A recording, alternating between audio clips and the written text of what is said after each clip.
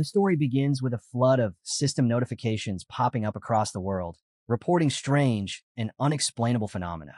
Fishermen had discovered a massive abalone along the coast, so enormous that even 10 men together couldn't wrap around it. Experts suspected it might be the result of nuclear wastewater contamination. Elsewhere, an ancient tree in a popular tourist site had begun to grow uncontrollably, stretching its roots for kilometers and splitting the ground apart, possibly due to unusual tremors within the earth itself.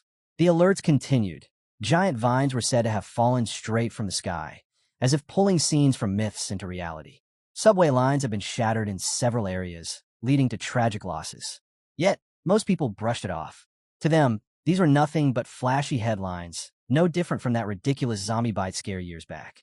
In front of a school, students were busy sharing rumors of their own, finding gossip far more interesting than the news. But the chatter quickly died down when someone caught their attention. Walking toward them was none other than the school's admired beauty, Chu Qingli. Instantly, whispers spread. Was she about to break up with her boyfriend? Many believed their relationship was nothing but an act of pity from her side. After all, she had already secured a spot at the prestigious Qingcheng University, while her boyfriend hadn't even managed to get into an ordinary one. Their futures, everyone said, were worlds apart. Chu Qingli stopped in front of Fang Yi and called out to him. Curious, he turned around. With a calm but distant tone, she told him she had thought things through. Their relationship was unrealistic.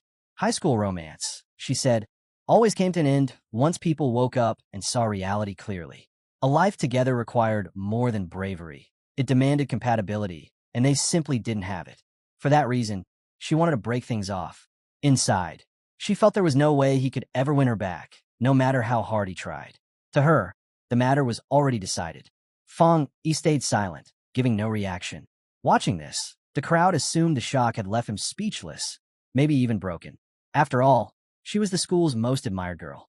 Everyone expected him to be on his knees, begging desperately for another chance. The crowd quickly settled on their judgment. To them, Fang Yi was simply unworthy of someone rich and dazzling like Chu Qingli, a toad daring to dream of a swan. Yet, instead of breaking down, Fang Yi met her gaze with calm eyes and agreed to the breakup.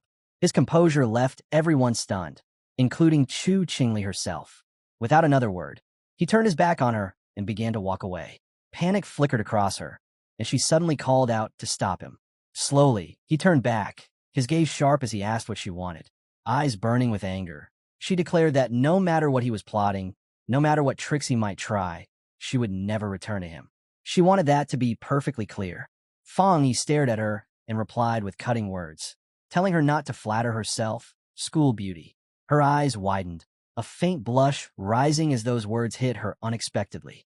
The onlookers were floored. No one had anticipated such a response from him. But Fang Yi wasn't thinking about her, nor about the whispers surrounding him.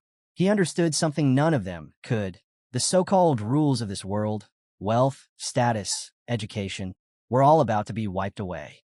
These people, including Chu Qingli, had no clue what was coming. For he wasn't just an ordinary student anymore. He had returned from the ashes of a ruined future, reborn into this timeline. To him, she was nothing more than a distant shadow of another life. He walked away from the school without looking back. Titles like school beauty or shallow reputations held no weight for him anymore. A far greater crisis was looming, one that threatened all of Blue Star. It had started the night before. Fang Yi had awoken to strange cracks spreading before his eyes, visions that revealed fragments of the future. Then came the system's voice, informing him that aura recovery had begun. The countdown was clear, 364 days, 11 hours, and 59 minutes until full activation. When that time arrived, the world would undergo a transformation unlike anything before. Though the revelation left him confused, he soon saw figures manifest before him. The system explained what was coming: the collapse of old society, the birth of a new era. Power, not wealth, would become the standard. The age of cultivators was about to begin. Intrigued, Fang Yi extended his hand and asked who stood before him. A mysterious light appeared, followed by a system window. The explanation was clear. It originated from the very edges of the universe, designed with supreme algorithms woven from cosmic secrets. Its role was unique: to automatically generate cultivation techniques based on the spiritual materials its host came into contact with. At this moment, his list of techniques stood at 0. Fong Yi slowly reached out, his eyes widening when his hand passed straight through the system window. In that instant, a terrifying beast materialized, letting out a thunderous roar. He froze, fear gripping him, as his gaze locked on the gruesome sight inside its gaping mouth, a lifeless corpse. The system's voice echoed, declaring this as his inevitable fate if he remained an ordinary human, the same fate awaiting billions across Blue Star. His throat tightened as he swallowed hard, a chill running through him. Pressing a hand against his chest, worry clouded his eyes. Memories of his past life surged forward. Back then, he had been nothing more than an average man, swept helplessly into the tide of disaster, struggling only to cling to survival. He had watched his nation collapse, seen his people suffer, and in the end, he too had been devoured by the mutated beasts.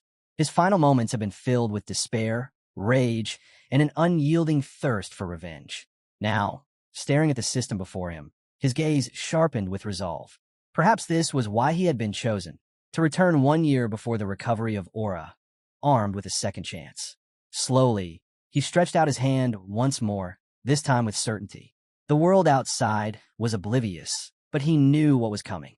Touching the system fragments, he vowed to harness every anomaly born from Aura's awakening and turn them into his strength. The system began initializing a new assessment. Light flickered in his eyes as it confirmed a successful link. A new path had opened before him. From now on, all of existence itself could serve as material. His mission was clear: gather techniques, cultivate power, and rise strong enough to protect the world from the calamity ahead. Meanwhile, in the city, people received an announcement. Humanity now faced a crisis unlike anything in history. The past held no answers. The only way forward was through strength. Shock spread among the citizens, but Fong Yi remained calm. Checking his phone, he found it flooded with notifications. He understood instantly. The government had neither confirmed nor denied the truth of these phenomena, instead advising people to prepare. This was Xia Nation's subtle way of issuing a warning. In the past, reports like these would have been dismissed as wild rumors, never allowed to spread unchecked. Now, however, they have gone viral. Fong Yi's eyes softened with sadness as memories of his last life stirred. He knew this restrained, indirect approach was Xia Nation's way of preserving calm and stability. It was slow, deliberate, but far more effective than the panic and gunfire that tore through neighboring countries. Fong Yi recalled the system's words. Anything could be used. That meant he needed to be wherever anomalies appeared. His focus shifted back to his phone, where the top trending story caught his eye. Qingqing University had reported a record-breaking UV index, the highest of the century. Authorities had even issued a heat warning, urging incoming students to take precautions and wear sunscreen. Most people dismissed it instantly. To them, it sounded like cheap sensationalism. Even at the best universities, they thought marketing gimmicks had reached ridiculous levels. A heat that strong would kill people outright. No one believed it was real. Fong, he tilted his head upward. The sky above him was thick with clouds. Activating his UV meter, he saw the reading 0. Confusion struck him. Qingqing University was barely 15 minutes away, so how could the conditions be so drastically different? Yet, images spreading online showed a scorching sun blazing down on the campus. Officials confirmed registration for new students would continue, but warned to avoid the North Gate, where the UV was dangerously high. Fawny couldn't help but smile. He knew the truth. The first anomalies were always brushed off as publicity stunts. To everyone else, this was nonsense. But to him, it was an opportunity. His eyes glimmered with anticipation. This was his chance. He changed his clothes and made his way to Qingqing University. The streets around campus were filled with people shielding themselves under umbrellas. The heat was so intense that leaves had already dried and fallen from the trees. Fong, he headed straight for the North Gate, the entrance few dared approach. Deep inside, he was certain something was happening here. As he arrived, glowing ashes drifted down from the sky, shimmering like burning snow. Students panicked, scattering in every direction to escape the scorching air. But while they fled, Fong Yi's attention locked onto the ashes. Calmly, he crouched and reached out to touch one. The moment his fingertip brushed it, a blinding radiance erupted. The system's voice echoed. An intense fluctuation of the yang attribute had been detected, and its data template was now unlocked. In an instant, energy surged violently into his body, tearing through him with searing force. The light pouring from him grew unbearable, forcing everyone nearby to shield their eyes, convinced they were hallucinating. His clothes began to smolder and burn away as the energy consumed him. Jaw clenched, hands gripping his head, Fong Yi writhed in agony. The pain was overwhelming, his thoughts spiraling. Had the system even finished compiling? His entire body felt like it was about to be torn apart. He was certain he stood at the edge of death. The system finally completed its compilation, and Fong Yi obtained his first Yang attribute ability, the Golden Sun breathing technique. Soon after, the day of new student registration at Qingqing University arrived. Among the crowd was none other than Fong Yi's ex-girlfriend, Qingli. As she stepped into the registration area, a male student quickly rushed over, offering to carry her suitcase. Moments later, more boys tried their luck, each hoping to win her attention. But she dismissed them all coldly, insisting she needed no help. She cast a sidelong glance at a couple nearby, her lips curling into a sneer, until a sudden flash of golden light split the air, startling her and the other students. At once, a voice boomed from the loudspeaker, warning everyone to stay away from the North Gate. Her expression hardened, curiosity tugging at her, as she decided to see for herself what was happening. At the North Gate, a blinding surge of golden energy erupted, bathing the area in light. From within the smoke, a lone figure emerged, radiating a pressure that sent shivers down the crowd's spine. Drawing in a deep breath, his eyes burned with a golden glow. A system window appeared before him, announcing the creation of a new technique and awarding him 50 points. Fong Yi studied the notification, puzzled. What were the points for? He wasn't sure yet, but he guessed their value would become clear in time. Night fell. A strange moon hung in the sky, casting an eerie light. Fong Yi used the quiet hours to begin cultivating the Golden Sun breathing technique. The following day dawned with a brilliant sun overhead, its radiance carrying traces of new energy that rippled through the university. As students went about their routines, the sky suddenly dimmed, cooling briefly before light returned. Alarmed, groups of students rushed toward the North Gate. A large crowd gathered there, buzzing with speculation. The university's dean arrived, face dark with anger, demanding to know why no one had followed the warnings to avoid the area. The crowd parted as several figures pushed their way to the front. Among them was a hooded individual whose tone was firm and commanding as they told the dean to seal off the North Gate entirely. At that moment, Fong Yi's system informed him that he had successfully purified a contaminated zone. His thoughts raced. If the government already knew about these polluted areas, did that mean there were others like him? Another announcement blared, forbidding anyone from entering the restricted zone. Fong Yi understood then. This had escalated beyond mere rumors. Things were becoming serious. Students watched in awe as uniformed personnel appeared, whispering nervously if they were soldiers. From the rooftop above, Fong Yi observed everything in silence. The disturbance had drawn significant attention, far more than he expected. With crimson light flickering in his eyes, Fong Yi decided it was time to disappear. Without hesitation, he leapt from the rooftop, vanishing into the night. Below, the hooded figure stepped across the fractured ground, the cracks still radiating traces of power. Kneeling down, she pressed a hand to the earth, sensing the lingering energy. Picking up a shard of stone, she examined it closely, piecing together what had occurred. The conclusion was clear. This devastation wasn't natural. It was the work of a single person. Meanwhile, officials rushed to disperse the students, pushing them away from the danger zone. From the crowd, Qingli overheard whispers that one person alone had caused the event. Shock rippled through her. Then, just at the edge of her vision, she caught sight of a shadowed figure leaping away. For a split second, the thought crossed her mind. Was that him? But she brushed it aside almost instantly.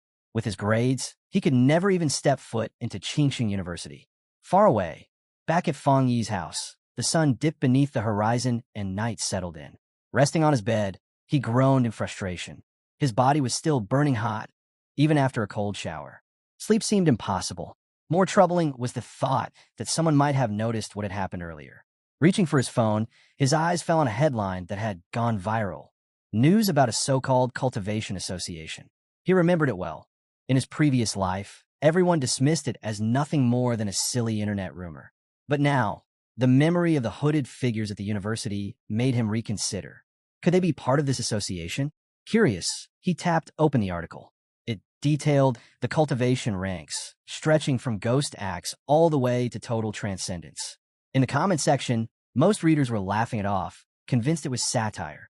But Fonny couldn't dismiss it so easily. If the announcement was real, then this was knowledge he had never grasped in his former life as an ordinary man. Sitting upright on his bed, he clenched his fists. The association, the hooded figures. This was no joke. Determined, he decided to put the golden sun breathing technique to the test once more. Closing his eyes, he centered himself, drawing in the fiery energy. Sweat streamed down his skin as golden light gathered around him. His body slowly lifted off the bed, suspended midair, enveloped in a dazzling glow. A radiant brilliance poured over him as the system's voice echoed in his mind. The first step, strengthen the body to withstand the power of heaven and earth. Fong willed the energy to obey. Slowly, he shaped it, compressing it, until a weapon materialized within his hands. A divine axe formed entirely of radiant golden force. His eyes blazed with light as a smile tugged at his lips. He felt it, the surge of true power. The system confirmed his progress. He had advanced to the Do Chi level and earned another 50 points. Fong remembered the points he had earned and pulled up the system screen once more. A new path had been unlocked. The explanation was clear. These points could be used to embed compiled data into objects. He mulled over the idea, channeling power into items. His eyes landed on a plain mug sitting on the table. Curious, he stretched out his hand, golden energy shimmering at his fingertips. The system's prompt appeared, asking if he wanted to spend 1 point to infuse the yang attribute into the mug. A realization hit him. This was the same as enchanting objects, granting them unique abilities. If this worked, then weapons infused with such power would become his personal tools against the monsters to come. The thought excited him. Strengthening a weapon would be crucial for the battles ahead. Turning to a small decorative sword on his shelf, he decided to experiment. If this trial succeeded, he would later purchase a proper weapon to prepare himself for real combat. Just as he was about to proceed, a sound from outside interrupted him. A strange noise echoed in the night, pulling his attention away. Unseen, a monstrous figure lurked beyond his walls. Its enormous claws scraped lightly as its glowing red eyes burned in the darkness. Sharp fangs flashed in the dim light as the creature revealed its true form. A grotesque, demonic rabbit, massive and terrifying, ready to pounce on the building. Inside the house, Fong remained unaware of the imminent danger. Restless from his cultivation, he sat up, his own eyes faintly red from the energy coursing through him. He frowned. The sound, like the scurrying of a rat, gnawed at his ears. It wasn't coming from inside the apartment or the pipes. Could be a neighbor's pet? Crossing into the living room, he reasoned that his enhanced hearing made it natural to pick up sounds from nearby apartments. Still, the noise seemed different. Uneasy, he focused, sharpening his hearing even further. That was when realization struck. Something was wrong. His body tensed. Moving cautiously, he reached the front door. The moment he opened it, his breath caught. There it stood. In the dark hallway, the monstrous rabbit loomed, red eyes gleaming as they locked onto him. Its presence oozed menace, claws twitching, ready to strike. The sight jolted memories of his past life. Encounters with beasts like this that had left only despair in their wake. At the same time, far above, a drone buzzed quietly over the city, recording the night. Clearly, someone else already knew these horrors had returned. High above the city, a girl stood atop a building, her tone casual as she complained that the mutated rabbit responsible for devouring a rare fruit had yet to be caught. With a lollipop tucked between her lips, she looked calm, almost playful, despite the gravity of the mission. Confidently, she instructed her team to keep feeding her updates on the target's movements. Without hesitation, the mysterious girl leapt from the rooftop, plunging downward at incredible speed. Her body moved effortlessly, weaving through the towering buildings of the bustling city. Suddenly, she felt it, the surge of the beast's energy. Her eyes flared with light. She was close. Landing hard on a rooftop, she steadied herself, displaying precision and skill with every step. Then, without breaking rhythm, she ran straight down the side of the building, receiving an order in her earpiece to pursue the target at all costs. She answered with action, springing forward with perfect balance, her pursuit relentless. Bounding from building to building, she issued a warning to her team. The creature had consumed a special fruit and was at risk of evolving. Somewhere nearby, a man working late at the office caught a blur pass by his window, so fast he doubted his own eyes. His boss barked at him to stop dawdling, leaving him even more confused. The huntress's silhouette finally appeared against the massive moon, her figure like a shadow framed on the 65th floor. Meanwhile, inside his apartment, Fang Yi stood face to face with the beast. The mutated creature shrieked at him, its red eyes glowing menacingly. But Fang Yi's own golden gaze burned back at it. He could feel it, his body had changed. He was no longer the same helpless man from his past life. This time, he could fight on equal ground. The beast lunged, its claws tearing through the air, but Fang Yi slipped aside with newfound speed. Each movement of the creature slowed before his eyes. His senses sharpened to the point where even the ferocious attacks seemed almost predictable. Golden energy flared in his palm as he braced himself. Why is a mutated beast appearing this soon? He thought. The memories of his past life flooded back, fueling his determination. The monster wasn't fully evolved yet, but every second it fought pushed it closer. If he didn't stop it now, everyone in the building would perish. Charging forward, Fang Yi met its attack head-on. His energy-infused hand clamped onto the creature with crushing force. Without hesitation, he sank his teeth into the beast, his expression cold and unyielding. His golden eyes glinted with unwavering focus as he held on tightly, refusing to let go.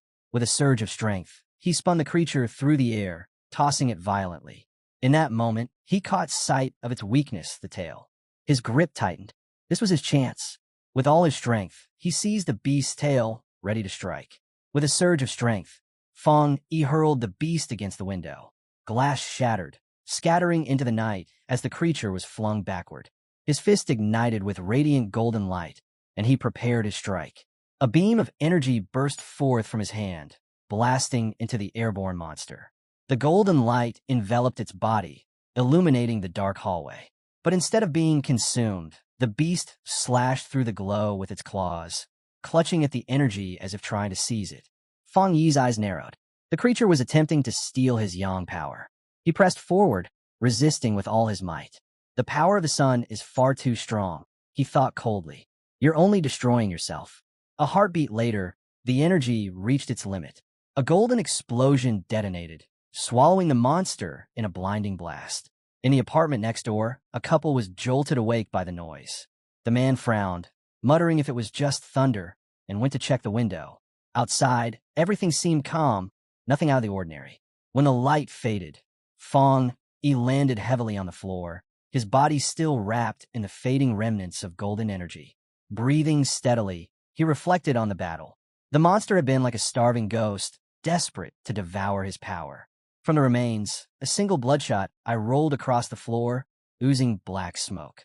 His expression hardened. Without hesitation, he stomped down, crushing it completely. He understood then. The creature had been drawn to him, desperate for his yang attribute. If he had been a normal man, it would have consumed him and slaughtered everyone in the building without resistance. The conclusion was clear. He needed more techniques, stronger abilities, if he hoped to survive the dangers ahead. Meanwhile, under the pale moonlight, a girl streaked through the air, her figure swift and deadly, a hunter in pursuit. With incredible speed, she dashed down the side of the skyscraper, her movements fluid and precise. When she reached the scene, her eyes widened in shock. The target she had been tracking was gone. Kneeling among the scattered remains, she studied the evidence carefully.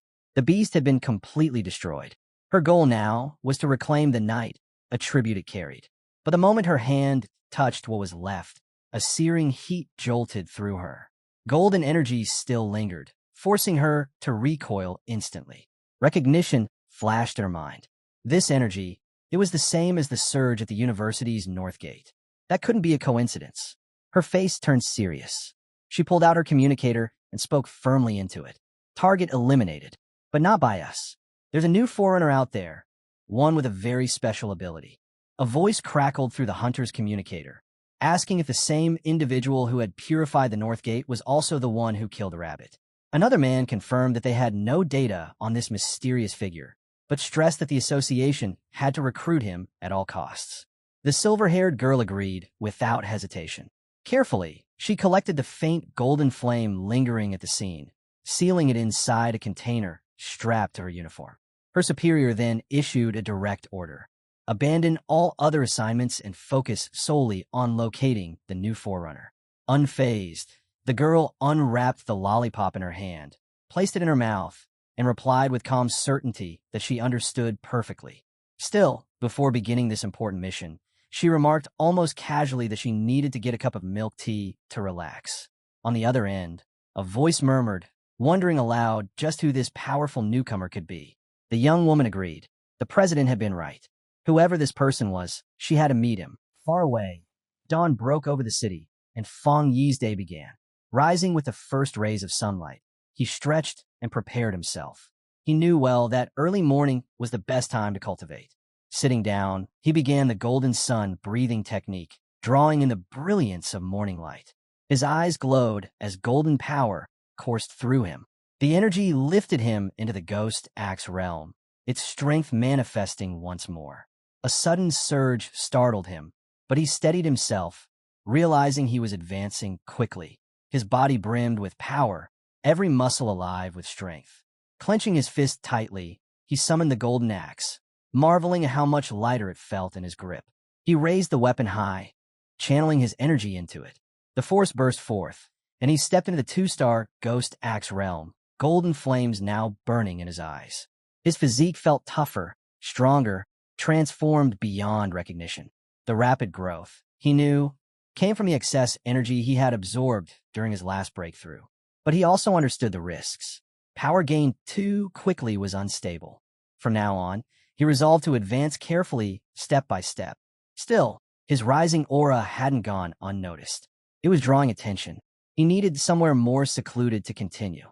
At the association's office, a man paused mid-task, sensing a fluctuation in the atmosphere.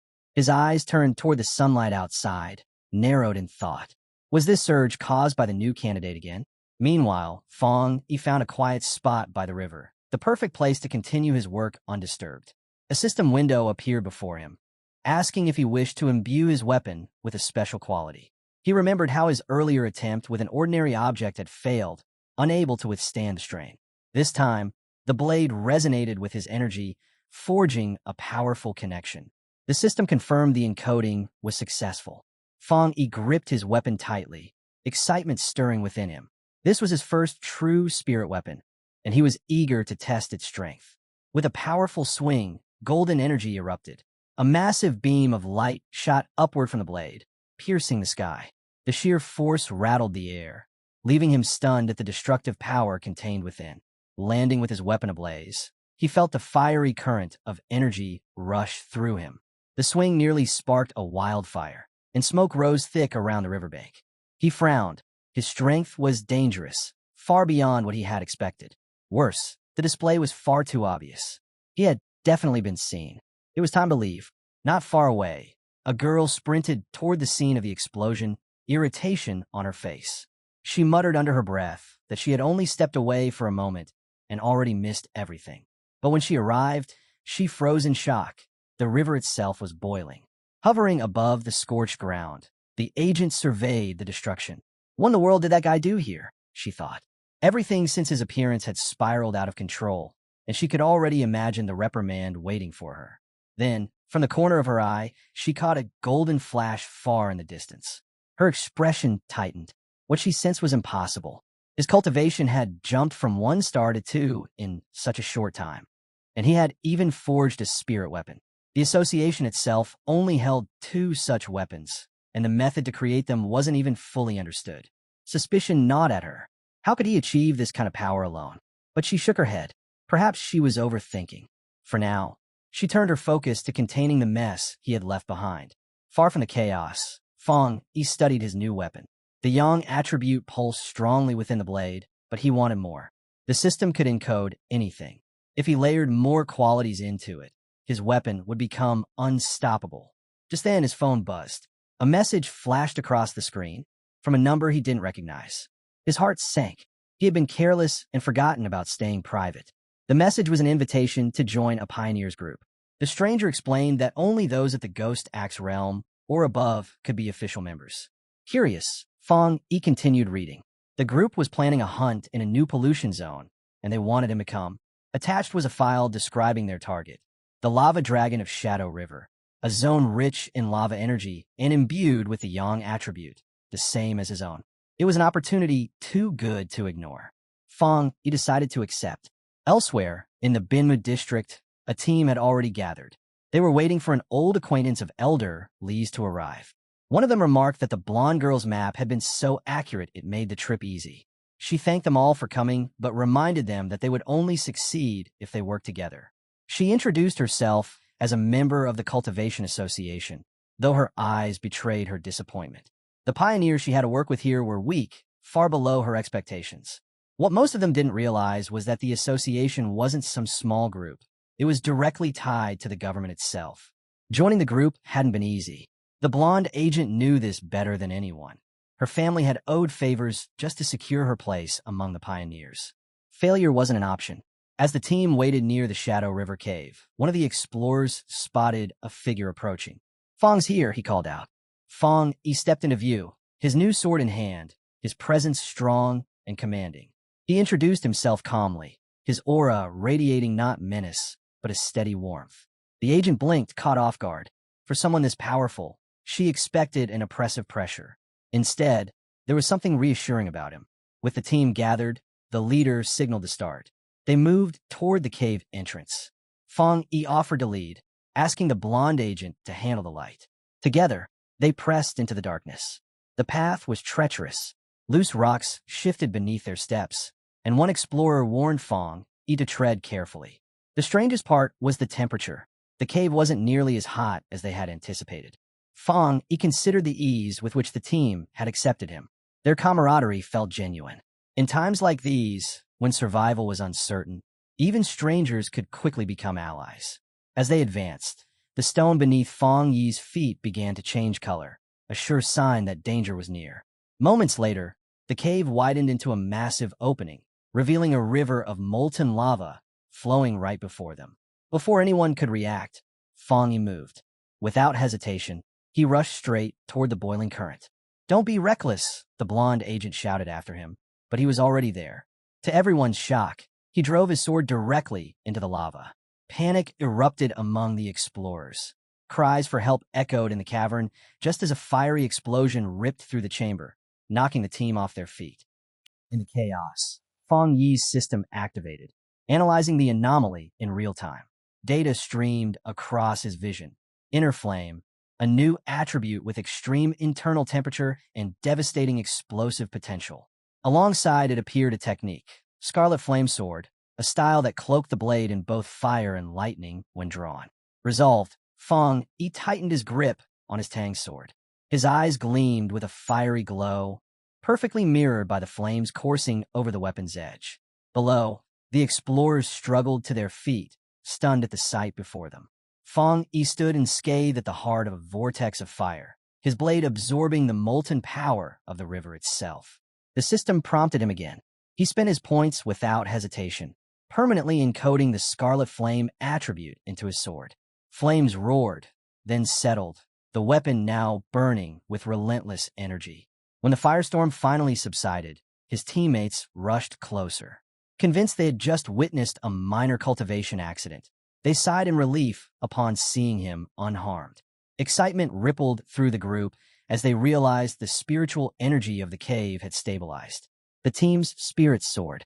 One member celebrated how smoothly he was able to absorb the stabilized energy, while another, just starting his cultivation path, shouted Xiaoya's name with excitement. The blonde agent, Xiaoya, smiled and encouraged them to continue training.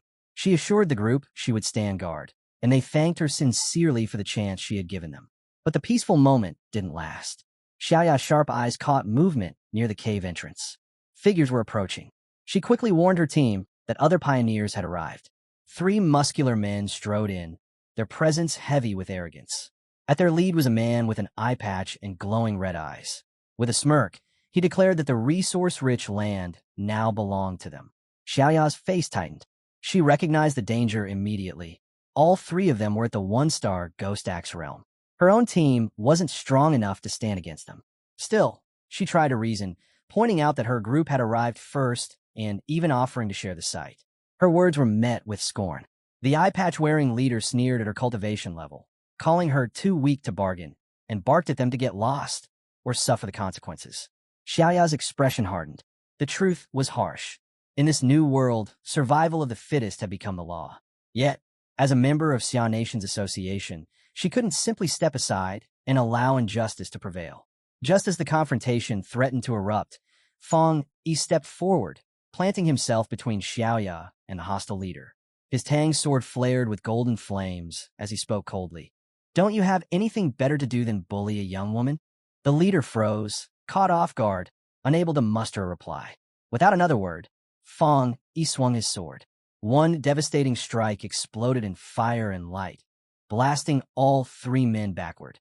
The shockwave rattled the cavern, startling Xiaoya's teammates out of their meditation. Fang Yi's mind was clear. He remembered the tragedies of his past life, the cruelty of those who worshipped only strength, leaving nothing but ruin behind. Against people like this, words were useless. Only absolute force could make them listen. To drive the point home, he stabbed his burning blade into the ground in front of the rival leader.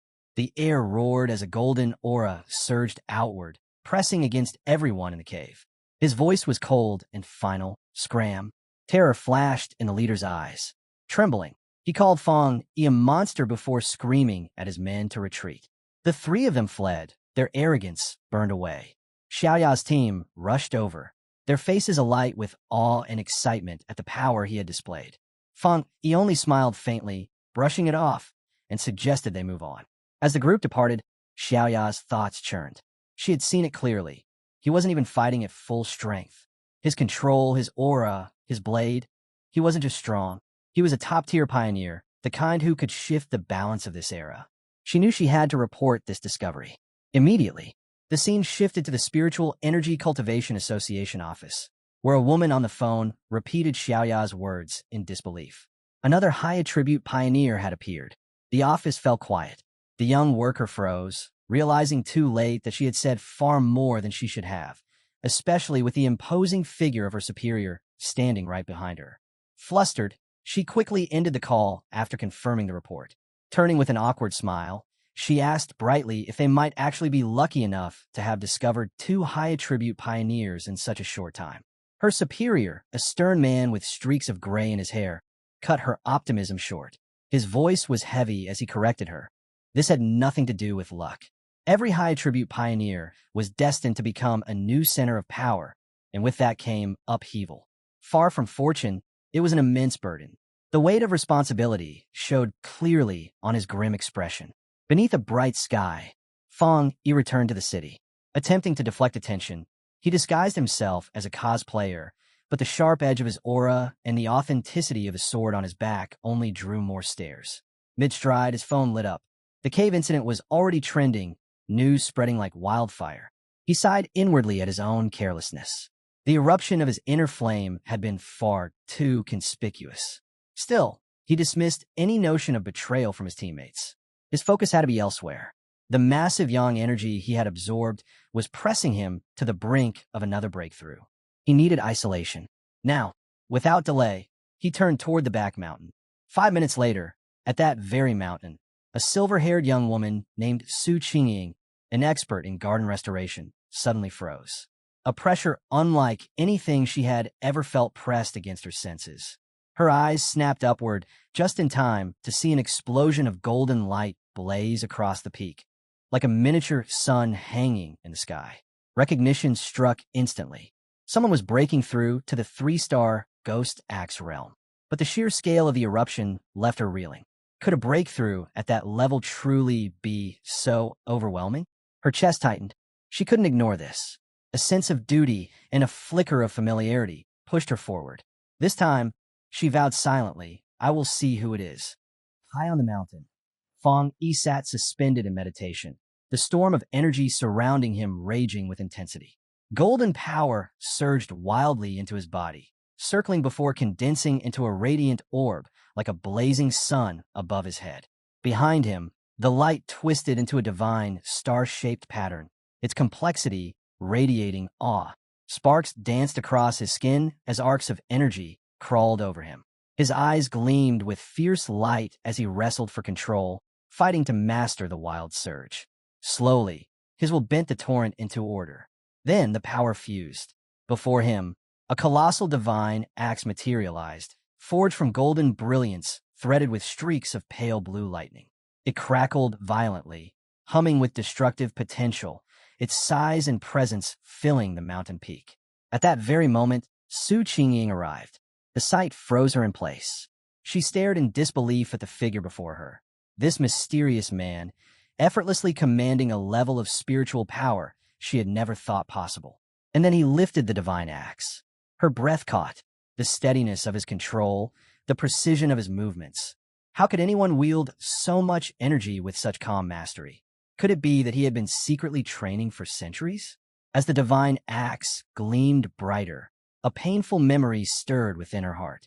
Su Qingying remembered clearly the time she had tried to push into the ghost axe 2-star realm. The weight of her own divine axe had crushed her attempt, forcing blood from her lips and leaving her bedridden for an entire week. Her natural strength hadn't been enough. She had failed miserably. Now, seeing this monster before her succeed where she could not, she couldn't make sense of it. His breakthrough was countless times stronger than her own, yet he bore it with ease. The closer she ran, the more stunned she became. The sheer amount of spiritual energy, the flawless precision in every swing of the axe, and the way each fragment of power seemed refined again and again. It was all beyond anything she had ever witnessed. He wasn't just some terrifying monster. To her, he was a god descended from the heavens. What struck her even more was his calm. Most cultivators, when sensing the moment of a breakthrough, would rush recklessly, desperate to grasp it. But this man advanced with patience, steadiness, and the presence of someone carrying the wisdom of ages. Her train of thought broke the instant the massive, blazing divine axe shifted. With a thunderous swing, it cut through the air toward the east. At the peak of his strength, Feng Yi's eyes glowed like molten gold while cracks of energy spread across his face. Suspended in a raging storm of golden light, he brought the overflowing power fully under control. Then, before her eyes, a system window confirmed the truth. He had done it. He had stepped into the ghost axe 2-star realm. The divine axe then crashed into the earth, its unleashed force erupting in a devastating shockwave that tore across the mountain.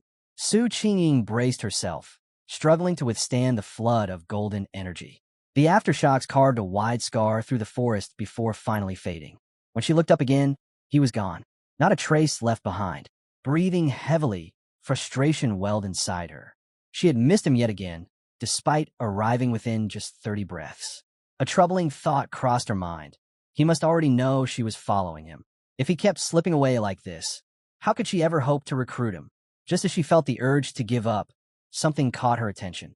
She froze, eyes drifting away from the ruined path. Not far off, an ancient towering tree shimmered faintly, bathed in the soft afterglow of golden light. With a newfound determination, Su Qingying raised her voice into the quiet woods, addressing him respectfully as senior and asking if he was still nearby. From the shadowed forest, Feng Yi stepped out. His hooded figure radiated calm confidence, and his glowing red eyes locked directly onto her. In that instant, he knew this was the one who had been investigating him for days. Caught but unshaken, Su Qingying stood tall and introduced herself properly. She declared that she was the captain of the Firefly Squad, part of the Spiritual Practitioners Association of Xia Nation, and among the nation's earliest pioneers. Speaking on behalf of the association, she earnestly extended an invitation for him to join. She admitted openly that she had been following him for 2 days, hoping her methods hadn't left him with a poor impression. Yet beneath her composed tone, nerves twisted inside her. Every word had to be chosen with care. Too forceful, and she risked offending him. Too casual, and she might lose her only chance. Still cloaked, Feng Yi gave nothing away.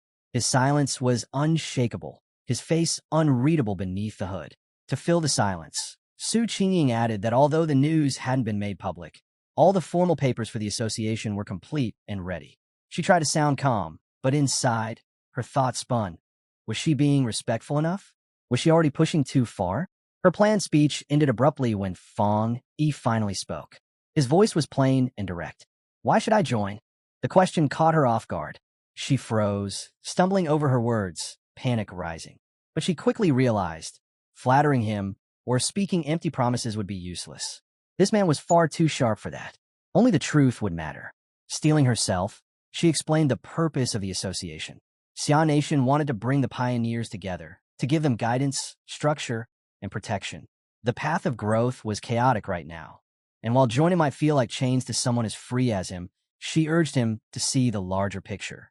A great resurgence of spiritual energy was approaching, and with it, unknown threats. If they stood divided, they would fall. Only by uniting could they hope to endure what was to come. Fang Yi listened quietly, then leaned casually against a tree. His posture showed no urgency, only disinterest. When he finally answered, his words were simple and firm. I'm not willing to join. He explained that for the time being, he could not bring himself to fully trust her, or the association she represented. Su Qingying stood frozen, completely stunned by Fang Yi's blunt refusal. Her eyes widened in disbelief, unable to find words. Desperation quickly took hold. She fumbled inside her jacket, pulled out her identification card, and held it out for him to see. Once again, she introduced herself, Su Qingying. She added that before the resurgence of spiritual energy, she had been a well-known athlete. She pleaded for him to trust her, hoping her public reputation would give her credibility. Fang Yi paused, stroking his chin as if weighing her words. Slowly, he admitted he did recall something. A memory surfaced, an old photograph of her celebrating as the runner-up in Xia Nation's long-distance championship. He realized then that her natural talent as an athlete was what allowed her to become such a swift and capable pioneer. But his expression soon hardened. A shadow stirred within him, memories from his past life. He saw again the vision of a ruined city, the remnants of humanity crushed under failure. He remembered how, in that original timeline, the work of Xia Nation's association had collapsed, dragging humanity with it. Now, with the system in his grasp, he carried the burden of rewriting fate. But joining the association at this moment was not the path forward. Putting on a more thoughtful look, Fang Yi turned back to her. Su Qingying's eyes were filled with hope, clinging to his next words. He told her he did, indeed, remember her, and then gave her a vague answer. He would think about it before she could reply. His figure blurred and shot into the air. Su Qingying gasped, searching for him, only to feel a chill as he reappeared right behind her. In a firm tone, he laid down his condition. She must keep his whereabouts hidden from everyone. Inwardly, he observed her behavior carefully.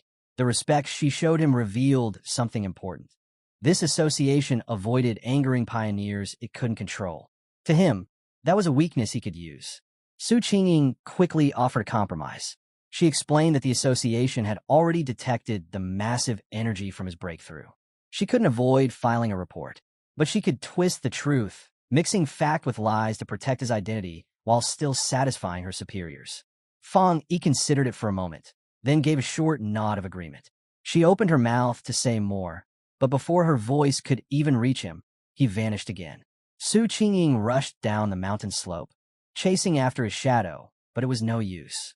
He was gone. Exhausted and frustrated, she trudged along a lonely forest path, muttering under her breath. Once again, she had failed to catch him. Worse, it felt like he was deliberately avoiding her now. With a sigh, she complained about the endless trouble of covering up the massive energy trails he left behind each time. Her frustration ended abruptly when a voice crackled through her earpiece. The order was firm. Stop worrying about the elusive pioneer and remember the mission at hand. The voice grew serious as it reported. The strange creatures had reappeared. Su Qingying froze, eyes widening in shock. They're back, she whispered. At once, a terrifying memory surged through her mind. Being surrounded by a pack of wolf-like beasts, their jaws dripping with blood, their glowing red eyes closing in. The image was seared into her, a nightmare she would never escape. The narration unfolded their nature. They were unnatural things, cold, merciless, and born from the pollution zones left behind by the return of spiritual energy. Feeding on that corruption, they became bloodthirsty monsters that preyed on humans. Some grew even more twisted, able to disguise themselves as disasters, splitting the land apart and spawning new zones of pollution wherever they struck. Left unchecked, They would continue devouring the human world until nothing remained. As if echoing that truth, a violent storm slammed into the city. Darkness swallowed the streets, lit only by relentless flashes of lightning. Sheets of rain poured down as phones across the city blared with red alerts, warning of a severe thunderstorm and urging people to stay indoors. Another notice followed.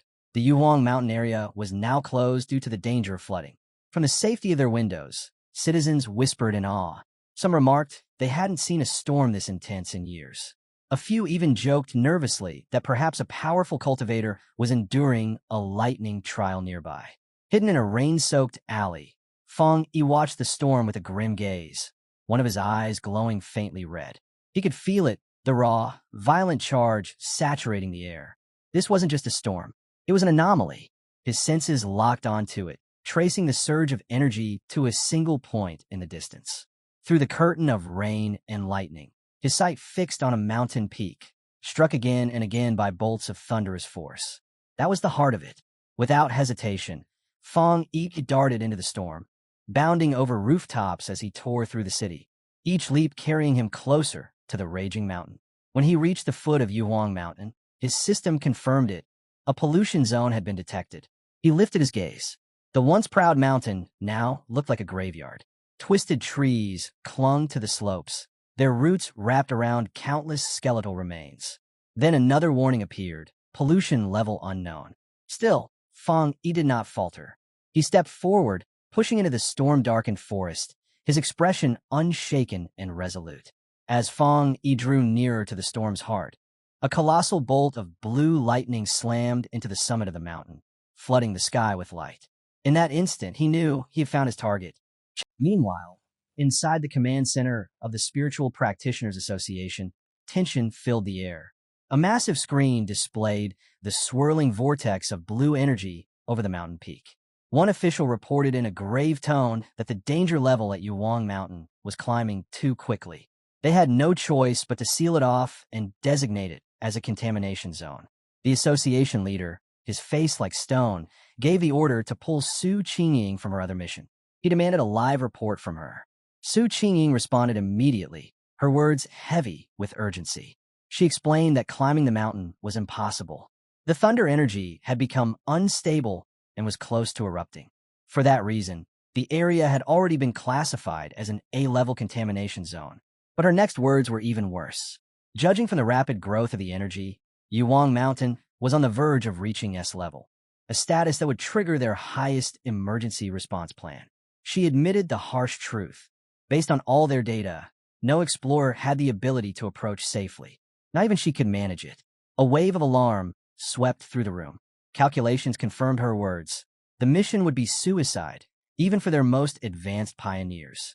In the face of this grim reality, a man in a security uniform gave a decisive order. The base of Yuhuang Mountain must be sealed completely, with patrols running day and night to prevent anyone from attempting the climb. The leader firmly agreed. Their strategy was clear. They could not engage the storm. Their only option was to seal the mountain until the concentration of energy dropped. But while the association declared the mountain untouchable, Feng Yi was already within the danger zone. The storm howled around him, massive bolts of blue lightning striking one after another, but he stood his ground. A golden aura from his breathing technique shielded his body, anchoring him against the chaos. Yet he knew this alone wasn't enough. If he wanted the purest thunder energy, he had to reach the very core of the storm, the mountain's peak. Dark memories of his past life burned in his mind. The creatures plaguing them now were only the first wave. Even more terrifying monsters would eventually appear. His fire-based powers, no matter how strong, would not be enough. He couldn't just rely on his weapon. He had to push further, evolve his own strength. Surrounded by the raging storm, Feng Yi recognized the rare chance before him. The thunder's raw energy wasn't just dangerous. It was an opportunity to temper his own body. If he let this moment slip, he knew the future disasters waiting ahead would surely take his life. His eyes glowed gold as he drew his flaming sword. With a defiant roar, he drove the blade straight into a crashing bolt of blue lightning. The wild power tore into him instantly. His body convulsed under the violent surge, pain ripping through every vein, but his stance never faltered. He could feel it. This lightning wasn't neutral. It was punishment divine judgment itself, rejecting him for daring to intrude. The storm roared like a furious beast, demanding he surrender and be cast aside. He lifted his gaze to the sky, thunder exploding all around him, and asked himself how he could possibly make such untamed power obey. Then the answer struck him. The system's rule. To gain strength, he had to make contact with the source itself. A golden aura burst from his body as he unleashed the golden sun breathing technique. His roar echoed through the storm as he forced himself forward, his flaming sword carving a path against the endless blue bolts. The clash between his golden energy and the storm's raw might triggered a colossal explosion that shook the peak. Blood ran from his lips, his body straining, but his eyes never lost their fire. This was no ordinary fight. It was a desperate gamble where death stood close at hand, and only by risking everything could he hope to live. At last, through sheer willpower, Fong Yi broke through to the summit. His sword slammed into the ground, cracking the rock as he planted himself at the storm's very heart. Here, the thunder was overwhelming. Each breath felt like swallowing molten steel. The storm no longer tried to repel him. It sought to erase him completely. The air trembled as the clouds drew together, channeling their fury into one overwhelming strike. A single, massive beam of white-hot lightning surged down, its intent clear, absolute annihilation. At that instant, Fong Yi's system triggered. It detected the thunder attribute and began processing it. Far below in the city, people watched from tall buildings, stunned. One man snapped photos, never having seen lightning of such scale. Another muttered in awe, wondering if a god was undergoing a heavenly trial, claiming he even glimpsed the figure of a man standing in the storm. At the peak of the mountain, the battle ended in a blinding explosion of light. Fong Yi had prevailed. A system prompt confirmed his victory, declaring he had obtained refined divine thunder power, granting him the ability to summon heavenly lightning and temper his body into something godlike. As an additional reward, he received 5 riding points. Suspended in the storm's fading glow, Fong Yi floated amidst arcs of blue lightning wrapped around his golden aura. In that moment, he fully grasped the nature of his new strength. The thunder attribute was unlike anything he had touched before, supreme in both offense and defense. Where his sun power had been primarily protective, this thunder could pierce, refine, and rebuild. It was destruction, but also purification and rebirth. He could feel it coursing through his bones and muscles, reinforcing them without pain, shaping his body into a vessel of pure energy. The system then offered an option: Punish Evil, an upgrade that doubled critical damage, available for purchase with riding points. Landing softly on the scorched rock, Fong Yi weighed his choices. His first thought was to imbue his Tang sword with thunder. The power would make the weapon unmatched, but he hesitated. Mixing thunder with the sun attribute already inside, it risked damaging its purity. Worse, merging too many forces into one vessel could destabilize or even destroy the blade. Then inspiration struck. Instead of forcing thunder into his weapon, why not wield it directly? Glancing at his hand, the idea solidified. He would bind the thunder to his right hand itself. The system immediately responded, asking if he wanted to embed the thunder attribute into the chosen item. A confident smirk spread across his face as he gave the command. At once, the wild storm answered. Every shred of blue lightning in the sky surged toward him, funneling into his right hand as he seized the storm's essence for himself. The next day, Yo Huang's battered summit lay quiet, the storm's fury now only a memory. Beneath a cliff, Su Qingying stood beside Major Han Li, an officer of the army. Together, they looked over the grim rows of body bags laid across the ground. Su Qingying reported that something strange had occurred. The contamination zone's energy, which had peaked at its most dangerous level, had inexplicably dropped to only a mild level in just 3 hours. A faint static still lingered in the air, but the overwhelming danger was gone. Major Han Li listened closely, his sharp eyes narrowing as he came to the conclusion. Someone had interfered. A seeker, he said flatly. Someone who deliberately hunts for these kinds of events. Su Qingying's eyes widened in disbelief. Another seeker? And one who could have survived this storm? She knelt, searching the ground for traces of whoever had been there. But the rain had swept the mountain clean. No footprints, no aura, nothing to follow. Frustrated, She pieced together what she could. Whoever it was, they must have left the mountains safely around 8 o'clock the night before. Major Han Li silently nodded, agreeing with her assessment. The strange event had started around 6 p.m., and by 7 o'clock the army had sealed the mountain. That meant the Seeker must have climbed it before the lockdown. Major Han Li pointed out another detail. The instruments had predicted the storm would escalate to grade S. But at exactly 8 p.m., the readings had collapsed, the energy dropping almost instantly. Standing where the lightning had struck hardest, he voiced his theory. The mysterious Seeker hadn't just survived the storm. They had likely harnessed thunder itself, turning disaster into opportunity. The sudden shift in readings was their doing. Then his expression darkened. People like this, he warned, were the most dangerous. No one knew whose side they stood on. Su Qingying agreed. If someone that powerful turned against them, the devastation they could cause would be unimaginable. Such a person had to be found quickly, miles away, oblivious to the military discussions now revolving around him. He lounged on his couch and suddenly let out a loud sneeze. Back on the mountain, Major Han Li made his decision. His voice cut through the storm as he gave the order, "Find this person at any cost." From that moment, the unknown Seeker was assigned a code name, the Tyrant. The investigation began immediately. Officially, the army kept the entire event under strict secrecy, but they hoped the Spiritual Practitioners Association would soon recruit the one they now called Tyrant. Behind the scenes, however, they prepared their own inquiry. On the rain-soaked peak, the association leader turned to Major Han Li and assured him they already had a high-level pioneer attempting to make contact. He then looked to Su Qingying, instructing her to give her full report to the major. The order caught her completely off guard. She gasped, panic flashing in her chest. Forced to improvise, she began her carefully crafted, half-true report. She linked the storm to the same mysterious pioneer who had cleared the pollution zone at the university. Inside, her nerves rattled, terrified she might slip and reveal the secret deal she'd made with Fang Yi. Choosing her words with care, she explained how she had been trying to contact him, though he remained elusive. She mentioned discovering the corpse of a mutated rabbit he had slain and correctly identified traces of the Yang Flame attribute from the scene. To finish, she promised to keep pursuing him, determined to find out how he had closed the university gate. All the while, she prayed silently, hoping her blend of truth and lies would hold together long enough to be believed. Major Han Li listened carefully, weighing what it meant for a pioneer to wield the Yang Flame attribute. His expression softened with approval. He praised Su Qingying, thanking her for her efforts and calling her a talented young pioneer. She snapped to attention with a sharp salute, replying that it was her duty.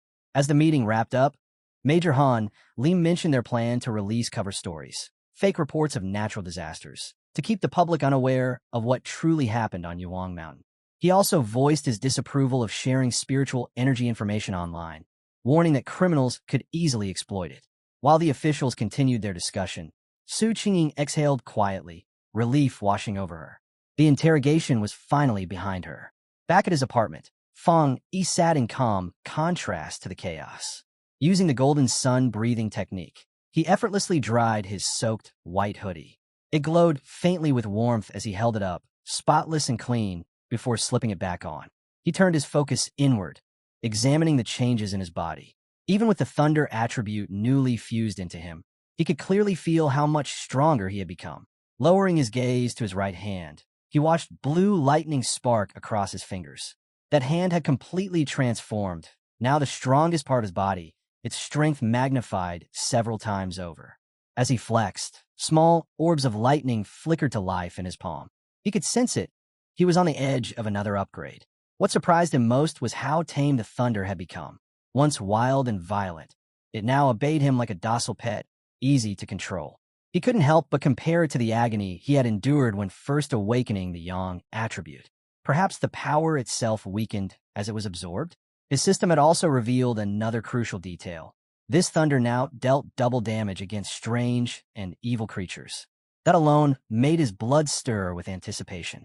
He was eager to put to the test, but his train of thought was interrupted by the sharp buzz of his phone. He reached for it, curiosity stirring. Ever since the last incident, he had set special alerts for government warnings. To ordinary citizens, they were simple notices of danger. But to pioneers like him, every crisis carried something more, a chance to grow stronger, even if it meant staking his life. He glanced at the latest headline flashing across his screen. A massive explosion had erupted inside a chemical plant, releasing pollution into the city. The official statement claimed no casualties and urged the public to remain calm. But Fang Yi wasn't convinced. An incident on that scale was never so simple. Checking online forums, he found first-hand accounts that painted a far darker picture. Residents nearby spoke of an unshakable unease, a chilling, unnatural atmosphere they couldn't explain. Someone asked if it was a cold, evil aura, and another quickly agreed. Though many were unsure, the feeling in the air was heavy with dread. The words cold and evil aura struck something deep within Fang Yi. Suddenly, a horrifying memory from his past life surged back. Bloody hands, a monstrous presence. He recalled cowering in fear as a massive, crimson beast tore everything apart. The creature, a grotesque, many-eyed rat-like abomination, was burned into his memory. Back in the present, his expression grew serious. He remembered what these creatures were. Once ordinary plants or animals, they warped after gaining self-awareness, their strength twisting into terrifying powers built for hunting and killing. They always surfaced under the cover of night. Fang Yi instantly understood. This threat was far beyond the mutated rabbit he once faced. His resolve hardened. Clenching his fist, arcs of blue lightning crackled to life. He made up his mind. That very night, he would wipe out these creatures before they could grow stronger. As he stood, electricity surged around him, his body glowing with power. It was time to unleash his new ability, his 200% critical strike, in a real battle. The storm rolled in that night. Rain hammered down, the city streets empty under flashing traffic lights. A blur darted across the slick roads, a squad of cloaked hunters moving with inhuman speed. This was the Destroyer Squad, out on the hunt. One of them reported back to base. They were tracking Anomaly File Number 7, codename Candle Knight, but had lost sight of it. Its ability to melt into the shadows made pursuit nearly impossible. Worse, the creature left behind chilling details. A faint sizzling sound announced its presence, and it had a taste for human flesh. Lightning split the sky as the squad gathered on a rooftop, surveying the city. Their leader, a scarred man with pale hair, understood what the storm meant. It was the perfect night for Candle Knight to hunt. His command was firm, they cannot allow it. Far away in a command center, operators confirmed the new information. File 7, Candle Knight, had been updated. The case was deemed critical, an extermination mission set with a 12-hour deadline. Orders came down immediately. The Destroyer Squad was to pursue the target, but their safety remained the top priority. Without hesitation, the squad launched back into motion, bounding across rooftops through the pouring rain, chasing the shadow that lurked somewhere in the storm. The squad leader studied a holographic map glowing in front of him. Red markers filled the city grid, each one signaling an active anomaly. A 12-hour response time felt far too slow, but he knew headquarters was stretched to the limit. With anomalies erupting all across the nation, even their advanced systems couldn't keep up. As the Destroyer Squad closed in on the creature's last known location, a sudden transmission came through. Headquarters warned them the area was already occupied by agents of the Spiritual Energy Cultivation Association. A photo flashed on the screen.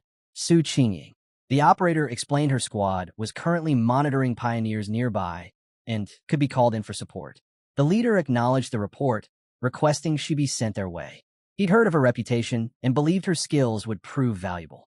Elsewhere, Su Qingying was caught off guard when she heard how well-known she had become. Meanwhile, the Destroyer Squad waited in the relentless downpour.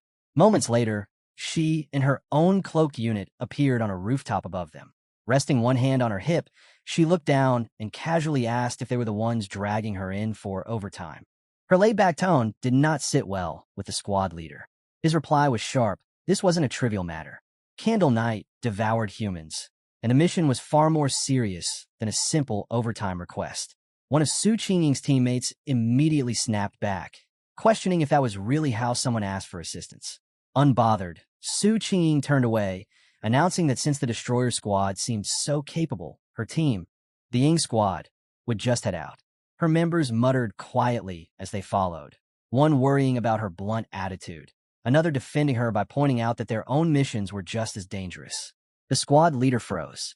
Panic set in. He called after her, urging her to wait.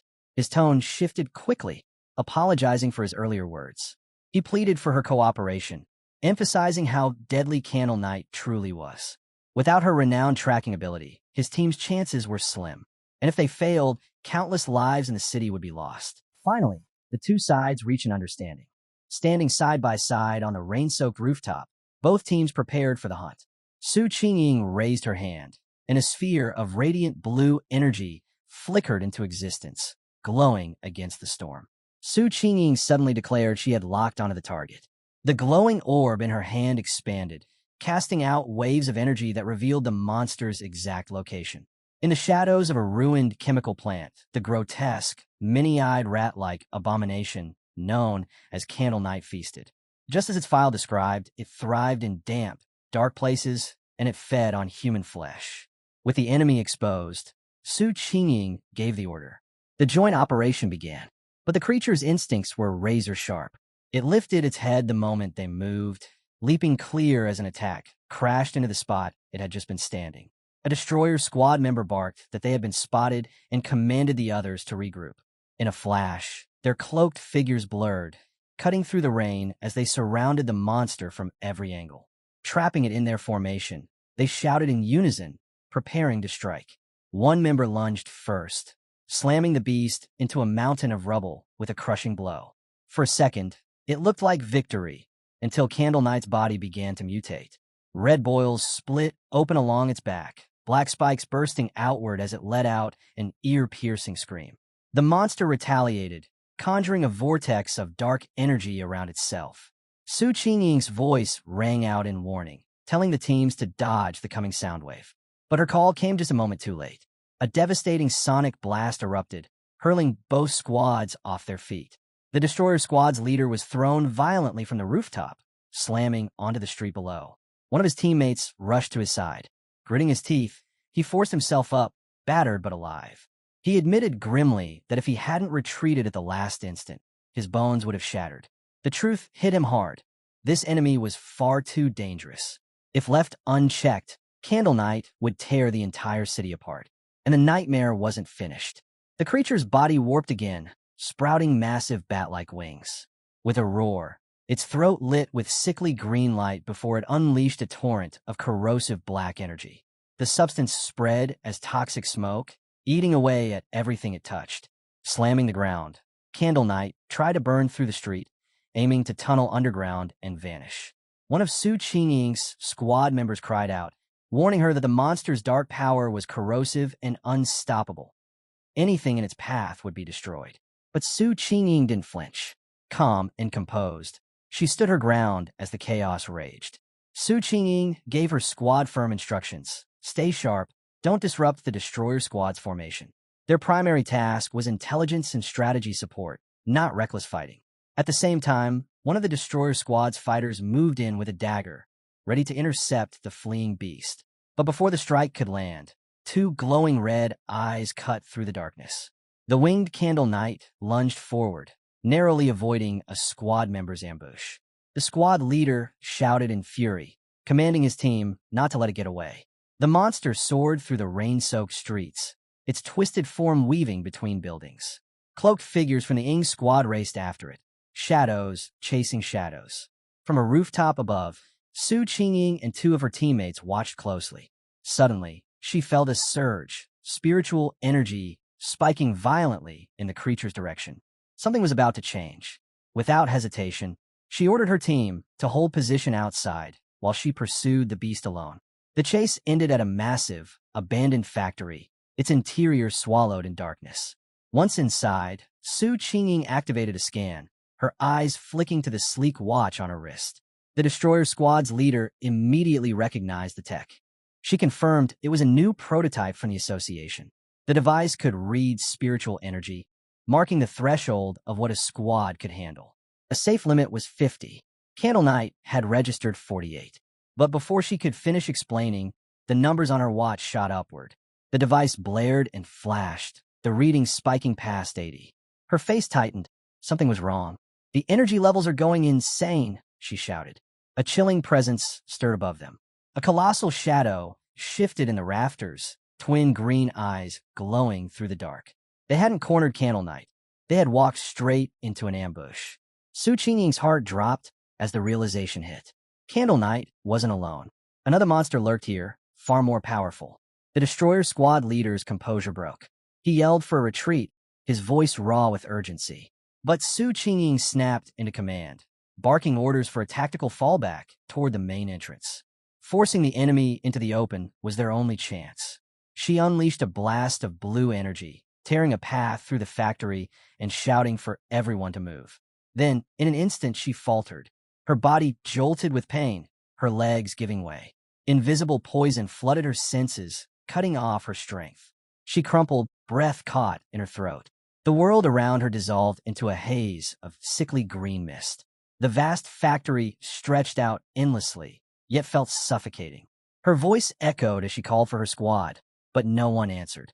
She could feel them nearby, yet the toxin severed their connection. Her mind raced. This was no simple fight. Candle Knight had lured them here deliberately.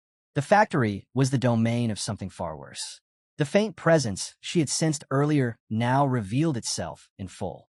A colossal serpent emerged from the shadows, its armored head tilting down, green eyes burning like lanterns in the mist. In that instant, Su Qingying understood. Candle Knight's darkness was nothing compared to this monster. The black haze filling the factory wasn't just shadow, it was poison. They had been breathing it in since the moment they stepped inside. Silent and insidious, the toxin seeped into their bodies, paralyzing them and draining their spiritual energy with every breath. Resistance only made it worse. The harder they fought, the faster their energy would burn away, until nothing remained. She could already feel it slipping from her veins, leaving her body hollow and weak. Her legs buckled, and she collapsed onto the cold floor. As the last of her strength faded, despair settled over her. This serpent wasn't just powerful, it was intelligent. It was toying with them, savoring their downfall. Closing her eyes, she wondered if this was how it ended. Then, a spark of light pierced the choking green fog above.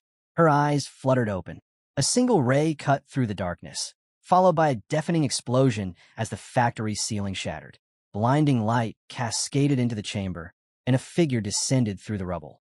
Cloaked and hooded, Fong Yi landed with steady grace, his silhouette glowing in the ruined ceiling's light. He planted himself firmly between her and the serpent, eyes fixed on the monster. With one glance, he identified it as a dark-attributed beast. The serpent didn't hesitate. Its armored head lunged, jaws wide, fangs aimed to tear him apart.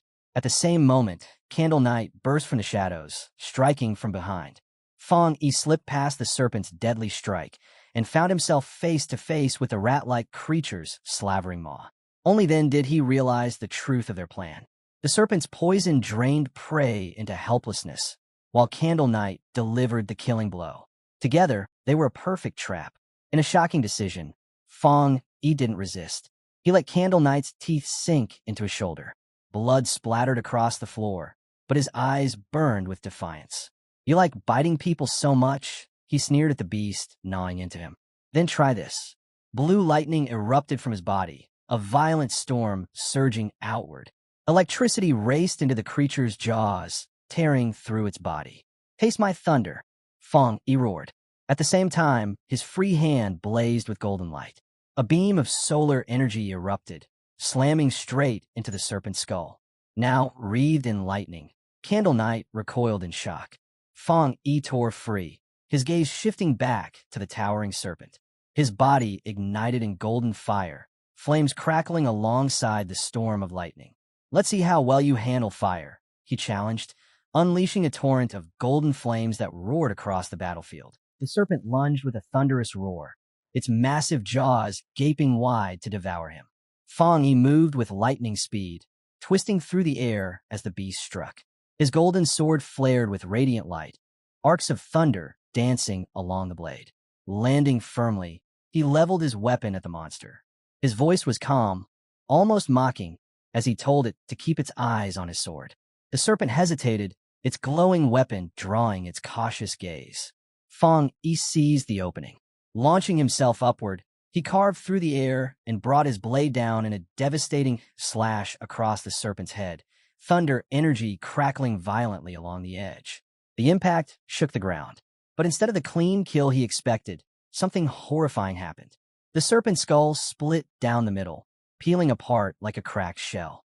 From within emerged a second head, whole, uninjured, its body shedding the outer layer like discarded skin.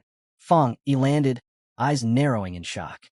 The serpent's true form shimmered with sinister vitality, green energy pulsing ominously through its neck. The fight had only just begun. Then came the recoil. The remnants of Feng Yi's thunder energy surged through the creature's body. It shrieked, twisting violently as the electricity burned through its veins, overpowering its dark aura. Watching it writhe in agony, Feng Yi allowed himself a thin, confident smile. He had already sensed this serpent's aura was far more dangerous than Candle Knight's. That was why he held back. His strike wasn't about the sword, it was a conduit. The blade had carried the thunder energy directly into the beast's core. It was a trap within a trap, and now the serpent was paying the price. But victory was short-lived. A sharp pain tore through Feng Yi's shoulder, the mark where Candle Knight had bitten him earlier. His expression hardened as he looked down. Dark purple scales were spreading across his skin, creeping outward like a venomous brand. He understood immediately. Just as he suspected, this was no ordinary poison. It was a calculated attack, a collaboration between the two creatures.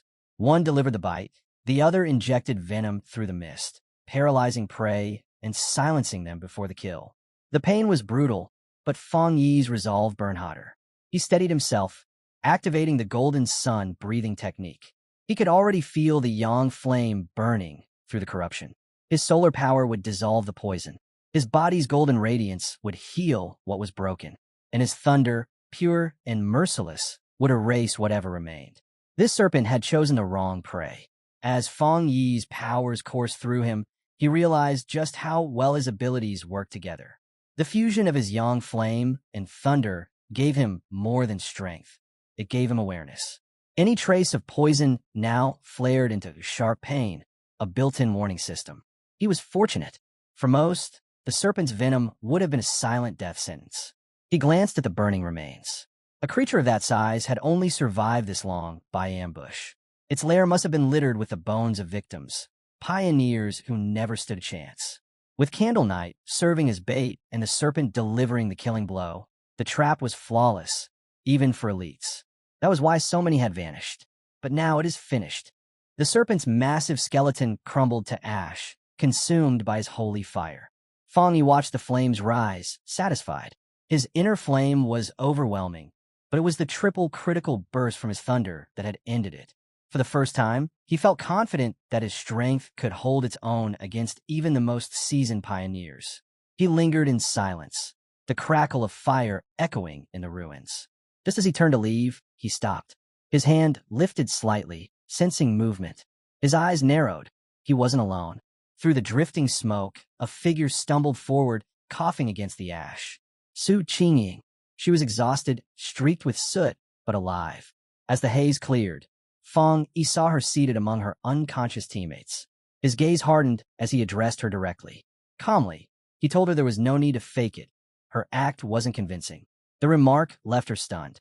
Flustered, she raised a hand to cover her face, embarrassed to be caught.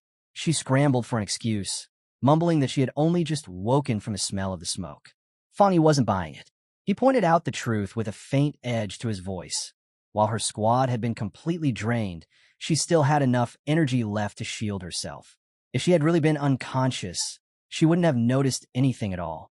Cornered, Su Qingying could only manage a weak thank you. Inside, though, her thoughts spun. He had read her perfectly. She had held back a sliver of spiritual energy for self-protection. And more shocking than that, he had defeated both Candle Knight and the serpent entirely on his own. Catching her flustered reaction, Feng Yi's tone shifted. Softer now, he told Su Qingying there was no need to hide her face. All he wanted was honesty, and for her to keep his identity secret. With a final glance to confirm she and her team were safe, he said it was late and time for him to go. Su Qingying tried to call after him, but he was already moving. With a half smile, he said explaining things would ruin the surprise.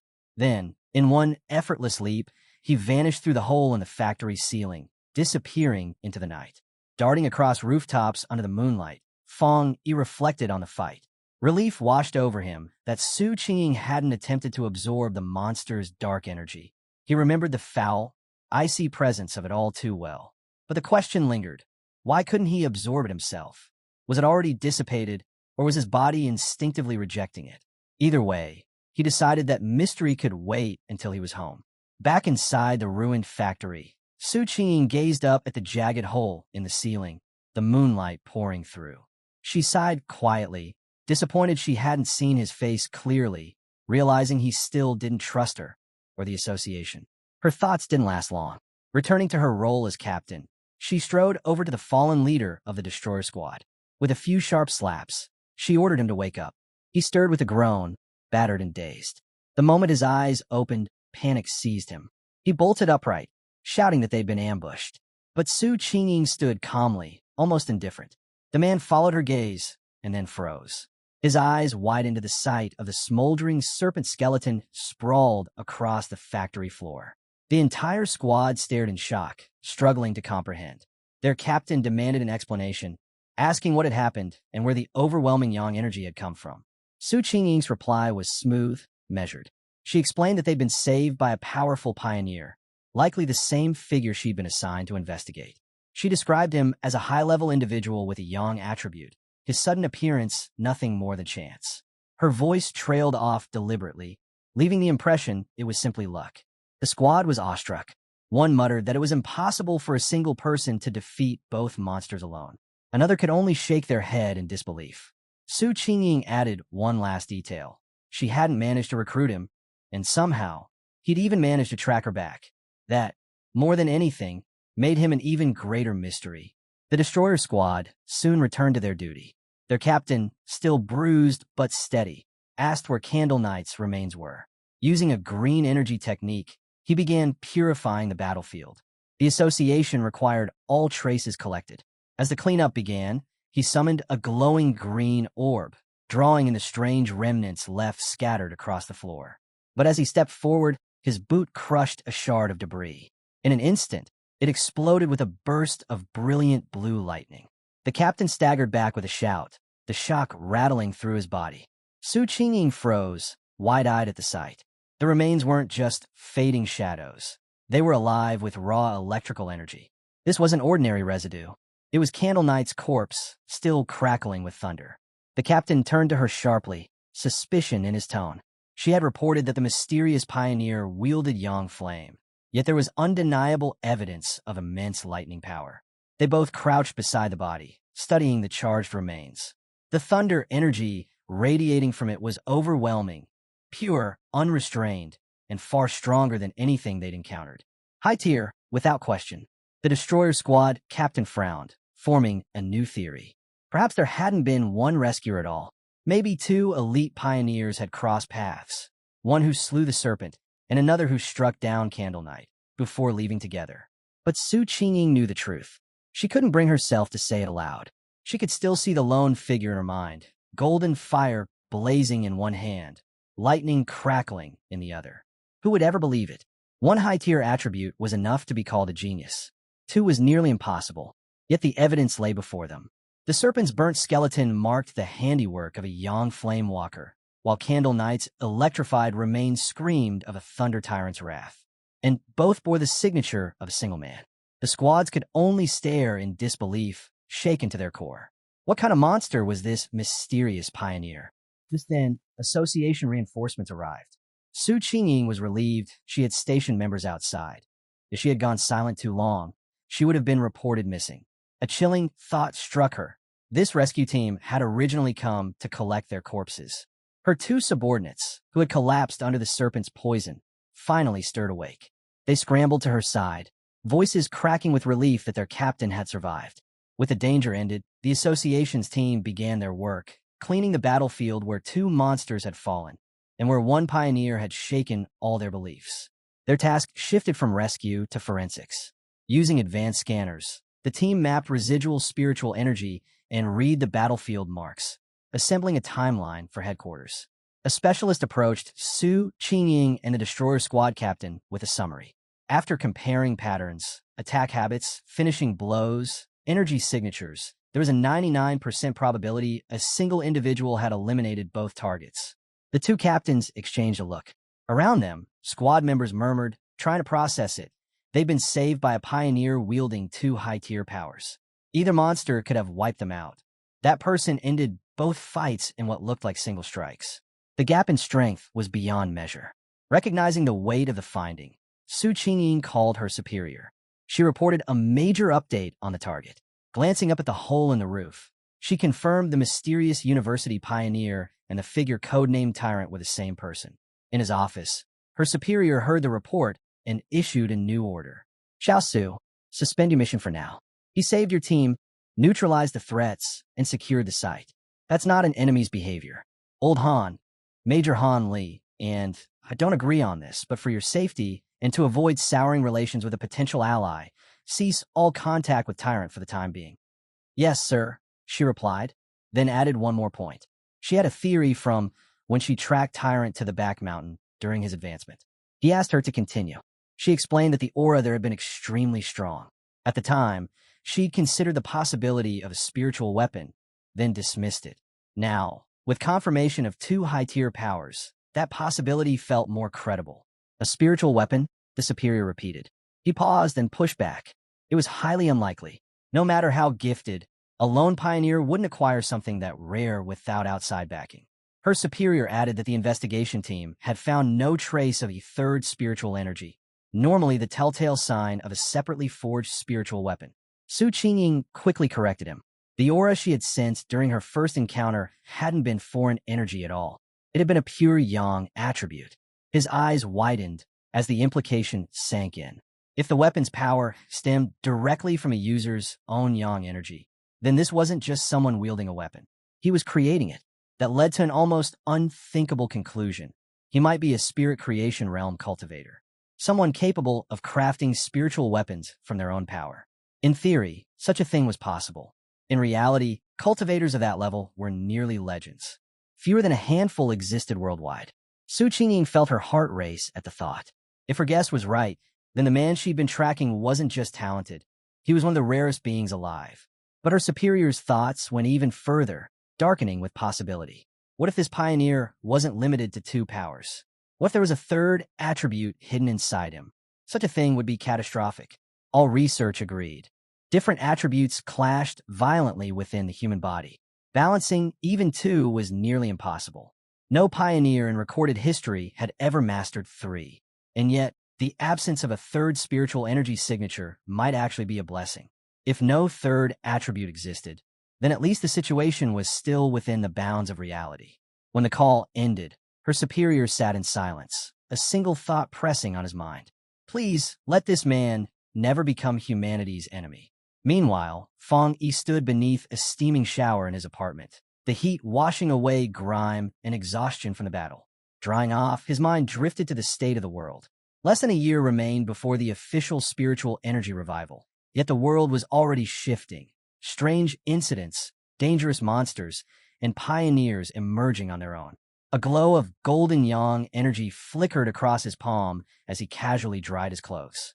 His thoughts returned to the hostile men he'd met at Lava River. Once a body connected to the spiritual world, sensitivity to its changes was unavoidable. That's why, even without government sanction, countless pioneers had already climbed to the one-star Ghost Axe realm. And now, with agents like Su Qingying seeking them out, Fong Yi understood what this era truly was. A fragile balance. A phase of cautious peace between the government and pioneers like himself, both sides testing each other, both sides exploring the unknown. Standing in his room, Fong Yi thought about Major Han Li, about Su Qingying, and about the world as it was now. For the moment, the monsters were still contained. The different pioneer groups had yet to clash in any serious way. But as he finished dressing, he understood just how fragile this balance was. The government had already built the Spiritual Energy Cultivation Association, but it had not revealed its existence to the public.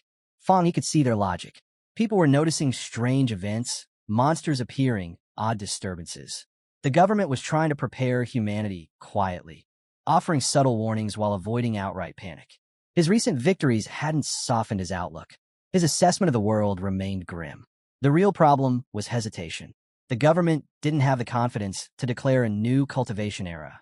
With a population so vast, the moment the truth was unveiled, chaos would follow. Death, riots, fear, the collapse of order. Even the official pioneers couldn't hold back that tide. In that light, the government's careful approach wasn't wrong. Human panic, Fong Yi knew, could be deadlier than any monster. But what unsettled him most was how fast the monsters were evolving. Faster than even he had anticipated. He recalled the battle at the factory. Both Candle Knight and the Serpent were shaped by dark energy contamination, specifically shadow attribute, a sub-branch of darkness itself. His system had marked it clearly, a natural enemy of pioneers, an energy he could not yet absorb. These creatures weren't mindless. They were cunning, working in pairs, setting traps, hunting pioneers as if they were prey. And yet, these were still nothing compared to what he remembered from his past life. True dark-type monsters capable of erasing entire nations on their own. The thought left him uneasy. If he hadn't been there, Su Qingying and her entire squad would have been slaughtered. Still, a spark of hope lingered.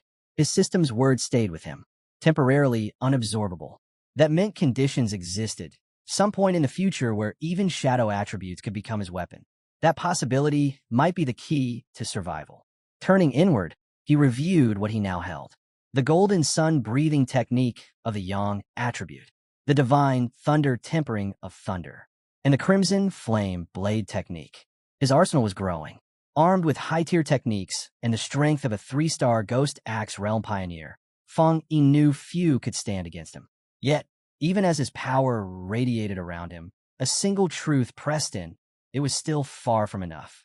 His thoughts broke when his phone rang. Glancing at the screen, he was surprised to see his aunt's name. On the call, she first asked about his health, then revealed the real reason for reaching out. His cousin was coming to the city for school. Worried about her safety, she asked if the girl could stay at his place instead of a hotel. Fong Yi hesitated. His memory of this cousin was hazy at best.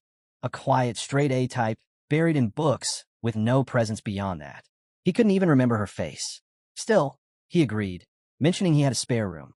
When he asked about her arrival, his aunt said simply that she'd pass him the cousin's contact and let her come on her own.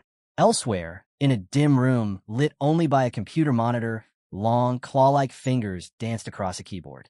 A hooded figure with bare ears was finishing a phone call. Her mother, Fong Yi's aunt, reminded her to head to her cousin's by tomorrow afternoon, adding that she'd pack snacks for the trip. The girl ended the call politely, saying it wasn't a problem and she still had work to do. Her glowing glasses reflected the monitor as she scrolled through a chat group. Spiritual Energy, Revival Martial Arts Vanguard Team. Using the handle Fong Haju, she announced her move to the city and that she'd be staying with her cousin. Clicking away, she opened another tab. An alert about a place now called Death Town, linked to a bizarre pork beast challenge. 3 more people had gone missing. A gruesome, blood-smeared photo filled the screen. Her eyes lit with interest as she read the town's name, Manhwa. Before she could dive deeper, her mother knocked and stepped in, asking if she had finished packing. Linny replied she was ready, but muttered that she'd rather just stay in a hotel than bother her cousin. Her mother insisted. Staying with her cousin was far safer than living alone, and she trusted him completely. As she gently nudged her daughter out the door, she gave one last piece of advice. Don't cause trouble, and help out around the house when possible. Linny reassured her she understood. But when the door shut behind her, she let out a small sigh. This visit was just another hurdle. Adjusting her glasses with a spark of resolve, she reminded herself, whatever her cousin was like, he couldn't possibly be harder to deal with than a monster. The next day, beneath a clear blue sky, a young woman with long dark hair and glasses rolled a suitcase toward an apartment building. Checking her phone, she confirmed the map had brought her to the right place. Looking up at the building, she murmured softly, "This should be it." At that moment, Fong Yi stepped out, a bag slung over his shoulder. Linny called out, asking if he was her cousin. He stopped, caught off guard, and asked if she was Linny. Inwardly, he admitted he didn't recognize her at all. The silence between them felt awkward. Later, inside the apartment, they sat together on the couch, exchanging polite conversation. Fong Yi asked if she was in the city for summer camp. She nodded, confirming the cover story. He told her to let him know if she needed anything, and she thanked him. Their short talk ended with him handing her the key to her room, across from his, before he returned to his own. Watching him go, she felt a wave of relief. Her cousin seemed easygoing and unlikely to pry into her business. But Fang Yi wasn't fooled. The moment she had entered, he had caught a faint, unfamiliar spiritual aura clinging to her. Was his perception mistaken, or was she simply not skilled enough to conceal it? One thing was clear. Lin Yi wasn't just here for summer camp. She was a pioneer too. In her room, Lin Yi's actions confirmed Fang Yi's suspicions. On her phone, she messaged her group, the martial arts vanguard team, reporting that her cousin seemed easy to live with and unlikely to interfere. The chat quickly shifted to recent news, the members discussing the mysterious powerhouse at Lava River. Lin Yi cautioned them to be careful. Too many strong pioneers were still hiding in the shadows.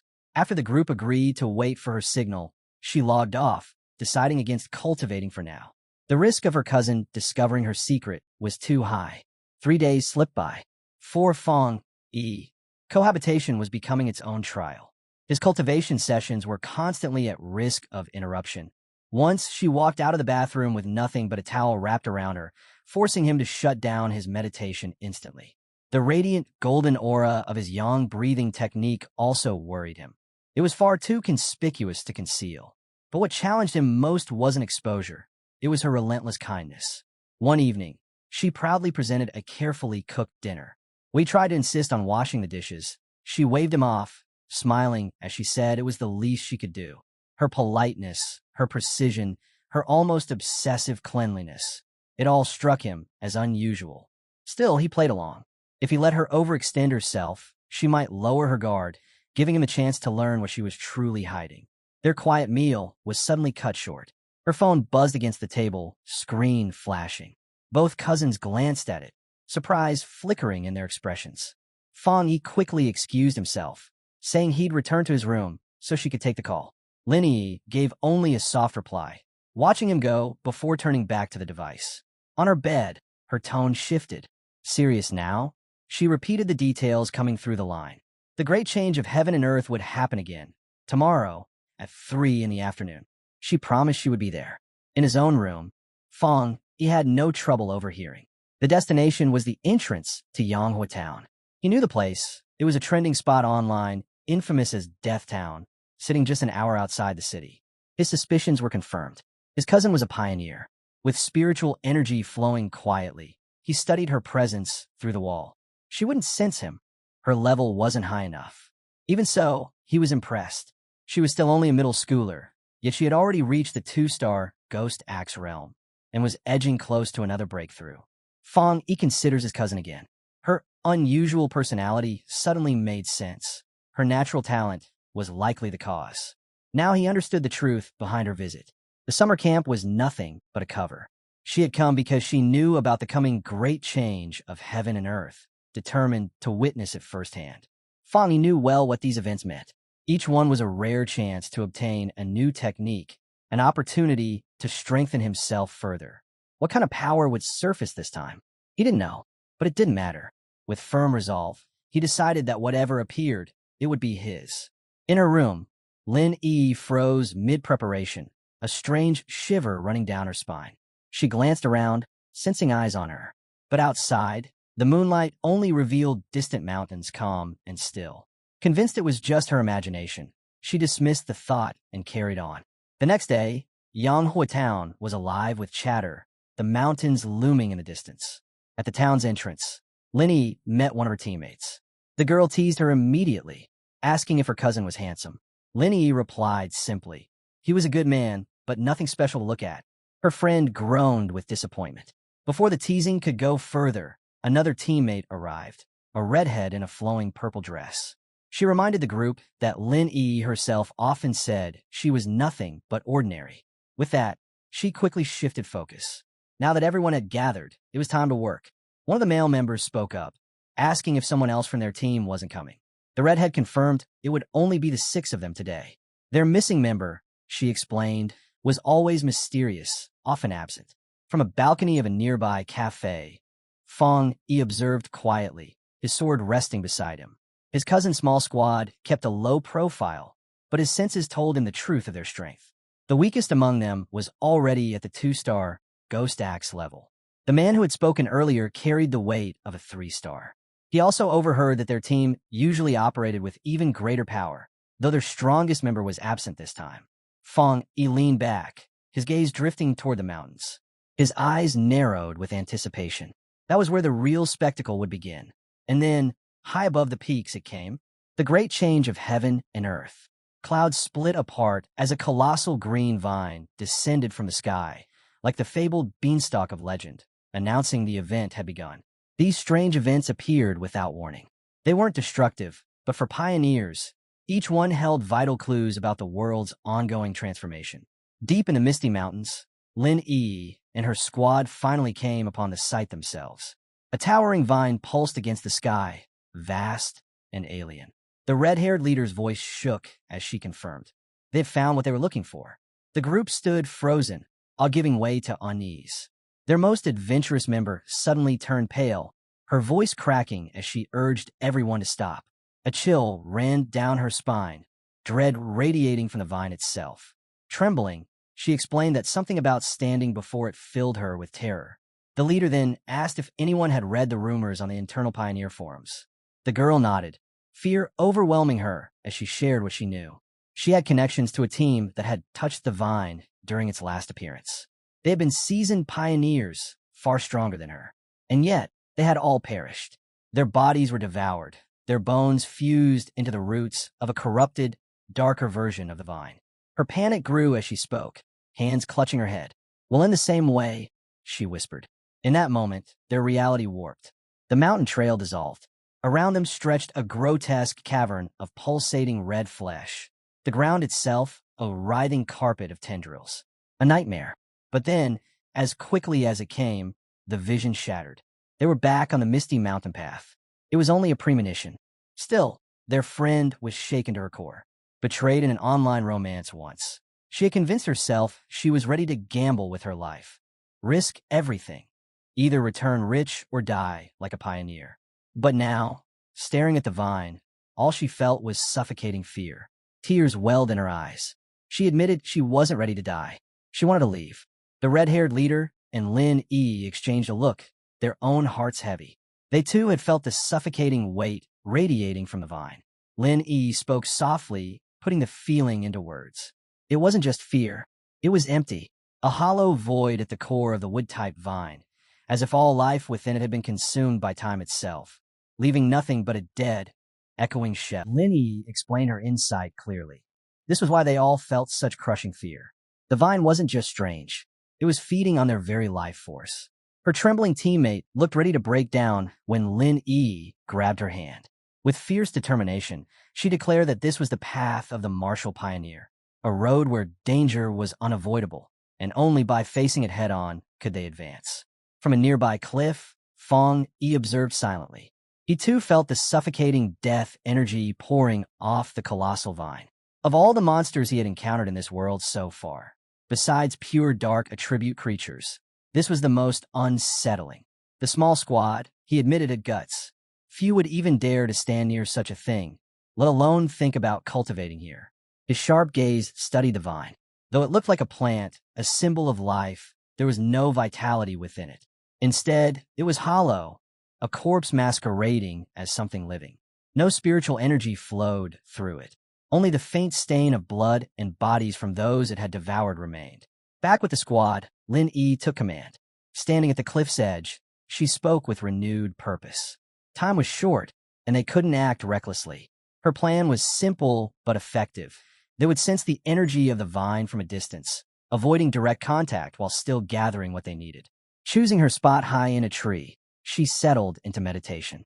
A protective shell of blue spiritual energy formed around her as she focused. From afar, Fong Yi watched closely. He was impressed. Their positioning was smart. Far enough to stay safe, close enough to cultivate. Neither reckless nor timid. His cousin had chosen it perfectly. Then, something unexpected happened. The energy around her began to surge. Fong Yi's eyes widened.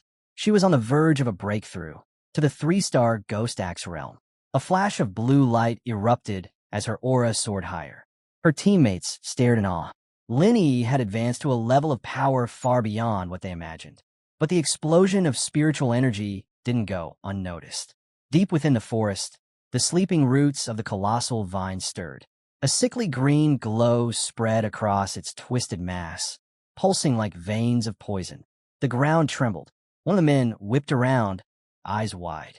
In an instant, panic spread through the squad. The vine was moving, its monstrous tendrils tearing out of the earth, surging straight toward them. The attack was merciless. Razor-like tendrils lashed upward, coiling around two of the male pioneers before they could react. Their screams cut through the trees as they shouted for the others to run, urging them to escape while they still could. The red-haired leader's heart sank. She understood immediately what had gone wrong.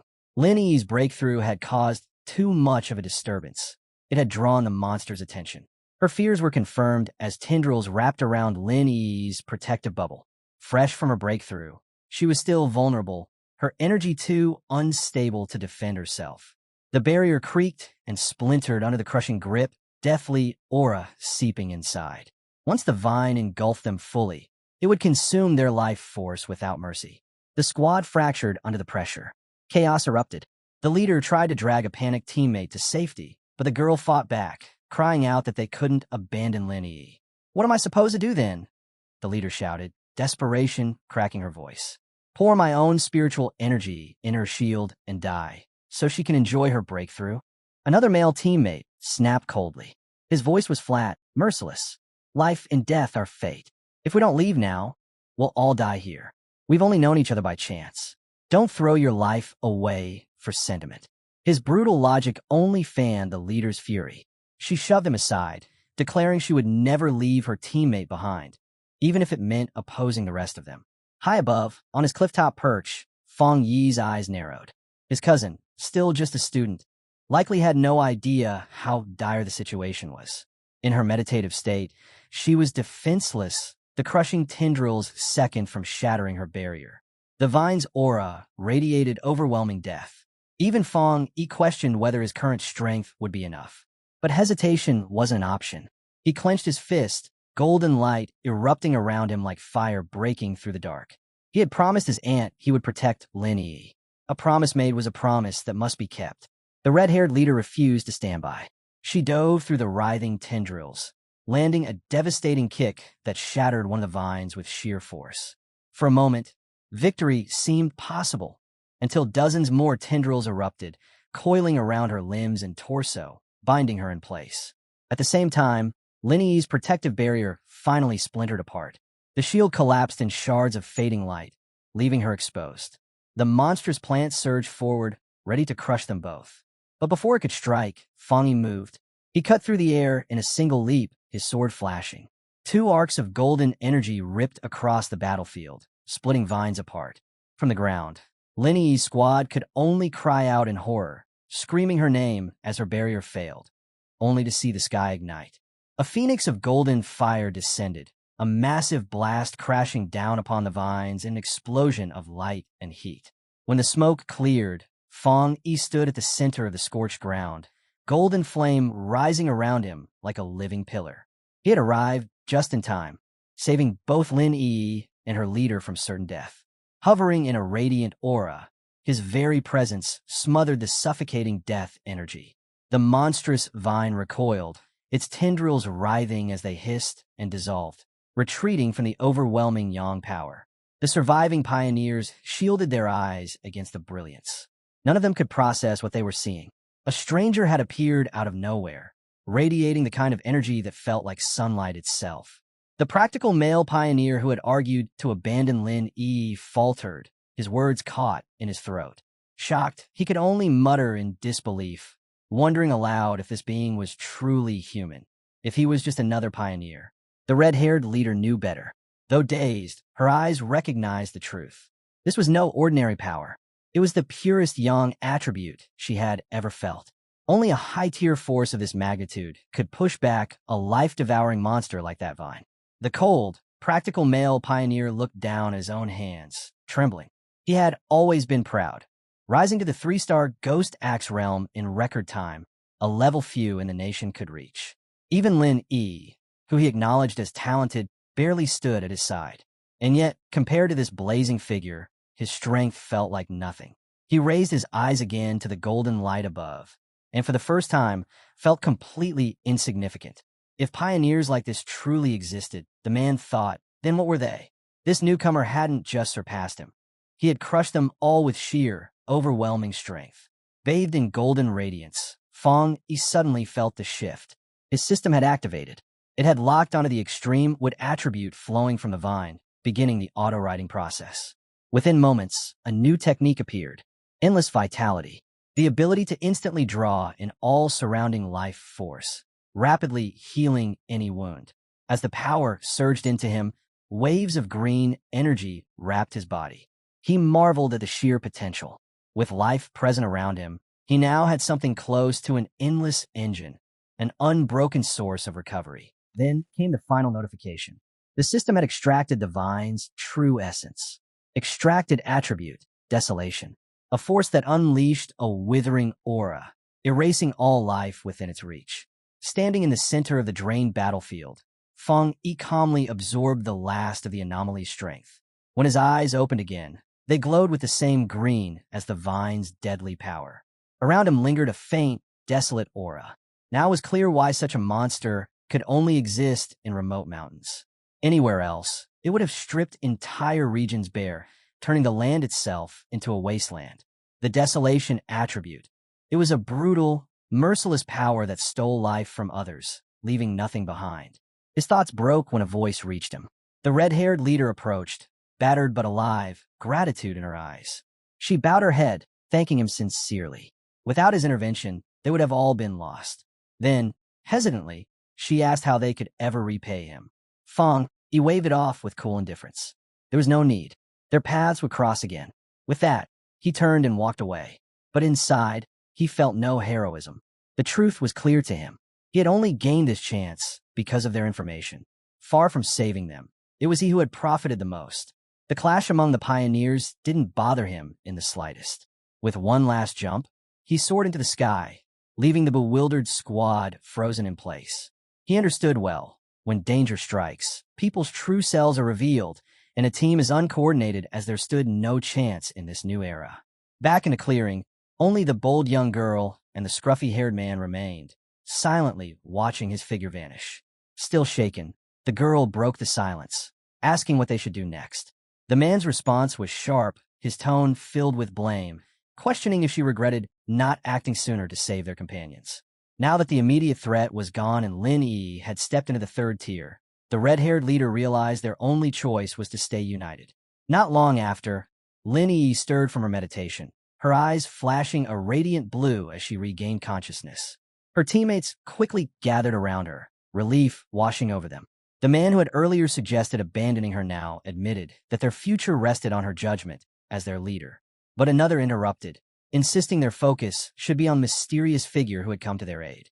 Confused, Lin Yi glanced around, only then noticing her fallen comrades scattered across the ground. Rising to her feet, she was immediately struck by an intense, fiery warmth radiating from a nearby tree, remnants of a powerful yang attribute. Even from afar, its heat was overwhelming. The scruffy-haired man stepped forward, offering to explain everything that had happened while she was out. Later that day, standing before her cousin's apartment, Lin Yi was still reeling from it all. She couldn't wrap her head around the existence of someone with such unimaginable strength. Her teammates' words replayed in her mind, calling that stranger a monster. He had described how the vines they couldn't even scratch had been brushed aside, as if they were nothing, and how the towering beanstalk had withdrawn high into the sky, too afraid to approach again. Even now, though the man was long gone, the vine remained subdued, a lingering sign of his terrifying power. When she stepped inside, she didn't expect to be greeted by Lin Yi. Concern flickered in his eyes as he noticed how pale she looked. Yi quickly forced a smile, brushing off his worry by blaming her exhaustion on a long day of studying. He accepted her explanation without pressing further, telling her she had worked hard and should rest. Offering to order takeout for dinner, he reassured her. She agreed with a nod before retreating to her room. Once inside her room, she let herself fall onto the bed, drained to the core. Breakthroughs demanded immense focus, and this one had left her more exhausted than if she'd gone sleepless for weeks. Staring at her phone while sprawled across the bed, she felt a quiet sense of relief. She wasn't just an ordinary person anymore. A few sleepless nights wouldn't kill her. She accepted it now. This endless fight for survival was simply the destiny of a pioneer in a world that had already begun to change. Her thoughts drifted to her cousin's seemingly calm and ordinary life, and she realized that path was no longer hers to walk. Her reflection was broken by a notification from the Pioneer Group chat. A name flashed across the screen. Garan, the elusive powerhouse who rarely showed up. This time, he had sent a short message. If there are any more signs of that man, report them immediately. It was the first time he had ever spoken in the group, and it immediately caught Yi's attention. She quickly replied, agreeing, before adding her own question. Could the mysterious savior be the same man from the Dark River Lava Dragon incident? And if so, why would someone like that bother to save them? The chat instantly exploded with replies. Someone dropped a detailed post about the high-tier Yang attribute master. It described his legendary sun-splitting slash, the blinding strike that had forced witnesses out of a cave in a flood of searing light. The post claimed with absolute certainty that no pioneer in the entire sea country could rival his power and warned everyone. If you see him, don't approach. While the group debated, he was already on his way out, pedaling his bicycle into the night. He was sure his cousin had relaxed her guard after the day's chaos, convinced enough by his act to let him come and go freely. That gave him the chance he needed. Tonight, he had a mission. He needed to find a vessel for his newly awakened desolation attribute. He knew it resonated best with plants, so his search would begin there. As he rode through the dark streets, his thoughts turned to the dangerous power he now carried. Though strong, desolation was still a twisted attribute, rooted in destruction and decay. If he tried to bind it to himself, it could backfire horribly. Worse, it might clash with the pure, cleansing force of his thunder attribute. He couldn't risk it. No, the best solution was clear. He had to find a carrier for it, something like the strange vine itself. He reasoned that the original vine creature must have come into existence when an ordinary plant sensed the surge of returning spiritual energy and chose to evolve, giving birth to the desolation attribute as a means of gaining strength. With that thought, a clear plan began to take shape. A confident smirk tugged at his lips. He already knew his next destination. Following the silver glow of the moon, he traced the signs that led toward the forest park. Soon, he arrived at the sprawling urban woodland, leaving his bicycle behind as he stepped into the trees.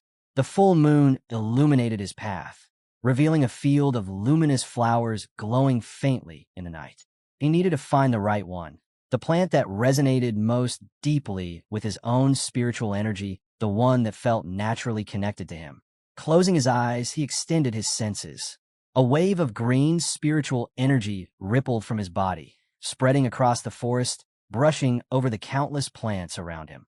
Their reply came in a surge, a gentle tide of energy rising up to meet him. It was plentiful, but not enough. Not what he was searching for. He pressed harder, sending out more of his aura, waiting for a stronger call. And then, he felt it. His focus snapped to a single point deep in the grass. A lone white flower with a faintly glowing center swayed lightly, as though beckoning him closer. Could this be the one? Stepping forward carefully, he reached out with a fingertip. The moment he touched it, the petals folded around him, drinking in his spiritual energy. When it reopened, the bloom seemed brighter, almost content, like it had just been fed. Crouching beside it, he let out a quiet smile. Its spirit was strong, though nothing more than a small plant. Its reaction was vivid, like a hungry puppy eagerly devouring his energy, then brushing against him for more. Out of the entire forest, this one had answered him most fiercely. This was it, the perfect vessel for the desolation attribute. Looking at the delicate flower, he declared it chosen, asking softly if it was ready. Without hesitation, he unleashed a torrent of green spiritual energy, funneling it all into the glowing white bloom. A system prompt appeared before him. Do you wish to forcibly implant the desolation attribute into this plant? His eyes glowed with a vivid green as he confirmed. In an instant, brilliant light surged from his palm, engulfing the flower as its form began to shift. Its delicate petals stretched wide, reshaping into something grander and more intricate. By the time the light dimmed, the process was complete. The once simple white flower was gone. In its place bloomed a radiant lotus-like blossom, its thickened leaves shining with a powerful green aura. For a moment, he was caught off guard by the sudden wave of power. The transformation didn't stop at appearance alone. The flower immediately released an immense surge of desolation energy, its roots burrowing deep into the soil, greedily pulling in more strength. The result was devastating. The lush forest around him withered in seconds. Trees collapsed, the earth crumbled into dust, and the vibrant field was stripped bare. He could only marvel at the sheer destructive force of the desolation attribute. In mere moments, a thriving stretch of forest had been consumed, and the spreading energy showed no signs of stopping. Then, just as suddenly, the flower's glow dimmed, and its form shrank back to something smaller and more manageable. Realizing the danger, Fangi knew he couldn't risk letting it continue. If the disturbance spread any further, it would surely alert the Spiritual Energy Association. Without hesitation, he bent down and plucked the glowing flower from the ground, roots and all. He had chosen poorly for an experiment. This park, so close to the city center, was heavily monitored. He had already noticed the abundance of cameras and the suspicious emptiness of the area when he arrived. As he walked away with his new creation in hand, something unexpected caught his eye. The flower was still alive. No, thriving, even after being uprooted. It continued to absorb spiritual energy from the air itself, glowing with undiminished vitality. A slow smile formed on his face as he examined it. Just moments ago, it had been nothing but a wild flower. Yet now, it radiated power without the slightest loss of spirit. The realization struck him deeply. By fusing the desolation attribute into the plant, he had unlocked its hidden potential, forcing it onto an evolutionary path far beyond what nature had intended. Just as he was about to leave the park, a blaring alarm shattered the silence. Red lights flared across the trees, and a cold mechanical voice rang out. Abnormal value exceeded. His heart sank. Despite his caution, he had still triggered the monitoring system. Without hesitation, he tightened his grip on the desolation flower and sprinted out of the area. Miles away, inside the Spiritual Energy Revival Plant Research Department, the same alarms echoed through a brightly lit control room. Technicians rushed between consoles, shouting over each other as data spiked across their screens. "The anomaly's off the charts," one cried. "What's happening out there?" another demanded. Orders came swiftly. All staff were to activate their protective bracelets, mobilize to the park, and lock down the area. No one in, no one out. Soon, a fully equipped response team entered the section of the forest that he had drained. What had once been green and full of life was now nothing but gray husks of trees and cracked soil. One member glanced at the glowing numbers on his wrist device and froze. "Values at 30, his voice shook. "That's impossible." The team went silent. Everyone knew the comparisons. The Qingqing University incident had only spiked between 8 and 10. Even the Dark River lava dragon, a disaster that had shaken the entire region, had only peaked at 25. And here, in a city park that had never seen levels above 10, the readings were hitting 30. Another technician knelt to take a soil sample, while his colleague reported something unnerving. Air, humidity, sunlight. Everything's normal. But the plants, it's like they were drained of life in an instant. The leader narrowed his eyes. "We need to check the center. Whatever caused this started there." But as one of the team members moved forward, a sharp voice cut through the comms. "Stop. Don't take another step." It was the senior researcher, a man with glasses whose authority silenced the group immediately. His tone was grave as he delivered the warning. "That energy you're detecting, it's desolation. Do not touch it." The younger researchers exchanged uneasy glances. Then he asked, voice heavy, "Do any of you know about the vine that descended from the sky not long ago?" The group froze, stunned. One of the junior members finally stammered, his face pale. "You mean the devil vine? The one already marked as an A-level mutation?" The senior researcher nodded grimly. Before them, a spectral projection of the vine appeared, its twisted form towering, the faint images of countless trapped souls writhing at its base. "This," he said, his voice low, "is the true source of its power. The reason it was so deadly, the reason so many pioneers had fallen to it, was its innate desolation attribute, a parasitic force that devoured the life around it, turning everything it touched into its own." The young researcher who had nearly stepped into the lifeless zone staggered back, clutching his chest as cold sweat poured down his face. Breathless, he whispered his thanks to the senior researcher, realizing he had narrowly escaped certain death.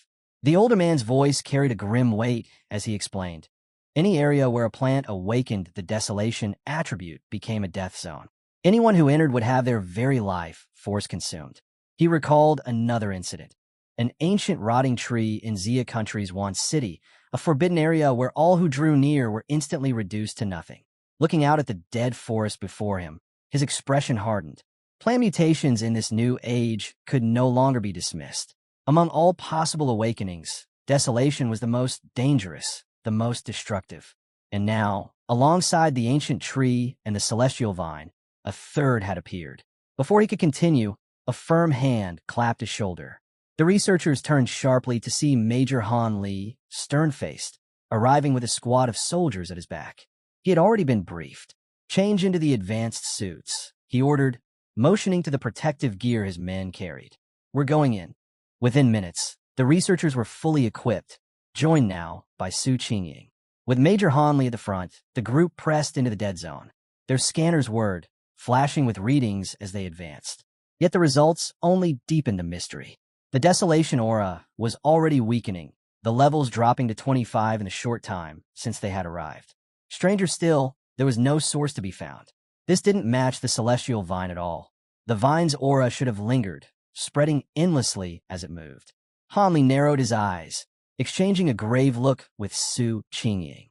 She gave a silent nod, and the two pushed deeper into the devastated clearing.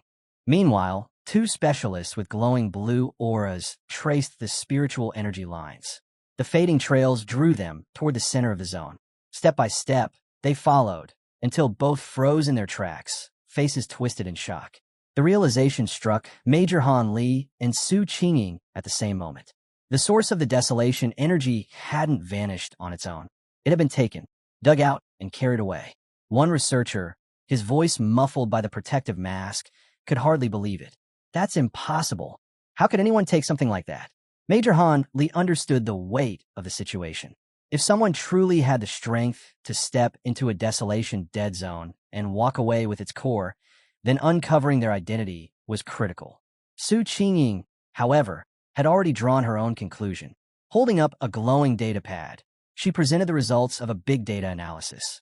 The screen displayed a familiar face and name, Feng Yi. His movements lined up perfectly with this incident and another recent mutation. Major Han Li studied the file for a moment before speaking.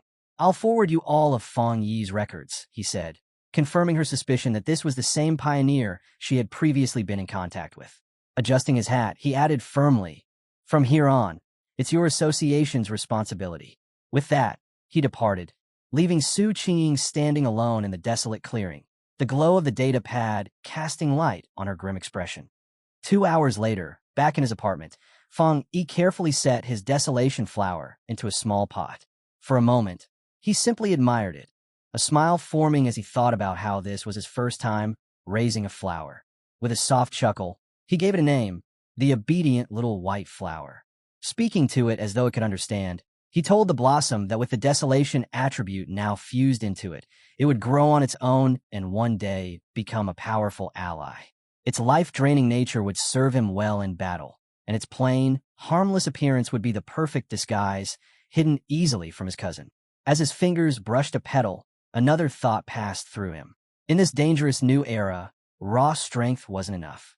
Victory would belong to those who held the most hidden weapons. His quiet evening was suddenly interrupted by the buzz of his phone. Glancing at the screen, his eyes widened. The caller ID read, "Old Wang."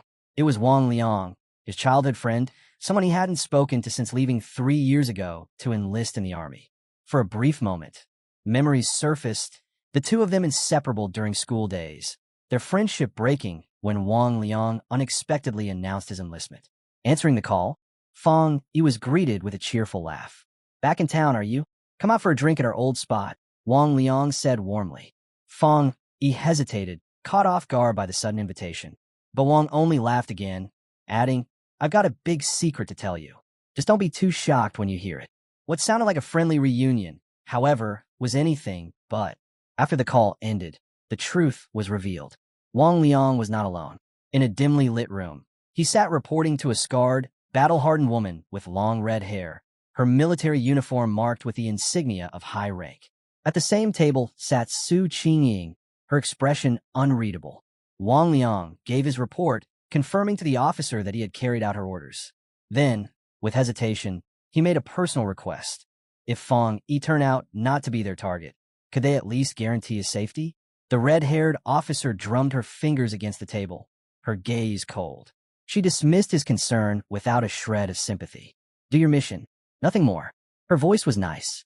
Then, with chilling indifference, she added, if he isn't the one we're looking for, consider it his punishment for being your friend. At a quiet bar, Fong Yi and Wang Liang clinked their beer glasses together. They drank, catching up after 3 years apart.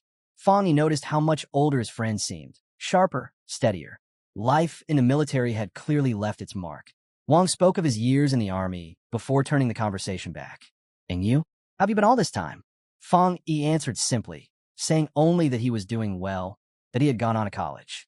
As he sipped his beer, memories of his past life stirred. In that chaotic time, he had never met Wang again. His friend, like countless other soldiers, had probably fallen in some nameless battle. A thought crossed his mind. Maybe in this new life, he could change that fate. But then Wang's tone shifted, growing heavier. Tell me, Fong Yi, have you seen anything strange lately? Like zombies or monsters straight out of movies? Fong Yi stiffened inside. For someone in the military to know about the spiritual energy revival wasn't unusual, but to ask so directly, that was a test. Keeping his face calm, he played dumb. What are you getting at? Wang exhaled, his expression serious. I'm not here to comfort you. I'm here to warn you. The way things are headed, everything we value now, grades, money, status, it's all going to be worthless. The world's order is about to collapse. Fong Yi stared at the bottom of his glass, expression unreadable. He knew the truth. Ordinary soldiers were bound by strict oaths of silence. For Wang to hint at this meant only one thing. The military had already marked him as a suspect. His old friend had been sent to test him. Wang, misreading the silence, tried to ease the tension. Don't worry. As long as you keep quiet, you'll be fine. But Fong Yi understood. No matter how much he feigned ignorance, Wang was trying to shield him in the only way he could. Even at the risk of breaking military rules, Wang Liang had tried to warn him, urging him to be careful of the storm to come. But their quiet exchange was cut short when Wang's phone buzzed violently on the table. He answered, and a harsh, angry voice barked orders from the other end. Return immediately. Target location, 10 minutes. Wang straightened, snapping to attention as Fong Yi sat silently, watching. He stood quickly, apologizing. Sorry, urgent mission. I can't even walk you home. As he turned to leave, Fong Yi's facade broke. Is this about the spiritual energy revival? He asked, his tone firm. Take me with you. Wang froze mid-step, then turned back, his face a mix of shock and confusion. Before he could speak, Fong Yi closed the distance, gripping him by the collar. His voice was steady. Take me to your superiors. I know why they sent you to find me. Don't worry, I don't know what exactly they've discovered, but I know you would never hurt me. He loosened his grip slightly, his eyes serious. I just want to know what the military is dealing with. If the association is focused on the monsters, then what role does the army play? Let me see it for myself. Wang studied him, torn between duty and loyalty. Finally, he gave a short nod. The two soon found themselves approaching a colossal military base hidden in a mountain valley. The sign above its gates read, Military Base Number 19, Spiritual Forbidden Zone. As they drew near, Fong Yi was struck by the oppressive weight of the place. The spiritual energy density here was overwhelming, far beyond the levels of an ordinary pollution zone. Soldiers at the entrance stopped them, pulling Wang aside to rejoin his unit. After verifying Fong Yi, they led him inside. Through brightly lit steel corridors, Fong Yi was guided deeper underground until they emerged into a cavernous training ground. The scene before him was chaos. Dozens of soldiers fought desperately, blue lightning crackling from their bodies as they struggled to hold back a monstrous creature. The beast's body was black and spiked, its single glowing red eye blazing with fury. With a bone-shaking roar, it unleashed a devastating beam of crimson energy, tearing through the soldiers' formation. Shouts of pain and panic echoed through the cavern. Watching from above on a raised platform, the red-haired officer, Jilan, stood with arms crossed, her gaze cold and calculating as she observed the brutal battle. Fong Yi, brought before the officer, instantly sensed the creature's nature. Its aura wasn't ordinary. It carried the fusion of two attributes. Jilan confirmed it with a cold voice. Dark and flame. A perfect mix. That's why it's so vicious. She added that several of her soldiers had already been seriously injured by it. A caption identified her: Jilan, Ghost Axe Realm, 3-star officer. Her eyes swept the room and landed on Wang Liang. Wang Liang, she barked. He snapped to attention. Her fury was immediate. Why did you bring an unauthorized civilian into a forbidden zone? Before he could stammer out an excuse, she cut him off. Her tone eased slightly. Forget it. The situation is critical. Get into formation. She then turned her sharp gaze on Fang Yi. Nothing about him impressed her. His spiritual energy was faint, only barely active. For a fleeting moment, she considered whether this boy could be the mysterious pioneer they sought, but the thought passed quickly. There was no time for distractions. Her words were clipped and stern. Since you're Wang Liang's friend, I won't press further. But you're in a restricted zone. From this point on, your life is your own responsibility, and you will speak to no one about what you see here. Fang, he inclined his head. Understood. With that settled, Jilan wasted no time. She hefted a massive energy cannon and shouted the names of 2 soldiers. In an instant, they surged forward, their bodies crackling with blue energy as they engaged the beast head-on. Jilan steadied her aim, then unleashed a devastating blast from the cannon. The explosion engulfed the creature, shaking the cavern with force. But the monster was far from defeated. With a guttural roar, its shadowed body pulsed violently, red light flaring from within. Its gaping maw grew larger, fangs lengthening as its form twisted further. The strike had only enraged it, pushing its mutation deeper. It lashed out, claws tearing through the air. Watch out, a soldier shouted. His comrade managed to block, but the impact hurled him backward like a rag doll. Stay sharp. Don't let it evolve any further. Jilan barked, commanding her troops to keep their distance and press with caution. From the sidelines, Fang Yi's eyes followed the formation. Their movements were precise, disciplined, born from trust and relentless training. Every man and woman was a vital part of the whole. Together, they created a force far beyond what any one of them could muster alone. That thought vanished the moment Fang Yi realized the truth. The monster's strength was climbing at a terrifying speed. He shouted over the chaos, urging the soldiers to retreat, warning that they couldn't possibly match its current power. But his cries were swallowed by the battle. The creature unleashed a massive surge of dark purple energy, blasting the soldiers off their feet. Jilan stood firm. Her voice cut through the chaos as she barked new orders. Raise the alert level. Reclassify the mutation zone. No one was to retreat, but it was already too late. Before their eyes, the beast completed its transformation. What had been monstrous was now truly demonic, its body cloaked in writhing black and red flames. Its lone eye burned like a blood-red sun, radiating nothing but malice. One of the soldiers screamed the warning. The evil dog's mutation is complete. It's fused fully with the dark attribute. The creature's glowing eye locked onto Wang Liang. He froze, paralyzed as the beast crouched low, preparing to strike.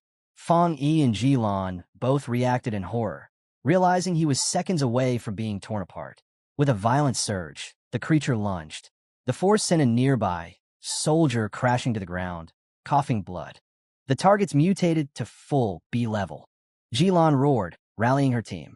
Adjust formation, new battle plan. The downed soldier struggled in Fang Yi's arms, his chest heaving. Between coughs, he explained, he had been trying to pour energy into the beast's restraining collar. But when the monster evolved, the device detonated instead. Black, tar-like liquid spilled from his lips as he tried to put on a brave face. Don't worry about restricted Zone 19 soldiers, he rasped. Fang Yi's jaw tightened, his gaze grim. Jilan, seeing her heavy cannon was useless now, let fall to the ground. She turned to her remaining soldiers, her eyes blazing with unshaken resolve. Listen well. No matter what it takes, even if we give our lives, we cannot allow this B-level mutation to escape. The troops braced themselves for a final stand. But before they could move, Fang Yi stepped forward, placing himself directly in front of Jilan, blocking her path.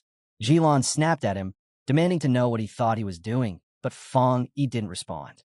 Instead, his eyes lit up with a piercing blue glow, arcs of lightning crackling wildly across his arm. The air itself seemed to vibrate, a storm gathering around him as if answering his call. Blue thunder wrapped around Fang Yi's body, each spark sharper than steel. Facing the monstrous beast, Fong, he let out a mocking challenge, his voice steady and bold. So this is it? This is the best you've got? Then he moved, his body blurred, lightning exploding from his every step as he shot forward like a living thunderbolt. His fist, charged with divine blue energy, slammed straight into the monster's head. The impact detonated in a deafening eruption of thunder. A blinding explosion swallowed the beast, and the force ripped outward in a violent shockwave, tossing soldiers through the air like leaves in a storm. One soldier, dazed and gasping, stared at the destruction. That's impossible. This is the same B-level monster even Commander Ji Lan couldn't defeat alone. Wang Liang, equally stunned, turned toward Ji Lan. Is my friend really the one they've been searching for? Her eyes hardened. You're not mistaken. None of you are. That man is without question the tyrant. Amid the smoke and flames, Fong Yi stood unshaken. The beast writhed in agony, its body scorched but not yet destroyed. He narrowed his gaze, his voice cutting through the chaos. Not enough. I'll have to finish this. Turning his head slightly, he told Ji Lan and Wang Liang, get back. It's not safe here. Ji Lan could only watch, her mind reeling. Her entire squad needed careful formations just to hold a B-level mutation at bay. Yet this man was preparing to face it alone. The raw extremity of his thunder attribute was unlike anything she had ever witnessed. Even now, he stood among the strongest pioneers in the country. And as she looked at him, she wondered with unease just how terrifying his power would grow once the revival reached its peak. Then Fong Yi raised his hand skyward. Sparks gathered, swirling faster and faster until a storm of thunder roared to life above him. Ji Lan's eyes widened in disbelief as the sky itself seemed to crack open. With a single step forward, Fong Yi brought it all crashing down. A colossal pillar of blue lightning erupted, engulfing the monster in a blaze of divine fury. It was a display of overwhelming strength, one worthy of his name, the Tyrant. As the thunderstorm faded and the blinding light dispersed, Fong Yi stood calmly, arcs of residual lightning still dancing across his body. His eyes carried a quiet, unwavering resolve. The soldiers stared, stunned. One whispered to another, his voice shaking. The monster's dark power was terrifying. But this thunder, it's on another level. My whole body's trembling just watching it. When the dust settled, Fong Yi casually lifted his hand and gave Wang Liang a thumbs up. It's done. Wang Liang rushed to him, relief flooding his voice. You scared me half to death. He laughed, punching his old friend lightly on the shoulder. I never thought my buddy would turn out to be this strong. But the laughter faded. Wang's smile dimmed as he lowered his head. I'm sorry. I suspected you were a pioneer, but I still had to follow orders. Fong Yi brushed it off with a faint smile. Why so formal after 3 years? I get it. Their reunion was cut short as Ji Lan approached, her gaze steady. She stopped before Fong Yi and extended her hand. Thank you for saving the base. Fong Yi returned her smile and clasped her hand. It was nothing. I just couldn't let my friend die. Formally, she introduced herself. Ji Lan, Warden of Forbidden Area 019. Her tone shifted, sharp with procedure. Because you saved us, I'll need to file an official report. Would you be willing to leave your contact information? Of course, Fong Yi replied without hesitation. From the side, Wang Liang watched the exchange in quiet disbelief. His fierce commander, a woman who commanded absolute authority over hardened soldiers, was showing his childhood friends such respect. Once the formalities were complete, Ji Lan didn't waste time. Her voice was direct and serious. Your strength surpasses that of many of our top pioneers. I formally invite you to join the military. She paused, her expression tightening. But I know an invitation from a single warden may not be enough for someone like you. Inside, she was still struggling to process what she had seen. Fong, he wasn't just powerful, he was overwhelming.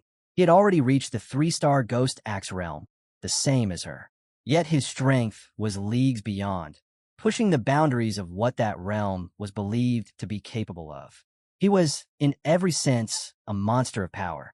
Fong, he looked at her calmly, his voice even. Are you really saying you think you're not qualified to invite me?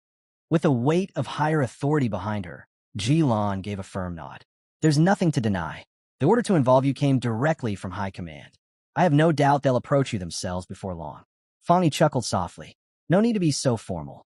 He placed a hand against his chest. I respect all of you. Not everyone has the courage to put their lives on the line for others.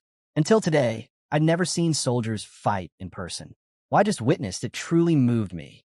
For a moment, Jilan's stern expression softened. Thank you, she said quietly. Then Fong, he made an offer of his own. If you ever find yourselves in danger, you can call on me. Just as you've always stood to protect people like me, I'll return the favor. His tone shifted, clear and unyielding. But one condition, you cannot interfere with my cultivation or restrict my freedom. His words left Lon momentarily speechless, with the silence hanging between them. Fong Yi glanced toward the cavern's exit. It's late. I should be going. Jilon nodded. Very well. Wang Liang and I still need to deal with the remains of the mutated beast.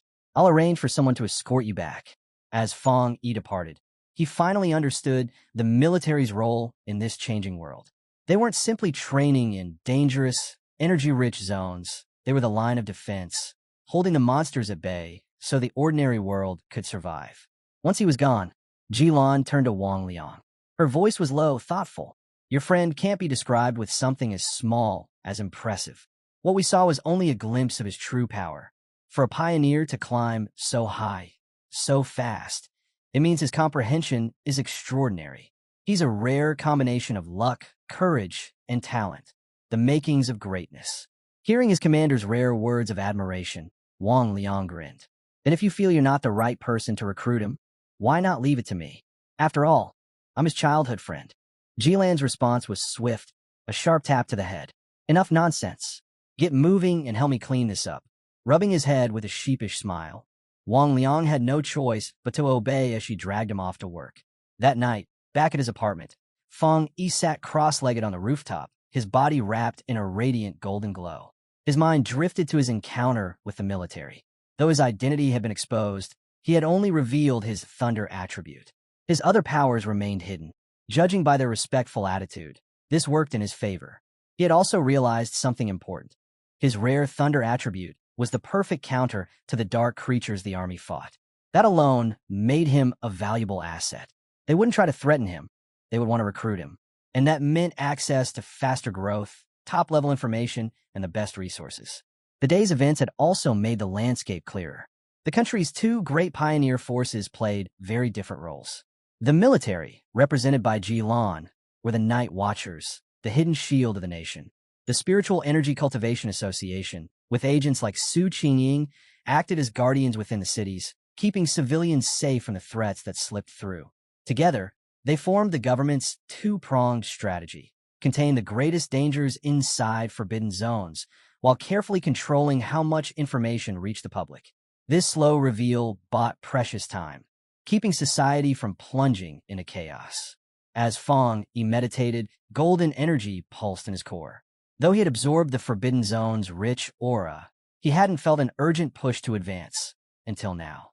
The golden light surged violently. Power coursed through him, cracks of energy tracing across his skin. He recognized the signs immediately. His body was overflowing, brimming with spiritual force. A breakthrough was inevitable. Meanwhile, on the street below, Lin Yi returned from shopping, her mind wandering with simple thoughts. If her cousin was home, maybe he could try her cooking tonight. But those thoughts vanished in an instant. She froze, staring upward as a colossal pillar of golden light erupted from the roof of her building, piercing the night sky. Her eyes widened, reflecting the image of a blazing divine axe formed from pure energy. She recognized it immediately, the unmistakable power of a ghost axe realm advancement. But no, this was wrong. The scale, the sheer intensity, was far beyond any ordinary breakthrough. The flaming axe looming in the heavens was terrifying in its magnitude. Her heart pounded as she stood rooted to the spot, realizing this wasn't just another pioneer advancing. Something far greater was happening. On the street below, Lin Yi stood frozen, her eyes locked on the sky. The sheer pressure of the energy was undeniable. This was Ghost Axe realm power. Yet what she was witnessing went far beyond that. Reality itself seemed to warp as a colossal divine hand of pure golden energy stretched across the clouds above. Her breath caught in her throat. There was no mistaking it. This was the power of the legendary spirit creation realm. The truth struck her like a thunderclap. A pioneer of unimaginable strength was living right next door. The thought sent a chill of awe and fear down her spine. The eruption of energy didn't go unnoticed. Miles away, in a high-tech command center, red alarms screamed. Screens flashed warnings. Anomaly value, 99. Location, southeast sector. Technicians shouted over one another, trying to make sense of the readings. In the control hall, an official shot to his feet, his face pale. Deploy all units to the site, immediately. Beside him, Su Qingying's eyes widened. How could something this strong go undetected? A surge of this level could wipe out an entire city. Elsewhere, military leaders gathered before a holographic city map, their expressions grim. The room buzzed with tense debate. Two possibilities, one general said coldly. Either a spirit creation level pioneer has emerged, or a catastrophic event is unfolding. Another officer leaned forward, his face like stone. It could be both. The senior official's hands trembled as he grabbed the comm line, shouting at headquarters to deploy every piece of advanced equipment they had, everything short of large-scale weaponry. Before he could finish, the door burst open. A breathless subordinate rushed in, blurting out the news. Cancel the alert. It's not a monster. It's a pioneer in promotion. Back on the rooftop, the golden radiance slowly faded. Fang Yi exhaled, calm and steady. His breakthrough was complete. One-star spirit creation realm, he muttered, almost casually. His body felt lighter, quicker, but the increase in raw strength wasn't overwhelming. His quiet reflection was broken by the buzz of his phone. A new message flashed on the screen from Wang Liang. The text was blunt, urgent. A new anomaly has appeared. Location, Qingcheng University Playground. Internal military reports confirm. It's a pollution zone. Worse, this is the second occurrence. Fang Yi tapped out a quick reply. I know. The last one was the heat anomaly. Wang Liang confirmed it. It was the same anomaly resurfacing. With a half-joking tone, he warned Fang Yi not to expose him as the source of the intel. Fang Yi smirked and teased back that maybe he'd report him anyway. But Wang's voice shifted, suddenly serious. He urged Fang Yi to be cautious, admitting he was genuinely worried for his safety. Setting the phone down, Fang Yi's expression grew thoughtful. His friend's concern only reinforced his own approach. This was exactly why he treaded carefully with both the military and the association. Fame invited danger. That was why he had chosen to keep his Yang Flame attribute and his Crimson Flame blade technique hidden. They were his aces in the hole, to be revealed only when absolutely necessary. He tapped out one final message, reassuring Wang Liang not to worry, promising that he still had cards left to play. The sound of the door opening drew his attention. Lin Yi stepped in, calling out that she was home. Spotting him on the couch, she asked if he had eaten yet and held out the takeout she had brought.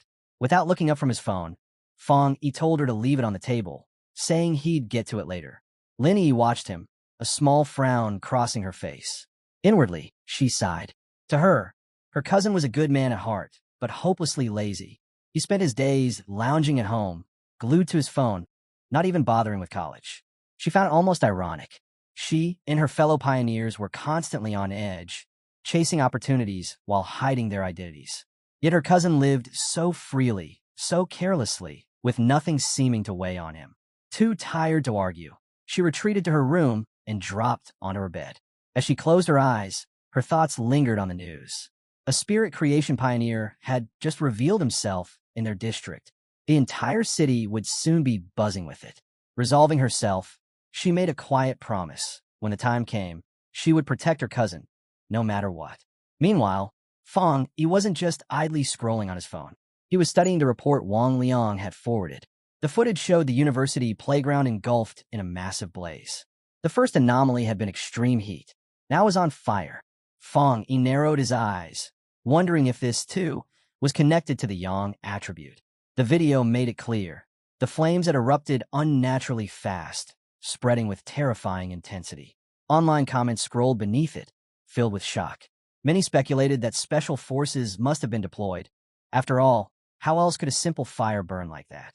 The report stated that every tree, flower bed, and patch of grass around the playground had been reduced to ash. The area was completely sealed off.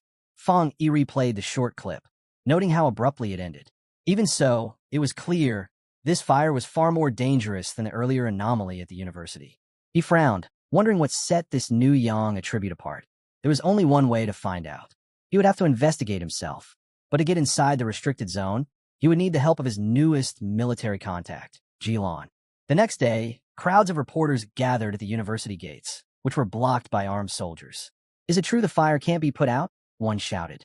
"Why hasn't this incident been reported in the news?" another demanded. The questions came in a storm, but the soldiers remained silent.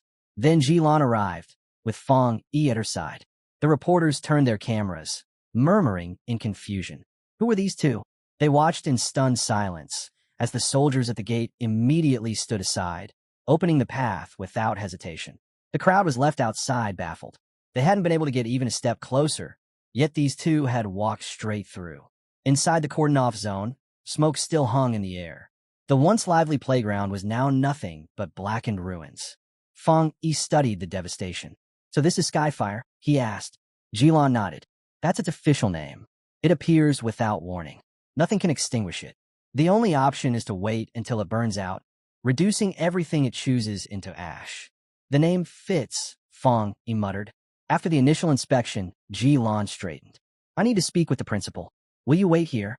"I'll be fine," Fong Yi said. Left alone, he wandered the edge of the scorched ground, the area now sealed with yellow tape. Kneeling, he pressed his hand to the earth. Cold, completely drained. More importantly, there wasn't even a trace of leftover spiritual power. His brows furrowed. He had hoped to harvest the Skyfire's attributes, but clearly his plan had been too simple. His thoughts were broken by a voice he knew well. "Fong Yi." He looked up.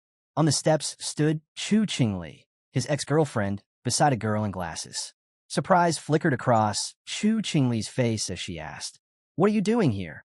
The girl at her side adjusted her glasses and leaned in, whispering, "Wait, this is him. The ex you told me about. The one who only got into a vocational college." Chu Qingli gave a quiet nod. "It's him." Her friend smirked, patting her shoulder with a condescending air before turning to Fong Yi. "I get it. You're here because you still can't let her go. But the difference between you two now is too big. You should stop clinging to the past." Fong Yi blinked, genuinely baffled by her assumption. Hung up on her? The thought itself felt absurd. From a distance, nearby students had already taken notice. Whispers spread quickly. "Who's that with the school beauty? Chu Qingli. Must be another hopeless suitor. He doesn't even look like one of our students. How'd security let an outsider in?" Chu Qingli's friend adjusted her glasses and stepped forward, voice sharp. "Listen carefully. Qingli is the campus belle now. Guys leagues above you're chasing her. You don't even rank. This isn't your place, so leave. Right now." She jabbed a finger at him, adding with a sneer, "And if you don't explain how you got inside, I'll report you to the disciplinary office myself." Chu Qingli said nothing, watching him with a complicated expression. She remembered his words the day they split. He claimed he wouldn't regret it. But standing here, she convinced herself his indifference back then must have been an act, just a way to save face. The tense moment shattered when Ji-Lan returned. "Is this girl your friend?" she asked flatly. Chu Qingli stiffened, startled by the sudden appearance of the tall, red-haired officer whose presence was nothing short of commanding. Fong Yi's reply was calm, almost dismissive. "No, just a high school classmate." Ji-Lan gave a curt nod. "So just classmates." Sliding on a pair of dark sunglasses, her already imposing aura grew even sharper, pressing down on everyone present. Chu Qingli and her friend froze, a nervous chill running through them. Who was this woman? And how could someone like her possibly be connected to Fong Yi? Ji-Lan turned back to him with an update. "I spoke with the principal. The Skyfire incident is more complicated than we thought. He's on his way to take us to the exact ignition point. And since you're now serving as a special military consultant, your presence is required." Fong Yi agreed without hesitation. At that moment, a group of stern officials in dark suits strode onto the scene. Their voices boomed across the area. "Everyone scatter." The playground remained sealed off. The crowd broke apart immediately, the authority in their tone leaving no room for argument. Chinkin University's North District, the principal guided Fong Yi and Ji-Lan toward the site of the anomaly. As they walked, he laid out the situation. It all began with the Golden Sun incident, which he had hoped would be the end of their troubles. But just a few nights ago, flames erupted on a playground, a fire so fierce that even the fire department couldn't extinguish it. Fortunately, it happened late at night when no students were around, allowing the school to quickly seal off the area. His expression grew grim as he continued. One fire might have been dismissed as an accident, but soon after, 2 more playgrounds went up in flames. He admitted he had personally witnessed a crimson flame descend from the sky and hover in midair, leaving no doubt this was something supernatural. While the other fires had eventually burned out, one still remained. As they approached the final location, Fong Yi caught the thick, suffocating scent of smoke. They arrived at a basketball court, where a single hoop blazed with an unending flame. The principal confirmed it. This was the point of origin, the fire that refused to die. While they observed, Ji-lan checked a device strapped to her wrist. The screen displayed a reading of 11. She explained that it was a spiritual anomaly detector, and anything over 10 was already considered a disaster-level event for ordinary people, the kind that demanded a full lockdown. But before she could say more, the device began to scream with alarms, lights flashing as the number spiked to 60. Ji-lan's voice rang with urgency as she warned that if the energy kept rising, it wouldn't just endanger the university, it could engulf the entire city. The only solution was to dispatch an elite squad of pioneers immediately to suppress it. Before any plan could be put into motion, Fong Yi acted on his own. Without hesitation, he vaulted over the chain-link fence, ignoring the warning signs and heading straight for the flames. Within moments, his body was engulfed in fire, leaving Ji-lan and the principal frozen in disbelief. At that instant, her detector jumped again, shooting past the limit. The display now blazed with a reading of 110. Ji-lan shouted in shock. The anomaly had just escalated to S level. The principal's composure broke as he turned to her, panicking. What we do now that Fong Yi's inside? Ji-lan could only watch the fire, muttering in disbelief at Fong Yi's recklessness. Even the top soldiers from the Forbidden Zone wouldn't dare step into such a place alone. Yet inside the inferno, Fong Yi stood firm, untouched by the flames. His figure was steady against the raging blaze. He understood why. Just as his yang attribute had shielded him from divine thunder, it now protected him from the skyfire. But soon he realized the flaw. His aura not only blocked the flames from harming him, it also kept him from making contact with the source itself. Without that connection, his system couldn't activate to create a new technique. His protection had become his obstacle. To move forward, he needed to reach the flame's heart. The fire coiled around the basketball hoop like a massive fiery dragon, its power surging with every crackle. Fong Yi locked onto the core and braced himself. As the blazing dragon lunged, he made a reckless decision. He cut off his golden sun aura, stripping away his only defense. The skyfire struck him instantly, a storm of searing energy tearing across his body. Agony ripped through him, but he pushed forward, forcing his hand toward the source. His gamble paid off. The moment he touched the core, the system activated. A notification confirmed detection of a powerful fluctuation, the skyfire attribute. Despite the pain consuming him, a fierce grin broke across his face. The strength of the skyfire was overwhelming. It was even greater than the desolation attribute he had recently acquired. But Fong Yi didn't hesitate. With unwavering resolve, he swore to claim this power no matter the cost. The system began its final calculations, compiling the data with precision. At last, a new window appeared before him, declaring success. He had obtained the Skyfire attribute technique, the Nine Dragons Skyfire Sealing Art, a power meant to destroy evil and lock away demons. The wild flames responded instantly, bending to his command. Like a subdued dragon, the fire coiled around his arm, no longer resisting but obeying. The system confirmed the technique was complete, fully unlocked, and ready for use. Focusing his will, Fong Yi entered the last stage, extracting the Skyfire attribute itself. The raw essence flowed into him, merging with his being. His eyes ignited with a crimson glow, while burning patterns carved themselves across his face, a living mark of his new strength. Hands clasped in a seal, Fong Yi's eyes glowed with burning crimson light as he prepared to unleash his new ability. His voice rang out, calling the name of the Nine Dragons Skyfire Sealing Art. In the next instant, massive chains of blazing red energy burst from his back, surging outward and wrapping through the fire. Beyond the fence, Ji-lan and the principal stood frozen, stunned by the sight. Ji-lan immediately recognized the aura. It was sealing energy. She had only ever seen it once before, when a top military pioneer sealed a forbidden land. Though Fong Yi's method was different, the raw force of that sealing aura was unmistakable. With a single command, Fong Yi ordered the chains to tighten. They pulled inward with crushing strength, drawing every trace of the raging skyfire into a single, compressed sphere of energy. Suspended in the air, the glowing orb was bound in chains. Fong Yi floated with it, then lowered the sealed fire back down toward the basketball hoop. The process was complete. Landing lightly, he turned to the principal and Jilon. He explained that the skyfire had been sealed for now, warning them not to reopen the playground or allow any repairs nearby. At the very least, this would keep the flames from spreading. The principal nodded immediately, promising the grounds would remain sealed. With so many playgrounds on campus, losing one was no issue. Jilon, however, stayed silent, her sharp gaze fixed on Fong Yi, her thoughts unreadable. The principal, still impressed, praised Fong Yi's skill and even offered him further support if needed. But Jilon cut in, saying she needed a private word with him. The principal took the hint and excused himself with no hesitation. Once they were alone, Jilon turned to Fong Yi, her voice steady and serious. She told him he had been hiding his true abilities far too well.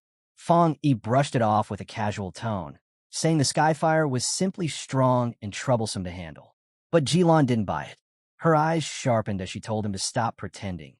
She wasn't referring to the fire at all, but to his own astonishing talent and strength. Then, softening slightly, she admitted that every pioneer had their secrets, especially someone like him. Fong Yi said nothing, his composure calm as ever.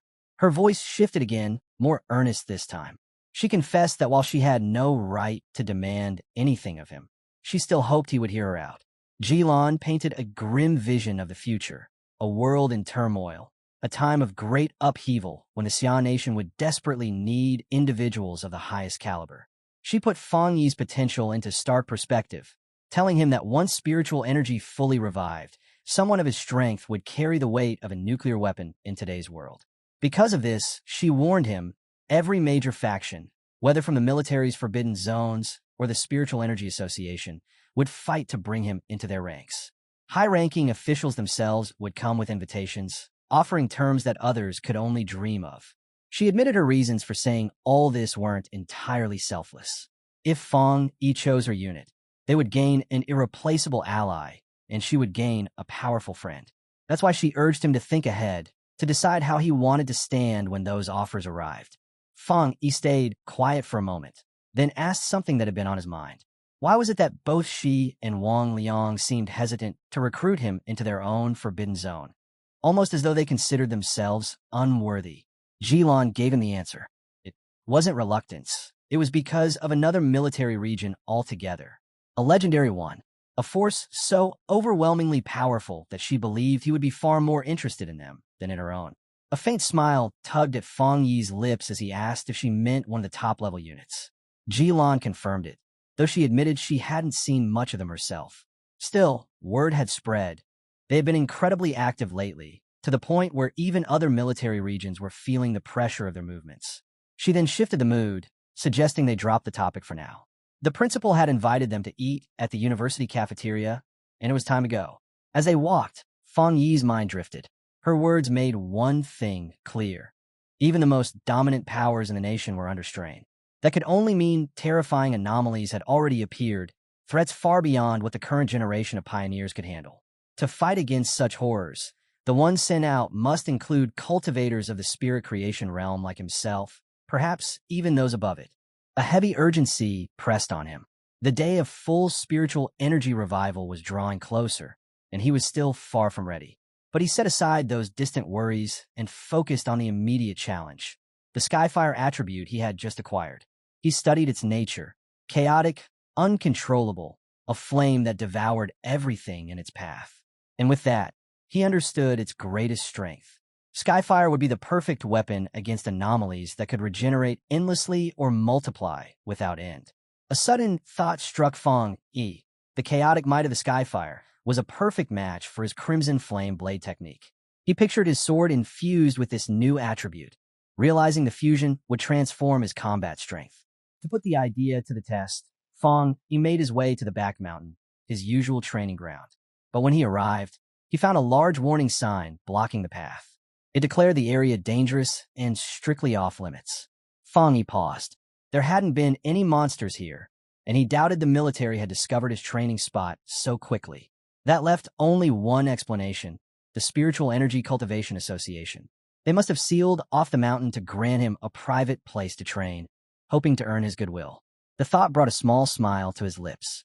If they wanted to give him such a gift, he had no reason to refuse it. Just then, his sharp senses caught something. Someone, or something, was on the mountain. An intruder. He locked onto a familiar aura, one that reminded him of the mutant he had faced at the factory, though weaker. In the shadows of the trees, a beast emerged, a hulking monkey-like creature with glowing red eyes. Its movements showed caution, its intelligence clear. Instead of rushing at him recklessly, it paused, testing his strength. Fang Yi's grip tightened on his sword, already glowing faintly with energy. If there was ever a time to test his new power, this was it. A system prompt flashed before his eyes, asking if he wished to imbue his Tang sword with the Skyfire attribute. It described Skyfire as a radiant force, ideal for eradicating evil. Determination burned within him as he accepted. At once, his sword exploded into a pillar of roaring, crackling fire. An eager smirk crossed his face. This would be the perfect moment to combine Skyfire with the Crimson Flame Blade, and the mutant before him would serve as his first test. He swung, unleashing a raging firestorm. The beast's red eyes went wide in panic as the storm engulfed it, its piercing screeches drowned in waves of flame. Fang Yi stood at the center of the inferno, assessing the results. His strike carried twice, no, nearly 3 times the force it once had, and unlike before, the fire didn't touch him. Even with his blade still cloaked in searing flames, his hand felt nothing but cool steel. Fang Yi suddenly sensed it. The beast had survived. Wounded, but not defeated, it was retreating into the forest. Without hesitation, he moved to pursue, determined to uncover the creature's limits. Elsewhere in the same woods, a young woman with curly red hair was live streaming with her phone on a selfie stick. She spoke with confidence, insisting to her viewers that she wasn't a liar. Luck simply always seemed to find her, bringing incredible content straight to her doorstep. Her chat wasn't convincing. Comments scrolled across the screen, with one daring her to prove her luck by heading to Chinkin University and capturing the mysterious Skyfire that had become the talk of the city. But before she could respond, her stream took an abrupt turn. Her expression froze in horror as the escaped beast burst out from the trees. The massive monkey-like monster slammed into her, knocking her phone from her hand. The device hit the ground, its screen cracking, but the live broadcast stayed active. Through the broken lens, viewers watched the scene unfold. They saw the monster pin her to the dirt, its paw clamping over her mouth as it loomed over her with jaws gaping wide. To them, it looked like a stage stunt, cheap effect for drama. But for her, the terror was real. She thrashed helplessly beneath it, muffled cries slipping past the beast's grip as it prepared to sink its fangs into her. Then happened. A roaring blast of flame, shaped like a dragon's head, crashed into the creature, hurling it back in an explosion of fire. The young woman's eyes went wide. She had been saved in the very last instant. Her viewers were stunned too, though for an entirely different reason. They erupted in excitement, convinced the fiery dragon was some of the most realistic special effects they had ever seen. The sudden twist sent her viewership soaring, climbing past 13,000 in seconds. Still shaking, she scrambled to retrieve her phone. Turning the camera toward the blaze, she shouted breathlessly that she had captured everything live. Her audience watched as the lens settled on a figure standing within the flames. Fang Yi. His silhouette was clear against the fire, his body untouched by the inferno. The streamer stared in awe, her fear and amazement blending into a single conclusion. She had been rescued by a true immortal. Within hours, her video spread like wildfire. It dominated the internet, racking up over 13.5 million views. Headlines exploded across social media, crowning him with names like the mysterious man of Skyfire, the King of Flames, and an immortal descended to save the world. In an office, Chu Qingli's friend excitedly waved her over to the computer. On the screen, the viral video of the Skyfire incident was playing. She was practically bouncing in her chair, insisting this was proof that cultivators were real and that the flames at the university hadn't been a hoax. Chu Qingli brushed it off at first, scoffing that it was just actors and special effects. But when her eyes lingered on the screen, her dismissive look faltered. Her expression froze in shock. Her friend didn't notice, still pointing at the video with glee, bragging about being right, and even commenting on how handsome the man in the flames was, until she caught sight of Chu Qingli's silence. Inside, Chu Qingli's thoughts were a storm. She tried to convince herself it was fake, that the figure only resembled Fang Yi. After all, if it were truly him, he would have been reduced to ashes in such fire. Yet the more she tried to deny it, the more fear crept in. What if it really was him? What if Fang Yi had gained such terrifying power? Would he come seeking revenge for their breakup? Clenching her resolve, she forced down her fear. No matter what, she swore she would never bow her head to him. Elsewhere, the video made its rounds. The red-haired captain of Lin Yi's pioneer squad held up her phone, showing the same clip. She asked Yi if the man seemed familiar, suggesting he looked like the one who had saved them from the monstrous vine. Yi nodded, then revealed something shocking. She had recently learned that someone in her neighborhood had broken through to the spirit creation realm.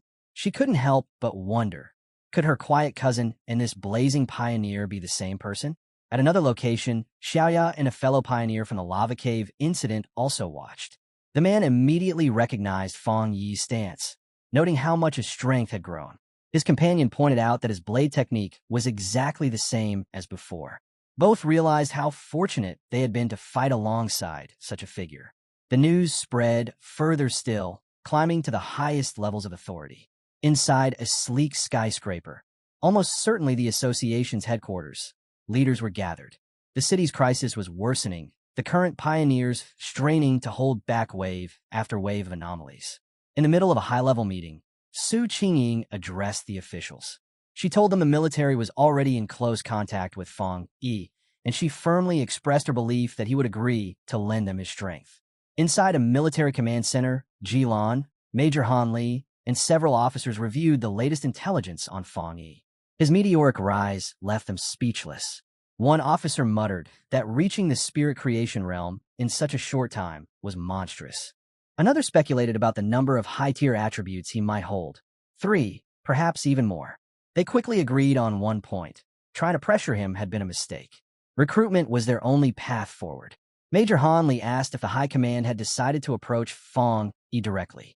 Jilan confirmed they had, though she noted the top brass were still reluctant. After all, every pioneer of that level had always come from within their own military ranks. To lower themselves now felt difficult. Taking the lead, Major Han Li laid out a plan. First, they would determine what weapons or equipment Fang Yi might require and provide them proactively. Second, they would offer him information on suitable training sites, presenting it as a gesture of support. And finally, he gave one strict order. The viral live stream and the rumors surrounding it had to be contained immediately. The entire spiritual energy world of the Xia Nation now had its eyes fixed on Fang Yi. Meanwhile, both Su Qingying and Jilan reflected on his future.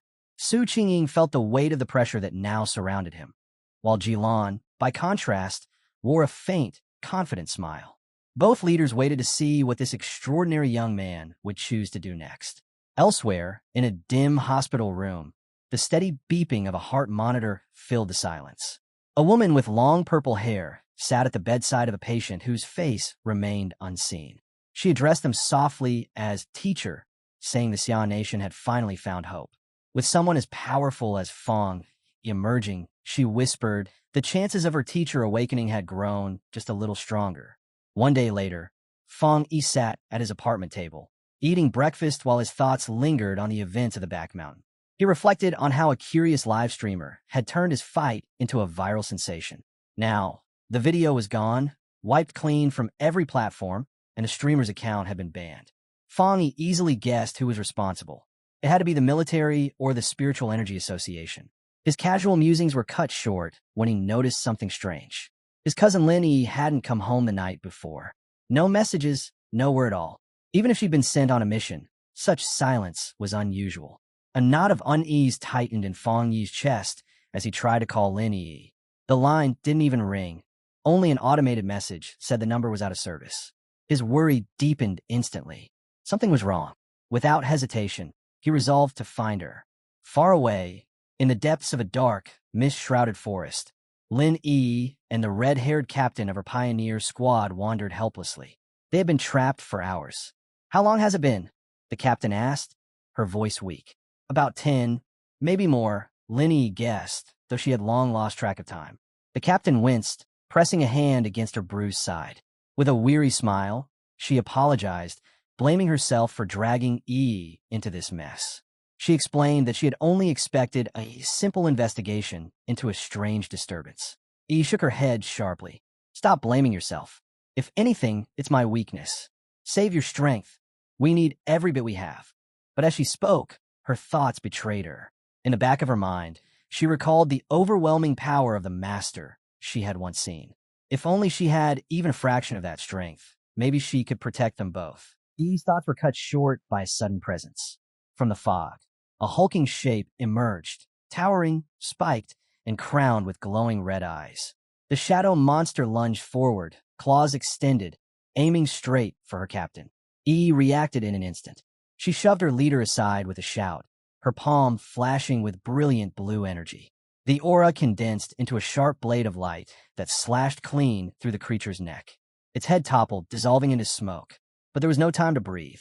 More figures stepped out of the mist, grotesque, zombie-like shadows with hollow eyes. E's heart sank. These weren't ordinary monsters. They were people, bodies of those who had once been trapped here, now twisted into puppets by the real enemy. She struck another down, only to see it melt into a puddle of black fog. It's toying with us, she said grimly. That thing kills, then turns its victims into these things. The captain, still catching her breath, added, and no matter how hard we hit them, it doesn't touch the mist. Our energy's draining fast, and the true monster still hasn't shown itself. They exchanged a heavy glance as realization struck. This wasn't just a battle, it was a trap. They were locked inside an illusion, a gray, shifting world where the enemy controlled every move. The captain wiped the sweat rolling down her face, her expression grim. It was only a matter of time. The monster was waiting for them to break. Without warning, the sky above them ripped open, revealing a single monstrous blood red eye glaring down. "Ee!" The red-haired captain screamed in terror. The eye pulsed like diseased flesh, bubbling and splitting until it multiplied into a swarm of smaller, slimy eyeballs. Driven by desperation, the captain lashed out, her blade flashing wildly. She hacked through several of the grotesque orbs, destroying them in a frenzy. But Lin Yi sensed it. The creature's energy had shifted. "Don't be careless," she shouted. The main eye was losing its patience. A deafening hum filled the air before the giant eye unleashed a concentrated beam of crimson energy. Yi barely managed to raise a crystal barrier in time. The impact was devastating. The shield shattered instantly, the force blasting her backward. When she opened her eyes, she was alone. Darkness pressed in on all sides, and dozens of glowing red eyes floated around her like predators circling prey. Her strength faltered. Her hope drained away. Shadowy tendrils coiled around her body, dragging her down into the abyss. The captain's voice was gone, swallowed by the void. A hollow ache spread in E's chest as regret consumed her. She admitted to herself she had been reckless, foolish to believe they could take on something like this alone. Her thoughts wandered as despair settled in. She would never live to see the future after the full spiritual energy revival. She would never witness the magnificent era to come. Her tears streamed freely as she stretched out a trembling hand toward the endless red glow. Closing her eyes, she surrendered to the abyss. And then light. A thunderous explosion of radiant blue tore the darkness apart. A figure ripped through the shadows, his body wreathed in crackling lightning. Fang Yi. His eyes burned with power as he muttered under his breath, "I almost didn't make it." Yi's breath caught.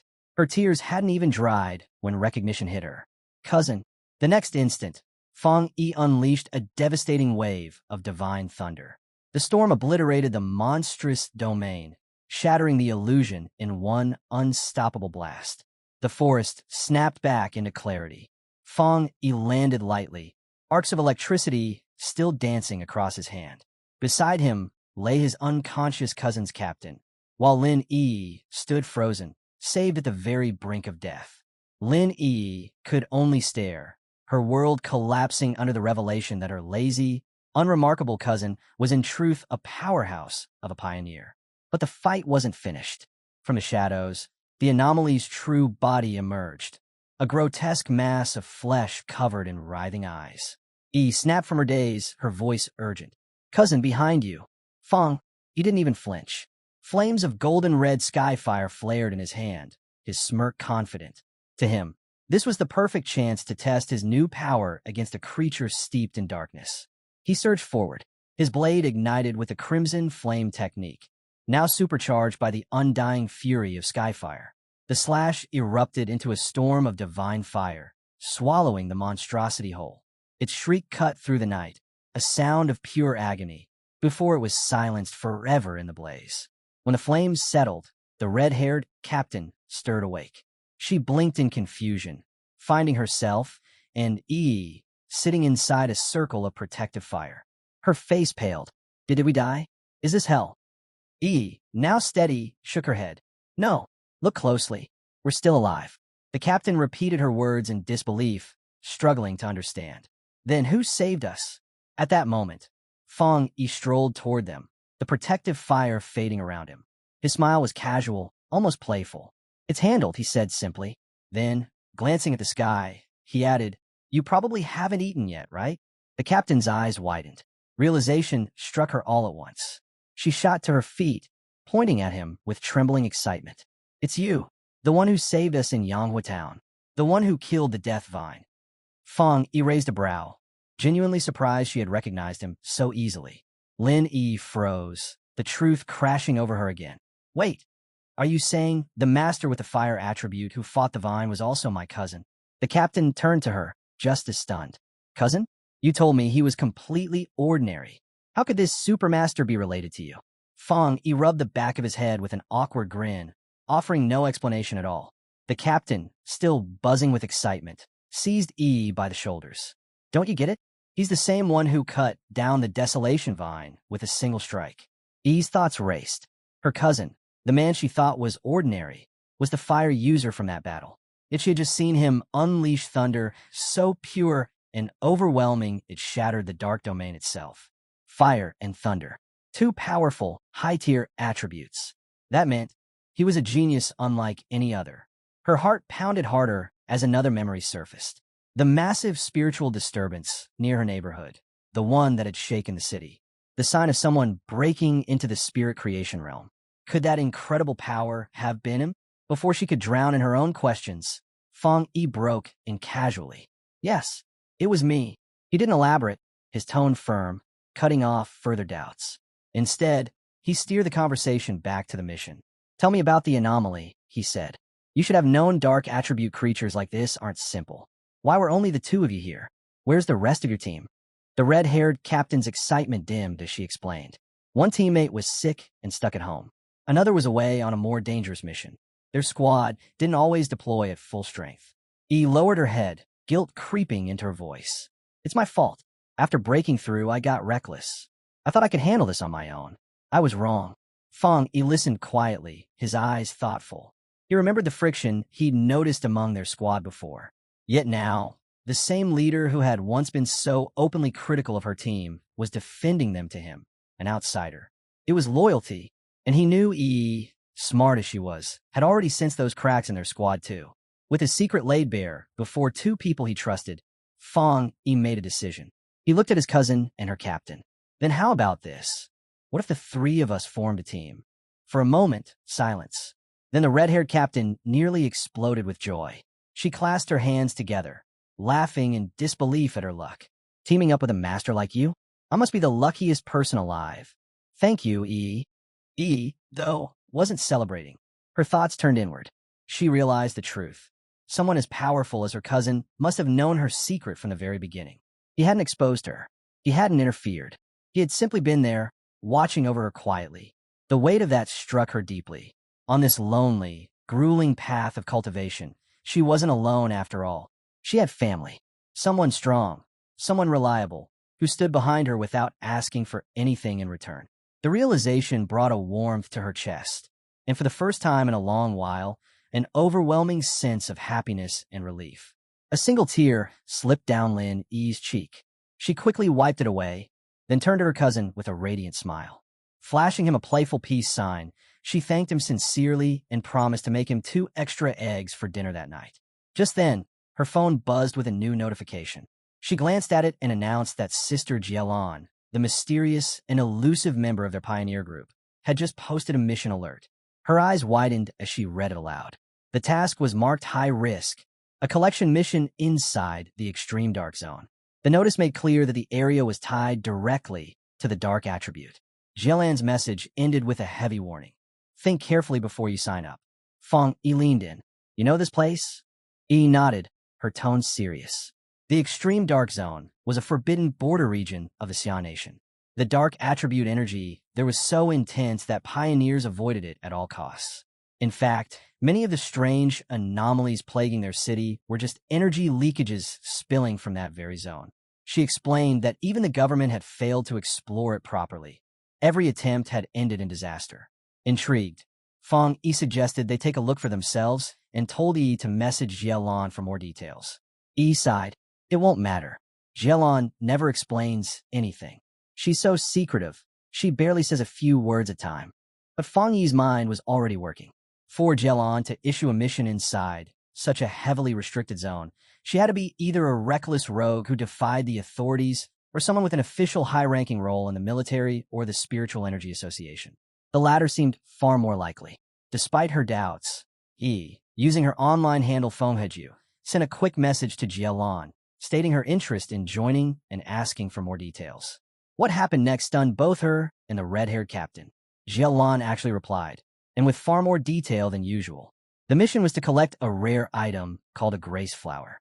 She warned that while the rewards were far greater than normal, the dangers within the extreme dark zone were all tied to the dark attribute, making the risk level far beyond anything they had faced before. Finally, she added one direct instruction. No pioneer should attempt this mission alone. Form a team.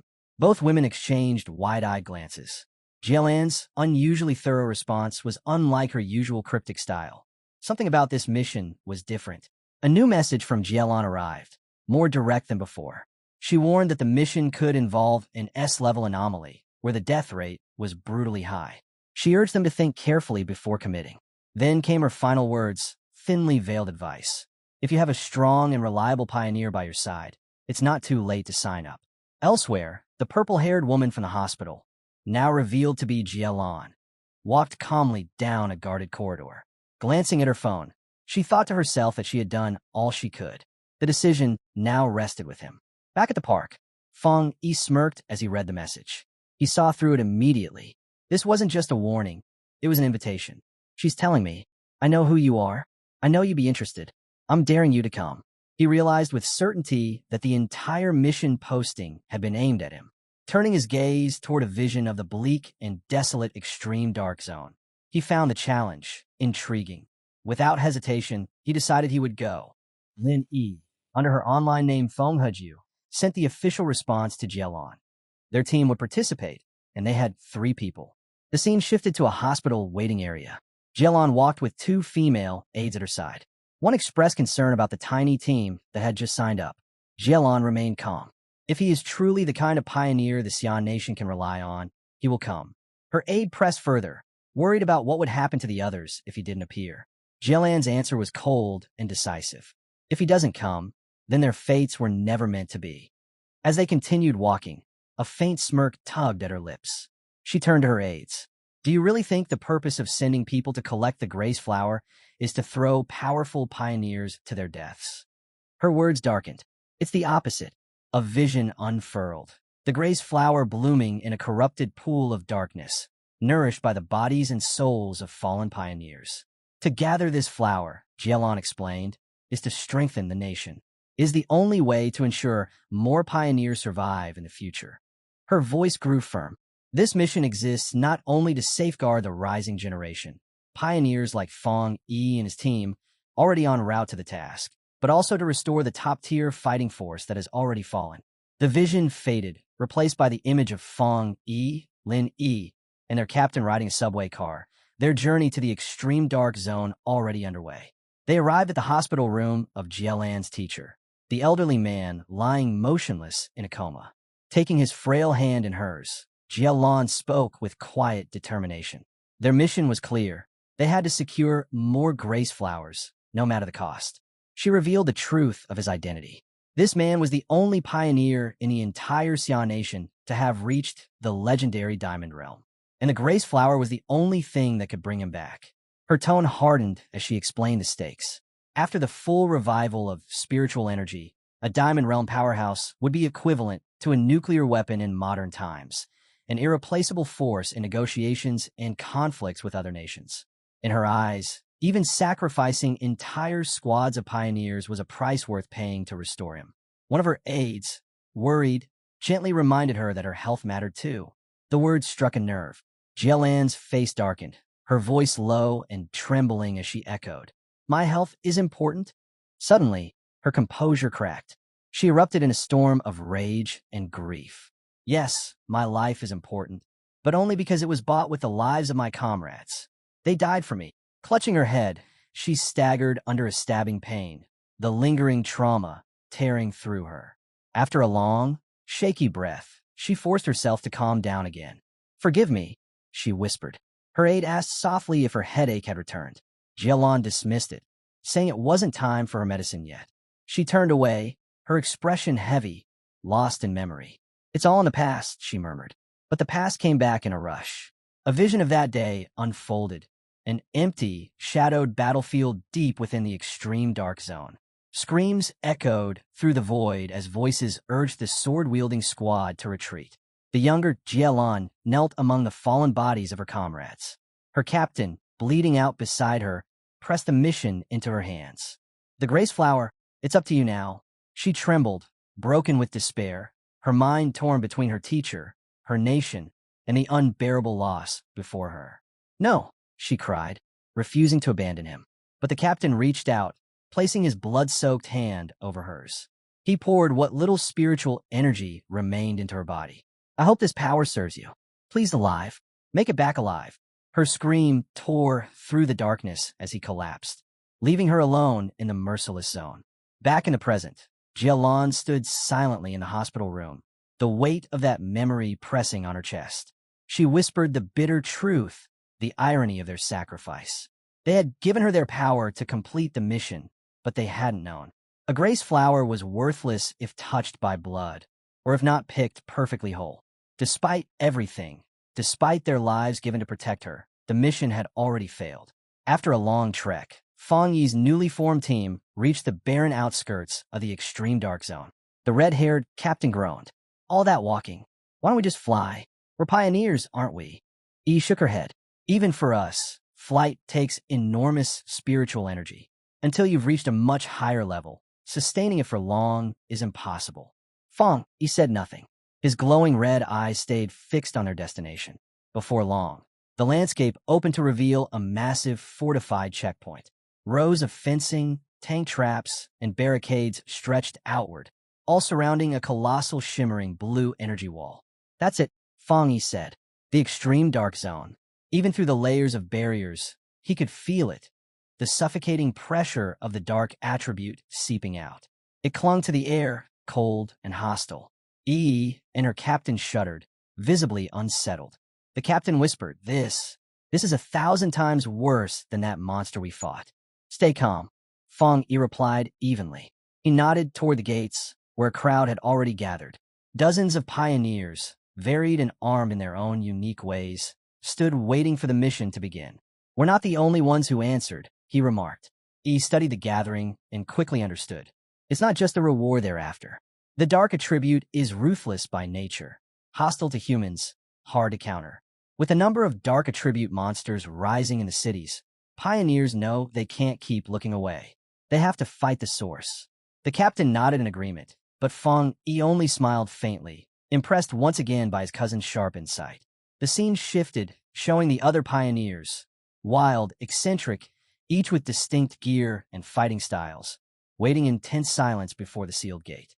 As the atmosphere grew heavier, Fang Yi finally explained why he had chosen this mission. "I've already fought dark attribute monsters twice. The first was the mutated rabbit. It was more like some twisted rat beast. The second was that serpent and its rat-like partner, Candle Knight. They were smart, coordinated, almost like strategists. That mission nearly wiped out an entire squad from the Spiritual Energy Association." He paused, his voice dropping lower. "The most important detail, as he said, is that they didn't just wander in. These things are slipping past the military's border defenses on purpose. They're getting into cities using some method we don't understand. And it keeps happening. His expression hardened as he looked past the barrier. If we don't strike at the source, the cities will be overrun. Fang Yi concluded that there was no longer any choice. The extreme dark zone had to be confronted. At the checkpoint, a stern military officer oversaw the gathered pioneers as Su Qingying delivered her briefing in front of the barrier. Her expression was cold and resolute, every word emphasizing the danger of the mission. But her composure faltered the instant she spotted a familiar group approaching. Her eyes widened.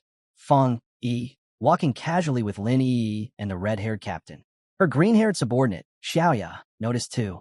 "Captain," she gasped. But Su Qingying froze, her hand covering her mouth as panic surged inside her. "Please don't notice me," she silently prayed. Her prayer went unanswered. Fang Yi's gaze locked on her, his eyes narrowing slightly as he called out, "Captain Su." Resigned, Su Qingying approached with her squad, cloaks drawn. She already knew about Fang Yi's team. The military had briefed her earlier, but meeting him here in person still rattled her.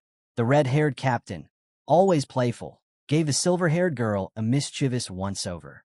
"So this is Yi's sister-in-law?" she teased with a grin, implying girlfriend. Both Lin Yi and Su Qingying flustered immediately. Su Qingying's face reddened as she waved her arms wildly. "No, that's a huge misunderstanding." Fang Yi, calm as ever, cut in. "She's Captain Su from the Spiritual Energy Association. She just helps me with small tasks now and then." Instead of relief, Su Qingying's fluster only deepened. That description, miscellaneous tasks, felt even worse than being mistaken for something romantic. Before the awkwardness could stretch further, a booming, arrogant voice cut through the crowd. An older pioneer in heavy crimson armor stomped forward, flanked by two equally imposing subordinates. His face twisted with disdain. What a bunch of shameless brats.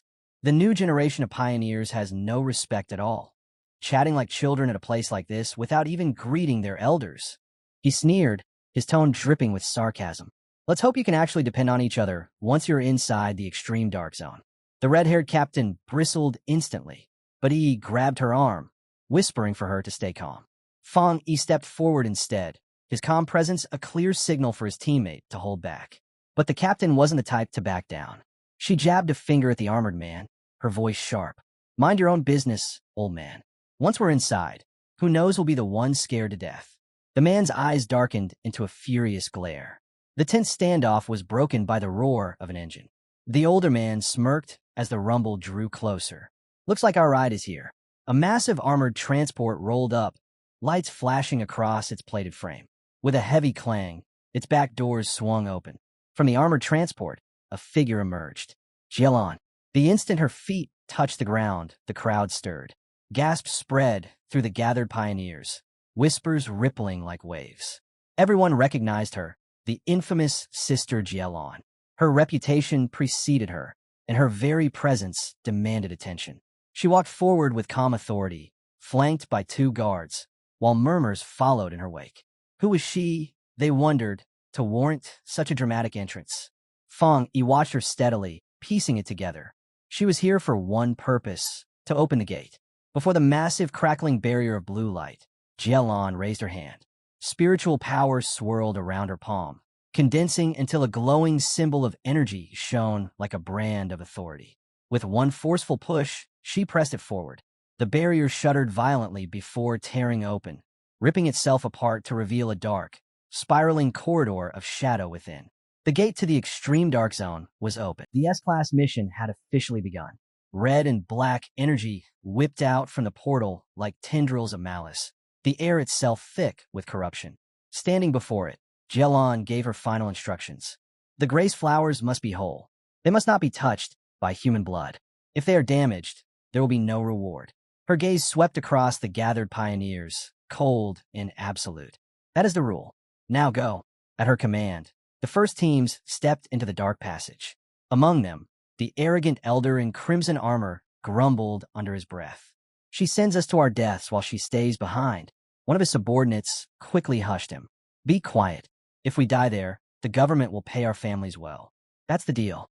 Meanwhile, Fang Yi's group lingered at the edge, watching the others disappear into the void. Su Qingying quietly analyzed the teams for him.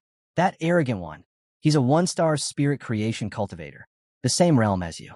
Several others are masking their auras. I can't judge them. The rest are solid pioneers, around 1 to 3 stars in the Ghost Axe realm. Overall, the teams are balanced. Fang Yi frowned slightly. He hadn't sensed that kind of strength from the arrogant man, so he was concealing his energy. His thoughts turned serious. If this many elites have been drawn to the mission, then the danger waiting inside must be far greater than he had imagined. Outside the portal, one of Jelan's aides handed over the final update from a tablet. She confirmed the entries. 37-star Ghost Axe Pioneers, 7 one-star Pioneers, and 3 at the Spirit Creation level had gone inside. The mission included creatures ranging from B level to S level in danger. Jelan listened calmly, then instructed her helper to prepare the monitoring devices, saying she was fully ready. Inside the portal, the pioneers stepped into a wasteland shrouded in darkness and fog, dead trees scattered across the eerie terrain.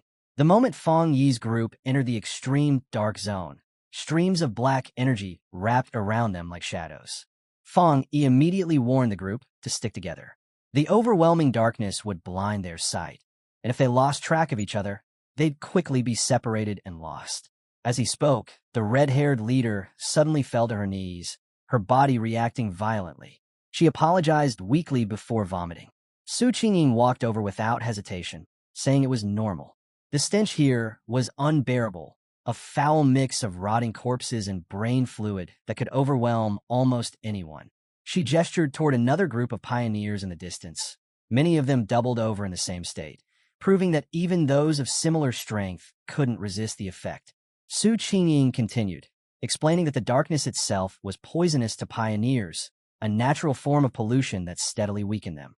To make matters worse, the creatures in this area were more restless than usual. Fang Yi listened as she broke down the classification system. B-level monsters could threaten pioneers of their own rank. A-level monsters were strong enough to attract spirit creation cultivators into zones like this. And S-level monsters, they were calamities in themselves, strong enough to contend with legends of the Diamond Realm. But her final warning hit hardest. The darkness here acted as fuel for the creatures. A monster that was normally a B-level threat would rise to at least a level inside this zone. The red-haired leader looked stunned, unable to hide her surprise.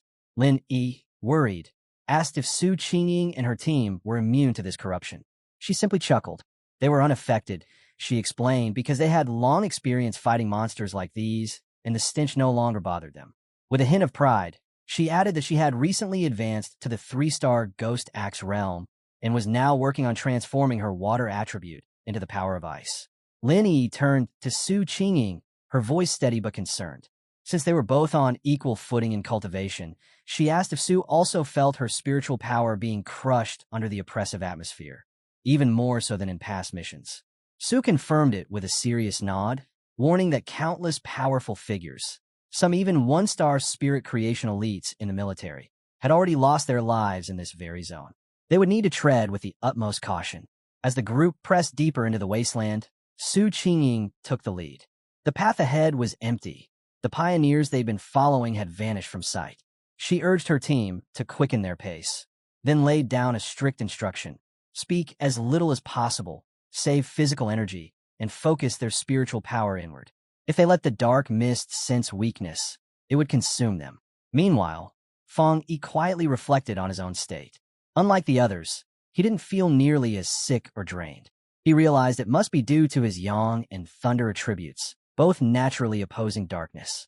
Or perhaps it was simply the result of his recent breakthrough into the spirit creation realm. Elsewhere in the zone, the arrogant pioneer and his squad were locked in combat. With a single sweep of his glowing green blade, the leader decapitated a hulking monster. He laughed loudly, taunting the so-called dangers of the extreme dark zone.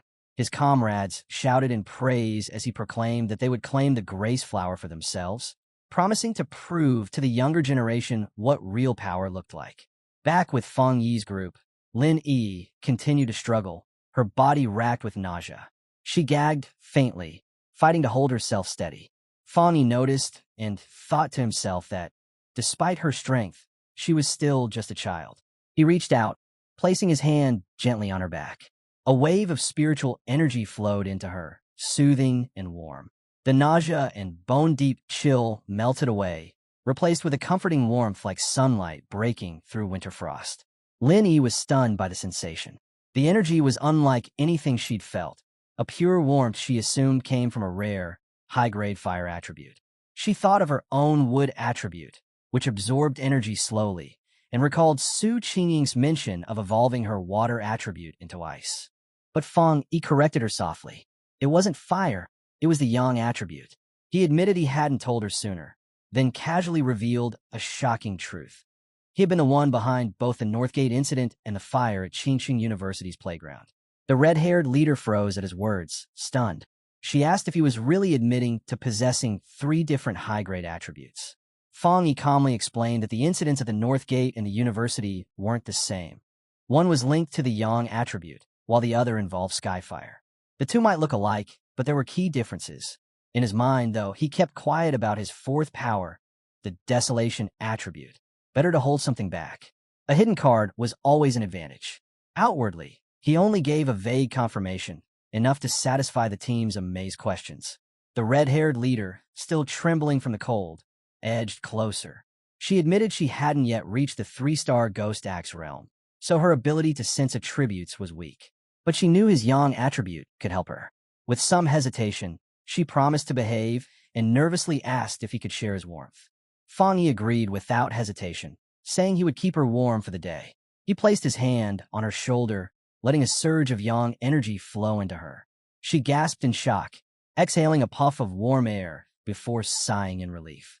Xiaoya and another of Su Qingying's squad exchanged confused looks at the scene. Seeing how effective it was, Fang Yi offered the same to Su Qingying's group. After a moment's pause, she admitted the warmth was pleasant, and her 2 subordinates immediately accepted. With a series of light touches, he extended his energy to them as well. All 3 expressed gratitude, surprised at the comfort it brought. Their brief reprieve didn't last long. The sharp sound of clawed footsteps crunching against the barren ground drew everyone's attention. Fang Yi's expression tightened. Something dangerous was coming. He warned the group just as a massive wolf-like beast burst from the mist. Su Qingying reacted in an instant, leaping forward and summoning a long blade of blue energy to intercept. The beast hit the ground hard, landing right behind the red-haired leader. Fang Yi shouted a warning to her as the creature rose, its body wreathed in a sinister mix of purple and black energy. With a roar, it charged. Su Qingying identified it immediately as an A-level threat. She declared she would deal with it, then unleashed a torrent of sharp ice energy that struck the monster head-on. The group watched in shock as the beast dissolved into nothingness on impact. Su stood ready, an ice crystal forming in her hand, while Lin Yi muttered if it had really vanished. But Fang Yi's eyes narrowed as he stared into the mist. He had seen the truth. The monster had only been a distraction. The real danger soon revealed itself. A massive horde of corpse-like figures with glowing red eyes, moving silently through the mist. Fang Yi's sharp voice cut through the air, warning everyone to watch their footing. But the warning came too late. The ground split open beneath them, releasing countless shadowy hands and tendrils that wrapped around the group, locking them in place as the red-eyed horde closed in from every direction. Even while surrounded, Fang Yi remained composed. He told the others to step back as he drew his blade. His eyes flared with blazing light, and in the next instant, he unleashed a devastating surge of fire. The explosion roared outward, consuming the entire swarm in an inferno. The shadowy figures screamed as their forms disintegrated into ash, leaving only fading embers drifting in the air. Amid the scorched ground, Fang Yi casually spun his sword and told the group they were safe for now. He explained that despite appearing as a massive army, the illusion had been controlled by just 2 monsters. Su Qingying's eyes widened in shock. The creatures here had already evolved to the point of imitating human speech. Fang Yi's expression darkened as he guessed the reason. They had devoured too many humans, absorbing their knowledge along the way. The others were left speechless at the sheer scale of power they had just witnessed. Su Qingying reminded them that this was the nature of the extreme dark zone. Even the weakest beings here were elevated to A-level threats, far beyond what anyone beneath the spirit creation realm could handle directly. Elsewhere, Xiaoya quietly observed the battle. She admitted she was impressed. Fang Yi had wiped out two A-level phantom beasts in a single strike. Even she, with her skill, would have needed several exchanges to achieve the same result. Back with the group, Lin Yi spoke firmly.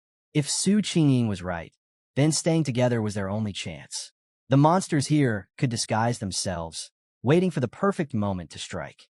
She turned to the red-haired leader, urging her to get back on her feet. But the red-haired leader remained shaken, not by the monsters, but by Fang Yi himself. She complained about the crushing weight of his aura, confessing that it was more suffocating than the zombies themselves.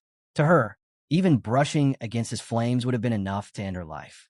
Just then, the ground trembled with a low rumble, echoing like thunder across the wasteland. Lin Yi stiffened, then asked the others if they too could hear it, the sound of waves crashing against the shore. The earth suddenly shook with violent force, knocking the group off balance. In the distance, other pioneer squads were seen fleeing in panic. One man cried out to his comrade, begging him to stop fighting and run, his voice breaking as he shouted that the approaching horror was pure evil, that they were staring at ghosts. Fang Yi, Su Qingying, and Lin Yi looked on with grim faces as chaos spread across the battlefield. Looming before them, a colossal vortex of pure, dark energy surged across the land, packed with countless twisted forms and endless glowing red eyes. Everything in its path was devoured. The arrogant pioneer and his team were directly in the storm's path. The disaster was named at once, the legendary Dark Tide. As the tide rolled forward, swallowing screaming pioneers by the dozens, the arrogant leader sneered. He mocked the fear, boasting that if ordinary troops couldn't stand against it, that didn't mean he couldn't. With a roar, he raised his sword and summoned a massive green barrier, declaring that everything within this zone belonged to him. Then, reckless and prideful, he charged straight into the storm of red and black. His arrogance collapsed the instant he crossed the threshold. The tide smothered him in suffocating tendrils of darkness. Inside, he realized the monsters were on a scale he had never even imagined, being stronger than A level, stronger even than S level. His face twisted with terror as the truth struck him. There would be no escape. His desperate struggle was pointless. He and his squad, along with countless others, were consumed by the darkness, their screams fading as they were dragged under. From a distance, Fang Yi's group watched in silence. The red-haired leader trembled, whispering if the others had all perished and if they themselves had any hope of survival. Lin Yi turned to Su Qingying, demanding to know what exactly the dark tide was. Su Qingying's tone was grim as she explained. It was the ultimate manifestation of the dark attribute, a tide of corruption that devoured everything in existence, even other monsters. But her face darkened with unease. Their mission had been planned so carefully, timed specifically to avoid the day of the tide. Yet here it was. She admitted her fear that every pioneer who had gone ahead was already lost. Lin Yi's mind flashed back to what she had read on the pioneer forums. The dark tide had been described as a force capable of wiping out entire cities. Dread settled in her chest. She turned to her cousin, urging him in desperation to retreat before it was too late. Fang Yi remained composed, while everyone else braced for the worst. He told the group to hold steady and summoned a massive shield of golden energy laced with blue lightning, wrapping them all in its protection. He explained that this barrier naturally countered the dark element and reminded them that if necessary, they could combine their strength to maintain it and endure the wave's force. Su Qingying was taken aback, questioning his idea.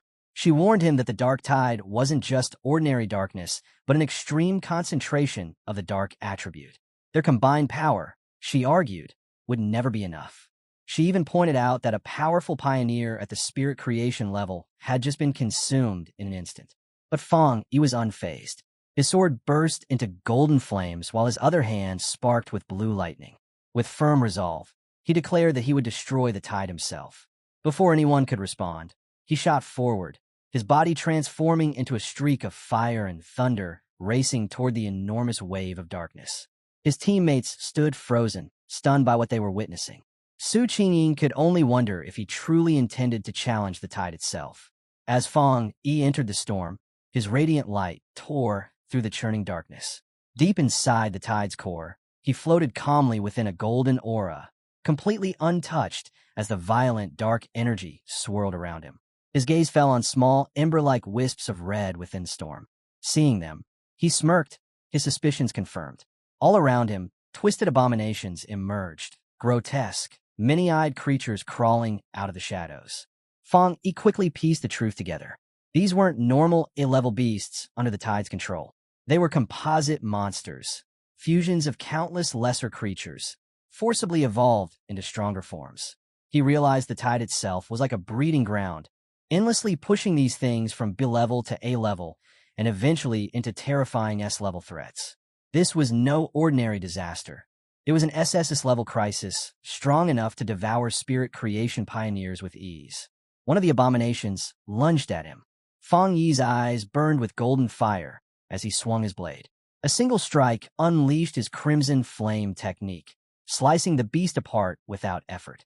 He couldn't help but acknowledge his own growth. With his newfound spirit creation power and the skyfire enhancing his sword, he had just annihilated a creature that, not long ago, would have been a deadly challenge. As Fang Yi scanned the storm's depths, something caught his eye. The arrogant pioneer was still alive, though wrapped in the tide's corrupting darkness. The man was conscious, desperately resisting as the black energy gnawed at him. Fang Yi realized that since the pioneer could still move, his spiritual energy hadn't been fully drained. His foundation wasn't as firm as Fang Yi's, but as a true spirit creation realm pioneer, he still had a slim chance. Without hesitation, Fang Yi summoned the full force of his divine thunder. A surge of purifying lightning exploded from his hand, tearing into the dark mass that bound the man. The blast hurled him free, his body crashing heavily onto the ground outside the tide. Though unconscious, he was alive, barely saved from corruption. Standing over him, Fang Yi noted that survival was possible, but only by the thinnest margin. The moment of relief ended quickly. All around him, the shredded darkness began to writhe and twist, pulling itself back together. The monsters he had just slain reformed, their grotesque bodies regenerating within the tide. Before long, a massive, multi-eyed abomination rose again from the shadows. Fang Yi understood with grim certainty. The tide could endlessly recreate its minions. Perhaps this was the terrifying hallmark of creatures that had surpassed the S level. Surrounded by an army that refused to stay dead, Fang Yi made a dangerous choice. His smirk carried both defiance and resolve as he deliberately let his protective aura fade, leaving himself bare against the crushing weight of the tide. Instantly, his system reacted, detecting the overwhelming dark attribute. But the notification came swiftly. Failure. The power was too strange, too complex. It cannot be absorbed. Fang Yi wasn't shocked. Even after advancing to the spirit creation realm, the dark attribute remained untouchable, fundamentally different from every force he had encountered. With no way to destroy it or claim it, he accepted that he'd have to try something else. His sword still burned at his side, his smile firm as the endless monsters drew near. For a brief moment, he regretted not bringing the Desolation Flower. Its life-draining ability would have been a perfect counter to this nightmare. But regret quickly gave way to inspiration. His eyes lit up with sudden clarity.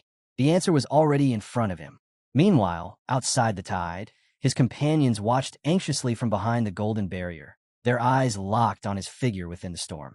The red-haired leader, still unsettled, turned to Su Qingying, asking if she had ever witnessed anything like this. She could only shake her head. This was unlike anything she'd seen before. Suddenly, the raging tide of dark energy fell eerily silent, its pressure pressing heavily against their barrier. The unnatural stillness only made the air feel heavier. Lin Yi trembled, confessing that even when they fought the monstrous Desolation Vine, she hadn't felt this kind of dread. Fear for her cousin gnawed at her, dragging her thoughts into despair. Su Qingying tried to steady her, pointing to the protective shield. Though it flickered, it was still intact. She clasped Yi's hands, urging her to focus their energy together to reinforce the barrier. Her words were sharp but honest.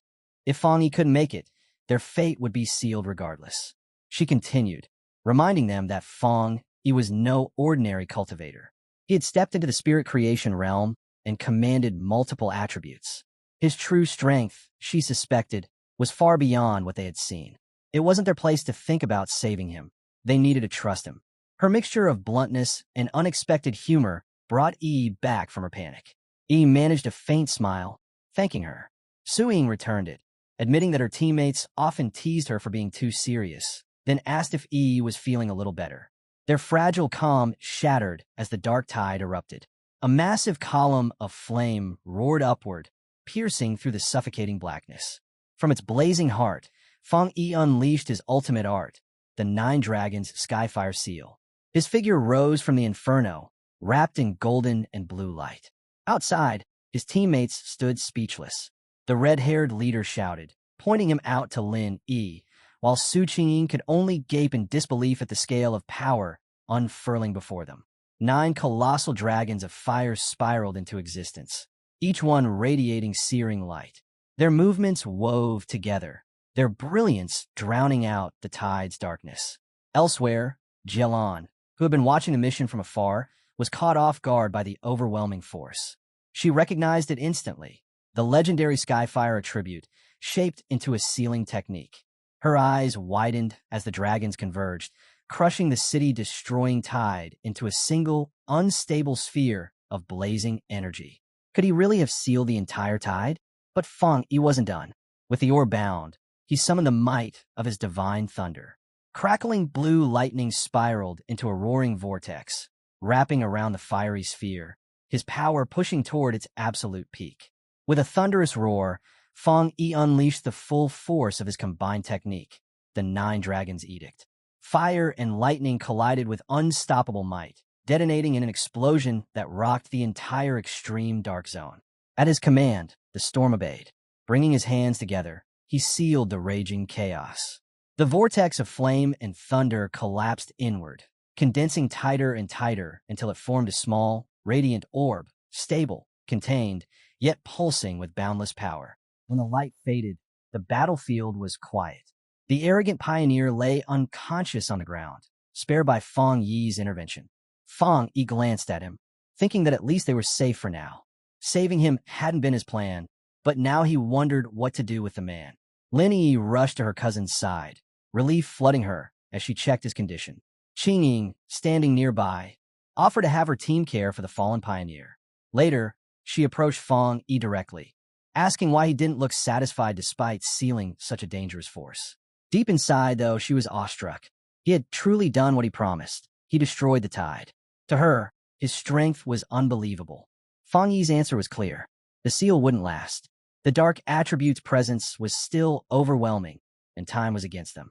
They had to move fast and secure the grace flower before the seal broke. Qingying nodded, agreeing to take responsibility for the unconscious pioneer. Her teammates hoisted the man onto their shoulders as they prepared to leave. The group paused on a cliff overlooking the barren land. Qingying's expression grew heavy as she realized the truth. None of the pioneers who had gone before had survived. The dark attribute had devoured them all, leaving no trace behind. The red-haired leader spoke with sorrow, mourning how quickly lives had been erased, as if they had never existed. Fang Yi, however, felt a different kind of weight. Perhaps it was cold, but he was relieved he hadn't watched their deaths firsthand. Their journey soon brought them to a sinister pool of darkness, its surface rippling with danger. Fang Yi immediately took charge. He instructed Lin Yi and the others to continue ahead with Qingying's team, insisting that the pool was far too dangerous and that he should stay behind to deal with it. Reluctantly, they agreed and moved on, leaving him alone on a jagged ledge above the pool. At that moment, a system window flickered into view before him. It had detected a powerful fluctuation of the dark attribute. The ground split open as a violent vortex of purple and black energy erupted upward, engulfing the area. The system's voice rang out, confirming the detection and declaring that it would now activate its ultimate computing power, beginning the creation of a brand new technique. Fang Yi is lifted high into the air, arms spread wide, as towering columns of dark energy erupt around him. The system's voice rings out, confirming the process has succeeded. His eyes snap open, glowing with a piercing purple light, the embodiment of the power he has just claimed. A system window materializes, declaring his reward, the Dark Attribute Technique, Limitless Dark World. The explanation follows. Within this domain, Fang Yi can summon a space of thick, corrosive mist where spiritual energy is drastically suppressed. He immediately recognizes the tactical advantage, an arena under his complete control. Inside, his enemy's energy will wither away, and their recovery slowed to a crawl. Fang Yi envisions the effect clearly, picturing countless hands reaching in vain as he towers above them. The thought stirs his confidence. If he layers this suffocating domain with his other attributes, his strength will skyrocket. He concludes without hesitation. If the dark tide itself were to resurface, he could crush it. As the last strands of purple aura fade, Su Qingying finally finds her voice. Still overwhelmed, she asks if he senses the mist returning. Shock floods her as the fluctuations continue to ripple through the air. She stares at Feng Yi, encased in a lingering energy, unable to comprehend how he could undergo such a breakthrough with none of the usual phenomena. No shifts in heaven and earth, no celestial omens. Then the truth strikes her like lightning. He hadn't merely sealed away the S-class dark tide. He had absorbed its power. The thought alone makes her tremble. Since the early days of the spiritual revival, every pioneer knew the dark attribute was feared above all else, born from the festering malice and negativity of all living beings. To take it in was forbidden by law. A flashback surfaces. A government project once attempted to purify the dark attribute. The results were catastrophic. Researchers paid in blood, and the element was classified as a monster in its own right. Dark monsters span D to S class, each dangerous beyond reason. Even the weakest preyed on early pioneers, while the dark tide itself could devour spirit creation experts as if they were nothing. Another memory resurfaces. The grim tale of a 3-star ghost axe pioneer who, before the ban, dared to absorb energy from a low-tier sea monster. Madness consumed him. His skin rotted, his mind shattered, and he remains locked away in a hospital, broken beyond repair. Back in the present, the chaotic mist retreats into Feng Yi's body. He exhales softly, steady, and calm. Then, without turning, his voice cuts through the silence. He addresses the foggy void, calling out for the hidden observer who has been watching all this time to reveal themselves. Feng Yi's crimson eyes sweep across the mist with sharp precision. From within the haze, Jie steps forward. Her voice is steady as she declares that, if her guess is correct, Feng Yi was the one who sealed the dark tide alone. Su Qingying gasps at the sudden appearance, blurting Jie name in disbelief. Jie descends slowly, landing in front of Feng Yi. Her gaze locks on him as she asks the question outright. Was he truly absorbing the dark attribute? Feng Yi doesn't flinch. He calmly replies that he was. The weight of his answer crashes down on Su Qingying, leaving her shaken all over again. Before she can gather herself, Jie make her move, swift and ruthless. She pulls a pistol and levels it at Feng Yi's head. Jie, the red-haired leader, roars, her voice filled with outrage. She and a trembling Lin Yi stare in shock, unable to move, but Su Qingying reacts instantly. She throws herself in front of Feng Yi, her arm knocking the weapon aside as she blocks Jie head-on. Her voice is firm as she reminds Jie that Feng Yi is the military's top priority for recruitment. Then she pressed harder, accusing Jie of hypocrisy. The association wanted him too, yet the military claimed him first. What, then, is the meaning of this betrayal? Jie doesn't answer. Her silence cuts through the tension like a blade. Feng Yi, however, gently places a hand on Su Qingying's shoulder, signaling her to stand down. He turns his attention to Jie. His words are calm, but sharp enough to pierce through the fog. Wasn't their mission to find the Grace Flower? He finds it odd. She is so intent on completing the task, yet looks displeased that they survived. Jie holds her weapon steady, the barrel gleaming faintly in the mist. Her expression gives nothing away. The red-haired leader, however, can't restrain herself. Her anger erupts as she lashes out at Jie. She reminds her that their squad had trusted her and demands to know why she didn't step in when the dark tide nearly consumed them. Without Feng Yi, they would all be dead. And Lin Yi, she insists, is still just a kid. Instead of helping, Jie watched them suffer, only to now turn her weapon on the one who saved them. At that, Jie suddenly lowers the pistol. A faint smirk curves her lips. She dismisses the standoff as nothing more than a joke, remarking that Feng Yi seems quite popular with his team. Then her tone shifts. She congratulates him, declaring that he has passed the test. The revelation leaves Su Qingying and the red-haired leader utterly stunned. Confusion flickers across their faces. But Feng Yi understands at once.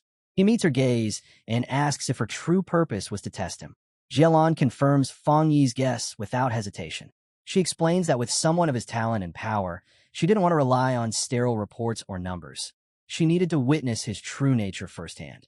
Turning back to the red-haired leader, she addresses her accusations directly. She admits she didn't step in because pioneers live under the harsh law of this new world.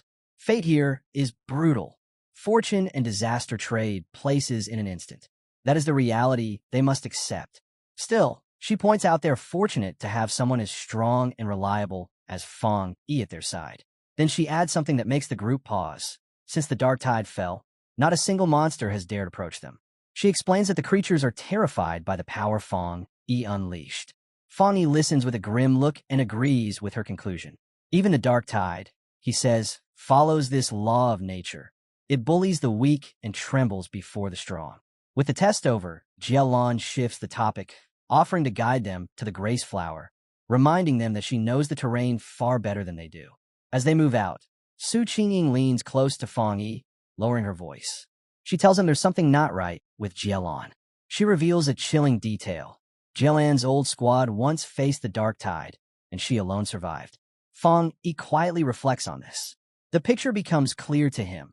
Her rigid devotion to missions and rules has stripped away her warmth, and the loss of her team has carved into her a self-destructive mindset. Yet beneath that coldness, he sees something else. A conviction so strong it's the only thing keeping her moving. Her reaction to his sealing of the dark tide was simply her mask cracking for a moment. With this understanding, Fang Yi lets a faint smile surface. He tells his teammates they should treat Jielon with compassion, because she is, in truth, wounded. The red-haired leader blinks, confused, and asks if Jielon is physically injured. Fang Yi confirms she is. He explains that her spiritual barrier is badly fractured. While her strength reaches the level of a 2-star spirit creation realm cultivator, her protective aura has collapsed by at least 2 full tiers. A glimpse of her aura makes his words undeniable. The energy around her is unstable, fragments breaking away as though her core itself has been shaken. Even her steps falter slightly, betraying the toll her body has taken. Jielon notices their worried eyes and glances back. Her voice is quiet as she thanks them, but she brushes it aside, insisting her injury is nothing worth mentioning. With her leading the way, the group presses deeper into the lifeless fog. Dead trees stretch like twisted bones, and the ground is littered with the skeletal remains of beasts. They have entered the chaotic burial mounds. As the group walks, Fang Yi's senses tighten. Something feels off. His eyes sharpen, and he quickly spots it. The half-buried skeleton of a fallen pioneer, its remains jutting out of the ground. At last, Jielon halts and announces their arrival. In the middle of a barren clearing, a single grace flower stands tall, glowing faintly with a soft, dreamlike purple radiance. As Jielon steps forward, Fang Yi keeps his eyes fixed on her, the unease in his chest growing heavier. His instincts are soon proven right. Out of the ground, shadowy creatures claw their way up, their crimson eyes burning in the mist. They form a tight ring around the flower, like guardians refusing to let anyone near. But Jielon doesn't stop.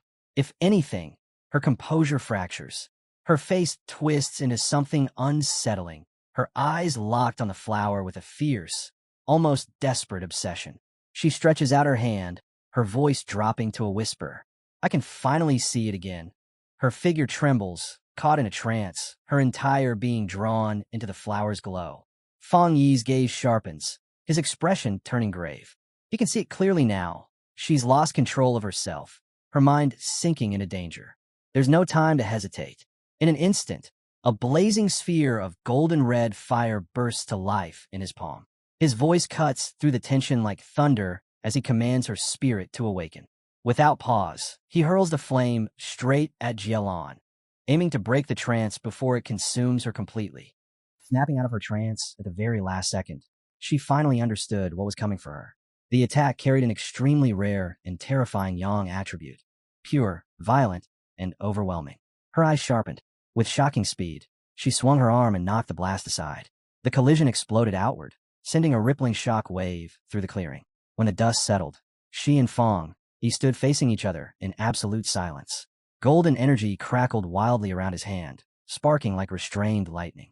Xiaolon was fully awake now, but her body trembled. The sight of the flower had dragged her back into a nightmare she never wanted to remember. Ghostly images of her fallen companions flashed through her mind, one after another, and a single doubt gnawed at her. Had all her preparations still not been enough? The moment they realized she had regained her senses, Yi and Su Qing rushed to her side. Yi asked if she was injured, his voice tight with concern. Su Qing, far more cautious, quickly pointed out that the dark attribute was clearly affecting Xiao Lan's mental state and warned that it would be safer if they stayed together. Fang ignored them completely. He stepped forward with calm confidence, his gaze fixed ahead. For the shizai flower, he said, it was enough for him to go alone. Without waiting for permission or protest, he began walking through the empty, mist-filled clearing, each step steady as he approached the softly glowing flower. Then the ground shook. The earth split open as a massive, grotesque wolf-like monster erupted from below. Its eyes burned crimson, and when it opened its mouth, a horrifying storm of smaller, screaming faces and dark red energy churned within. The creature lunged forward, roaring with insatiable hunger. Fang didn't flinch. Blue lightning crackled across his fingertips as he spoke a single word: divine thunder. In an instant, several massive bolts tore through the monster's body. The beast screamed in agony, electricity coursing through its flesh, yet it refused to fall. Watching closely, Fang understood at once.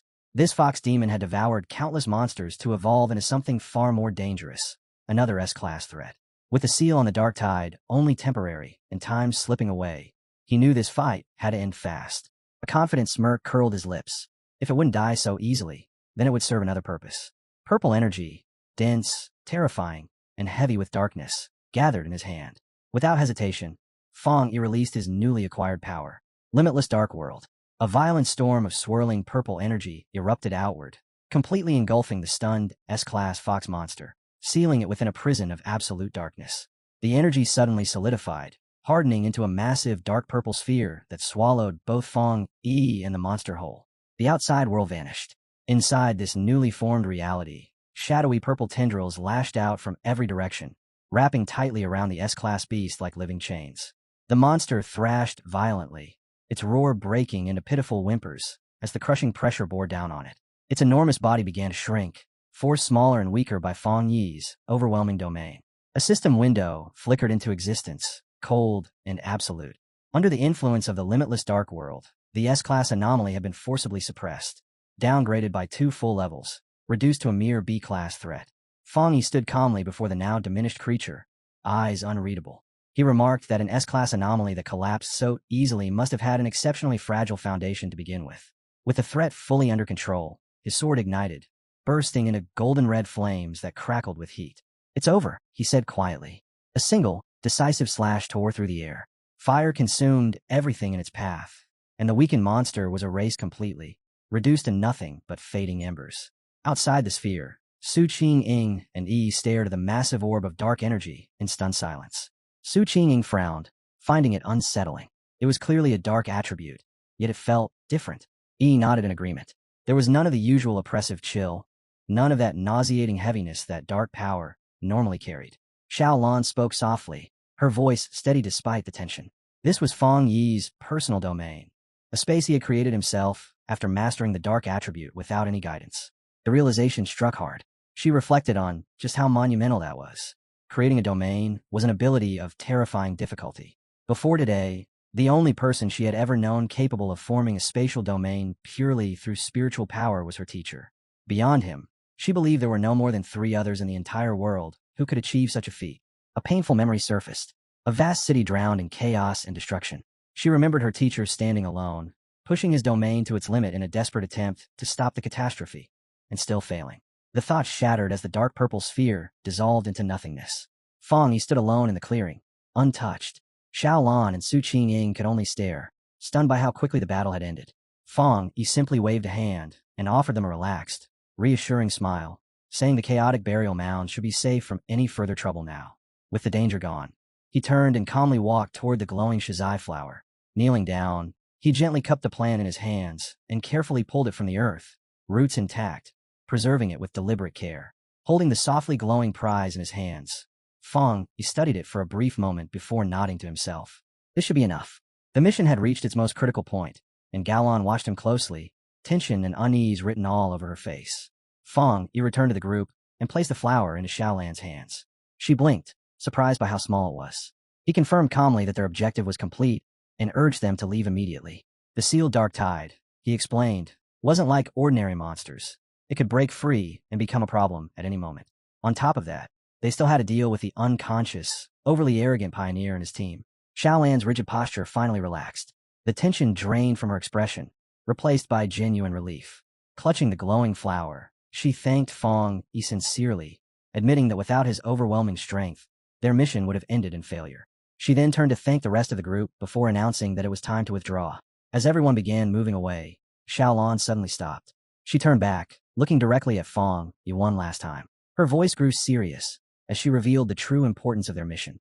Elder Wu, the Sea Nation's only realm pioneer, was on the brink of death. The flower was the only medicine capable of saving his life. With a faint but heartfelt smile, she told Fong Yi that he had just saved the life of the nation's strongest protector.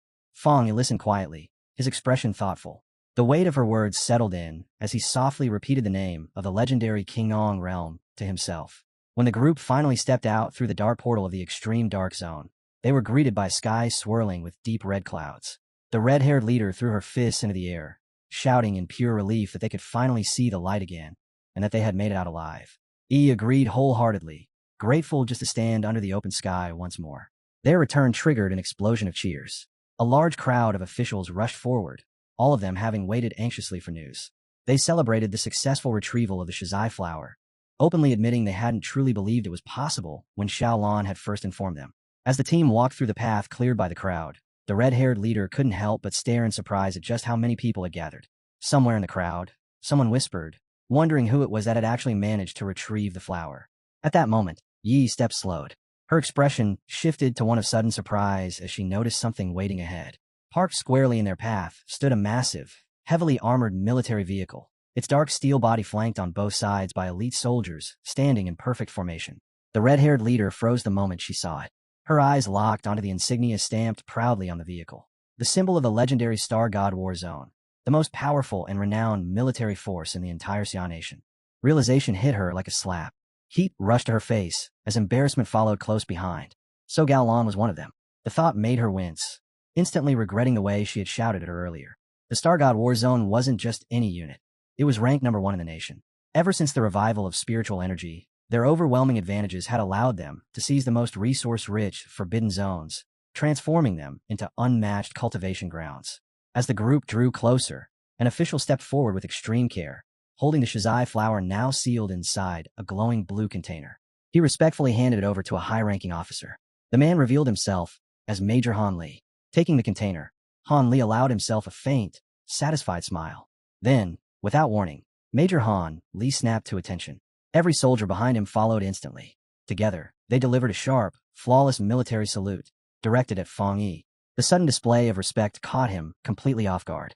Lowering his hand, Major Han Li turned to Xiaolan and assured her that the Shizai flower would be delivered to the hospital immediately. She could rest easily. Xiaolan nodded, saying she would follow shortly. With its priceless cargo secured, the armored vehicle roared to life and sped off, disappearing down the cleared path. With the immediate danger resolved, Xiaolan turned back toward Fong Yi. She asked him directly whether he was affiliated with the Star God War Zone. When he gave his answer, she confirmed her own identity without hesitation. She added calmly that news of his overwhelming strength had already spread throughout the entire military district.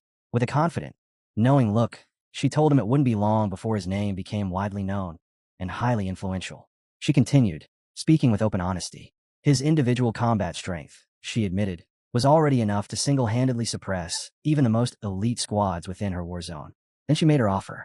Formally, she pointed out his terrifying potential and invited him to join the Star God War Zone, promising access to the finest cultivation resources available. She also reassured him that the rewards for this mission, for both his team and Su Qingying's squad, would be delivered soon. Fong Yi listened quietly, a faint smile resting on his lips as he weighed her words. But then her tone shifted. The confidence faded, replaced by something heavier, more serious. And as she spoke again, it became clear that the situation they were facing was far from over. She told Fong Yi that with the world changing at an unprecedented pace, the nation's most urgent and terrifying concern was the rise of dark attribute anomalies. As she spoke, a vision formed in his mind. An entire city swallowed by a massive, ominous cloud of purple-black energy, buildings vanishing as if erased from existence. That image alone explained everything. She warned him that the number of these anomalies was increasing at an alarming rate. The dark zones they created would continue to spread, expanding like a malignant tumor, capable of triggering catastrophic disasters at any moment. That was why forbidden zones had to be established, and why organizations like the Spiritual Energy Association were forced to guard them with absolute strictness. She paused, then clarified her intent. She wasn't saying this to pressure him into joining the Star God War Zone. She was telling him because she believed that a pioneer of his caliber, someone truly outstanding, had earned a right to know the truth about the world situation. Fang Yi understood the sincerity behind her words. He smiled faintly and gave her his assurance. He told her he understood, and that if he ever encountered dark attribute anomalies in the future, he would not turn a blind eye. On that point, she could rest easily. At those words, Xiaolan's stern, exhausted expression finally softened. A genuine look of relief appeared on her face. She formally introduced herself at last, saying it was a pleasure to meet him, and then offered him a small, dark token. Fang Yi accepted it, revealing a black tablet engraved with a dragon and the characters of the Star God War Zone. Xiaolan explained that the token granted him unrestricted access to any forbidden zone for cultivation, and that the gates of the Star God War Zone itself would always be open to him. Then she hesitated before making one final request. She asked if he would be willing to come and see Elder Wu. Fang Yi raised an eyebrow and asked if she meant the Qingong Rel pioneer. She nodded, explaining that Elder Wu was her teacher. She believed Fang Yi should meet him, though she admitted it was also a personal wish. She wanted to be his friend. Fang Yi accepted both the token and her invitation, slipping it casually into his pocket. He agreed to go with her, saying that it was always good to have more friends.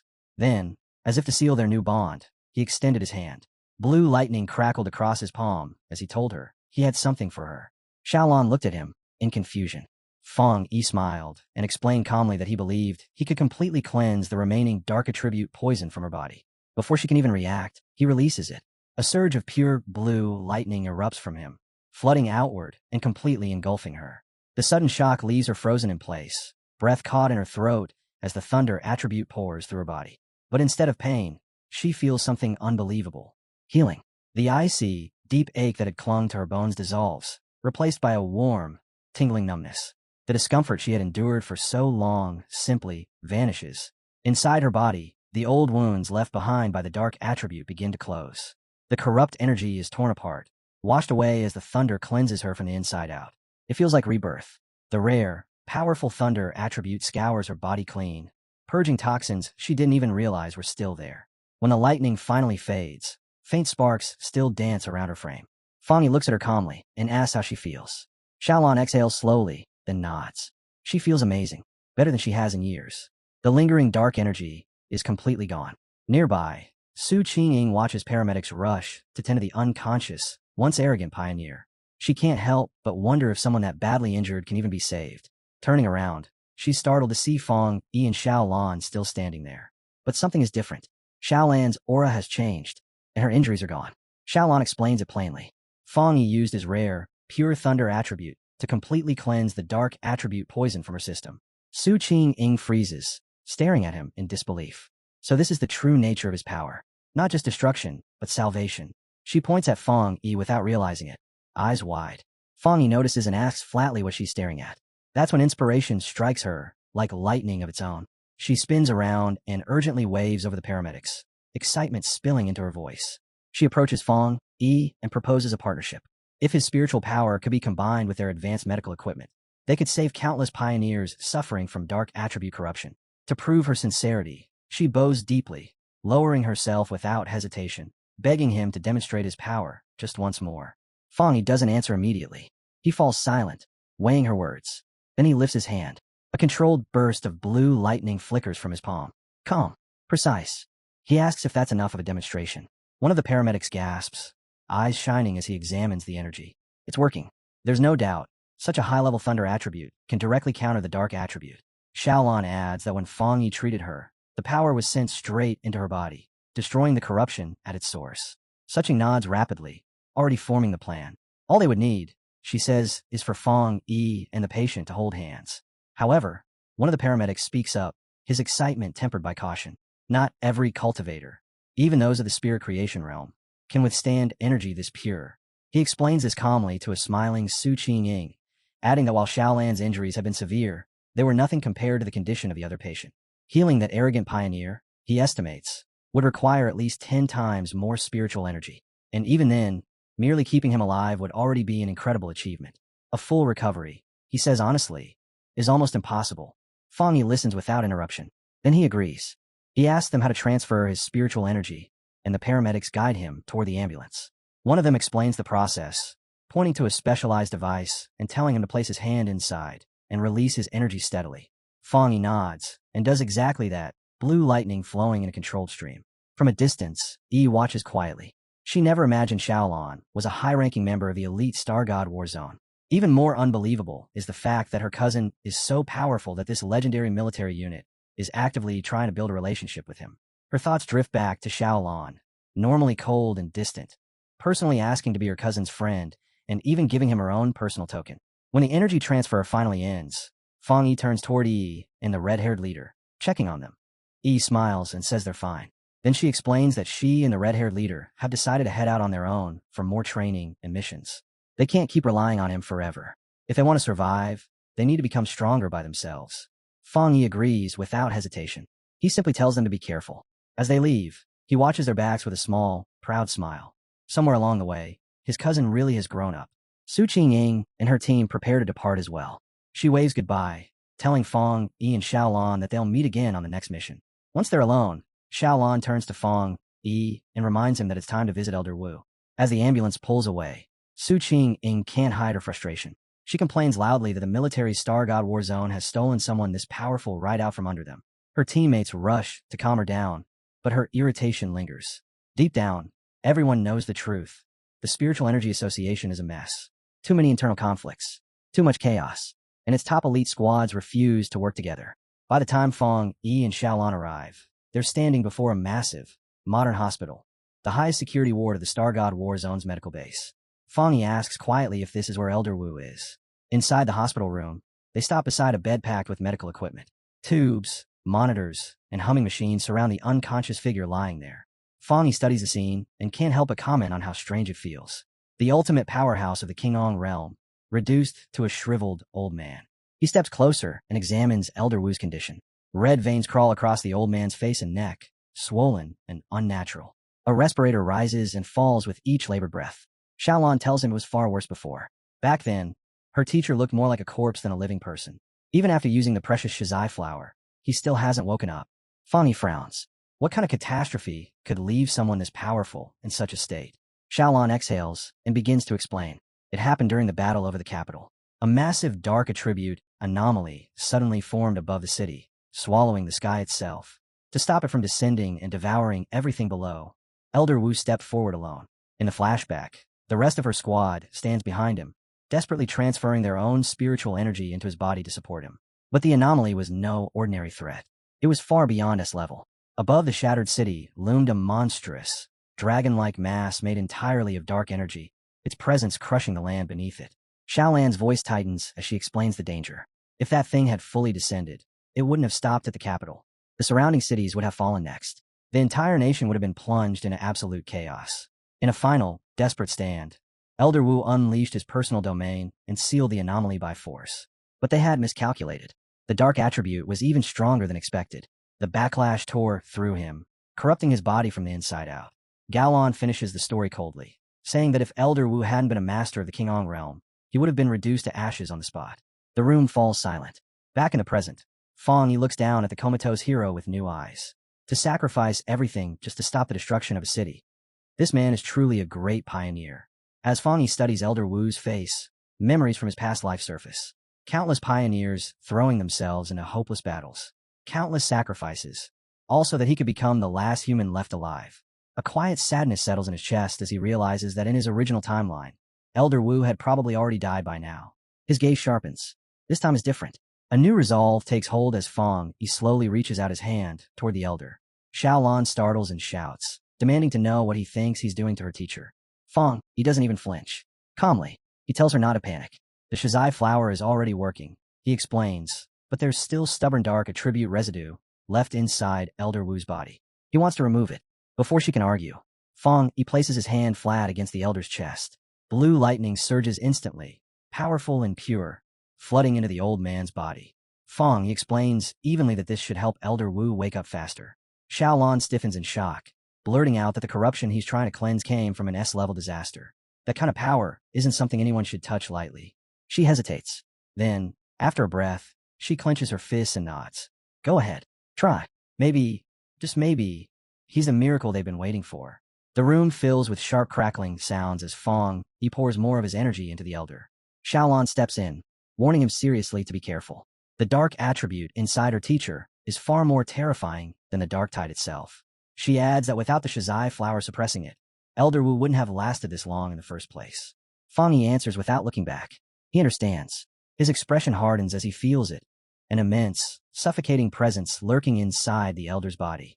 Even weakened by the Shay flower's purifying effect, the dark energy still presses down like an invisible mountain, heavy and oppressive. Then it reacts. A violent wave of dark energy explodes out from the bed, blasting Fang Yi and Xiaolon backward. Xiaolon cries out, warning him to stay focused. The dark energy is already trying to affect him. In response, a brilliant golden aura erupts around Fang Yi's body as his spiritual protection activates. His eyes blaze with golden light, but then his heart skips. Something is wrong. The darkness drags at his consciousness, yanking it away from reality. The hospital vanishes. He finds himself standing alone on a deserted street, surrounded by ruins.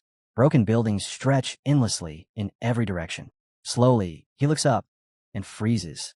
Above him, filling the sky, is a massive crimson eye, the terrifying red eye of the anomaly. Within this mental vision, the eye focuses on him, its presence crushing the city beneath it. A voice echoes through the ruined streets, asking who he is. Fang Yi understands immediately. By touching the dark attribute left in Elder Wu's body, his spirit has been pulled into this dangerous illusion, into the memory of the disaster itself. He isn't shaken. His expression remains calm as he answers that his identity doesn't matter. He's simply the one who came to eliminate it. Blue lightning flares around his hand, illuminating the ruins. As power gathers at his fingertips, Fang Yi reaches a clear conclusion. This anomaly isn't as powerful as it wants him to believe. The giant eye reacts instantly.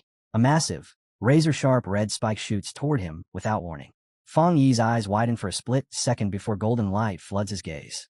Golden sun breathing activates. Power surges through his body as he twists aside, narrowly avoiding the first strike. Then the sky erupts. Red spikes rain down in a violent storm. Fang Yi moves like a streak of light, weaving through the barrage with razor-sharp focus. Before he can stabilize, the anomaly changes tactics. Strange tendrils of red-black lightning lash out, cracking through the air with terrifying force. Fang Yi's expression tightens. This lightning, it's on the same level as the divine thunder he absorbed on Yuhuang Mountain. Then the illusion reveals its true form. The single eye fractures in emotion, transforming into a vast swarm. Countless insect-like creatures made entirely of dark attribute energy, all orbiting a central crimson core. Fang Yi's pupils contract. Each one of them is as strong as a dark tide monster, and there are tens of millions. The swarm descends like a living vortex, swallowing the sky as it rushes toward him. Fang Yi doesn't retreat. Flames roar to life as he summons his sword, heat rippling through the ruined air. Facing the oncoming nightmare, he speaks with cold certainty. There's only one option left. Exterminate the pests. He charges forward and swings. A colossal arc of fire tears through the swarm, carving a blazing path straight through its core. The slash cleaves the central red eye cleanly in two. Fang Yi narrows his gaze, analyzing the collapse. An S-level collective anomaly, but weakened. Whether it's because this is only an illusion, or because the Shizai flower already purified part of the corruption inside Elder Wu, its power is nowhere near its peak. Both halves of the swarm crash down into the ruined city, detonating on impact. Fang Yi lands on a rooftop, surveying the destruction. Judging by what remains, its strength is probably around a level now. Even so, awe flickers through his mind. This is the city-destroying disaster Elder Wu faced alone, and that realization makes his expression turn even more serious. Dark energy coils around his hand, dense and violent. Without hesitation, Fang Yi releases his own dark attribute technique. Limitless Dark World.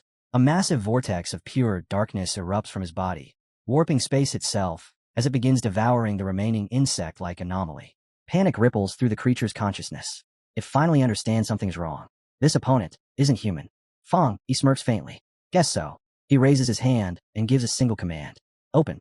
The dark vortex expands violently, swallowing the rest of the S-level anomaly whole. As the last fragments dissolve into nothingness, a voice echoes through the void, cold and ominous. We'll be back soon. Fang Yi floats calmly within a sphere of his own dark energy, unfazed. He knows immediately what that was. A leftover fragment of the anomaly's consciousness. And next time, he'll be ready. He lingers on that single word. No, we. The warning echoes in his mind, and for the first time, Fang Yi wonders if this disaster was never meant to stand alone. If one anomaly could exist, then how many more are already waiting to surface? Before the thought can settle, the illusionary world begins to roar. The sky fractures. Space collapses in on itself, shattering like brittle glass. Fang Yi doesn't resist it. This isn't a place to seek answers. Those can wait. The next instant, his consciousness snaps back into the real world. His eyes open sharply. Without hesitation, Fang Yi thrusts his hand into Elder Wu's body, his spiritual sense locking onto the source of corruption. A violent mass of dark purple energy is dragged out from the Elder's chest, crackling wildly as it clashes against Fang Yi's own blue lightning. The two forces grind against each other, unstable and furious. To contain it, Fang Yi activates the Nine Dragons Skyfire sealing art. Red, blazing chains erupt into existence, wrapping tightly around the dark mass and compressing it into a sealed sphere. The air trembles as the orb struggles, its power raging, but trapped. Holding the burning seal in his hand, Fang Yi turns to the stunned Gaolon and calmly explains that this is the dark attribute remnant left inside Elder Wu's body. His conclusion is clear. This is the final fragment of the anomaly that nearly destroyed the city.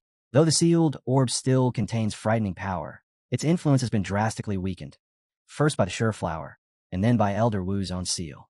Fang Yi looks at the unconscious old man with genuine respect and praises him, calling him the nation's true #1 pioneer. Anyone else would have died countless times over trying to endure such corruption. Xiaolan follows his gaze. The terrifying red veins on her teacher's face have faded, and his breathing is steady, peaceful. Her voice trembles as she tells Fang Yi that he has truly saved the elder's life. Fang Yi shakes his head lightly, his tone humble. It wasn't his strength alone. Without the Shizai flower weakening the corruption beforehand, he admits, even he wouldn't have been able to remove such a stubborn dark attribute. Xiaolan nods in agreement. The flower may have saved the elder from immediate death, but Fang Yi's power has given him the chance to fully recover. Then, Fang Yi clenches his fist. The fiery chains tighten violently, and the sealed orb collapses inward with a sharp crack before disintegrating completely. The dark energy turns to ash, scattering into nothingness. He states simply that the remnant is now utterly useless. But he doesn't relax. Instead, he looks back at Xiaolan and tells her there is one more thing she needs to know. Inside the mental illusion, the remnant of the dark attribute anomaly issued a warning. It claimed that it would return. Fang Yi's expression hardens. They must be ready at all times. They cannot, must not, allow an old man who has only just escaped death to stand on the front lines ever again. Xiaolan nods slowly, saying she already knows. She's heard the rumor before. When Fang Yi asks what she means, she explains that the military and the association both have monitoring departments dedicated to tracking fluctuations in spiritual energy. They collect data constantly, watching the changes across the land.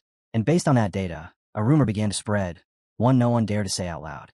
With the CIA nation's current strength, they might not even survive the first year after the full spiritual energy revival.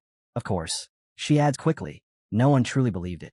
Most people dismissed it as exaggerated fear, something born from numbers without context. Fang Yi gives a quiet response, remarking that monitoring spiritual energy changes sounds remarkably official. Then Xiaolan looks at him directly and asks if he believes the rumor could actually be true. A shadow passes over Fang Yi's face. For a brief moment, his thoughts drift far away. He wonders if his rebirth has already altered the future in ways no one can measure. In his original timeline, he survived only 3 years after the spiritual energy revival, and by then, the planet itself was nearly destroyed. The memory fades. Coming back to the present, Fang Yi places a reassuring hand on Xiaolan's shoulder and tells her not to overthink it. Elder Wu should wake up soon. His voice is calm, steady, meant to ease her worries. Then he looks at her seriously. If the disaster returns, he promises, he will stand with them and fight. He knows the final battle against the great disaster will come sooner or later. But this time, his eyes burn with fierce resolve. He will change everything. Later that night, Fang Yi returns to his apartment. He sits cross-legged on the couch, meditating as streams of energy swirl quietly around him. His newly acquired dark attribute flows smoothly through his body, responding to his control. He reflects on his recent battles and realizes that after fighting 2 S-level anomalies, he is on the verge of breaking through to the 2-star spirit creation realm. But the sense of urgency doesn't fade. The full spiritual energy revival is approaching far too quickly. Even with his new dark attribute, his current strength is nowhere near enough. His thoughts return to the anomaly he faced within the mental illusion. Even in its weakened state, its true power had been terrifying. That was only a fragment, and it was already overwhelming. His train of thought breaks when his eyes fall on the potted plant resting on the table. The obedient little white flower. He speaks to it softly, admitting that it's not easy to carry around, and that it was his own mistake for leaving it behind during his last mission. A faint smile appears on his face as he picks up the plant. The small flower seems to glow brighter, almost as if responding to his voice. He tells it he regrets not giving it the chance to level up. Decision made. Fong, he says he'll take it out for a walk. He heads toward the back mountain, his private training ground. As he walks along the quiet, moonlit path, he can't help but think about how skilled the association's plant research department must be to cultivate something like this. He notices it almost immediately. In a short time since this area was last ravaged, the forest has already begun to heal. New growth creeps across broken ground, roots knitting themselves back together. It's a clear sign that nature's self-healing has grown far stronger in this new era. After walking deeper into the woods, Fong, he finds a suitable spot and kneels down. He carefully removes the flower from its pot, feeling the rich soil beneath his fingers. As he works, he makes a quiet mental note to thank Su Qing and her team for securing this place for him. Before planting it, he pauses, holding the flower gently. He gives his new companion a calm warning. Take it slow. Absorb only a little at a time. He reminds it that if it becomes too greedy, not even every forest on the planet would be enough to satisfy it. The moment the flower touches the soil, it responds. Roots burst outward instantly, sinking deep into the earth. A massive vortex of green, life-draining energy erupts from the plant, spreading rapidly through the forest. Trees wither in seconds. Leaves crumble. Life is ripped away as the energy is devoured without mercy. Moments later, Fong, he stands with his arms crossed, surrounded by a dead, hollowed stretch of woodland. He decides the flower has had enough for now. With a satisfied smile, he gently pulls the brightly glowing flower from the ground, roots and all, and tells it that it's time to find a new place to feed. The plant seems to bloom even brighter in his hand, overflowing with newly absorbed energy. As he walks, Fong, he wonders where it would rank among evolved plant-type spirits. With its terrifying desolation attribute, he concludes it must be at least an A-level threat. Moving along a dark ridge, he becomes aware of the forest's unnatural silence. No insects, no birds, no movement. The animals that once lived here must have fled in terror from the flower's power. Then a loud, ferocious howl tears through the night. Fong Yi's expression hardens instantly. He recognizes that sound, a wolf. On a nearby cliff, silhouetted against a blood-red moon, a pack of monstrous wolves gathers. Their red eyes glow as their bodies twist, expand, and shift unnaturally. Fong Yi's heart sinks as he realizes what he's witnessing. They're evolving. His gaze locks onto the massive figure standing at the highest point of the cliff. The Wolf King. Its evolution is nearly complete. With a thunderous howl that shakes the mountains, the Wolf King finishes its transformation. Its massive body surges with power, now wrapped in a menacing green glow as the night itself seems to recoil. Fong Yi, still holding the potted flower, feels at the moment the creature stabilizes. An overwhelming surge of spiritual power crashes outward, heavy enough to make the air tremble. His eyes sharpen as realization hits. This thing is about to cross the threshold and become an A-level anomaly. Before he can reposition, the newly evolved wolf pack moves. They spread out with terrifying coordination, circling him from every direction and sealing off every possible escape route. Fong Yi's gaze flicks across them once, instantly piecing things together. The Wolf King hasn't just grown stronger, it has changed. Its original wood attribute has mutated, giving birth to a lethal poison attribute, most likely from absorbing the residual dark attribute energy saturating the area. A dangerous evolution. Yet Fong Yi remains calm. At the end of the day, it's still just a difference in level. He reaches down and removes the obedient little white flower from its pot, speaking to it softly, as if addressing a trusted companion. It's time to solve the problem. Kneeling, he plants it firmly into the ground. In his mind, he weighs the situation. The anomaly itself isn't the biggest issue. It's the sheer number of wolves. And more importantly, the city lies just beyond the mountain. If even one of them reaches it, the consequences would be catastrophic. As the Wolf King suddenly lunges forward, Fong Yi gives a simple command. Begin. Brilliant green energy pours out from the flower in response. Fong Yi watches closely, deciding to test its power. He wants to see just how much damage it can inflict on its own. The answer comes instantly. A colossal beam of green, life-draining energy erupts skyward, ripping through the night and illuminating the mountain range. The beam is so intense it can be seen far below, where another group of pioneers is stopped in their tracks, staring upward in shock. Within that squad, one man swallows hard and mutters that the Wolf King has successfully evolved, and that its strength is terrifying. He hurriedly asks about the contamination level. A cloaked figure checks the readings and answers quietly. 90%. The number hits like a hammer. Faces go pale. That level is far beyond what they expected. The blonde-haired leader of the squad clenches his fists, tension radiating from his body as he realizes the danger is still escalating.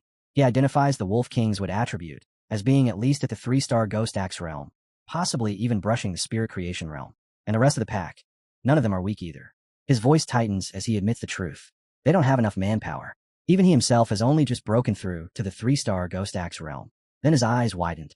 He finally notices the massive green beam and the unmistakable presence woven into it. Dark attribute energy. Everything clicks into place. Now he understands why the contamination level is so absurdly high. His heart sinks as he shouts a warning to the team, telling them the Wolf King has evolved dual attributes, and he knows exactly how terrifying that is. Dual attribute anomalies are extraordinarily rare, and when they appear, they never bring anything but disaster. The contamination reading on the squad leader's watch suddenly slams to 100. His jaw tightens instantly. If they don't stop the wolf pack's evolution now, everything below the mountain will be lost. These beasts were already brutal. Once their new power fully stabilizes, they'll become something far worse. Without hesitation, he reaches to contact the Spiritual Energy Association for immediate backup. But before the signal can even finish, the ground lurches violently. One of his men stumbles and shouts, asking if it's an earthquake. The leader's eyes darken. No, the wolf's evolution shouldn't cause tremors like this. A cold realization creeps up his spine. Another anomaly. His watch confirms it a second later. The contamination reading explodes upward 1,000. Impossible. The pioneers freeze in horror as a massive eruption of green desolation energy detonates from the mountaintop, tearing through the night like a living catastrophe. The green-haired pioneer feels his breath catch. He recognizes that power instantly. Desolation, but why here? As the life-draining wave surges toward them, panic spreads through the squad. One man screams, asking if this is the giant vine from the sky, the one that vanished without a trace. There was no warning, no signal, nothing. The squad leader doesn't hesitate. Retreat. Evacuate everyone below the mountain. Immediately, but just as suddenly as it appeared, the wave stops. A stunned voice calls out, telling the leader that the energy isn't advancing anymore. The entire squad watches in disbelief as the massive vortex of green power reverses, folding in on itself and sinking back into the mountain like a restrained beast. Silence falls. Did it end? One man asks if they should still file the report. Another wonders if they should head up the mountain to investigate.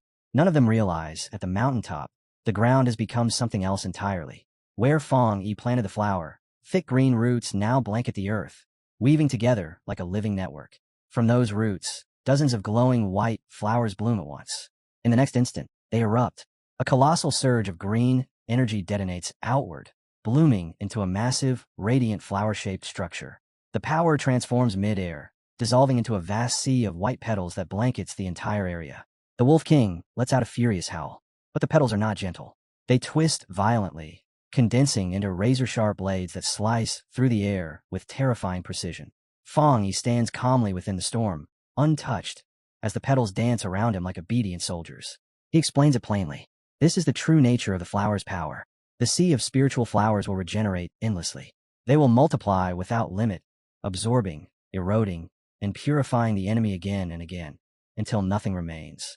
Fong Yi stands atop the massive root system as the wolf pack collapses one by one beneath the overwhelming force. His gaze locks onto the Wolf King, sharp and cold. Then he asks quietly, "How will your pack survive without the same spiritual protection I have?" The smaller wolves don't even get a chance to struggle. Vines wrapped in white flowers snap shut around them, and their bodies wither in seconds. Their life energy is torn away so completely that only pale skeletons remain, collapsing into dust as if they were never alive. As the last trace of vitality is absorbed, the flower changes. Its petals darken, shifting into a deep, ominous red, heavy with power. Driven into a corner, the Wolf King roars and gathers everything it has left. A violent green blast erupts from its mouth, tearing through the air toward the sea of flowers. But the red flower barely reacts. A barrier forms effortlessly, swallowing the attack whole. Not a single ripple left behind. From within the storm of crimson petals and twisting vines, Fong Yi's voice reaches the beast. Calm, almost mocking. He tells them the attack is pointless. The desolation attribute has already taken root deep within the mountain itself. This sea of flowers draws strength from the mountain, he explains, and then uses that power back on the mountain in return. An endless loop. Power feeding power. The Wolf King, smarter now after its evolution, seems to understand. Despair flashes in its eyes, yet it refuses to submit. It fixes its gaze on the central red flower, sensing the true source, and charges straight at it in one final gamble. Fong Yi watches with a faint smile and casually asks his little flower what it plans to do now that it's been found. The answer is immediate. The central red flower swells to an enormous size and surges forward. Its massive petals open wide and slam shut around the Wolf King, trapping it completely. A scream of pure agony echoes as the beast's life force is ripped away, devoured by the overwhelming desolation attribute. Green energy struggles violently inside the petals, only to be swallowed and erased. Fang Yi's expression sharpens. He hadn't expected this. His flower is allowing the dark attribute to invade it, yet completely dominate it. The Wolf King never escapes. Its existence is consumed entirely within the pulsating red petals. Fang Yi watches in silence, a creeping into his eyes. He never imagined the spiritual flower could create its own technique without his direct control after the attribute was implanted. As the giant flower slowly shrinks back down, the truth becomes clear. Once something is trapped within this sea of flowers, there is no escape. The flower opens again and spits out a clean, bleached skeleton. Nothing else remains. Fang Yi exhales softly. Even if these spiritual flowers are destroyed, they will simply grow back, again and again, using desolation to grind any enemy down to bones. Standing before the massive red flower, now surrounded by countless smaller red blossoms, he gives this terrifying ability a name: the Endless Spiritual Sea.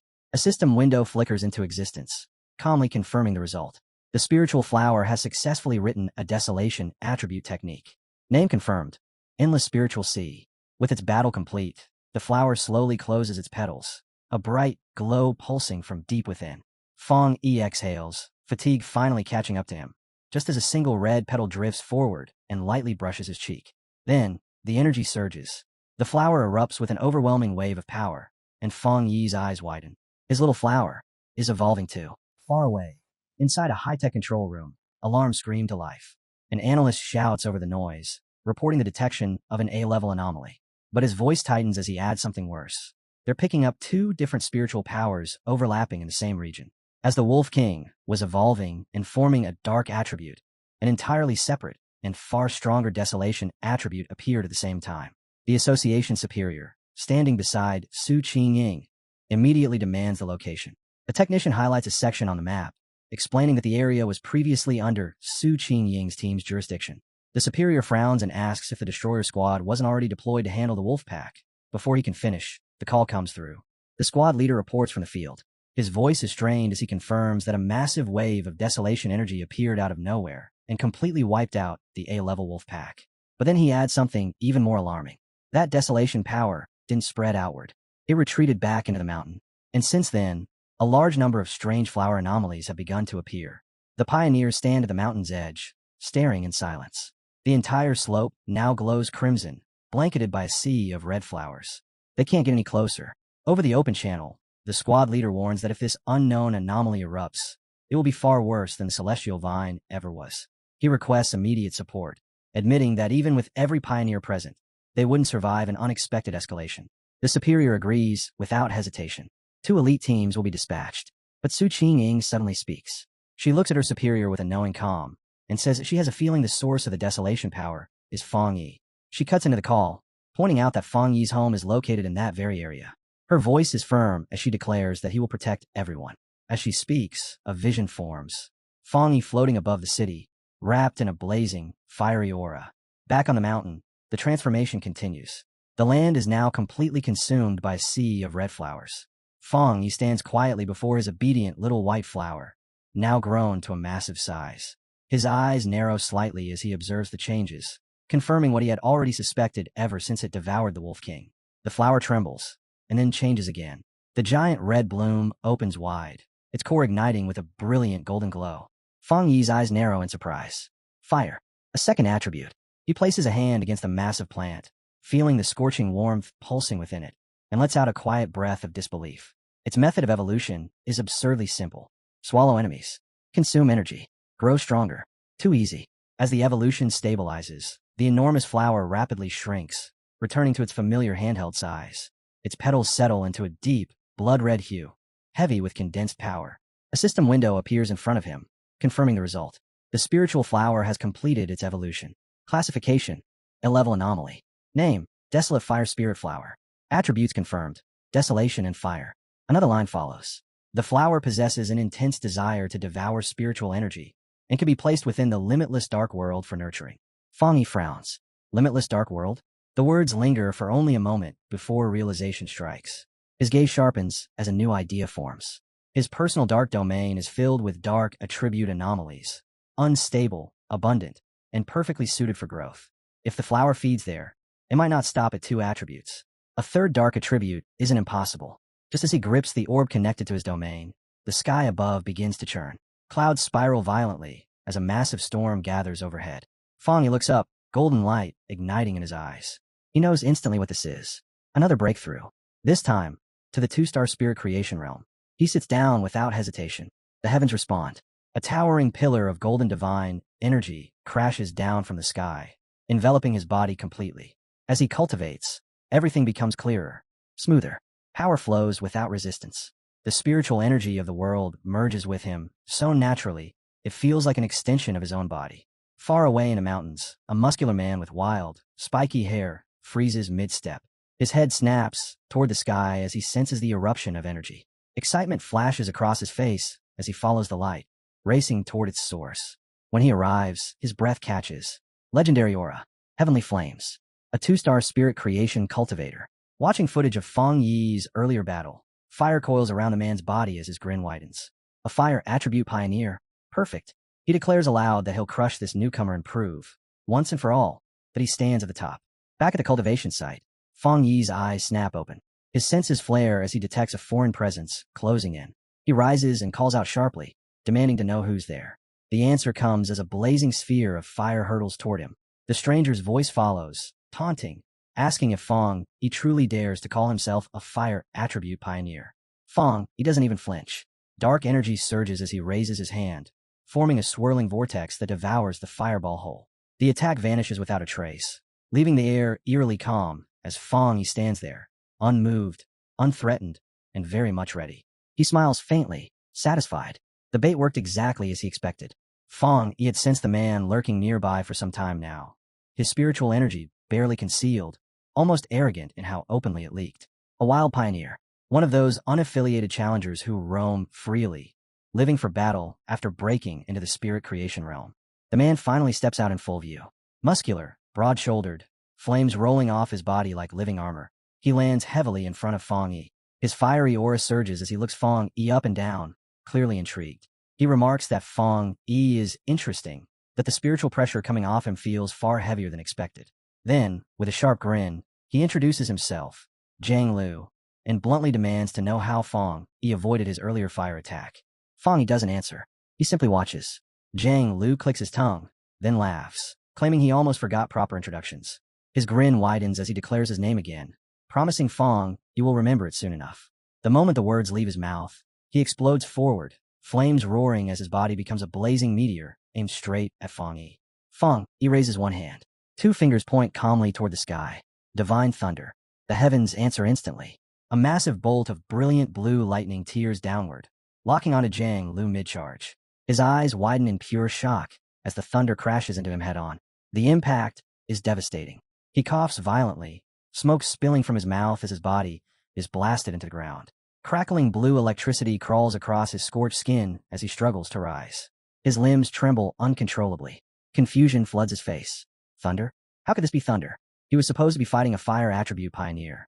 His teeth grind together as the lingering electrical shock racks his body, leaving him barely able to move. Fong Yi steps forward. Zhang Lu collapses on his hands and knees, completely helpless. Fong Yi grabs him by the hair without hesitation and slams his head straight into the ground. The rock shatters on impact, fragments exploding outward as blue lightning still dances around Fong Yi's body. Looking down at the broken man, Fong Yi tilts his head slightly and asks him to repeat his name. He says he didn't quite hear it the first time. Zhang Lu can only stare in stunned silence, his face pressed into the cracked earth. Disbelief overwhelms him. How could this happen? He had just reached the 1-star spirit creation realm. He had always been the fastest cultivator among his peers. He never imagined a feat, especially not like this. He hadn't even been given the chance to use his ultimate move. His mind drifts back to the days when others praised him, when his rare and powerful fire attribute marked him as a true powerhouse. And yet now, he couldn't even lift his head. He had truly believed that everyone, sooner or later, would have to bow before him. A faint, dismissive sound slips from Fong Yi's lips. In the next instant, another surge of blue lightning floods through Zhang Lu's body. The pain explodes outward, forcing a scream from his throat as his muscles seize uncontrollably. Terror creeps in his eyes. Thunder? Why thunder? Wasn't this man supposed to be a fire pioneer? He looks down at him, one eye glowing with cold blue light. Disappointment is clear on his face. He says flatly that he expected far more. A faint, condescending smile follows as he mocks the younger generation's blind overconfidence, his electrical power pressing Zhang Lu firmly into the shattered ground. Zhang Lu grits his teeth, shaking violently. His thoughts spiral as he finally understands what's wrong. He may only be at the 2-star spirit creation realm, but the spiritual pressure crushing him feels vastly greater, at least 2 entire realms higher than his own. No, it's worse than that. It feels like a difference of 3 full realms. The realization hits like a death sentence. His heart sinks. This is it. He's going to die here. The great Zhang Lu, defeated, crushed, erased without even forcing his opponent to try. Fear completely overwhelms him, and he begs Yi not to kill him. Yi's expression doesn't change. After a long, cold silence, the pressure suddenly vanishes. Yi steps back and lets him go. He warns him calmly that a pioneer's power isn't something to be used recklessly against others. If he has that much free time, he suggests he should spend it dealing with the new anomalies instead of picking fights. With one last indifferent glance, Yi turns and walks away. Zhang Lu remains on the ground, stunned and confused, watching his figure disappear. His mind churns with doubt. Was Yi a once-in-a-generation genius? Or was he simply far weaker than he ever dared to admit? Later that night, inside a luxurious apartment, a visibly shaken Zhang Lu enters a room where 2 men are waiting.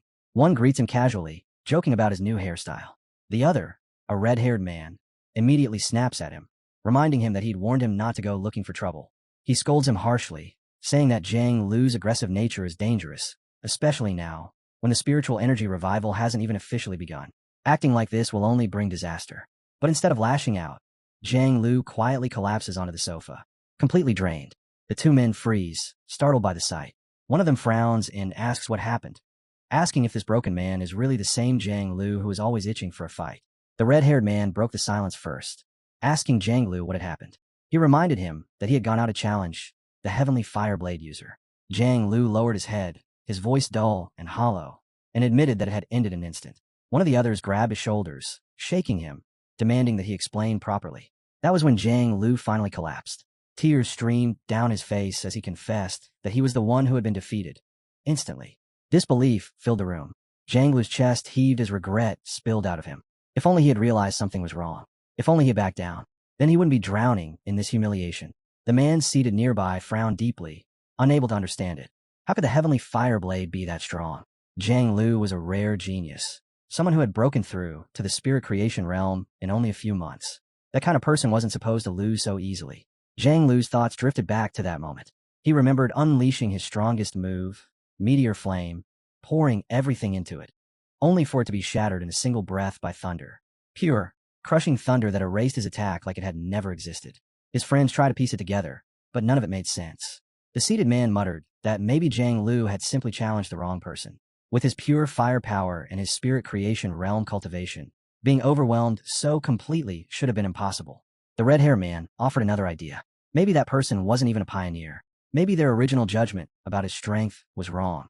Zhang Lu snapped at them, his emotions exploding. He shouted that he couldn't have been mistaken, that the location alone proved it was the man's territory. They didn't understand, he said, because they hadn't felt it. To him, that man was a monster. He could still feel that thunder, violent and oppressive, like it was going to split his skull apart. Silence followed. Zhang Lu steadied himself and spoke again, his voice trembling but firm. His instincts told him he hadn't misjudged it. The truth was terrifying. That man was a top-tier pioneer who wielded both fire and thunder, and his thunder was several times stronger than Zhang Lu's own fire. He had been hiding his real strength. At minimum, Zhang Lu believed he was in the 3-star spirit creation realm. Shock washed over his friends. The red-haired man went quiet, realizing how absurd it sounded. A wild pioneer at that level shouldn't exist. If Zhang Lu was right, then that man would become a nightmare for every other pioneer. After a long pause, Zhang Lu lifted his head, resolve burning in his eyes, and asked if he should try to become that man's apprentice. No one answered. Far away, inside a quiet apartment, Yi sat in meditation, a swirling golden aura slowly wrapping around his body. He found it strange. The familiar feeling of standing on the edge of a breakthrough to the 2-star spirit creation realm had suddenly vanished, as if it had been erased. Yi slowly opened his eyes, fiery light glowing within them, and immediately understood that the problem wasn't with him. It had to be something external. The spiritual energy around him felt chaotic and unstable, refusing to gather no matter how he guided it. Advancement under these conditions was impossible. That realization made his heart sink. It confirmed his unease. He recalled the government's secret monitoring of spiritual energy, the whispers about an approaching calamity, and a chilling thought crossed his mind. What if those rumors were true? He turned his gaze toward the city and saw it clearly now. A massive electrical storm forming overhead, thunderclouds rolling unnaturally fast. His suspicion solidified. The full spiritual energy revival was starting early, and it was beginning right here, in his city. Without hesitation, he tried calling Xiaolan to find out what the military knew. The call failed. His grip tightened. If they had gone silent, then this was already the worst-case scenario. Just then his phone rang. The name Su Qing flashed on the screen. He answered, only to be greeted by heavy static and her panicked voice. She told him the situation had changed and begged for his help. As Fong Yi asked whether the interference meant monsters had already appeared in the city, something slammed into his window with a deafening bang. Cracks spread across the glass. Through the static, Su Qing confirmed it was bad, far worse than expected, and that she was already inside the city. Before another word could be exchanged, the bat-like creature outside, its red eyes glowing in dark energy writhing around its body, smashed through the window and lunged straight at him. Fong, he didn't even stand up. He calmly remarked that the creature was overestimating its own strength. In the next instant, blue lightning gathered in his palm, condensing into a blade of pure electrical energy. He leapt forward and hurled it. The blade pierced the monster cleanly, annihilating it in a blinding flash of light. The crash echoed through the apartment. Yi came rushing out of her room, shouting a warning about the bat-like monster, only to freeze in shock. The window was destroyed, lightning crackled in the air, and her cousin stood there calmly, completely unharmed. She asked him what was going on. Fong Yi looked out through the shattered window and explained that while monsters usually appeared at random, it was deeply troubling that they were now appearing directly inside their home, and more than one at that. For the moment, he said, the situation was still under control. Together, they stared at the massive electrical storm swallowing the skyline. In a low voice, Fong, he said this might be the beginning of a major disaster. He immediately sensed how abnormal the situation was. A 2-star ghost axe realm monster should have been hiding in the shadows, not recklessly charging a pioneer's home in the heart of the city. Something was forcing them out, knowing a hard battle was coming. He turned to E and told her to contact every pioneer she knew and have them gather at the apartment. She didn't hesitate for even a second and nodded firmly. Fong Yi stepped onto the ledge of the shattered window, rain and lightning washing over him. He told his cousin that since she was on the verge of her own breakthrough, he was entrusting her with the safety of their home. Guard the window, he said. He'd handle the rest. Before she could reply, he was already gone. Elsewhere in the city, chaos spread beneath the storm.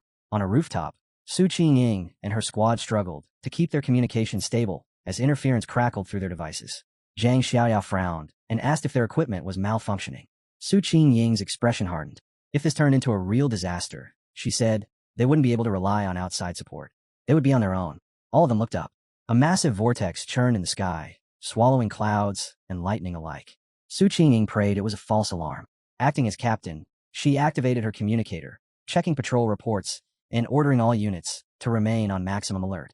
Her words died in her throat. Shock and terror spread across their faces as they stared upward. From the heart of the vortex, countless dark bat-like monsters poured out, their red eyes glowing as they descended like a living tide. Someone screamed a warning. An anomaly group had appeared. An invasion had begun. Across the city, a red alert blared through every screen and speaker, announcing the largest rainstorm in 50 years and ordering all citizens to stay indoors. Fear flooded the streets as people looked up at the blackened sky, whispering in panic, wondering if this was the end. Through the soaked roads, Zhonglu and his red-haired companion sped forward on their motorcycles. Rain lashed against them as the friend shouted that everything felt wrong and asked whether they should turn back or push through. Zhonglu didn't answer. His expression was grim, his jaw clenched tight. Without warning, a massive bat-like creature wrapped in dark red energy dove straight down from the sky. Zhonglu roared in fury, shouting that the thing was asking for death. Flames exploded into existence as he formed a fireball and hurled it upward. The blast engulfed the monster completely, fire tearing through the rain. His friends stared in disbelief, muttering that these creatures usually avoided pioneers as strong as Zhonglu. Then the flames parted. With a shrill screech, the monster burst out, its body intact, its eyes burning brighter than before. Zhonglu's blood ran cold. In that instant, he understood the truth. It wasn't that the creature hadn't been burned. It had revived, instantly. Crushed by the sheer strength of the monsters flooding the city, Zhonglu finally made the call. They couldn't stay out here any longer. They needed to get home, now. Time seemed to rewind. Several hours earlier, inside the cold glow of a high-tech control room at the Spiritual Energy Association, Su Qingying stood in a tense meeting with her superior. An official spoke carefully, suggesting that if things escalated, they would need their strongest people to establish contact with Fang Yi. The superior had just turned toward Su Qingying to respond when a piercing alarm cut through the room. Every screen lit up at once. A crimson warning dominated the main display. An A-level anomaly was predicted to arrive in the city center within 24 hours. At the same time, large numbers of bat-like anomalies were already converging in the surrounding suburbs. The room went still. The superior frowned sharply, questioning whether the assessment was truly accurate. An A-level threat was no small matter. Su Qingying didn't hesitate. Worry flashed across her face as she insisted they dispatch a team immediately, and that she would be going as well. The presence slammed back into place. On a rain-soaked battlefield, the leader of the destroyer squad stared upward, terror freezing him in place. A colossal version of the bat-like monster descended from the storm clouds, its size eclipsing everything beneath it. He screamed into his communicator, his voice breaking as he corrected the report. This wasn't A-level. It was S-level. The creature's shadow expanded across the ground, its massive red eyes glowing with cruel intent as it prepared to wipe out everything below. Elsewhere, the scene shifted to a military district sealed in eerie silence. Inside, sleek futuristic corridors lay empty and untouched. Outside, however, hell had broken loose. A dense swarm of glowing red bat-like anomalies slammed into a military warship hovering above the district. The ship retaliated, unleashing a devastating beam of energy that tore through the swarm. At the center of the chaos, Xiaolan fought like a storm incarnate. Her body moved in a relentless rhythm as purple energy whips lashed out from her hands, slicing through wave after wave of dark creatures. Bat bodies disintegrated midair, but still they kept coming. She paused for a single breath, eyes tracking the endless stream pouring from the sky. Her unique ability allowed her to reshape and reinforce her spiritual power at will. Yet even she could feel the pressure mounting. The number of dark attribute bats wasn't just large, it was increasing, deliberately, as if they were trying to hold her here, to stop her forces from interfering with something far more important. Lightning cracked.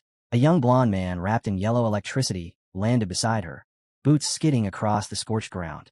He flashed her an easy smile and praised her strength before his tone shifted, explaining just how bad things were. Only a handful of high-level officers were currently holding the entire military district together. He asked for her orders. Xiaolan's expression hardened. She told him their communications were completely jammed. There was no way to contact the outside world. If this was happening here, then the other military districts were likely suffering the same fate. She looked up at the sky. It was turning black. The swarm stretched endlessly, blotting out the storm clouds themselves. At that moment, Xiaolan made her decision. Her voice rang out over the battlefield as she issued her commands. 2 squads would remain behind and defend the restricted zone at all costs. Everyone else would follow her. They would break through the enemy lines, force their way out, and reconnect with the rest of the military, no matter what stood in their way. With her command given, she didn't hesitate. Xiaolan surged forward, the blonde lightning user and the remaining soldiers charging in after her, all of them throwing themselves into the battle with everything they had. This wasn't about orders anymore. It was about freedom. As they forced their way through the air toward the city, rain and blood-red shadows colliding around them, a horrifying realization struck her. Xiaolan looked ahead, and her heart sank. The city was no longer visible. It was completely swallowed by the crimson swarm. In that instant, she understood the truth. The military zone had never been the real objective. It was only a distraction. The anomaly's true target was the entire city. Below, chaos reigned. Under the pouring rain, citizens screamed and scattered in every direction, desperately searching for shelter. At a lonely bus stop, a live streamer named Malala stood with a man, her phone held up as rain poured down around them. Unlike everyone else, she was smiling, excited. She told the man that this strange, heavy rain was perfect for views, the kind of moment that could make a stream explode overnight. With a determined grin, she said that sometimes you had to take risks to capture something incredible. The smile vanished in the next heartbeat. From the darkness above, a bat-like shadow plunged down and swallowed the manhole. Blood sprayed. Malala's scream tore through the rain as the street erupted into panic. Screams echoed from every direction as countless monsters descended, their shrill cries mixing with desperate shouts that the bats were drinking people's blood. Malala ran. Her lungs burned as she fled through the chaos, footsteps splashing through water and blood. Something screeched behind her. A shadow closed in. One of the creatures lunged, claws reaching for her back. She screamed, convinced this was the end. A flash of blue light tore through the rain. A blade of pure blue energy sliced through the monster midair, annihilating it instantly. Lightning cracked as a figure descended and landed behind her with absolute calm. Blue electricity danced around the woman's body as she straightened. It was Su Qing. Two cloaked squad members appeared at her sides.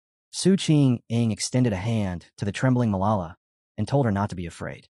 Her teammates would take her home safely. As the two soldiers escorted the shaken girl away, one of them spoke urgently, warning that the number of sea-level bat anomalies was increasing. And worse, they were evolving. Su Qingying's eyes burned with fury. If these creatures grew stronger by feeding on humans, then every second mattered. They had to move faster. Civilians had to be evacuated immediately. She gave her final order, telling her team to regroup here later. This area had the highest concentration of anomalies, and she would hold it. Her teammates nodded and disappeared into the rain with Malala, leaving Su Qing standing alone beneath the blood-red sky, facing the growing swarm. High above the city, lightning split the clouds. Fong Yi dropped from the sky and landed on a rooftop, rain exploding outward beneath his feet. In front of him stood a massive bat anomaly covered in multiple glowing eyes, its presence far more oppressive than the others. He glanced down at the endless sea of monsters flooding the city and frowned slightly. He hadn't expected this. The entire swarm had already evolved, their power rapidly approaching the 3-star Ghost Axe realm. In the face of the overwhelming threat, he doesn't hesitate. A blazing sword of golden fire forms in his hand, so bright it splits the darkness apart. With one decisive swing, a massive wave of flames roars forward, carving straight through the swarm and incinerating countless creatures in an instant. But as the fire fades, his expression hardens, his eye glows red, and in that moment, he knows this battle is far from over. This anomaly is different. The bat swarm refuses to die. It heals, multiplies, and reforms endlessly, as if destruction only feeds it. Simple attacks are useless. His gaze sweeps across the city, and his heart sinks.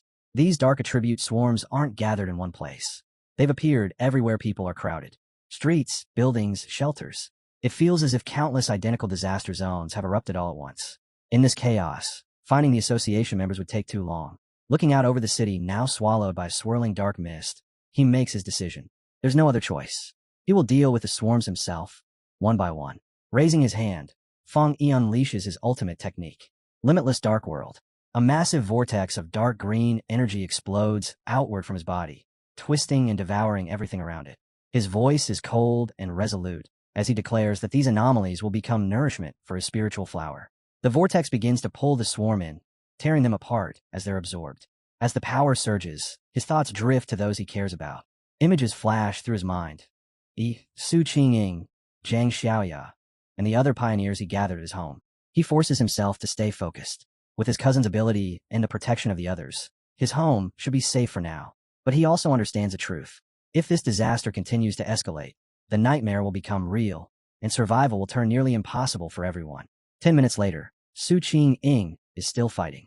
She stands on a rooftop, surrounded by an endless sea of dark anomalies. Her teeth grind together in frustration as she cuts them down again and again, only for more to rise in their place. No matter how many she destroys, they keep coming. Her spiritual power is recovering far too slowly, and she can feel exhaustion creeping in. At this rate, she'll be drained completely. For a brief moment, her thoughts turn to her two teammates. She hopes they're still safe while escorting the civilians away. Then a scream tears through the air. Her head snaps up, eyes widening as she looks toward the sky. A massive, dense sphere of red anomalies is forming, countless bodies compressing into a single horrifying mass. Her chest tightens. This is bad, worse than before. Without hesitation, she sprints and leaps up the side of a nearby building, climbing higher for a better view. She knows what this means. If the anomalies keep evolving like this, they'll soon reach the spirit creation realm. With their forces spread thin rescuing people, they don't have enough power to face a threat like this, especially now that the creatures have started attacking the buildings themselves. The situation is spiraling out of control, and time is running out. She fires several powerful blasts of blue energy into the swarm, trying to carve herself a path through the sky. Explosions ripple outward, tearing through dozens of bats at once. But it's not enough. There are simply too many. The creatures surge forward like a living tide, slamming into her from all directions. Her balance breaks, and in the next instant, she's knocked straight out of the air. As her body drops, a cold realization crashes in her mind. Looking up, she sees it. The massive, swirling vortex of dark energy and crackling lightning hanging above the city. And suddenly, everything makes sense. The swarm was never just meant to destroy. An anomaly king is about to be born. Below her, the city collapses into ruin. Under the relentless downpour, shadowy bat-like creatures flood the streets, rooftops, and skies. The scale of the disaster is overwhelming. It feels impossible, like nothing can stop it. Not the military, Not the Spiritual Energy Association. Not anyone. In the chaos, pioneers fight desperately across the city. Emergency reports pour in nonstop. Entire teams are being wiped out. Others are choosing to sacrifice themselves just to buy a few more seconds for civilians to escape. Su Qing fights alone now, her protective barrier glowing as it barely holds back the endless horde pressing in from all sides. Then a new alert flashes across the system. S-level anomaly reclassified. Threat confirmed. Anomaly King. Inside the association's command center, the atmosphere turns deathly silent. One report after another confirms catastrophic casualties. The number of creatures, and their terrifying regeneration speed, has completely overwhelmed every defensive line. Reinforcements from other regions are no longer an option. A subordinate delivers the final blow. The city is fully surrounded by a massive black fog. All routes are sealed. No rescue is possible. They understand the truth with horror. This city is isolated. As the final moments approach, the association's superior stands with his remaining men. His voice is steady, even as despair weighs on every face. As pioneers, they will stand with the city, and if necessary, fall with it. The monsters will not pass unless they walk over their dead bodies. With grim resolve, he gives his last order. Send the final code to headquarters. If the disaster cannot be stopped, headquarters must immediately authorize a destruction strike. The dark attribute cannot be allowed to spread, no matter the cost. Meanwhile, Su Qingying's fight reaches its breaking point. Her protective barrier trembles violently, fractures spreading across its surface. Every strike drains what little spiritual power she has left. Her breathing grows ragged. She knows she's almost empty. Gathering her final strength, she focuses everything she has into one last attack. Energy surges wildly as she releases a massive blast straight toward the swirling vortex of monsters. It doesn't even slow them down. The attack is effortlessly deflected. From within the vortex, the evolved creature finally emerges, its form becoming clearer as it lets out a piercing, soul-shaking shriek. The pressure alone makes her blood run cold. In that instant, she understands its true strength, and her heart sinks. 3-star spirit creation realm. Before she can react, the creature strikes. Its power slams in her barrier, shattering it completely. The shield explodes into fragments of fading light. Defeated, Su Qing clenches her teeth in despair. Her spiritual energy is nearly gone. Her body is battered, her strength exhausted. The creature descends. With nothing left to protect her, she falls through the air, injured and powerless, as the massive Anomaly King closes in from above. Realizing this might be the end, she gathers what little strength she has left, forcing her trembling body to respond. Spiritual energy flares weakly around her as she prepares one final, desperate attack. But before she can release it, a streak of brilliant fire tears past her like a falling star. The explosion shakes the air. The monster is forced back, its advance stopped cold. Through the fading flames and drifting sparks, Su Qingying's eyes widened in disbelief. Standing between her and the anomaly is Fang Yi. His sword is still blazing, flames licking along its edge as rain hisses and evaporates on contact. He doesn't look back at her. He simply steps forward, placing himself between her and death. He turns to face the creature, power rolling off him in suffocating waves. His eyes glow with terrifying intensity, one burning fiery orange, the other crackling electric blue. His voice cuts through the storm as he declares his authority. Divine thunder. In the next instant, he charges. Fire and lightning surge together, flooding his blade as he closes the distance. He meets the creature head-on, not slowing for even a heartbeat. With a single devastating swing, his sword cleaves straight through the massive body. The monster is split cleanly in two. A chain of violent explosions follows, flames erupting as the severed halves detonate one after another. The dark sky over the city is lit up as if dawn has arrived early. When it's over, Fang Yi and Su Qingying land on a rain-slicked road below. Water splashes beneath their feet. Fang Yi finally turns to her and calmly apologizes for taking so long, explaining that there were simply too many identical swarms scattered throughout the city. Still weak, Su Qingying warns him to be careful. She tells him the creatures can revive. As if on cue, the scattered remains of the monster begin to stir, fragments of dark energy rising back into the sky and twisting together once more. Fang Yi looks up without surprise. He says he already knows. Facing the regenerating swarm, he tells Su Qingying not to worry. He finishes what he starts. Every time, purple dark attribute energy gathers rapidly in his hand, thick and heavy, warping the air around it. He activates his limitless dark world. A massive vortex erupts outward, roaring as it pulls at everything nearby. He declares calmly that he always keeps his word. Watching the scene unfold, Su Qingying feels something she thought she'd lost: hope. In the chaos and despair, she had forgotten something important. This city still has a peerless pioneer. The enormous purple vortex spreads across the street, swallowing the entire swarm of bat-like creatures without resistance. At Feng Yi's command, the vortex rapidly compresses, crushing the countless monsters together until they're forced into a single, stable orb of pure, dark energy. Only then does he turn back to her and ask if she's all right. She thanks him for saving her, assures him she'll be fine, saying she has medicine that can help her recover. But Feng Yi's expression remains serious as his eyes linger on her injuries. He steps closer, placing a hand on her shoulder. A surge of blue lightning instantly spreads over her body. She cries out in shock as the energy courses through her, but the pain fades just as quickly. Feng Yi explains that he has cleansed the dark attribute from her system and tells her to bandage the wound properly. Su Qing stares at him in amazement. The pain in her injuries has noticeably eased, and the wounds are healing faster than they ever did under the association's advanced medicine. His thunder attribute, it's on an entirely different level. Meanwhile, inside the association's command center, an operator suddenly shouts in excitement, saying the number of monster groups inside the city appears to be dropping. For a brief second, hope flickers across the room, but it's quickly crushed. One of the superiors turns to him, his expression grim. He corrects him coldly. All rescue pioneer teams have been attacked. Every single one has lost contact. The number of monsters outside the city hasn't decreased at all. He draws the terrible conclusion out loud. The swarms inside the city aren't being destroyed, they're gathering. The anomaly king is about to appear. For a fleeting moment, his thoughts drift to his parents. He had wanted to see them one last time, but he knows the chance is gone now. All he can do is fulfill his final duty. At the same time, beneath the storm-filled sky, Feng Yi and Su Qing stare up at the massive green vortex twisting above the city. Feng Yi asks if she has any solid information on what they're truly facing. Her face tightens as she answers.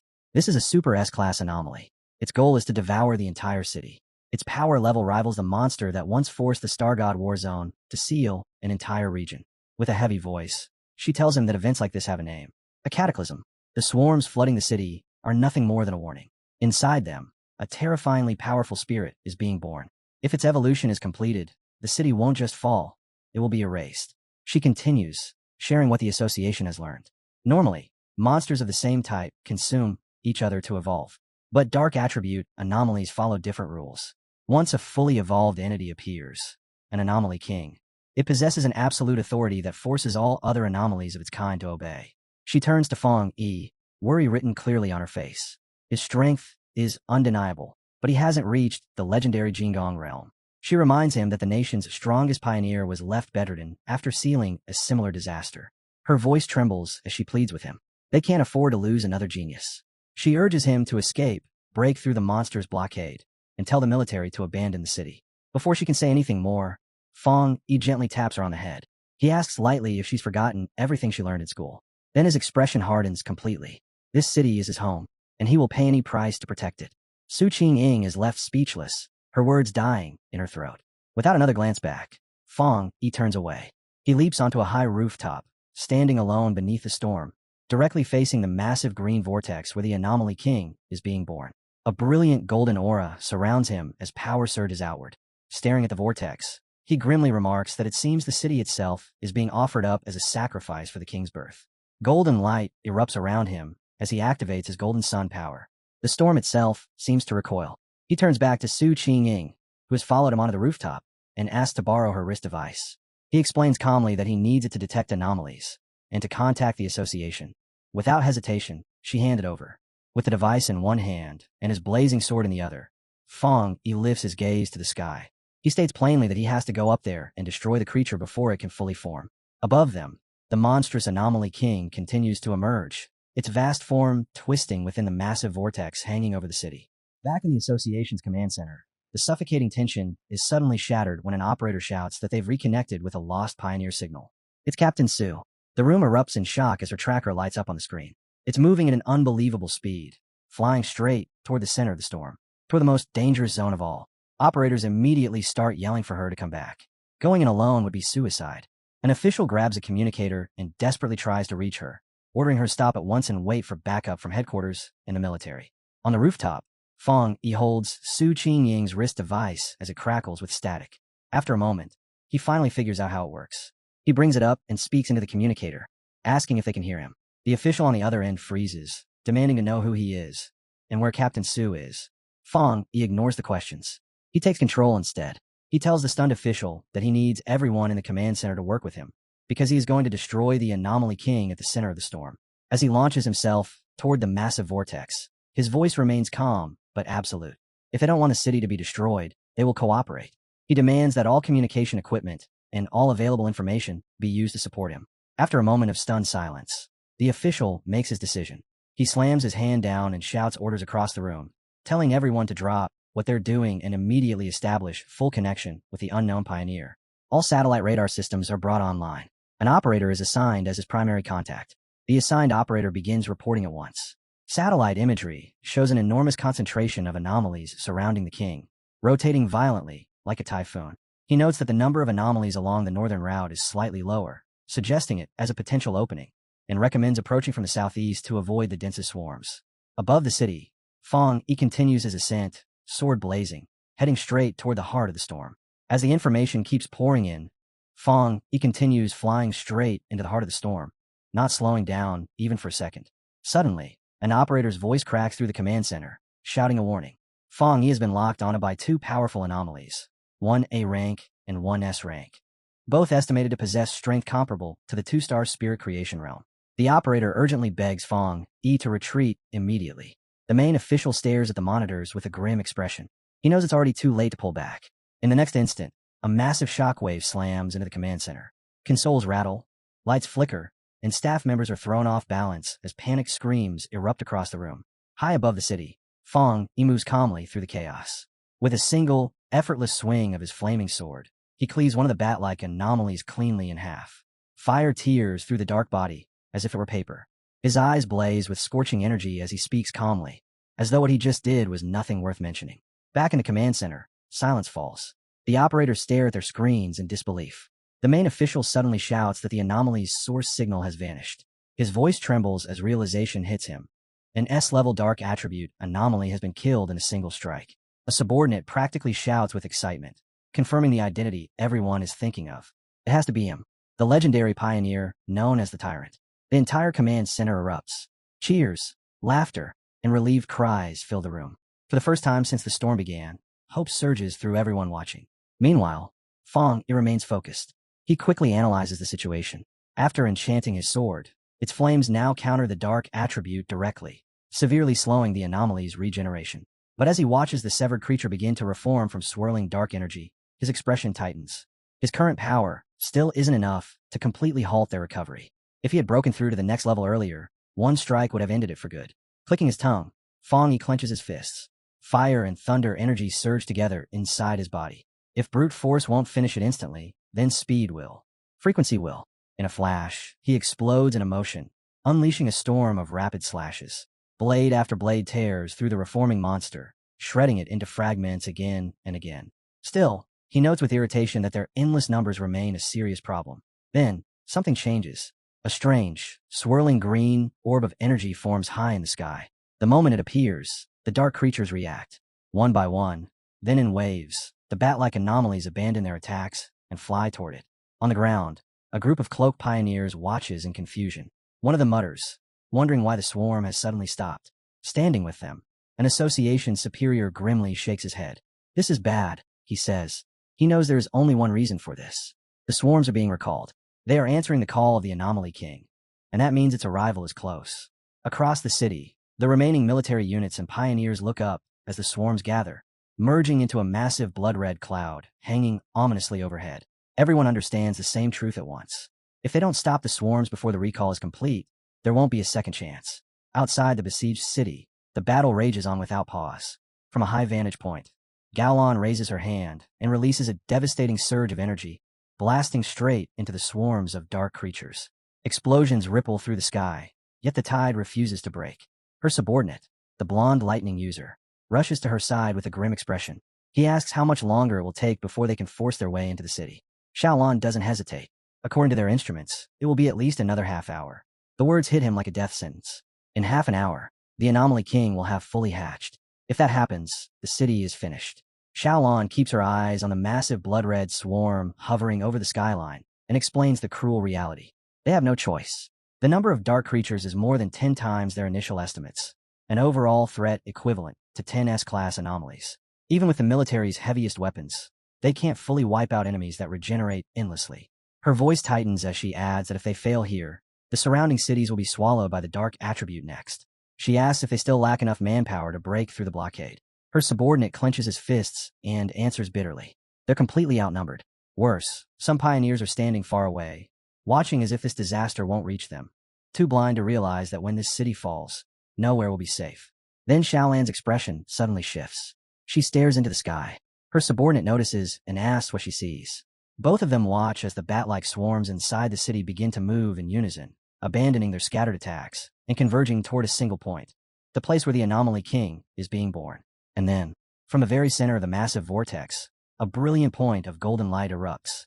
The subordinate's breath catches. He recognizes that energy instantly. Staring in disbelief, he asks if that blazing flame could really be Fang Yi. He turns toward her, calling her name, as if seeking confirmation. Xiaolan answers with a calm, confident smile. It's nothing. Then her tone sharpens as she takes command. She shouts orders across the battlefield, telling all units to increase their firepower and advance immediately. Supplies no longer matter. Caution no longer matters. They must push forward. She declares that they will enter the city, because the Star God War Zone does not abandon its cities. As her forces surge ahead, a single fiery figure rises into the heart of the storm, a blazing spear of light piercing the darkness. Xiaolan, and a stunned Su Qingying beside her, can only stare at the overwhelming sea of flames spreading across the sky. From behind the shattered window of a ruined apartment, Yi watches with excitement, instantly recognizing her cousin's blade technique. Nearby, the red-haired leader can only look on in awe, unable to look away. High above the city, the remaining swarms of bat-like creatures scream as they converge on Fang Yi, throwing themselves at him in a desperate attempt to stop the blazing figure standing against the storm. Unimpressed by their sheer numbers, Fang Yi calmly notes that every last one of them is gathered here for a single reason, to stop him. A determined glint flashes through his eyes as he speaks, almost satisfied. This is exactly what he wanted. He swings his massive blazing sword. In an instant, a colossal fire explosion tears through the sky. The flames roar outward like a collapsing sun, carving an enormous path through the endless horde of dark creatures. The sky itself seems to split apart as bodies are erased in a sea of fire. As his eyes burn with terrifying fiery light, Fang Yi suddenly feels it. That sensation, the familiar pressure, the edge he had felt earlier, the feeling of standing right before a breakthrough. It's back. The same pulse that had vanished before now surges through him again. He understands immediately. Even though the spiritual energy in the air is thin, the conditions are finally right. A confident smile forms on his face. If the moment has arrived, then he'll force it to come faster.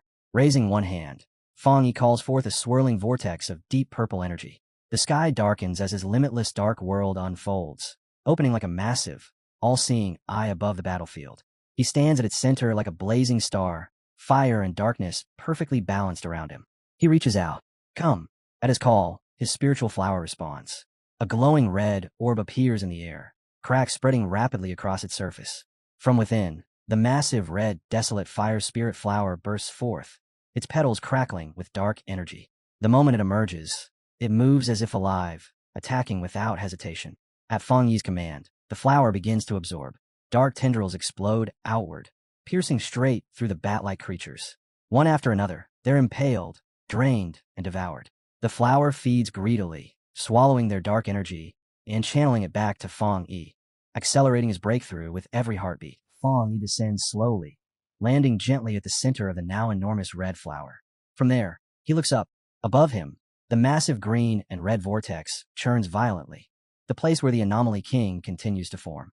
His eyes glow red as he observes it closely. Though the giant silhouette is visible, it feels strangely unreal, like a distorted reflection rippling across water. Then his lips curl into a confident smirk. He can feel it, the core. He senses its presence clearly now. He can even hear its heartbeat, slow, heavy, and powerful, pounding like distant war drums echoing through the sky. Fang Yi understands at once how dangerous it truly is. The king's power can awaken the deepest and most evil desires hidden within people, making an existence that cannot be allowed to fully descend. His eyes burn brighter as another realization strikes him. The king is holding back. It's hiding itself, perhaps because its evolution isn't complete yet. Standing atop the massive flower, Fang Yi looks down and speaks calmly, asking if he has found the anomaly king's exact location. The flower seems to respond at once, confirming that it has found the target. The exact location is instantly transmitted to the device on Fang Yi's wrist. The screen flashes red, and a sharp beam of light shoots straight into the sky, piercing the swirling vortex and clearly marking the anomaly king's core. With the target revealed, Fang Yi's eyes begin to glow with brilliant golden light. He activates his golden sun breathing technique at full power. In the next moment, a massive explosion of pure golden energy erupts from his body. The power surges upward like a rising sun, blasting toward the heavens with unstoppable force, carrying the intent to erase the dark creatures completely. Far below, within the shattered city, Zhang Lu and his companions stare at the sky in absolute disbelief. None of them can understand what kind of power could produce such overwhelming brilliance. At first, they assumed it must be a fire attribute. But one of them quickly realizes that ordinary fire could never reach this level, or suppress the dark attribute so completely. There is only one possible answer. It has to be a high-tier yang attribute, the natural enemy of darkness itself. Inside the association's command center, the suffocating tension finally breaks. Shouts of joy echo through the room as an operator reports that the number of monsters is plummeting and the containment field is rapidly shrinking. Officials stare at the monitors, stunned, hardly able to believe that the desperate situation has turned around so suddenly. Outside the sealed city, a military convoy screeches to a halt. A subordinate rushes to Shaolin and reports that the swarms blocking their advance are retreating, all of them flying back toward the city as if responding to a new command. Shaolin lifts her head and watches the sky. The massive golden light pouring down over the city reflects in her eyes as realization strikes her. Fang Yi is attacking the Anomaly King's core. Her blonde subordinate steps beside her, his voice filled with awe as he confirms it. There's no doubt, the power belongs to the tyrant. And not just any yang attribute, but the purest form imaginable. Shaolin, however, doesn't relax. Her brows knit together as concern flashes across her face. Facing such an existence alone is far too dangerous. Her subordinate feels the same urgency and insists they must enter the city immediately to support him. But Shaolin suddenly raises her hand, stopping him. Her eyes remain fixed on the sky as she sharply tells him to look. Her expression turns pale with shock. Inside the massive vortex, something new has appeared. A strange, spiked green sphere, like a grotesque, living virus forcing its way into the world. Shaolan's heart sinks. The Anomaly King is hatching early. Down in the ruined streets, other pioneers witness the same horrifying sight. One man stares at the pulsating green mass, recognizing it instantly as the source of all evil. Rage and grief surge through him as memories of fallen comrades flood his mind. Clenching his fists, he and the others swear silently. No matter the cost, they will kill every last monster. Meanwhile, inside a damaged building, Yi watches the unfolding crisis alongside the red-haired leader and another pioneer. Smoke drifts through broken windows as the distant roar of battle shakes the air. Yi clenches her fists and refuses to stay silent. They can't just sit here and wait to be wiped out. If they do nothing, the city will become the sacrifice for the Anomaly King's birth. They have to act, if not for themselves, then for her cousin. Elsewhere in the ruins, Su Qingying kneels beside a fallen pioneer, her power flowing steadily as she struggles to heal his injuries. All across the city, desperate fights are breaking out, each one more brutal than the last. Back in the building, Yi turns to the other pioneers and raises her voice, rallying them. She reminds them that the very creatures swarming the skies are the same ones that have killed their friends, destroyed their homes, and torn apart their families. As the words leave her mouth, a sudden realization strikes her. She thinks of the massive flower her cousin summoned, the one devouring the bat-like swarms without mercy. Its power feels familiar, too familiar. Her mind flashes back to the ghost vine they encountered before, the terrifying plant infused with the desolation attribute. Her eyes widened. That flower, it's the same. Which means, her cousin also wields the power of desolation. The realization hits her like lightning, and a bold plan forms instantly. Yi doesn't hesitate. She tells everyone that they will pour all of their spiritual power into the network of vines created by her cousin's flower. If the flower feeds on energy, then they will give it everything they have. They will make it strong enough to face the Anomaly King. There is no argument. Without a second thought, the pioneers raise their hands. Streams of spiritual power surge out from their bodies, shooting upward toward the sky. On the ground, the association superior notices the blue streaks of energy rising into the air. At first, he frowns, wondering if the pioneers are attempting a direct attack. He quickly rejects the idea. They aren't strong enough to strike something that far away. Then he understands. They're not attacking a monster. They're empowering Fang Yi Summon Plant. A fierce light flashes in his eyes. Moved by their resolve, the superior straightens his back and declares that he won't stand aside either. He releases a powerful burst of his own blue energy, sending it surging toward the heavens. All across the city, the remaining pioneers follow his lead. One after another, they focus their will and unleash their spiritual power. Countless streams merge together, forming a massive tide of energy that rushes upward. racing toward the sky to join the battle. Su Qingying feels it while tending to the wounded pioneer. Her expression changes as the air around her trembles with power. She looks up and sees it, the spiritual flower above the city, now blazing, glowing with the combined energy of every pioneer still standing. She understands immediately. This is humanity's final stand. Gritting her teeth, Su Qingying gathers what little strength she has left. Without hesitation, she releases it, sending her remaining power into the flow. The energy surges upward, merging with the others and supercharging the flower, preparing it for one final, decisive strike against the Anomaly King's core. The monster lets out one last, agonized scream as the attack lands true. Fong doesn't hesitate. A clean, decisive slash follows, cutting straight through its body and ending it completely. When the dust settles, he floats in midair, calmly wiping the blood from his face, as if the battle were nothing more than an inconvenience. Suddenly, his communicator crackles to life. An urgent voice warns him that every bat swarm outside the city is now converging on his location. The numbers are overwhelming.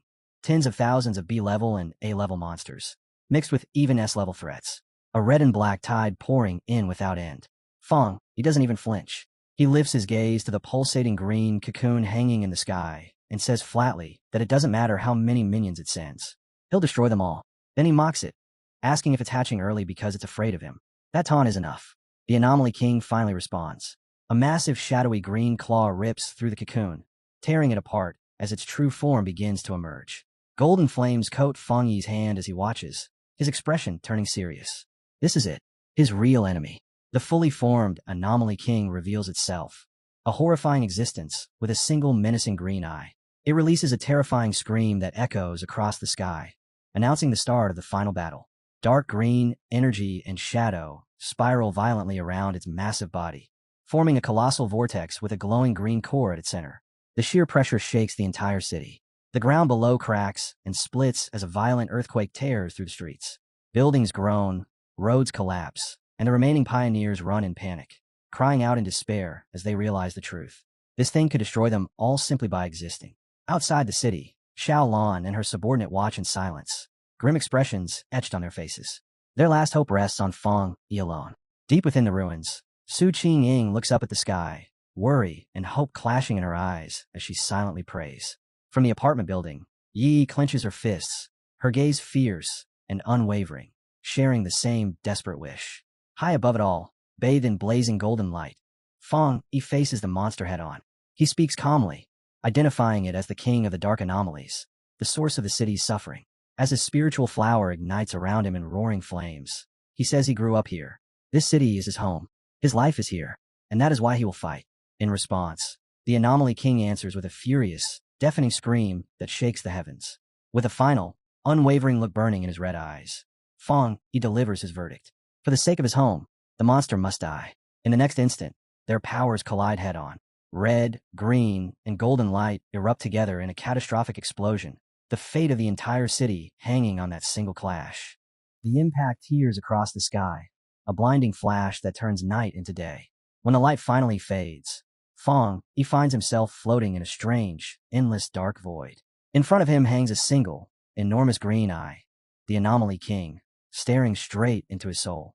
Its voice echoes directly inside his mind, mocking him for his arrogance, laughing at the idea that a mere one-star spirit creation realm pioneer would dare challenge it.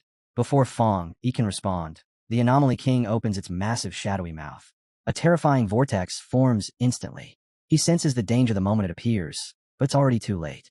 The force drags him forward, pulling him uncontrollably toward the darkness. As he's swallowed whole, a grim realization hits him.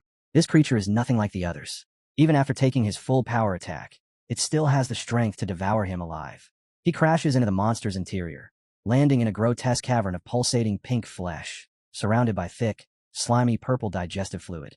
The stench is overwhelming. He can immediately tell the liquid is insanely corrosive, saturated with dense dark attribute energy. Any normal pioneer would be dissolved in seconds. Yet something doesn't add up. Fong Yi frowns. For an evolved, intelligent existence like this to swallow him alive, it feels wrong. Then realization dawns. The monster has made a fatal mistake. Its inside is its weakest point. Was it really not afraid of an internal attack? His eyes sharpen. To test the idea, he gathers fire into his fist and slams it into the fleshy floor beneath him. The walls hiss violently, sizzling and burning under the impact. Fong Yi quickly assesses the situation. The corrosive liquid is weakening his power, but not nearly enough. He can still deal serious damage. That's all he needs. As long as his attacks work, this problem can be solved. Confidence surges through him as he calls out to his desolate fire spirit flower. Then he freezes in surprise. The Anomaly King's swallowing attack didn't just consume him. It dragged his spiritual flower inside as well. And inside this dark, oppressive environment, the flower isn't weakened. It's supercharged. Having absorbed the dark energy of the bat swarms and the spiritual power of every pioneer in the city, the bright red flower in Feng Yi's hand should have been overflowing with strength. Yet as he grips it, he feels something strange. The flower hesitates. He frowns and asks what's wrong, wondering if it's repulsed by the Anomaly King's dark attribute. The answer shocks him. This desolation attribute flower, something that normally devours dark energy greedily, is actually being pushed back. The Anomaly King's power is different. Too pure. Too dominant. That realization hits hard. His original plan was simple. Let the flower drain the monster from the inside until nothing remained. But now that plan is useless. So he adapts. Clutching the flower in one hand, Feng Yi draws back his other fist and slams it brutally into the fleshy walls of the monster's stomach again and again. Outside, the Anomaly King's massive form suddenly breaks apart, dissolving midair. For a moment, it looks like victory, but then the fragments swirl together, reforming into a gigantic vortex as the creature calls back every remaining bat-like swarm. On the ground, E and the red-haired leader stare upward in confusion and fear. The leader demands to know what's happening, but E can only shake her head. She doesn't know. Her only thought is where her cousin is, and whether he's still alive. Elsewhere, Su Qingning forces herself to stay calm as she leads civilians away from the chaos, shouting for them to move in an orderly line and promising that the pioneers will protect them. When someone asks where Feng Yi is, her face drains of color. With barely controlled panic, she admits the truth. He's still fighting. From inside the Anomaly King, the military arrives in force under Xiaolan's command. An officer urgently reports that the swarms and the Anomaly King are attacking the city without pattern and orders a full evacuation to minimize casualties. Standing atop a military vehicle, Xiao Lan issues firm commands, but her eyes keep drifting back to the sky, filled with dread as she watches the nightmare above. The Anomaly King begins absorbing the swarms, dragging them into its spinning body to restore its power. Inside the monster, Feng Yi feels it instantly. His expression tightens as he realizes the truth. The creature isn't defeated. Not even close. The corrosive energy intensifies, crashing down on him as the digestion truly begins. His power starts to dissolve. His body feels like it's being torn apart piece by piece. Then something changes. The dark energy around him begins to fade. Feng Yi closes his eyes for a brief moment, and when he opens them again, everything is different. He's no longer inside the monster. He stands alone in the ruins of a completely destroyed city. Skyscrapers lie broken and twisted around him, the sky above dark and oppressive. Silence hangs heavy in the air. Feng Yi looks around slowly, unease creeping into his chest. Where is he? And what exactly just happened? In the shattered cityscape of the illusion, Feng Yi stands still, his expression dark and steady. From the shadows behind him, something massive begins to crawl out. An enormous beast wrapped in darkness, its red eyes burning like open wounds in the night. The creature doesn't hesitate. It surges forward and swings a colossal fist straight down at him. Feng Yi sharpens his senses, and his heart sinks. His spiritual power is gone, completely silent. Before he can dwell on it, the beast attacks again, its massive arm crashing down with enough force to split the ground. Feng Yi reacts on instinct alone, springing away at the last second. The impact explodes behind him, rubble flying as the street caves in. He lands atop broken concrete, breathing hard. But then he notices something strange. His body still feels powerful. Even without spiritual energy, his muscles respond cleanly, his balance perfect, his movements sharp. Years of brutal training haven't vanished. In that instant, understanding clicks into place. This isn't reality. This is an illusion, one crafted by the Anomaly King to drag him back to a time before he became a pioneer, before power reshaped his life. The beast tries to crush him with a thunderous stomp. Feng Yi leaps again, narrowly escaping as the ground caves beneath the creature's foot. As he lands, another realization settles in. Calm and absolute. The Anomaly King isn't strong enough to truly erase him. If it were, his body wouldn't respond like this. His strength isn't gone, it's being suppressed. That means this illusion has limits. Every illusion does. And every flaw comes from the one who created it. Before he can probe further, the beast suddenly vanishes and reappears with terrifying speed. A massive hand snaps shut around Feng Yi's body, lifting him effortlessly into the air. The monster drags him close, its breath hot and foul, its voice echoing from all directions as it sneers that once a foolish human enters this place, Escape is impossible. Crushed in its grip, Fong Yi should look defeated. Instead, a faint smirk curves his lips. The creature's form begins to warp, its false body merging with his surroundings, wearing a grotesque mockery of a smile. It opens its massive jaws and declares that this is the end, not just for him, but for all humanity. To break his will, it shows him visions of ruin. Xiaolan, Su Qingying, his companions lie lifeless, broken, discarded like failed experiments. Proof, it claims, that humans exist only to be consumed for its evolution. Fong Yi stays silent. Then, slowly he lifts his gaze. A small, defiant smile flickers across his face. He calmly asks whether that is truly what the monster believes. In the next instant, Fong Yi releases everything. His body erupts in a blinding surge of golden energy as he coldly declares that the creature before him is nothing more than a puppet. He tells it that it doesn't even understand the truth of his existence. One by one, golden silhouettes of countless people rise behind him, their figures shimmering as he reveals that his rebirth had only one purpose: to protect his home and everyone he holds dear. The overwhelming golden light floods the illusion, swallowing the shadowy beast whole. A violent explosion tears through the mental space, cracking the illusion apart from the inside. A wave of pure, scorching fire sweeps through the collapsing world, its power reflected within a single blazing eye before everything shatters. When Fong Yi opens his eyes again, he is back in the real world, and he is no longer the same. His hair burns like a living flame, his body wrapped in crackling blue lightning as he calls upon his system without hesitation. Floating within the storm-filled sky, a massive hand-shaped construct of pure golden energy forms behind him, solid and absolute, ready to bring the battle to its end. A system window flashes before his eyes, confirming that the conditions have been met. It asks if he wishes to advance. With power surging through every vein, Fong Yi accepts without hesitation, stepping into the two-star spirit creation realm. Golden energy detonates outward as he declares himself the king of anomalies and charges forward like a falling star. At that moment, Fong Yi understood something clearly. Thanks to the Anomaly King, he has reached a higher comprehension of himself. Channeling his newly awakened power, he unleashes a devastating slash, his golden flame-like hair blazing as blue lightning dances wildly around him. He declares that his rebirth exists to change the fate of a world, that he is the chosen avenger. The Anomaly King's laughter echoes through the sky, mocking him for being nothing more than a two-star cultivator. Fong Yi remains unfazed. He moves instantly, narrowly dodging a crushing blow as the shadowy giant looms above him, its massive form blotting out the heavens. The monster snarls that he cannot escape, that he will become its food. Then its expression shifts. Confusion flickers across its twisted face. Fong Yi, in contrast, wears a confident smirk. He knows the plan is working.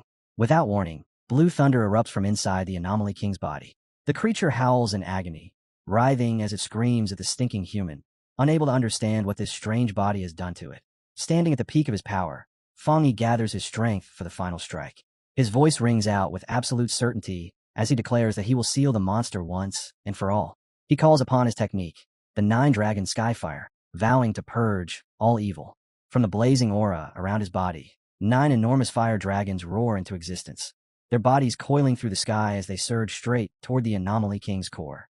The monster screams in terror, finally realizing that this power is far beyond that of a mere one-star cultivator. The moment the dragons collide, a catastrophic explosion of light erupts, flooding the city's sky with blinding brilliance. On the ground below, pioneers and soldiers can only stare in awe as Fong Yi completely eradicates the anomaly. The Anomaly King releases one last, agonized scream before its essence is torn apart by Fong Yi's overwhelming power. The final traces of its presence vanish from the heavens, and the blood-red darkness gives way to a clear, tranquil blue sky. High above, a massive vortex of lingering purple energy, the last remnant of the dark attribute, twists violently before being absorbed. Fong Yi's form returns to normal, yet he still grips his blazing sword as the swirling purple energy condenses into a sphere before him. His expression remains calm and composed, his eyes glowing red as he summons his limitless dark world.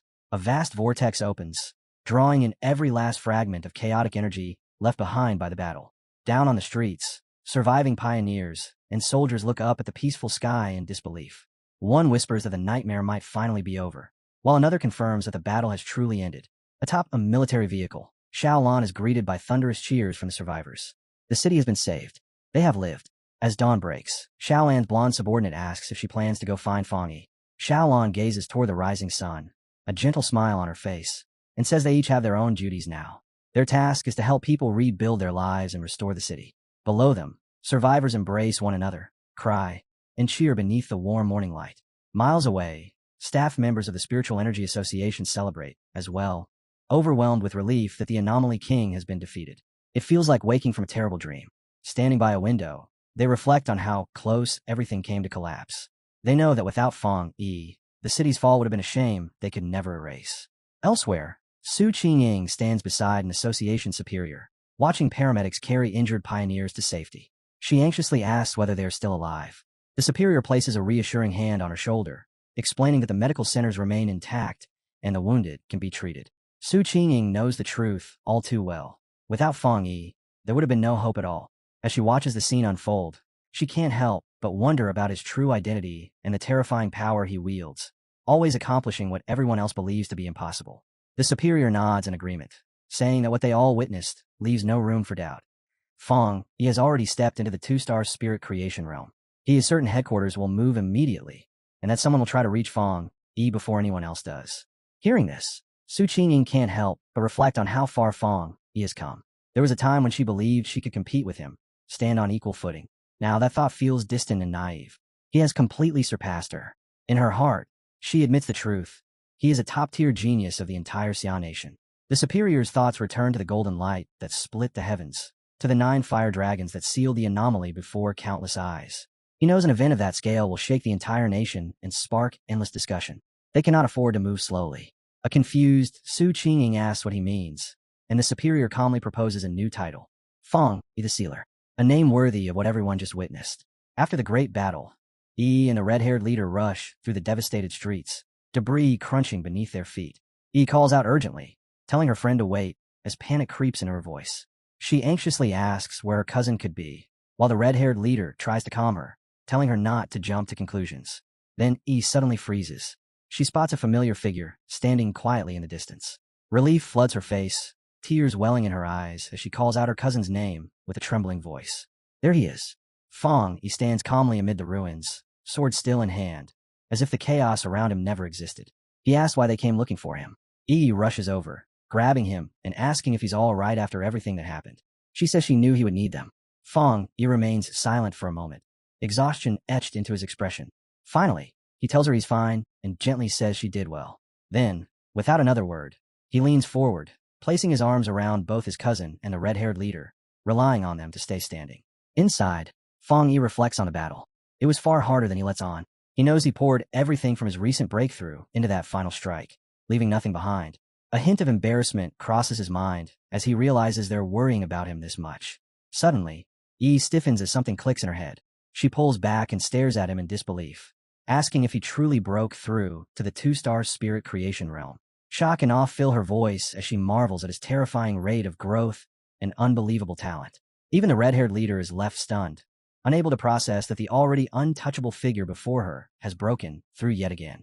Meanwhile, news of the battle spreads like wildfire. Online forums explode with discussions about the man who saved the city, the pioneer now known as the Sealer.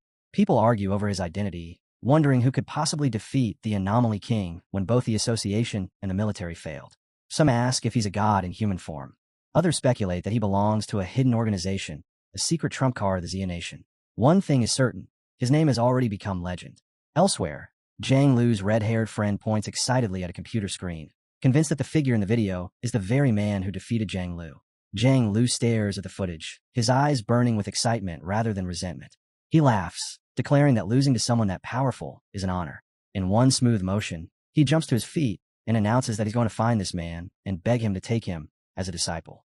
His friend quickly pours cold water on the idea, warning him that half the nation is probably searching for that person right now. The scene shifts to the grand capital of Xia. Deep underground, inside a hidden chamber sealed from the world, shadowy figures gather around a glowing table.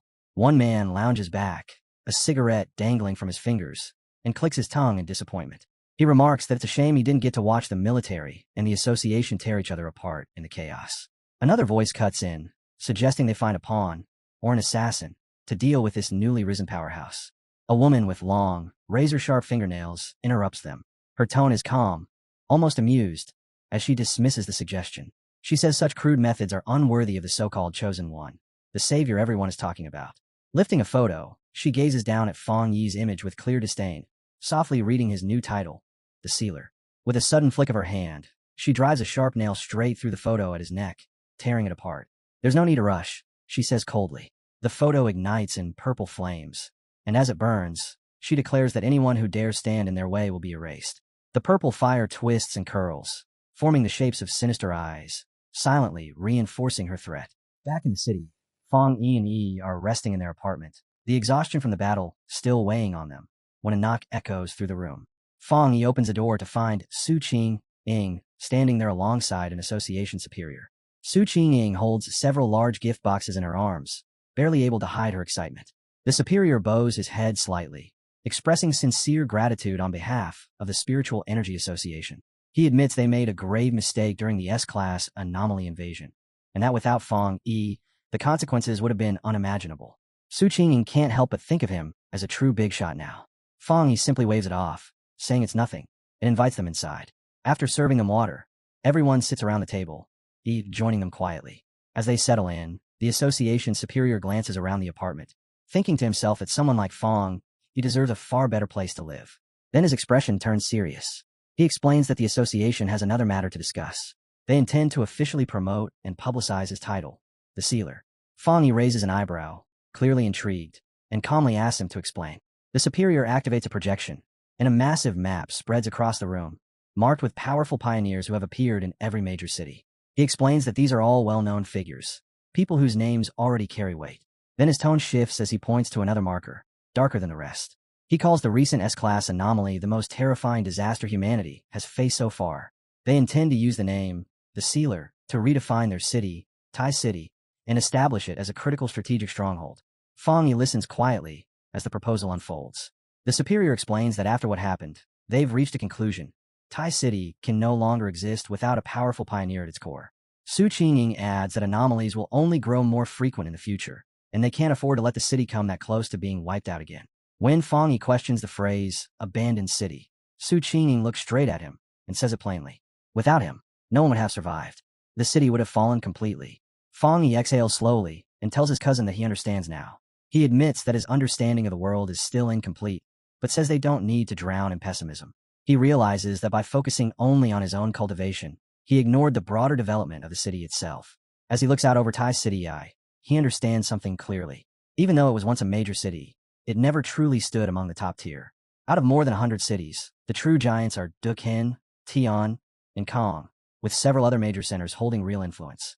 And yet, this disaster changes everything. He says that this catastrophe isn't just destruction, it's an opportunity. A chance for Tai City to rise higher than it ever has before. The superior nods, confirming his thoughts. From now on, cities will be evaluated by the number and strength of their pioneers. The higher the rating, the more resources they'll receive. In times like these, people need something to believe in. They need a symbol of hope. He proposes that the association will protect Fong Yi's real identity while crafting a mysterious public image for the Sealer, allowing rumors and legends to grow on their own. Fong Yi agrees without hesitation. He understands that mystery is often far more effective than complete exposure. He adds that human imagination can sometimes be more dangerous than reality itself. Calmly, Fong Yi says he has no objections. The plan benefits him, the city, and the people he cares about. He hopes this will be the start of a strong partnership. He then extends his hand, catching both the superior and Su Qing off guard. After a brief pause, the superior accepts. Their handshake seals the agreement. Formally, the superior welcomes him by his new title, the Sealer. In the days that follow, with full cooperation between the association and the military, Tai City begins to recover at remarkable speed. Rescue operations and reconstruction proceed in perfect order. What was once a devastating calamity quietly accelerates the formation of a new order across the world. The scene cuts to the sleek, modern headquarters of the Spiritual Association in Dukhan City, where news of Fong Yi's actions has already sent ripples through the upper ranks. Officials speculate openly, wondering if the mysterious Sealer is truly the pioneer who resolved the S-Class anomaly in Tai City. Inside a quiet office, several men pore over incoming reports. One remarks that Fong Yi stands out as the most remarkable figure among the newly awakened pioneers. Another adds that his high-grade Yang attribute alone marks him as a chosen one, a natural nemesis to all dark attributes. A man pointing at the monitor interrupts them, replaying footage of Fong Yi in battle. According to the data, he explains, Fong Yi doesn't possess just a single high-grade attribute. He reminds them of the viral Skyfire video that revealed a high-grade fire attribute, and of the military's codename for him, the Tyrant. earned because of his terrifying high-grade thunder power. The room falls silent in shock. Still, the man with glasses shakes his head and says there's something even more unbelievable about him. Before he can continue, the door opens. A woman with wavy blue hair and glasses steps in, casually asking if they're discussing the sealer. With calm confidence, she requests to see all available data on him. The men immediately recognize her and comply, pulling Fang Yi's full profile onto the main screen. As she studies the information, her expression sharpens. With more pioneers awakening every day, and with someone like Fang Yi standing at the front, she knows challenges are inevitable. Power always invites confrontation. Her glasses catch a sharp glint of light as she admits, almost to herself, that she wants to witness his strength firsthand. In her mind, it's only a matter of time before she and the sealer cross paths.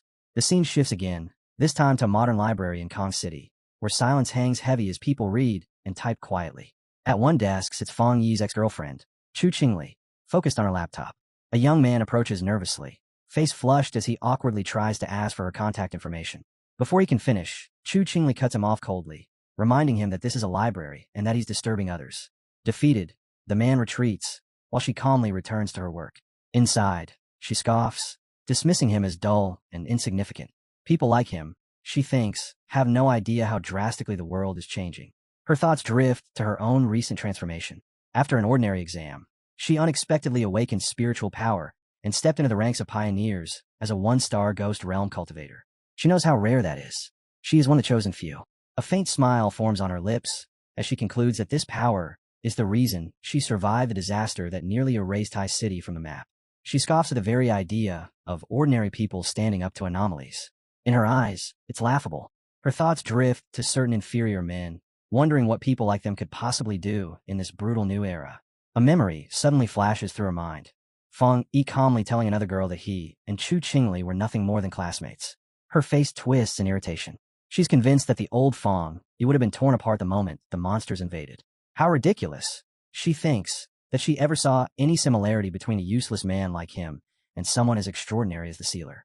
Her gaze drops to her laptop screen, where an article about the sealer is open. As she reads, her conviction hardens. He's 10,000 times better than her ex-boyfriend in every way. With a confident, almost smug smile, she decides that only a powerful, handsome pioneer like him could ever be worthy of standing by her side. Meanwhile, Fang Yi flips through a real estate brochure. He and his cousin Yi stand side by side, both dressed in stylish new outfits, clearly ready to enjoy a rare day off. Fang Yi announces that they're taking a break from training to look for a new house. Yi laughs and teases him, asking if they're really skipping training, but he calmly explains that strength also requires balance. Rest matters too. He adds that the association's suggestion to improve their living conditions was actually a good idea. Yi quickly realizes where the idea came from. Su Qingying had bluntly told her that their current living setup needed an upgrade, and had even offered to go house hunting with them. Yi can't hide her excitement, amazed that Captain Su had access to such resources and was casually prepared to provide them with 2 high-end houses. As Fang Yi and Yi enjoy their relaxed day of house hunting, a strange, foul-smelling green vapor begins to drift through the air around them. Yi wrinkles her nose and asks if her cousin smells it too. Fang Yi nods, comparing it to the stench of a sewer. Then his expression sharpens. This isn't random. Someone is watching them. Both cousins turn around at the same time. From within the swirling green haze, 3 men step forward, their appearances rough and hostile. At the front stands their leader, a tall, heavily built bald man gripping a thick metal pipe. He smirks as he calls Fang Yi by name, mocking him as the sealer and laughing that they only noticed after walking straight into his trap. He sneers, dismissing Fang Yi as nothing more than an overhyped pretty boy with no real strength. One of the men beside him releases even more of the strange gas into the air, while another scoffs loudly, saying Tai City must be full of trash if they chose a young kid like him to lead them. The 3 men rush in at once, shouting for Fang Yi to hand over every benefit Tai City has given him. Yi reacts instantly. She steps forward and fires a sharp blast of blue energy from her palms. The man wielding the axe laughs and vaults cleanly over the attack, spiritual power surging into his massive weapon. He brings the glowing axe crashing down, and Yi grits her teeth as she throws up a barrier, the impact forcing a low grunt from her throat. At the same time, the bald leader swings his metal pipe straight at Fang Yi's head. Yi shouts for her cousin to be careful, warning him that these men are pioneers too. Her concern proves unnecessary. Fang Yi casually raises a hand and catches the pipe barehanded, stopping it dead. The bald man freezes, eyes wide, unable to believe his full-powered strike was halted so effortlessly. Fang Yi looks at him with pure disdain. Flames suddenly bloom around his hand, bright and violent. He calmly asks what kind of stinking fish and rotten shrimp would dare try to rob him in the middle of the street. Then he moves. His flaming fist slams into the bald leader's face. The man is sent flying backward, screaming in disbelief as his body crashes to the ground. Nearby, the man carrying the gas tank stares in shock. He can't understand why Fong isn't affected at all. His universal permeating potion should have already paralyzed him. Fong simply looks back at him, fire still flickering across his hand. The green vapor is nothing more than a potion refined from the sweat of a wood attribute pioneer, designed to corrode spiritual barriers, though it leaves behind an unbearable stench. Furious and humiliated, the bald leader staggers back to his feet, yelling that he was only careless. He shouts that since they're all in the spirit creation realm, there's nothing to fear. Purple light surges over his body as he charges again. Fong smirks, immediately recognizing the mutated earth and wood attributes behind their powers. He comments that such dirty tricks suit people as crooked as them, confident that while these methods might work on ordinary pioneers, they're meaningless against him. At the same time, the axe-wielding man leaps high toward trying to overwhelm her. She reacts with terrifying speed, twisting mid-step and driving her foot straight into his groin. The man howls and collapses in agony. As lands lightly, Fong watches the scene unfold. He doesn't want to draw attention, but having his daily life disturbed like this is genuinely irritating. He reaches up and removes his sunglasses. His expression turns cold and serious, and beneath the sunlight, his red eyes begin to glow with power. Telling his cousin to step back, Fong finally releases his true power. A terrifying surge of radiant golden energy explodes outward from his body, blasting the attackers off their feet. He stands at the center of it all, like a living sun, as blinding golden light floods the street and freezes his enemies in shock. The holy energy keeps expanding, forming a blazing domain that traps the three men inside, their bodies instantly engulfed by searing golden flames. Their screams tear through the air as they writhe in agony, unable to comprehend what kind of horrifying fire this is. Only now do they truly understand the power of the sealer. Desperate, they beg for the pain to stop. Just as Fong is about to push his power even further, a familiar voice cuts through the chaos. Captain Su suddenly rushes in, shouting for him to stop and not kill them. The interruption catches Fong off guard. Looking at the three broken men lying in the street, Captain Su exhales in relief and explains that they are key targets already under the association's surveillance. Fong asks calmly if she intends to take them in for processing. Captain Su nods, saying the association has begun officially registering all pioneers, especially unstable troublemakers like these. Standing over the defeated men, Fong coldly tells them they're lucky. He warns that he hates being disturbed, and if they ever cross his path again, things won't end so gently. His words earn him an irritated glare from Captain Su. As paramedics arrive and load the injured men onto stretchers, Captain Su scolds them harshly. She tells them that if this had happened just 2 days earlier, the association wouldn't have intervened, and they would have deserved death. She makes it clear that the sealers spared them only for the association's sake and reminds them that far worse punishment awaits. When the ambulance finally drives off, Captain Su watches with her arms crossed, muttering about the idiots bold enough to challenge the #1 pioneer. Hesitantly asks what kind of punishment they'll receive. Captain Su explains that since all three already have criminal records, they'll be sentenced to life imprisonment, even at the spirit creation realm. Their freedom and rights will be stripped away, and they'll serve as pioneers within prison walls. Hearing this, Fong comments thoughtfully that it's not a bad system. Captain Su turns to him with a frustrated expression, calling him the association's sweet bun and the future of the Xia Nation. She complains that despite all their efforts to build his image, there are still clueless fools who dare to provoke him, making her wonder if their publicity has been too low-key. She adds that it's the association's responsibility to recruit powerful pioneers like him and ensure they grow strong enough to protect the future. She doesn't hesitate for a second. Those idiots are not allowed to ruin the fragile but valuable relationship they've just built with Fong. With that settled, Captain Su instantly switches moods, her serious expression melting into a bright, excited smile. She claps her hands and tells Fong that she'll personally take them to choose a new home and a new car as well. Soon, they're standing in front of a tall, sleek apartment building that screams modern luxury. Captain Su glances back at them and says calmly that examples must be made. If they don't scare off future troublemakers now, more will come later. She then presents the options without hesitation. One is a top-floor penthouse, right in the city center. The other is a secluded 3-story villa hidden in the mountains, quiet, private, and perfect for cultivation and training. Holding out a golden scale model of the villa, she explains that both properties are fully furnished and ready to move in immediately. Looks between the two and admits honestly that both choices are excellent. Fong doesn't bother overthinking it. He simply raises 2 fingers and says he'll take both. The words hang in the air. Freezes, Captain Su stares at him, completely stunned. Fong Yi tilts his head slightly and asks, half amused, if that's allowed. He adds that he trusts Captain Su's sincerity. Caught off guard but clearly delighted, Captain Su quickly regains her composure and assures him it's no problem at all. Not long after, the three of them arrive at a high-end car dealership. Captain Su explains that the association had a long-term partnership with the showroom, meaning they're free to choose any car they want. As they browse, whispers begin to spread. Some people quietly comment on Yi's fair skin and refined, elegant appearance. Others, watching from outside, focus on Fong Yi instead. Even in plain clothes, he somehow stands out more than anyone else. A few men speculate that he must be the son of someone important. Inside the showroom, Qingli's friend happens to be there as well. People around her assume Fong Yi is buying a car for his girlfriend. The moment she gets a clear look at him, her expression changes completely. She recognizes him instantly. He's Qingli's ex-boyfriend. The same man the university principal had once personally welcomed. Memories of her past argument with him flash through her mind, and irritation rises fast when she sees him standing beside another beautiful girl. She pulls out her phone and starts recording as Fong Yi, and Captain Su examine a sleek sports car. Moments later, her phone vibrates. She sends the photo to Qingli, excitedly typing that she spotted her ex at a VIP dealership, buying a car for a stunning girl. The reply comes back quickly. So what? The words are cold and dismissive, clearly forced. Sitting in a lecture hall, Qingli stares at her phone, visibly distracted. No matter how much she pretends not to care, her thoughts spiral. She wonders where Fong Yi got that kind of money, sneering to herself as she assumes he must have just been lucky enough to survive the disaster, and is now being supported by someone rich. A cold smile curves across her lips as she walks, convinced the gap between them is already far too wide to ever be crossed. Moving confidently through the lecture hall, she tells herself that once she truly reaches the peak of the pioneer world, people like him will be nothing more than background noise. By then, such things will be beneath her.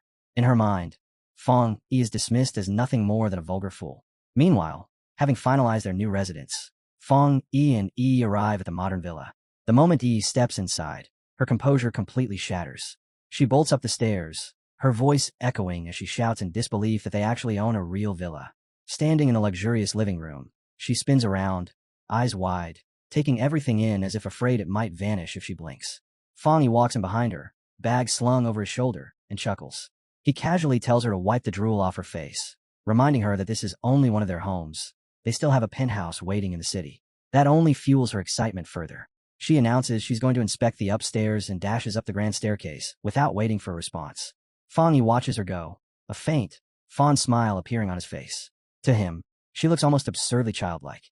But as her footsteps fade, his expression slowly changes. A quieter, heavier thought settles in. He realizes she's finally acting her age. His mind drifts back to his past life. A hazy memory surfaces, an image of a fallen pioneer. He remembers that before his rebirth, he had never seen his cousin again. At the time, he must have assumed she became a trusted pioneer and died somewhere in the line of duty. The thought tightens his chest. This time, he silently vows, it will be different. No matter what, he will not let her die again. His phone rings, pulling him out of his thoughts. The caller ID reads Xiaolon. He answers, and her voice comes through immediately, congratulating him on his promotion to Captain Fong. With a teasing tone, she mentions hearing that the association recently gifted him not one, but 2 houses. Lounging comfortably on a sofa, Fong Yi replies with a smirk, saying he thinks it's a good habit and that they should keep it up. Xiaolon scoffs slightly, telling him to spare her the flattery. She knows someone as powerful as him doesn't really care about such things. Still, she admits that when it comes to improving one's living conditions, there's currently no better reward. She then adds that once the first batch of spirit fruits from the spiritual energy revival matures, she'll be sure to send some his way. As she speaks, her thoughts remain sharp and clear. She understands the new order of the world all too well. There's a massive gap between ordinary people and pioneers, a gap measured purely by power. And beyond that, there's an even more terrifying difference between regular pioneers and someone standing at the top like Fong Yi. Finally, getting to the real reason for her call, she places a hand on a top-secret folder beside her. Her tone turns serious as she tells Fong Yi that there's an internal mission she hopes he'll accept. Fong Yi doesn't hesitate. He already understands what this means. Calmly, he tells her to explain. Xiaolon asks him if he's familiar with the Tianbao building in Kong City. Fong Yi answers immediately, recalling that it's the largest shopping mall in the entire city. Xiaolon confirms it, but her tone turns heavier as she explains that the place was recently sealed off after a monster invasion left countless people dead, sparking fury among the citizens. Since then, the building has become a true ghost structure. Kong City quickly turns into the center of attention. The massive Tianbao building still towers over the area, but the scene around it is unrecognizable. Once the city's most famous landmark and busiest hub, it has now transformed into a place of fear. Strange tremors and unnatural incidents keep occurring, and a dark, swirling blend of red and purple energy wraps around the structure like a curse. The danger escalates to the point that the Kong City Spiritual Association is forced to completely seal it off. Not long after, Fang Yi arrives in Kong City to take part in the mission. At the designated meeting point, he raises a hand and greets the small group waiting there, calmly introducing himself as the one who accepted the task. There are 4 others in total. Remembering Xiaolan's instructions not to expose his true identity or power level, Fang Yi decides to keep a low profile. As they gather, Fang Yi quietly observes his temporary teammates. The team is an odd mix. Judging by their attire, he guesses 2 of them are from the military. The remaining 2, a stern gray-haired man and a woman with short purple hair, step forward and introduce themselves as members of the Kong City Spiritual Association. They explain that Officer Golan has already briefed them and that they'll be working together for this operation. Soon, everyone piles into an armored vehicle and begins driving through a pounding rainstorm toward the SEAL building. Inside the vehicle, the atmosphere is heavy and tense. The brown-haired man is behind the wheel, while a blonde woman sits in the passenger seat, her unease obvious. Unable to bear the silence, she suggests that since they don't know each other's strengths, they should at least agree to support one another once they enter the danger zone. The back seat feels even more uncomfortable. Fang Yi sits casually, resting beside the stern gray-haired man and the short-haired woman, both of them with arms crossed and expressions stiff. Fang Yi props his chin on his hand, already forming an opinion. The team composition is messy, and from what he can see, the overall quality of the Kong City Association members is disappointingly low. The serious man finally shoots Fang Yi a sharp glare.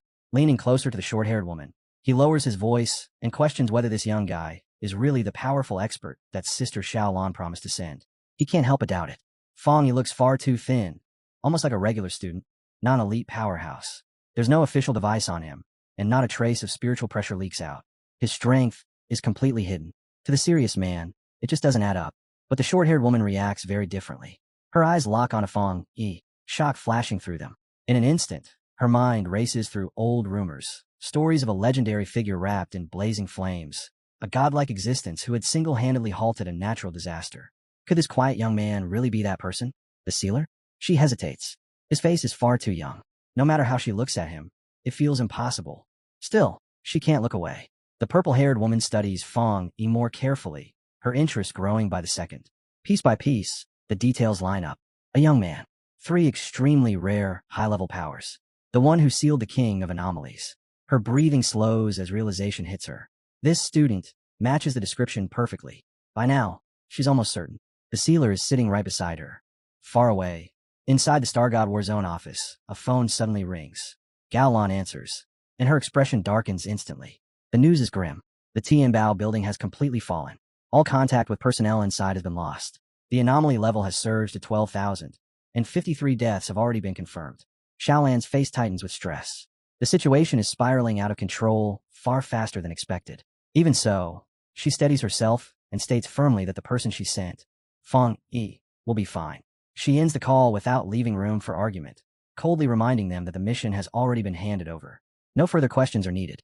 Back in Kong City, the Tianbao building stands like a nightmare made real. A terrifying storm of red and purple energy churns around it endlessly. The armored vehicle finally arrives, and the team steps out into a heavy, unnatural rain that looks disturbingly like falling blood. Fang Yi scans the surroundings, his expression turning serious. The situation is bad, worse than expected. The presence inside feels far stronger than anything he has encountered before. Everyone lifts their heads toward the towering skyscraper. Dark stains cover its exterior. Fang Yi points them out.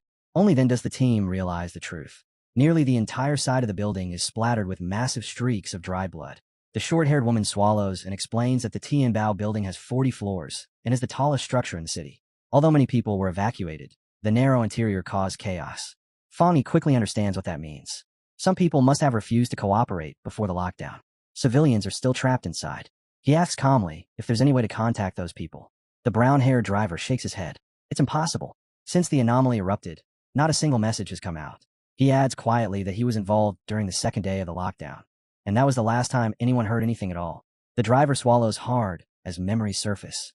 He says that when he first saw the building, it already felt like a dead zone, like time itself had rotted. In just moments, the place seemed to age by decades. What haunted him most were the things falling from the windows. Chopped up limbs, torn bodies, half-chewed remains, dropped carelessly by monsters as if they were scraps. In less than a week, he explains, the dark aura surrounding the building has only grown thicker and heavier. Hearing this, Fong Yi slowly turns toward the group, his gaze sharp and unforgiving. He cuts straight to the point. Since there's been zero contact with the inside, the so-called death count of 53 is nothing more than a rough estimate, based solely on the body parts recovered outside. His voice turns cold as he scolds the Kong City Spiritual Association for treating the situation far too casually. The driver breaks into a nervous sweat, stammering that they had no other choice. Fong Yi doesn't respond immediately. In his mind, the truth is already clear. The real number of dead is almost certainly far higher. For ordinary people, an anomaly isn't a disaster. It's the end of the world.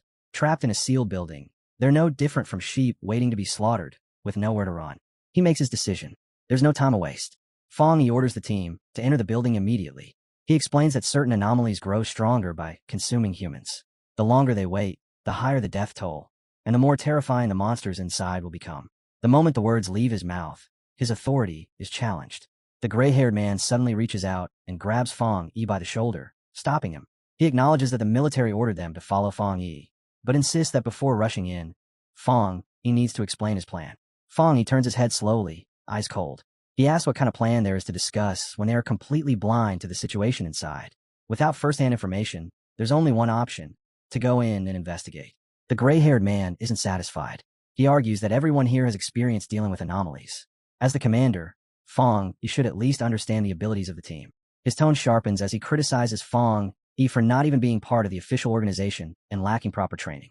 Before the argument can escalate further, the short-haired, purple-haired woman steps forward, clearly furious. She pushes past them and snaps at the gray-haired man to shut up. Time is short, she reminds him. Fong Yi took this mission because Officer Xiaolon personally recommended him. Questioning Fong Yi is no different from questioning a high-ranking officer herself. Fong Yi watches the exchange in silence. In his mind, one thought stands out clearly. Arguing among themselves before entering a mission like this is the worst possible mistake. Without saying another word, he turns away and walks straight toward the dark entrance of the building. His voice is calm and cold as he throws one last line over his shoulder. If they don't want to enter, they're free to stay behind. No one does. Even the hesitant members grit their teeth and follow him inside. The group steps into the Tian Bao building, and the moment they cross the entrance, a chill crawls up their spines. The place is completely ruined. Cars are crushed like toys, trash is scattered everywhere, and the walls look chewed apart by something inhuman. Yet what unsettles them most isn't the destruction, it's the silence. Not a single echo, not even the sound of wind. The blonde girl frowns, sensing something deeply wrong. Then it happens. A dark shadow drops from the ceiling above. The serious gray-haired man feels it first. His instincts scream, and he looks up in confusion, just as a monster with glowing green eyes plunges down from the darkness, shrieking as it launches its ambush. Before anyone can shout a warning, Fong Yi moves. In an instant, his sword appears in his hand, erupting into roaring flames the moment it forms. His eyes turn cold, sharp, completely focused. With one fierce swing, he sends a blazing wave of fire straight at the descending creature. There's no struggle, no resistance. A flash of light explodes through the air, sword beams tearing the monster apart before it can even touch the ground. The next second, Fong Yi lands lightly, his stance calm and steady, flaming sword held behind him. The monster is already gone, reduced to burning fragments that collapse into smoke. The gray-haired man and the short, purple-haired woman freeze in place, their minds struggling to catch up. The fight ended before it truly began. The woman stares at the massive blade of fire in Fong Yi's hand, her breath caught in her throat, wondering what kind of weapon could release that level of power so effortlessly. Ignoring their shock, Fong Yi crouches beside the remains. He picks up a piece of the scorched body, examining it closely. When he stands, his expression darkens. He notes the creature's twisted form, a grotesque fusion of bird and gecko, warped far beyond anything natural. Based on the degree of mutation, he calmly concludes it has already consumed a large number of humans. The purple-haired woman steps closer, her face draining of color as realization hits. In a trembling voice, she identifies it as an A+ grade anomaly. Fear ripples through the team. An enemy that would normally require a full squad of elite pioneers was erased in a single strike. As the smoke fully clears, the truth settles in. The woman realizes Fong Yi's strength is nowhere near just one-star spirit creation realm. It's far beyond that. The gray-haired man breaks into a cold sweat, suddenly aware that if Fong Yi had wanted him dead, he wouldn't have survived even a heartbeat. The brown-haired man finally speaks, his voice heavy with disbelief. He admits he was wrong. He never imagined the legendary sealer would be someone this young. In his mind, the sealer had always been an old monster of a man who never put his sword down. Fong, he turns his back to them, his sword still burning fiercely. Without drama, he explains that after his breakthrough, he fused his spiritual power directly with his blade, transforming it into a spirit weapon, one he can summon, shape, and wield whenever he wishes. He adds calmly that this kind of thing isn't unique to him alone. Still, the doubt in the team's eyes vanishes, replaced by a mix of trust and quiet fear. Fong, he tells him to pick up the pace. The purple-haired woman exhales in relief, admitting she's glad he's on their side as they move deeper into the darkness of the building. To light the way, Fong, he summons a ball of fire into his palm. He holds it like a torch and leads them through a narrow, suffocating hallway. They soon reach a staircase, and every step is soaked in blood. The sight makes Fong Yi's gaze turn grim. From the sheer amount of blood, he knows the truth is far worse than the official report. Not 53 deaths, at least 500. Then his expression sharpens. His eyes glow red as a sense of danger crawls over him. They enter what looks like a supermarket area. The brown-haired association member and the purple-haired woman scan their surroundings nervously. Blood and trash cover the floor, but there isn't a single body. The woman wonders aloud if the monsters devoured the victims so completely that nothing remains. They never notice the shadow. A terrifying shape with glowing green eyes coils in the darkness, ready to strike. Fong, he senses it instantly. He shouts for everyone to watch their backs. The purple-haired woman spins around, screaming as she sees the monster leaping straight at them. In the same breath, Fong, he reacts. His flaming sword leaves his hand like a streak of fire, shooting past his teammates. It cleaves through the monster midair, severing its head in a violent burst of black blood and flames. The burning corpse crashes to the floor. The brown-haired man stammers in shock, realizing another monster had been hiding right beside them. Fong, he stands calmly amid the flickering firelight. His gaze sweeps over the group as he asks if they truly didn't feel anything wrong, making the gap in awareness painfully clear. He glances at the flames curling around his hand, thinking. Then he speaks, telling the gray-haired man that while the two monsters they killed were strong, there simply weren't enough of them to trap and wipe out the previous rescue team. A sudden realization strikes him. He suggests that this place might not be the real Tianbao building at all. The team freezes in the blood-stained hallway, confusion spreading across their faces. The gray-haired man and the blonde girl ask what he means. Fong Yi answers quietly, explaining that despite all the blood, the smell in the air is wrong. He points out the contradiction at once. The overwhelming stench in the air comes from dark attributes and monsters, not from rotting corpses. There's no smell of the dead at all. That realization hardens his gaze. He decides it's time to test his theory. The purple-haired woman watches nervously as Fong Yi begins to gather power. She admits that what he said makes sense. This place feels wrong, too empty, as if no living thing ever truly existed here. Fong Yi voices his conclusion. This isn't a real building. It's nothing more than a hollow copy, a shell created by the anomaly. He extends his hand, and a terrifying surge of purple energy pours out. If his guess is correct, then this space has already been hollowed out completely. A massive sphere of black-purple energy expands outward, forming his limitless dark world. The team recoils in shock, instantly recognizing the unmistakable aura of the dark attribute. A system window flashes into existence, confirming everything. It detects a similar dark attribute, labeled Inner Dark World, and asks if he wishes to view the data. The system explains that the Inner Dark World is formed by splitting the dark attribute, creating a nest-like space that overrides the original location. To reach the real inner world, one must locate the door that constructed it. Fong, he finally understands. He turns to the team and explains that to enter the true Tianbao building, they must find that door. The same rule applied to those who tried to escape.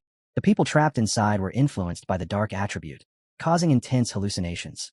In their panic, they likely mistook windows for an exit to safety. As Fong Yi controls the swirling dark energy, he states the grim truth plainly. That's why those who tried to escape through the windows ended up dead.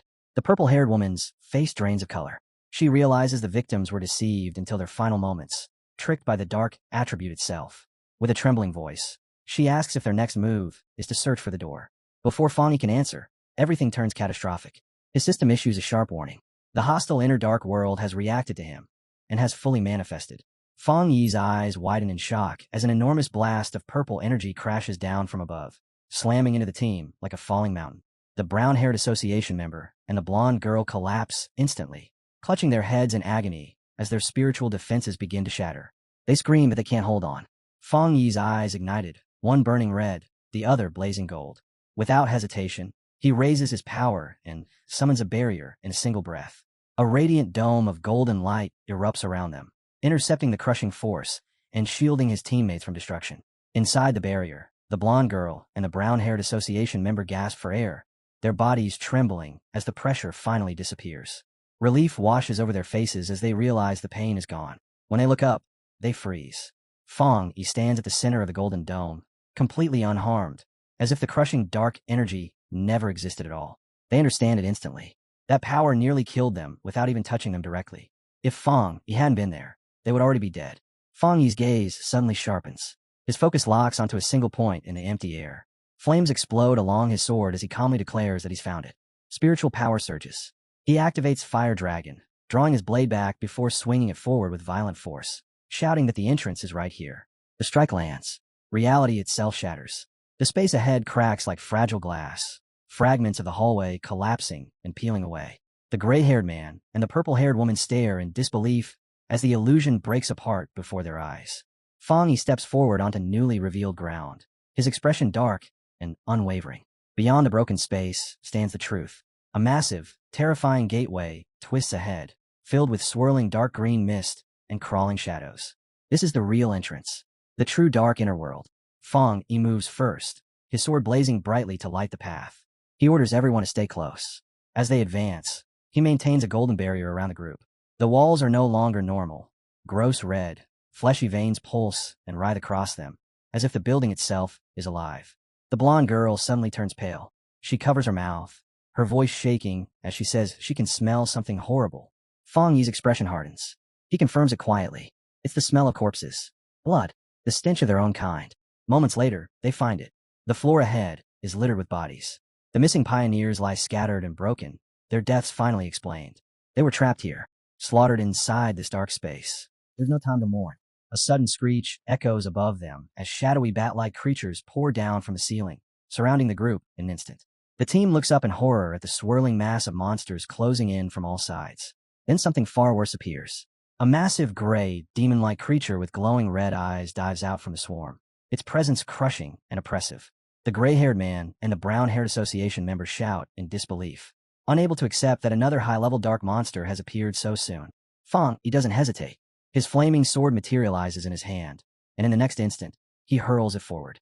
The blade pierces straight through the descending monster's chest, erupting in a violent burst of fire. The creature roars in agony as Fong Yi charges forward, eyes cold, ready to finish the fight.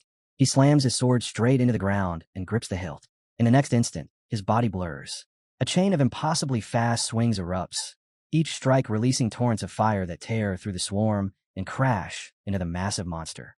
Fong Yi lands lightly, and the impact triggers a violent explosion of holy flames that floods the area.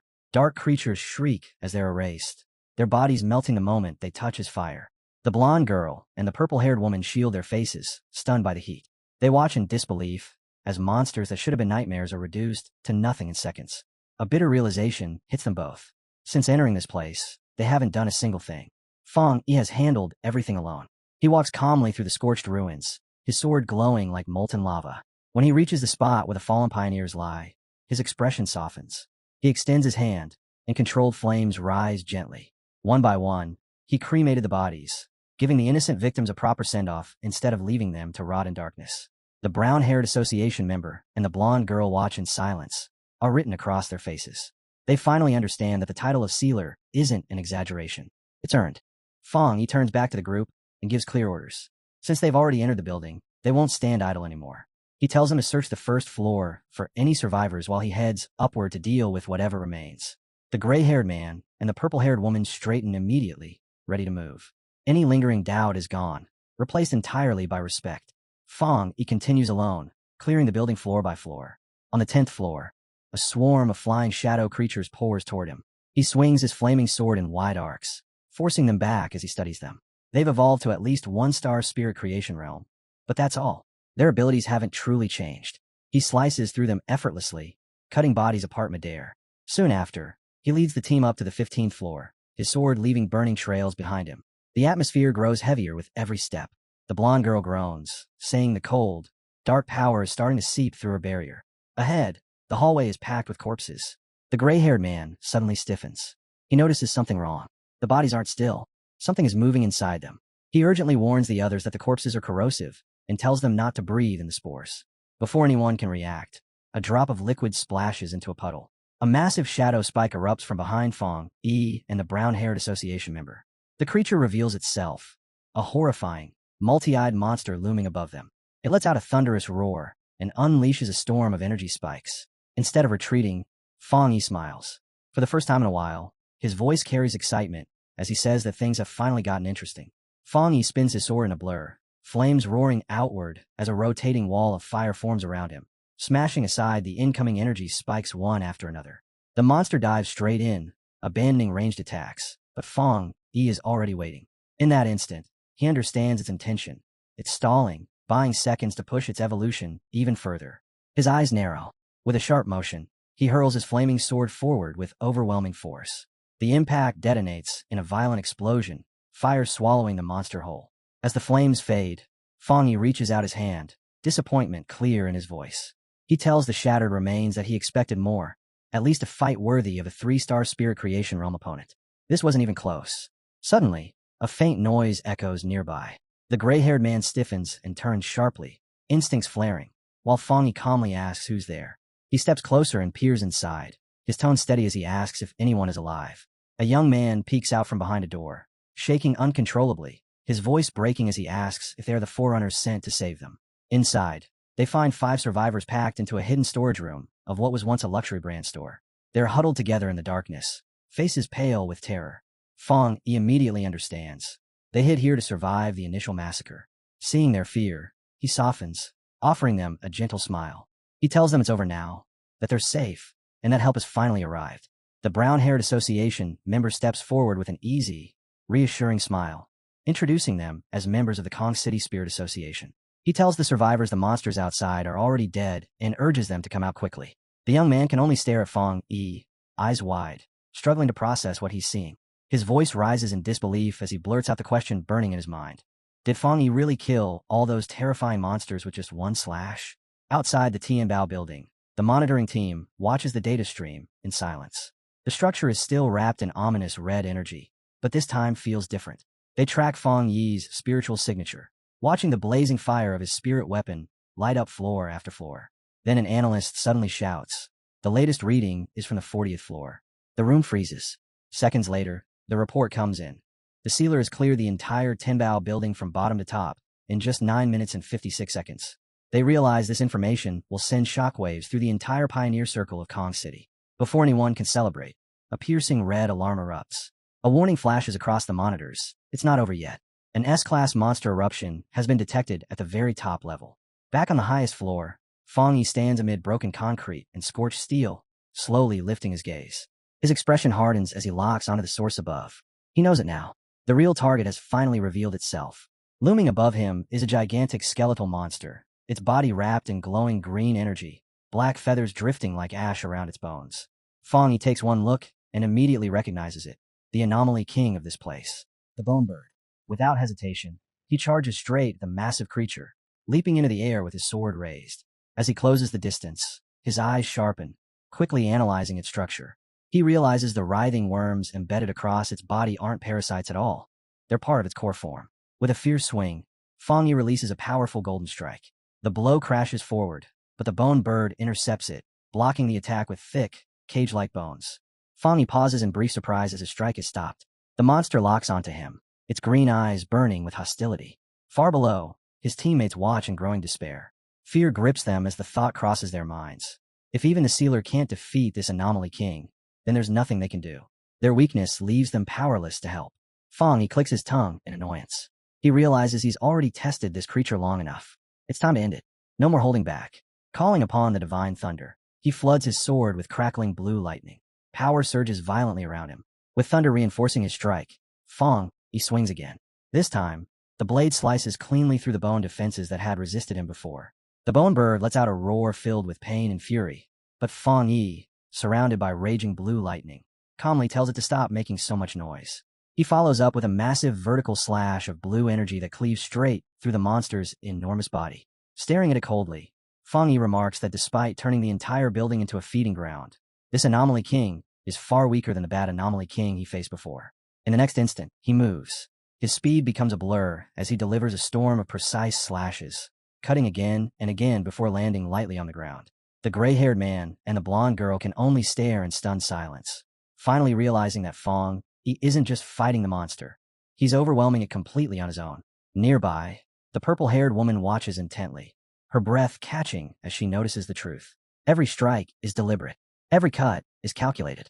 Fong Yi is dissecting the anomaly with terrifying accuracy. As he evades its desperate counterattacks, he realizes he hasn't even needed to target the bone bird's skull. The creature can't fight back. The gap in power is simply too vast. At that moment, Fong Yi understands he has already surpassed the anomaly king itself. The monstrous bird releases a broken, desperate scream as it struggles to recover. Fong Yi stares down at the creature, one eye glowing with a cold, ominous red light. He asks calmly if it still thinks it can heal, if it truly believes he's been toying with it this entire time. As his voice falls, an overwhelming amount of spiritual energy gathers around him. Brilliant blue lightning erupts outward, snapping and cracking through the air like living serpents. When the charge reaches its limit, Fong Yi launches himself high into the sky. He drives the power straight down. A colossal pillar of lightning slams into the Tianbao building, tearing through the structure from top to bottom and igniting the dark red sky. The raging energy spirals into a massive vortex, ripping away the lingering darkness and purging the area completely. As the attack fades, the oppressive clouds finally shatter. Golden sunlight spills through the sky, bathing the ruins below and announcing to the world that the darkness is gone. Outside the building, the association's monitoring team can only stare in stunned silence as the Anomaly King's energy vanishes from their screens. They immediately understand the truth. Fong Yi is a pioneer on an entirely different level. Some of them quietly wonder if this is the real gap between ordinary elites and a true top-tier genius. The S-Class invasion is officially classified as the King's Sacrifice Hell, and all records of how it was resolved are sealed in the top-secret archives. Fong Yi's method is noted as something no one else could ever replicate. As dust and debris settle, Fong Yi lands calmly atop the rubble. He turns to the gray-haired man and the purple-haired woman and states that the bone bird is dead. They can contact the outside world now. Without hesitation, the purple-haired woman activates her communicator. She identifies herself as Song Yua and reports that the incident has been successfully resolved. She confirms that thanks to the sealer, the mission was completed smoothly and without further loss. While she speaks, Fong Yi already starts walking toward the exit. She adds that she hopes the Kong City Spirit Association will cooperate properly and show gratitude for his assistance. Suddenly, her expression shifts. Shock flashes across her face as she listens to the reply coming through the communicator. She sharply asks why a newly elected Kong City captain is arriving now, when the mission is already over. A streak of light cuts through the city sky, racing straight toward their position. The voice on the communicator explains that the captain learned the sealer was present. They tried to stop him, but his arrogance made him impossible to control. Furious, Song Yua snaps back that the mission belonged to the military zone and that they are responsible for restraining that captain. She turns her gaze toward Fong Yi, tension clear in her eyes, declaring they need to send him away immediately. To her, the captain's sudden arrival isn't helping. It's a provocation. As Fong Yi descends the staircase, the purple-haired woman speaks firmly, declaring that the sealer is the most important captain recommended by their zone. She warns that anyone foolish enough to challenge him will have to bear the consequences. Fong Yi continues walking, clearly ready to leave now that everything is finished. Stepping out of the Tianbao building, he barely makes it a few steps before stopping. His brows knit together as he senses something approaching fast from above. A figure drops from the sky like a meteor, smashing into the ground in front of him with a violent impact. The newcomer straightens up, an energy weapon humming in his hand. He introduces himself as Yufeng Jiang, the newly appointed captain of Kong City, and immediately demands to know if Fong Yi is the sealer from Tai City. Fong Yi doesn't move an inch, meeting the man's gaze with icy calm.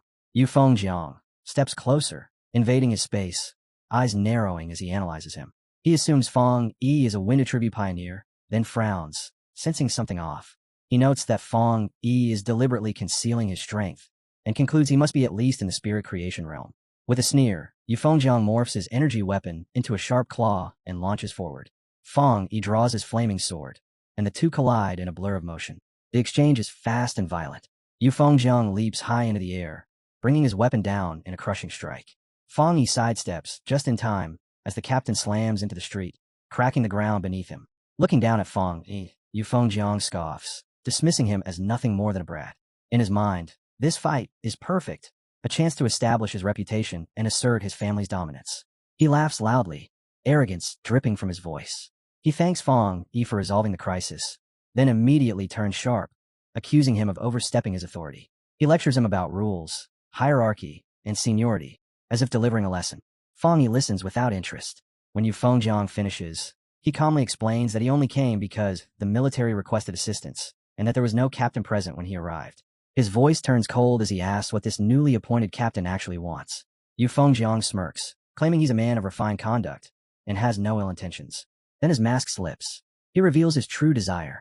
He wants to borrow Fang Yi's sword. Dark energy begins pooling in Yu Fengjiang's hands, purple and white aura surging around his body. With a threatening tone, he tells Fang Yi that if he refuses, he'll never leave Kong City alive. Fang Yi doesn't react. Instead, he smiles faintly, as if he's just heard a bad joke. Yu Fengjiang's expression twists with excitement, clearly enjoying the tension. That's when Fang Yi decides the conversation has gone on long enough. He releases his full power. As he unsheathes his sword, flames erupt violently around him, heat crashing outward in waves. Yu Fengjiang's eyes widen as he feels the sudden, terrifying spike in Fang Yi's aura. Power presses down on him like a mountain. Fang Yi's eyes glow as he looks straight at the captain and mockingly responds to his request. If Yu Fengjiang wants to borrow something, Fang, he says calmly, then he'll borrow his entire family instead, making it clear he's about to beat him into the ground. Fang Yi opens the fight with a violent slash of fire, flames ripping through the air toward Yu Fengjiang. The captain twists aside at the last second, dodging with shocking speed. Instead of fear, a wide grin spreads across his face. He laughs, saying the fight is finally getting interesting. Nearby, Song Yua's expression tightens as she realizes the clash has severed their signal again. She urgently orders her team to move immediately, to report to the military and their superiors and get the survivors out of safety. Surrounded by roaring flames, Fang Yi turns his head slightly and issues a calm but chilling warning. He gives them 10 minutes to leave. If they stay any longer, he says, they might end up watching a captain die. The brown-haired association member tries to say something, but Song Yua instantly clamps a hand over his mouth. She shouts that she understands and drags him away without hesitation. As they retreat, Song Yua vents her anger, cursing Yu Fengjiang for causing trouble the moment he gets elected. The others mutter in agreement, even admitting it might be good for the sealer to teach their arrogant captain a painful lesson. Once they're gone, the air changes. Fang Yi fixes Yu Fengjiang with a cold stare and slowly extends his hand. Thunder erupts. A massive lightning bolt crashes toward Yu Fengjiang, tearing through the street. The captain blocks it with his weapon, but the sheer force rattles him. He shouts back defiantly, telling Fang Yi that if he really wants to kill him, he should stop holding back and use his full power. Fang Yi answers without words. He steps in and brings down a heavy strike. Shockwaves explode outward, and a massive blast erupts behind Yu Fengjiang, leveling nearby buildings. Yu Fengjiang skids backward across the ground, barely managing to regain his footing. His heart pounds violently. The sensation he just felt was terrifying. Sweat runs down his face as he stares at Fang Yi. For the first time, the arrogant captain truly feels it. Fang Yi's yang power is absurdly violent and explosively strong. And for the first time in his life, fear creeps into his body. Fang Yi stands amid raging flames, his silhouette dark, his eyes glowing red. He smirks faintly, recalling Yu Fengjiang's demand for him to use full power. In a calm, almost bored tone, he replies that if he actually used 100% of his strength, he doubts Yu Fengjiang would even survive 10 minutes. Yu Fengjiang bursts into laughter. He laughs wildly, convinced he's figured it out. To him, the power isn't Fang Yi's, it's the sword. He convinces himself it's a newly developed secret weapon from the Spear Association, and that Fang Yi is nothing more than a lucky wielder. Fang Yi doesn't respond. He simply watches him with a cold, unimpressed gaze. In Yu Fengjiang's mind, the image forms clearly, a weapon sealed inside a containment tube, housing terrifying power that should belong to him. Jealousy twists through him the moment he realizes a prototype this special was handed to a kid like this. He clutches his chest, a greedy grin spreading across his face as he decides the trip to the city was already worth it. He's found a treasure, and he's going to steal it. Purple energy surges as Yu Fengjiang rips off his shirt, power flaring wildly around him. With pure arrogance, he sneers at Fang Yi, calling him nothing more than a 2-star cultivator, demanding he hand over the knife. His voice sharpens with threat as he vows to kill him and take it by force, mocking that Fang Yi still hasn't shown enough strength to even entertain him. Far away, inside the Tai Tai Spirit Association headquarters, tension hangs heavy in the air. The superior slams both hands onto the table, fury burning in his eyes as he learns the Kong City captain has openly clashed with their own captain, Fang Yi. Su Jingning watches anxiously, noticing sweat beads on the superior's forehead. Understanding the gravity of the situation, she speaks up, reminding him that the sealer was invited by the Star God War Zone. This isn't a simple dispute, but a matter tangled in high-level military politics. The superior barely has time to respond before his assistant whispers an update. Confused, he asks him to repeat it, certain he misheard. The assistant explains that Kong City was contacted, but their response was arrogantly dismissive. If the fight isn't stopped within 10 minutes, they claim, the outcome will be irreversible. Believing Fong Yi is the one at risk, the Kong City officials assume that their captain won't lose. After all, they're the third-ranked city. To them, the result is obvious. The Thai officials are stunned, insulted by the sheer disrespect. The superior slams his fist down again, calling them absolute fools. They think sealing a top-level monster is easy. They've completely underestimated Fong Yi. The assistant adds one more detail, that the Kong City captain has just reached the 3-star rank and is backed by a massive family with endless resources. The superior turns toward the window and scoffs at the mention of a 3-star rank. His expression hardens as he explains that the sealer wields multiple top-level powers, and his true combat strength far surpasses what his visible rank suggests. With grim certainty, he states that because Kong City never experienced the king's sacrifice hell, they don't understand the real meaning behind Fong Yi's title. His conclusion is cold and final. The Kong City captain won't merely lose. He might die. Back on the battlefield, Fong Yi draws in his power. His red eye ignites as he steps forward and throws a devastating punch. The strike lands squarely on Yu Fengjiang's face. Blood and shattered teeth explode into the air as the blow caves through his defenses, the sound of his arrogance breaking far louder than the impact itself. The battle rages high above the city, flames and energy tearing through the sky. Yu Fengjiang's confusion grows with every strike he throws. No matter how fierce his attacks are, they melt away the moment they touch Fong Yi's flames. His mind reels as he wonders how the fire blade can burn without end. Then the true terror sets in. Every time their powers collide, his spiritual energy vanishes, sinking away as if poured into a bottomless sea. Panic creeps into his chest as Fong Yi's relentless assaults give him no room to breathe. In a blur, Fong Yi suddenly appears right beside Yu Fengjiang's face. His voice is calm, almost chilling, as he whispers that they've arrived. Yu Fengjiang twists his head and freezes. The Kong City Spirit Association building is right there, looming beside them in the air. Before he can react, Fong Yi stands above him, his presence crushing, overwhelming. With cold restraint, he tells the captain that out of respect for the city and the military, he's offering one last chance. There's no time to answer. A brutal kick slams into Yu Fengjiang, sending him hurtling downward like a broken comet. Fong Yi doesn't stop. Flames roar as he unleashes a massive barrage of fire slashes straight toward the building, his voice echoing through the sky as he declares that he senses people hiding inside, and so he's decided to make himself unmistakably known. Yu Fengjiang is swallowed by the inferno, his face contorting in shock and agony as the explosion erupts. The blast lights up the skyline, turning night into blazing day. On the ground, people stare upward in disbelief. Some wonder if a massive fire has broken out. Panic spreads as the air suddenly heats up, waves of scorching wind rolling through the streets. A man with glasses screams and points at the sky, shouting that there are 2 people fighting above them.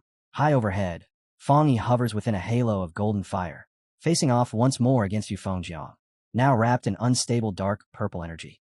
Among the crowd, a civilian recognizes those flames from the news and excitedly tells the others that the rumors are true. The spiritual energy revival is real. Fong Yi looks down at his opponent, his gaze cold and indifferent. He glances at the time, then calmly informs Yu Fengjiang that he has 5 minutes left. With quiet mockery, he throws the captain's own words back at him, asking if he didn't want to see 100% of his power. Beaten, furious, and humiliated, Yuang Zhang can only growl in response. Then Fong Yi descends. He crashes down from the sky like a falling star, flaming sword swinging as he unleashes a colossal fire slash. His voice cuts through the roar of the flames as he mocks the captain, asking how he can look so pathetic when Fong Yi is only using 30% of his strength. Yu Fengjiang's face twists in pure shock. His mind can't accept it. This shouldn't be possible. No 2-star cultivator should ever possess power like this. Terror completely overtakes Yu Fengjiang the moment he sees the attack coming. The massive beam of fire slams into him head-on, swallowing his scream as it blasts him through the sky like a discarded ragdoll. His body is hurled across the heavens, power and pride shattered in a single, overwhelming strike. At the same time, far away in Shun City, the Spirit Association headquarters descends into chaos. Alarms blare as operators shout over one another. One of them reports a massive energy spike detected within the country. The map on the main screen rapidly zooms in, locking onto Kong City, where energy levels of the Spirit Association building are skyrocketing at an alarming rate. The superior with glasses frowns deeply, confused as he studies the readings. He notes that the energy signature isn't a dark attribute at all, which rules out a monster invasion. Slamming his hand on the desk, he demands an explanation. Before anyone can respond, A subordinate rushes into the room, face pale, as he delivers the shocking report. The newly appointed Kong City captain, known as Godblade, is currently fighting the Thai City captain, the sealer himself. The details spill out quickly. Godblade attempted to steal the sealer's weapon after Fong. He helped save Kong City. When Fong refused, Godblade attacked with clear intent to kill. The superior's composure shatters. Rage explodes from him as he slams his fist down, shouting that Kong City must have a death wish. He orders his staff to contact Kong City immediately and force them to stop the fight at once. His voice rises as he threatens to strip every high-level official in the Kong City Spirit Association of their positions if they fail to comply. This isn't a small dispute. It's a major incident, and someone must be sent to handle it personally. Just then, the doors to the conference room slowly open. A single silhouette stands framed in the light. A blue-haired woman steps inside, her presence instantly commanding silence. Calm and resolute, she volunteers to take on the task herself. She is the Spirit Association headquarters forerunner, named Guyuro, and also the one known as the Ocean Mystic. A young girl presses her face against the window, her breath fogging the glass as she stares into the night sky.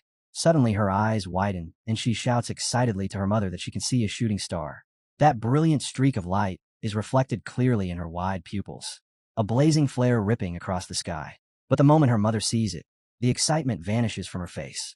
Without a second of hesitation, she rushes forward, grabs the girl, and pulls her away from the window, pressing the child tightly against her chest, as if shielding her from something far more terrifying than a falling star.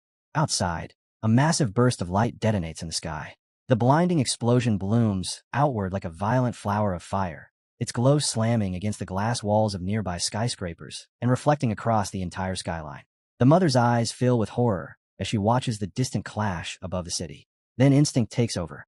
Her voice cuts sharply through the apartment as she tells everyone in the family to start running immediately. Inside the home, chaos erupts. Everyone moves at once, grabbing bags and shoving belongings into them as fast as their shaking hands allow. Drawers are thrown open, clothes stuffed into backpacks, important items swept off tables. The father quickly makes the decision that no one wants to hear, but everyone already understands. Song City is no longer safe. Whatever is happening in the sky is far beyond their control, and staying here means gambling with their lives. They have to leave.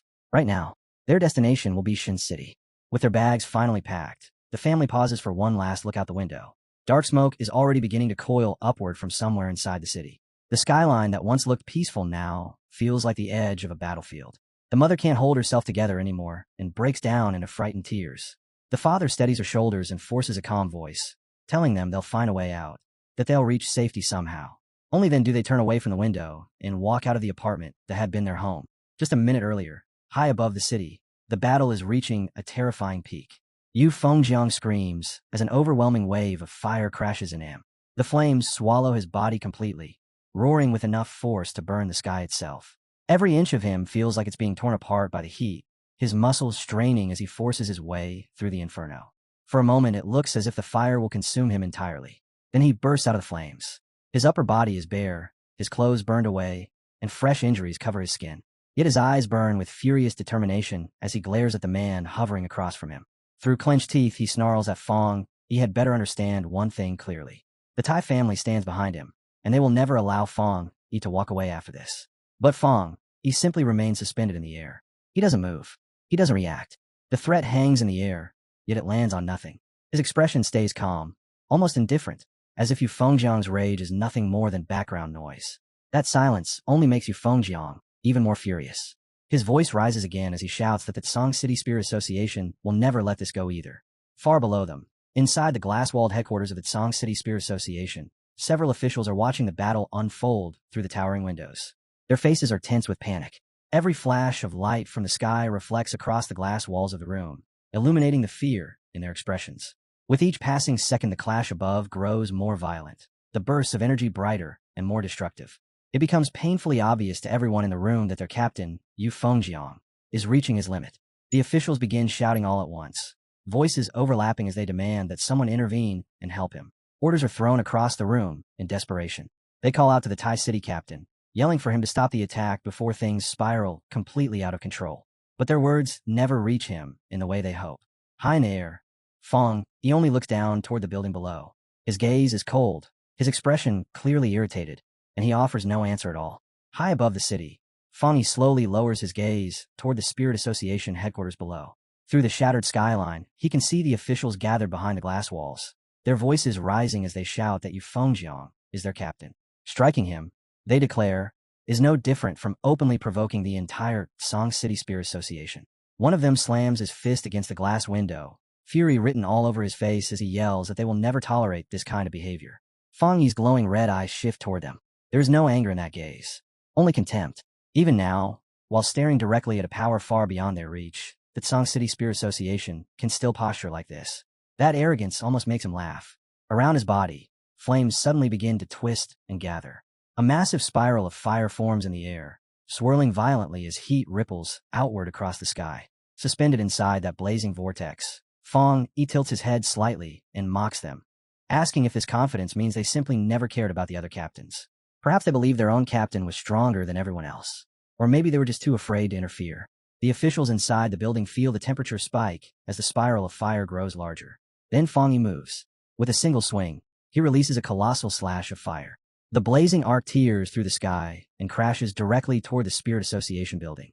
Inside the office, the officials instantly lose their composure. Their earlier confidence evaporates as they duck down and shield their heads. A moment later, the attack slams into the structure with terrifying force. The windows explode inward. Holy flames burst through the glass walls, flooding into the office like a storm of burning light. Furniture shatters, papers ignite, and the entire room erupts into chaos as fire spreads across the interior. The officials crouch on the floor in terror, realizing far too late that their threats never meant anything to him. Above the destruction, Fang Yi looks down at the burning building with nothing but disgust on his face. Then he turns away. Floating silently in the air, he shifts his gaze downward to the battlefield below. Yu Fengjiang is still there, standing beneath him in miserable condition.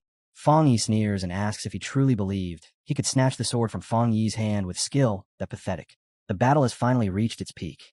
Yu Fengjiang, the once arrogant captain, stands swaying in the air. Blood stains his body, his injuries piling up as exhaustion crushes down on him. His chest rises and falls in heavy breaths, each one rougher than the last. The fight has drained nearly everything he has left.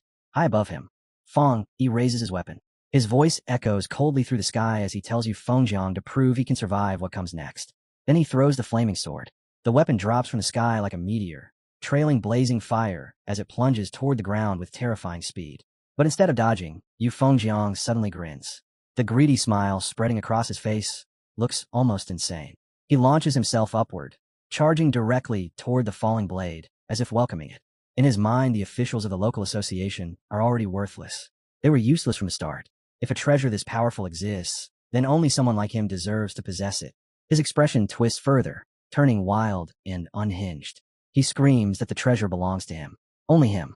Above him, Fang Yi watches with one glowing red eye, his expression cold and unmoved.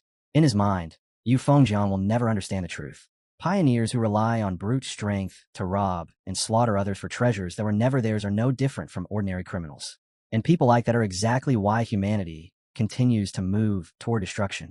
With that final hard stare, Fang Yi reaches his decision. This ends now. Yu Fengjiang surges upward with wild excitement blazing in his eyes. To him, the falling weapon isn't a threat anymore. It's a prize, a treasure descending straight into his grasp. The greed on his face twists into something almost manic as he stretches his hand toward the flaming blade. The moment his fingers reach for it, the world erupts. A violent explosion detonates around the sword, expanding outward in a monstrous sphere of fire that swallows everything in its path. The sky trembles as the blast spreads, a roaring inferno tearing through the air with enough force to shake the buildings below. Yu Fengjiang disappears inside the explosion. But within that raging sea of flames, one figure remains completely calm. Fang Yi stands at the center of the fire, unmoved by the chaos. His voice cuts through the burning storm as he casually remarks that he forgot to mention something earlier. The Tang sword he wields isn't an ordinary spirit weapon. It's something far more particular. A weapon he forged himself, and it only acknowledges one master. Below, the shockwave slams into the Spirit Association headquarters with devastating force. Officials who are already panicking are thrown into complete chaos as the building begins to crumble. Glass, concrete, and burning debris rain down around them while terrified voices scream for help. The surviving members scramble desperately for the exits, fleeing through smoke and collapsing corridors as the structure breaks apart. Some of them stop and stare back toward the inferno in the sky, their minds racing as a disturbing realization creeps in. The intelligence reports they received had claimed the sealer was only at the 2-star spirit creation realm. Yu Fengjiang had been one entire realm higher. That difference should have guaranteed victory. Yet the truth now burns in front of them. At the center of the chaos, the leader of the Tsang City Spirit Association stands frozen in place. His entire body trembles as the weight of that mistake crushes down on him. He knows better than anyone what Yu Fengjiang represented. The city's only 3-star spirit creation cultivator. A genius raised with immense resources behind him. A captain ranked among the nation's top 5. Someone whose power had always been treated as unquestionable. And still it wasn't enough. Because the man floating in the sky above them is something entirely different. When the flames begin to thin and the dust slowly settles, Fong Yi descends quietly onto the broken ruins of the headquarters. His landing is light, almost casual, as fragments of debris continue to fall around him.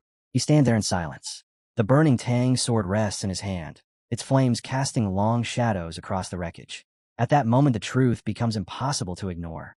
Fong Yi has long since surpassed the level of an ordinary captain. The strength he carries now is something far greater. Power capable of erasing an entire city. Among the scattered ruins, Wang Zhong, the leader of the Tsang City Spirit Association, feels the last of his courage collapse. His legs tremble violently as he stares at Fong Yi standing among the wreckage like an executioner. His thoughts spiral in panic. What is he supposed to do now? Does Fong Yi intend to bury the entire Tsang City Spirit Association here together with their defeated captain? The fear finally overwhelms him. His body gives out as he drops to the ground among the terrified survivors, his voice cracking as he begs the Tai City captain for mercy. He shouts desperately that this entire incident was their fault. The broken officials around him can only watch in horror as their leader humiliates himself in desperation. Then the tense silence breaks. A distant mechanical roar grows louder, cutting through the smoke and burning air. A helicopter approaches. Inside the cockpit, the pilot scans the battlefield and reports to his superior that he can sense an extremely strong yang attribute energy source ahead. The presence is pure and overwhelming. But something else catches his attention. The massive blaze surrounding the Spirit Association seems to be weakening. At the open door of the helicopter, a figure stands calmly while gathering a dense mass of blue water energy between both hands. The power condenses into a swirling sphere of cold pressure. Eyes fixed on the battlefield below, the newcomer watches the fading flames carefully, waiting to see whether the fire will truly die out. Fearing they may have arrived too late, the figure at the helicopter door acts immediately. The gathered blue energy surges forward as her power is released without hesitation. Streams of cold, luminous water energy descend from the sky like a sudden rainstorm, cascading over the battlefield below and spreading across the burning ruins. The falling currents crash against the lingering flames, swallowing them piece by piece as the storm of blue light spreads through the wreckage of the Spirit Association headquarters. From above, she surveys the destruction. Collapsed structures, scorched earth, smoke twisting into the sky where buildings once stood. Her gaze settles on the lone figure, standing calmly at the center of the devastation. Fong Yi. Even for someone like her, the sight forces a moment of quiet acknowledgement.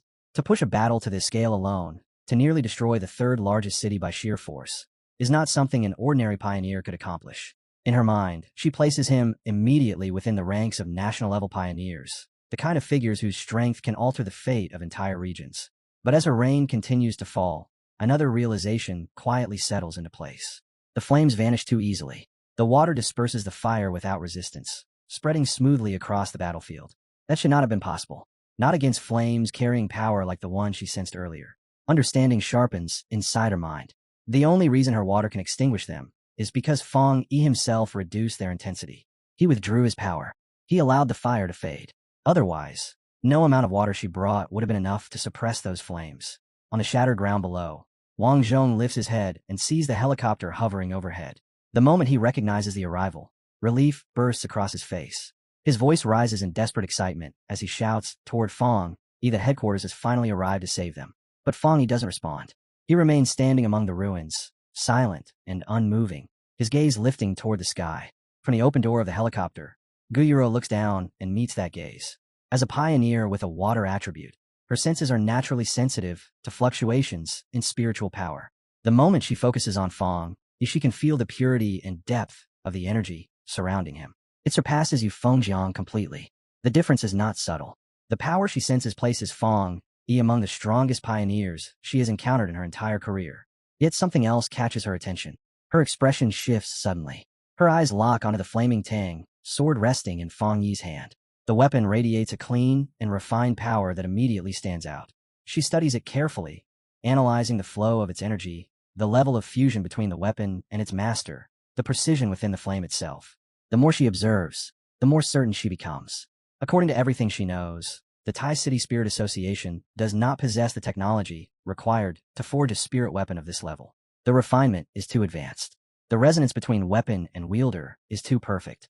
Below, Feng Yi calmly lowers the sword and allows the flames to retract, drawing the burning energy back into his own body until the weapon disappears from sight. At that moment, the final piece of the puzzle settles into place. There is only one explanation left. The weapon was never created by the Tai City Spirit Association. It was created by Feng Yi himself. As the helicopter stabilizes above the battlefield, Wang Zhong finally regains enough courage to stand again. The presence of headquarters gives him the confidence he had completely lost moments earlier. He raises his arm and points accusingly toward Feng Yi. His voice trembles with anger as he demands to know whether the sealer truly needs to act with such cruelty. Now that someone from headquarters is present, he asks how Feng Yi plans to explain the destruction he has caused. Feng Yi turns his head slowly. The glare he gives Wang Zhong is so cold that the air itself seems to tighten. His voice follows, flat and merciless. He reminds the official that he gave them 10 minutes to explain the situation, 10 minutes to resolve everything. Yet during that entire time, they offered no explanation at all. Feng Yi turns away from him, and as he does, he states calmly that their silence could only mean one thing. They had already agreed their captain deserved to die. A violent surge of fire suddenly erupts from Feng Yi's body. The energy expands outward in a blazing wave, rolling across the shattered ground until a massive ring of flames forms around the officials. The burning aura tightens like a cage, surrounding them completely as the heat forces them to stagger backward in panic. The officials recoil in terror. Feng Yi's eyes remain cold as he looks down at them. His voice cuts through the crackling fire as he delivers a simple warning. If they ever dare speak to him with that level of disrespect again, he will not hesitate to kill every one of them and send them to join their fallen captain. Before the situation can spiral any further, a new presence descends from the sky. Wrapped in spiraling currents of blue water energy, Guyuro drops down from above. The flowing power around her twists like a living tide as she calls out sharply to the Tai City captain, telling him to stop this aggressive behavior. Feng Yi slowly turns his head. He says nothing as he looks toward the newcomer. Behind him, Wang Zhong's heart nearly leaps with excitement. Watching the arrival of someone from headquarters, he feels a surge of confidence return. In his mind, Feng Yi has finally pushed things too far. No matter how powerful a sealer might be, murdering a city captain is not something that can simply be brushed aside. If an act like this goes unpunished, then every captain across the nation would be living under threat. Surely headquarters will not allow it. Guyuro lands lightly among the ruins, the water energy surrounding her slowly settling as she steps forward and calmly introduces herself. Her gaze fixes firmly on Feng Yi. Her expression is stern as she questions how spirit associations across different regions are supposed to function if chaos like this is allowed to happen unchecked. Behind her, Wang Zhong's lips begin to curl upward. A wicked smile spreads across his face as he convinces himself she has taken his side. In his imagination, Feng Yi is about to face the consequences for destroying their headquarters. The thought alone almost makes him tremble with anticipation. But the next moment shatters that expectation completely. Guyuro does not attack. Instead, she walks forward calmly and stops before Feng Yi. Then she bows her head. Her tone carries clear respect as she openly acknowledges that the entire situation was the result of negligence by the Spirit Association itself. What happened here, she admits, was a failure of their duty. She apologizes directly to Feng Yi, and she promises that headquarters will conduct a full investigation and deliver a proper explanation for everything that took place. At that moment, Feng Yi's expression slowly relaxes, the tension in his face fading until a faint smile appears at the corner of his lips. He gives nothing more than a quiet hum in response, calmly accepting the apology placed before him. Not far away, Wang Zhong stands frozen in place. His entire body feels stiff, his mind struggling to process what he's just witnessed. The disbelief on his face is impossible to hide. Only now does the truth begin to sink in. Headquarters has chosen Feng Yi over him. His fingers tremble slightly as he watches Guyuro lower her head in a respectful bow toward Feng Yi. That single gesture makes everything painfully clear. This is how headquarters treats a sealer. This is the respect reserved for someone they absolutely cannot afford to offend. In that instant, Wang Zhong finally understands the real objective behind her arrival. Headquarters isn't here to judge Feng Yi. They're here to support him, reward him, and ensure nothing like this ever escalates into open conflict again. A cold fear slowly creeps into Wang Zhong's chest. Is that really the end of it? His mind flashes back to the horrifying scene of his captain being burned alive. The flames, the screams. Yet somehow headquarters doesn't treat it as a catastrophic incident. No accusation is placed on Feng Yi. No punishment is discussed. The entire matter is being smoothed over as if it barely matters. Meanwhile, Fang Yi remains completely composed. In his eyes, the opinions of the local spirit association mean nothing. His thoughts drift briefly to the captain of Song City, Yu Fengjiang. That man had tried to kill him, just to seize his weapon, showing not the slightest gratitude for the help Fang Yi had offered. Someone like that choosing death was nothing more than a consequence of his own greed. From Fang Yi's perspective, the outcome was perfectly justified. Just then, Gu Yuro turns away and walks toward the officials who had been standing off to the side, huddled together in fear. The moment she stops in front of them, the warmth disappears from her face entirely. Her voice turns cold and sharp as ice. She demands to know why none of them stepped in to stop the fighting. Her eyes sweep across them with clear contempt as she calls them a group of arrogant fools. Then she asks a simple question. Who is currently in charge of the Song City Spirit Association? After a brief hesitation, Wang Zhong slowly raises his hand. His lips stretch into an awkward, forced smile, though the nervous tension in his body is obvious. Gu Yuro doesn't waste time. Orders begin falling from her mouth one after another. They have 3 days. 3 days to calm the panic spreading through Song City. 3 days to suppress rumors and craft a believable explanation that will bury the truth of the battle. The public must be pacified. The supernatural chaos must be erased from public view. Then her expression grows even colder. Once those 3 days pass, every single official standing here will be dismissed from their positions. Headquarters will immediately send new personnel to replace them and take full control of the Song City Spirit Association. The group of officials stare at her in stunned silence. None of them can even find the words to respond. Gu Yuro gives them one final warning. If they fail to complete this task, they won't simply lose their jobs. They will bear the full consequences of their incompetence. From a short distance away, Fang Yi quietly watches the entire scene unfold. Even he looks slightly surprised. Honestly, he hadn't expected headquarters to go this far, dismissing the entire staff of the Song City Spirit Association just to calm his anger. That level of decisiveness wasn't something he predicted.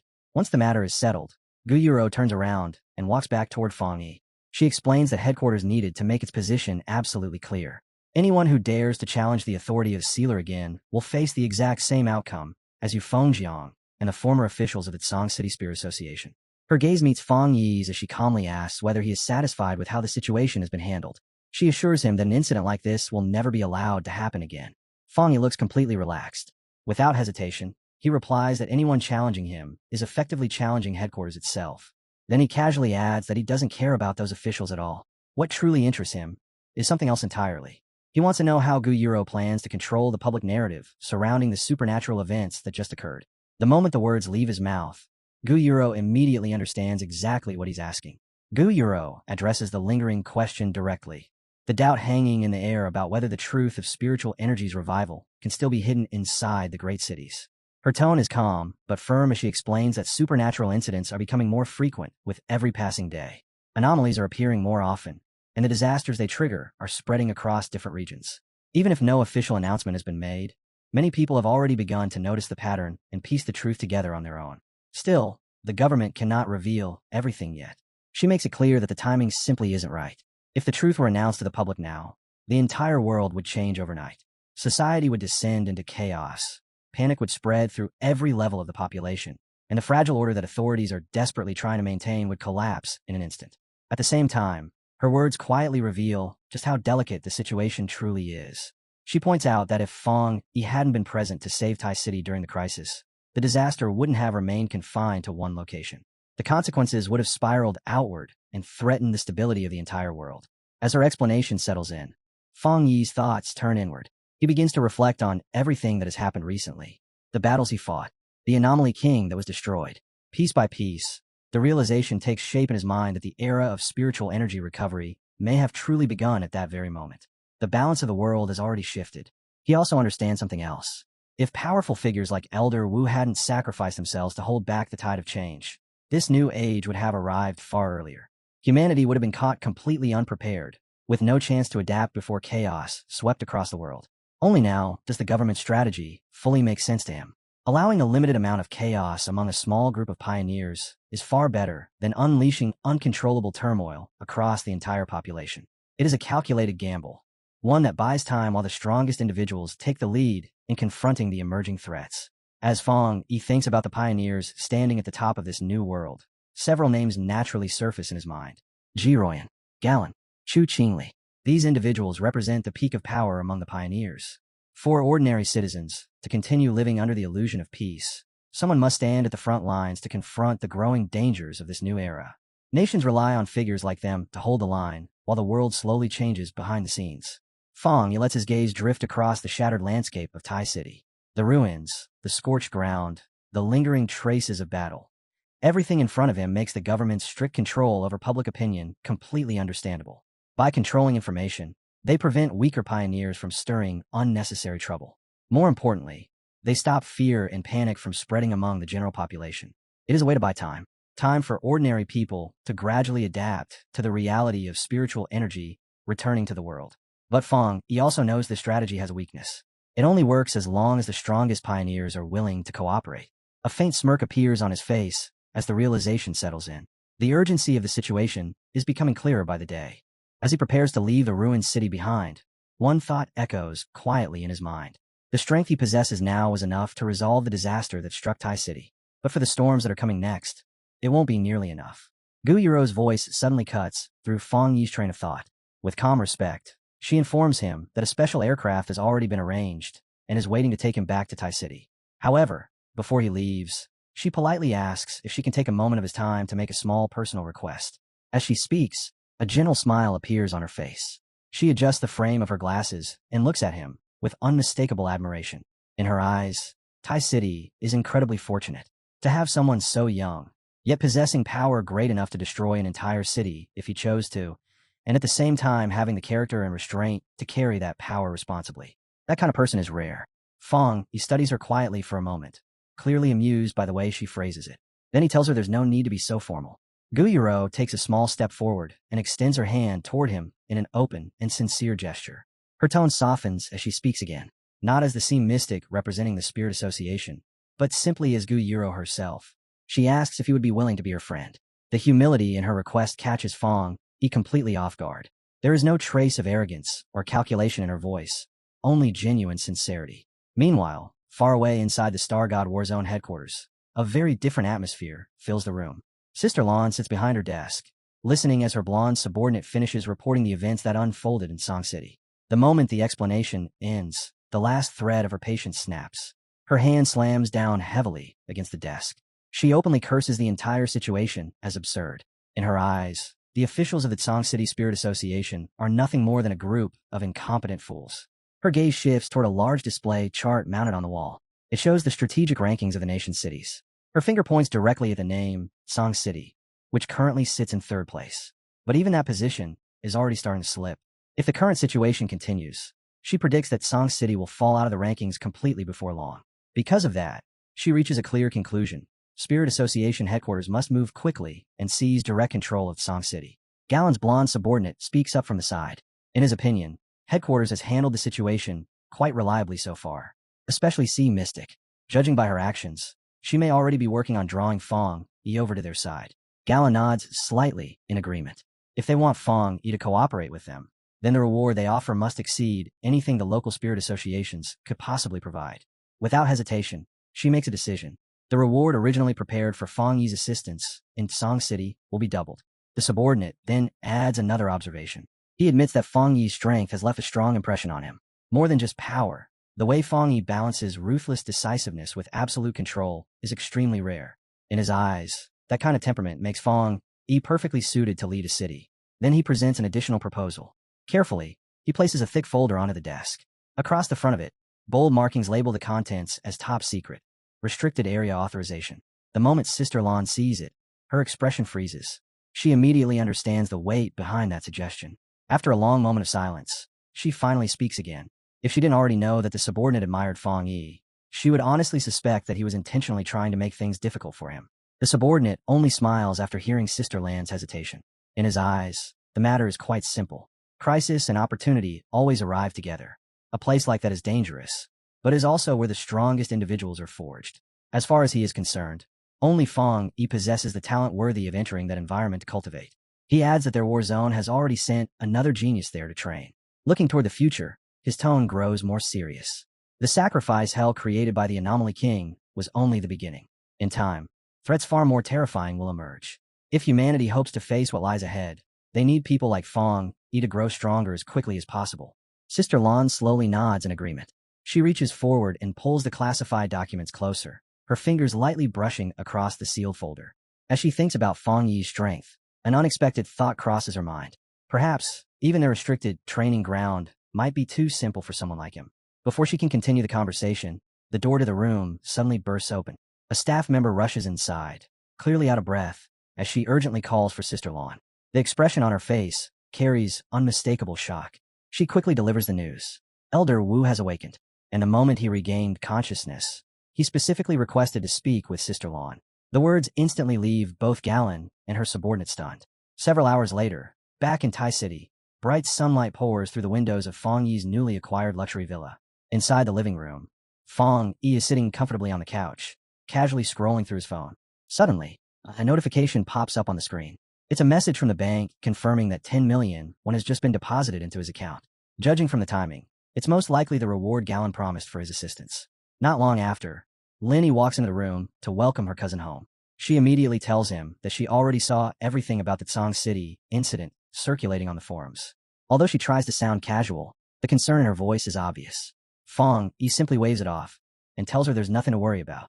But Lin Yi's anxiety doesn't fade so easily. The internet is currently flooded with rumors claiming that Fang Yi brutally killed the captain of Tsang City, the man known as Godblade. Fang Yi just shrugs and says the stories are exaggerated nonsense. Then he reaches out and lightly flicks Lin Yi on the forehead. He tells her to stop wasting time reading random forum posts and focus on her own training instead. After saying that, Fang Yi stands up from the couch. He casually mentions that he's heading upstairs to cultivate and see if he can achieve a breakthrough. Lin Yi freezes in place the moment she hears that. She stares at him with wide eyes, almost unable to believe what he just said. He only advanced not long ago, yet now he's already aiming for the 3-star spirit creation realm. Isn't that moving far too quickly? Fang Yi only laughs at her reaction and casually says there's no guarantee it will succeed anyway. A moment later, he disappears upstairs. Left alone in the living room, Lin Yi slowly clasps her hands together. A worried expression settles on her face. She can't shake the feeling that her cousin is carrying a burden much heavier than he lets anyone see. Upstairs in his room, Fang Yi sits quietly on the bed. Dark energy begins to swirl slowly around his body as he enters cultivation. After a moment, he raises his hand. Resting in his palm is a small sphere of golden energy. Within that glowing orb lies the purest dark attribute power he extracted earlier from the Bone Bird, the anomaly king he defeated during the battle. Fang Yi studies the energy silently. Instead of leaving such power unused, he decides to fuse it into his limitless dark world. If successful, it will push the strength of that domain to an even higher level. The moment he activates the energy, the spirit of the Bone Bird suddenly manifests before him. At the same time, a system window appears in front of his eyes, asking whether he wants to embed the dark attribute into his domain. Fang Yi calmly chooses to proceed. As soon as he confirms the decision, a golden orb of power instantly envelopes his entire body, and the embedding process begins. As the fusion continues, the system finally delivers its confirmation. The integration is complete. The dark attribute from the Anomaly King has successfully merged with Fang Yi's limitless dark world. At the same time, the system announces a new change. His domain has been upgraded. From now on, whenever enemies are dragged into the limitless dark world, they will no longer face Fang Yi alone. The Bone Bird and every other anomaly he has sealed inside the domain will awaken and attack any intruder who enters. Fang Yi remains suspended in meditation, his body floating quietly in the air as waves of power rise around him. Inside his mind, a strange vision unfolds. Countless shadowy silhouettes begin to appear, outlines of the monsters he has absorbed throughout his battles. Each one exists inside the depths of the limitless dark world, waiting silently within the darkness. Fang Yi studies those shapes carefully. A thought slowly forms in his mind. If the Bone Bird can now attack enemies inside his domain, then does that mean the other anomalies could do the same? The realization comes quickly. Just like the Anomaly King once controlled lesser anomalies, Fang Yi now possesses the authority to command the creatures sealed inside his domain. The moment that understanding settles in his mind, Fang Yi stops suppressing his strength. His power explodes outward. A massive wave of dark energy surges into the sky above Tai City, rolling like a living ocean across the clouds. At the center of that terrifying energy, a colossal golden avatar suddenly appears. The figure is forged entirely from blazing fire. It towers over the sky like a divine giant, its enormous body radiating overwhelming pressure. Multiple arms stretch outward from the flaming form as it stands above the sea of dark energy, an awe-inspiring presence dominating the heavens. Almost at the same moment, a golden system notification suddenly appears before Fang Yi's eyes. The system has detected that he now meets the requirements for another advancement. The message asks a single question. Does he wish to break through to the three-star spirit creation realm? The power surging through Fang Yi's cultivation no longer stays hidden within his body. It bursts outward, rising into the sky above the city and taking shape in the heavens. High above the rooftops, a colossal golden figure begins to form, a blazing divine image forged entirely from raging fire. The enormous fiery god looms over the skyline, radiating an overwhelming presence that blankets the entire city. Down below, the people freeze as they notice the phenomenon. One by one, heads tilt upward, eyes widen. Conversations die in their throats as they stare at the impossible sight hanging in the sky. Among the crowd, a photographer suddenly points upward with uncontrollable excitement, shouting for others to look. He recognizes that shape immediately. To him, there is no doubt. That towering golden figure resembles the very immortal who once saved them from the terrifying bat monsters. In his mind, there is only one explanation. Their mysterious savior has descended again. Meanwhile, inside the villa, the pressure of Fang Yi's cultivation reaches its breaking point. The immense energy flooding his body becomes impossible to contain any longer. In the next instant, a blinding explosion of golden light erupts from the bed where he sits. The burst of brilliance floods the entire room, turning the space into a sea of dazzling radiance as waves of power surge outward in every direction. At that same moment, deep inside Fang Yi's spiritual world, the environment transforms completely. The scene shifts into an endless void of dark purple energy. Within that silent and oppressive space, shadows begin to stir. One after another, enormous figures rise from the darkness. These are not ordinary shadows. They are the spirits of the terrifying monsters Fang Yi has defeated and absorbed. The massive bone bird emerges first, its skeletal wings spreading wide like blades against the void. Beside it, the giant serpent coils upward, its colossal body twisting through the darkness like a living mountain. More monstrous shapes follow, each one towering and dreadful, their presence filling the entire spiritual world with overwhelming pressure. Yet Fang Yi remains completely calm. He observes these revived monsters with a composed and confident gaze. To him, these spirits are no longer enemies. They now exist as subjects beneath a king. Their very existence strengthens the limitless dark world he controls. And as that realization settles in his mind, his figure appears seated upon a throne formed entirely from condensed dark energy. From that throne, Fang Yi looks down at the gathered monsters. The dreadful spirits that once roamed freely now lower themselves in submission. One by one, the towering creatures bow their heads toward him, acknowledging the ruler of this dark domain. At that moment, a golden system window materializes before him. The notification confirms that his limitless dark world has successfully advanced to a new stage. Along with the upgrade, the system announces the awakening of a new ability. The skill is called Anomaly Warfare. The system explains the function clearly. Once Fang Yi drags an enemy into his dark world, he can summon these sealed monster spirits to attack his opponent directly. However, the message also delivers a warning. The stronger the enemy he faces, the more spiritual power it will require to sustain those summons. As the swirling darkness moves around him, Fang Yi lifts his hand. A sphere of dense black energy gathers in his palm. Within that churning mass of darkness rests the condensed essence of the bone bird. Watching the power swirl within his grasp, Fang Yi lets out a faint smirk. He calmly welcomes the creature's spirit into his limitless dark world, acknowledging it as a new addition to his growing domain. Fang Yi then praises the bone bird's spirit, noting that its purity is incredibly rare. Such a refined essence will greatly enhance his own strength. The benefits it brings to his cultivation are undeniable. Afterward, he shifts his gaze toward the army of monster spirits gathered before his throne. His voice echoes across the void as he addresses them. He tells them to serve him well and promises that those who perform their duties faithfully will be rewarded. As his eyes sweep across the monstrous army now under his command, a realization settles firmly in his mind. If he truly wants to unleash the full power of this new ability, then his spiritual energy must grow far beyond its current level. In the outside world, the gathering energy finally reaches its peak. What had been silently building now explodes upward in a spectacular display. A colossal pillar of golden light erupts from the city itself, blasting straight into the heavens like a divine spear. The radiant beam tears through the clouds and floods the sky with blazing brilliance, its presence so overwhelming that anyone looking toward the city can clearly see the phenomenon. It is a declaration visible to the entire region. The breakthrough has succeeded. Back inside the villa, Fang Yi floats quietly in the center of his room. Dense golden aura coils around his body like flowing sunlight, wrapping him in waves of refined energy. At that moment, the familiar golden system interface appears before him once again, calmly confirming the result of his cultivation. He has successfully broken through. His realm has advanced into the 3-star spirit creation stage. Fang Yi remains suspended in the air as he silently examines the transformation within himself. The change is unmistakable. Every trace of power now settles perfectly within his body. His abilities feel stable, refined, and completely purified, as though all the chaotic edges that once existed have finally been polished into something smooth and flawless. Then his eyes suddenly open. A sharp red glow flashes within them. Almost instantly, Fang Yi notices the most important improvement of all. The sickening discomfort that used to torment him whenever he used the dark attribute is completely gone.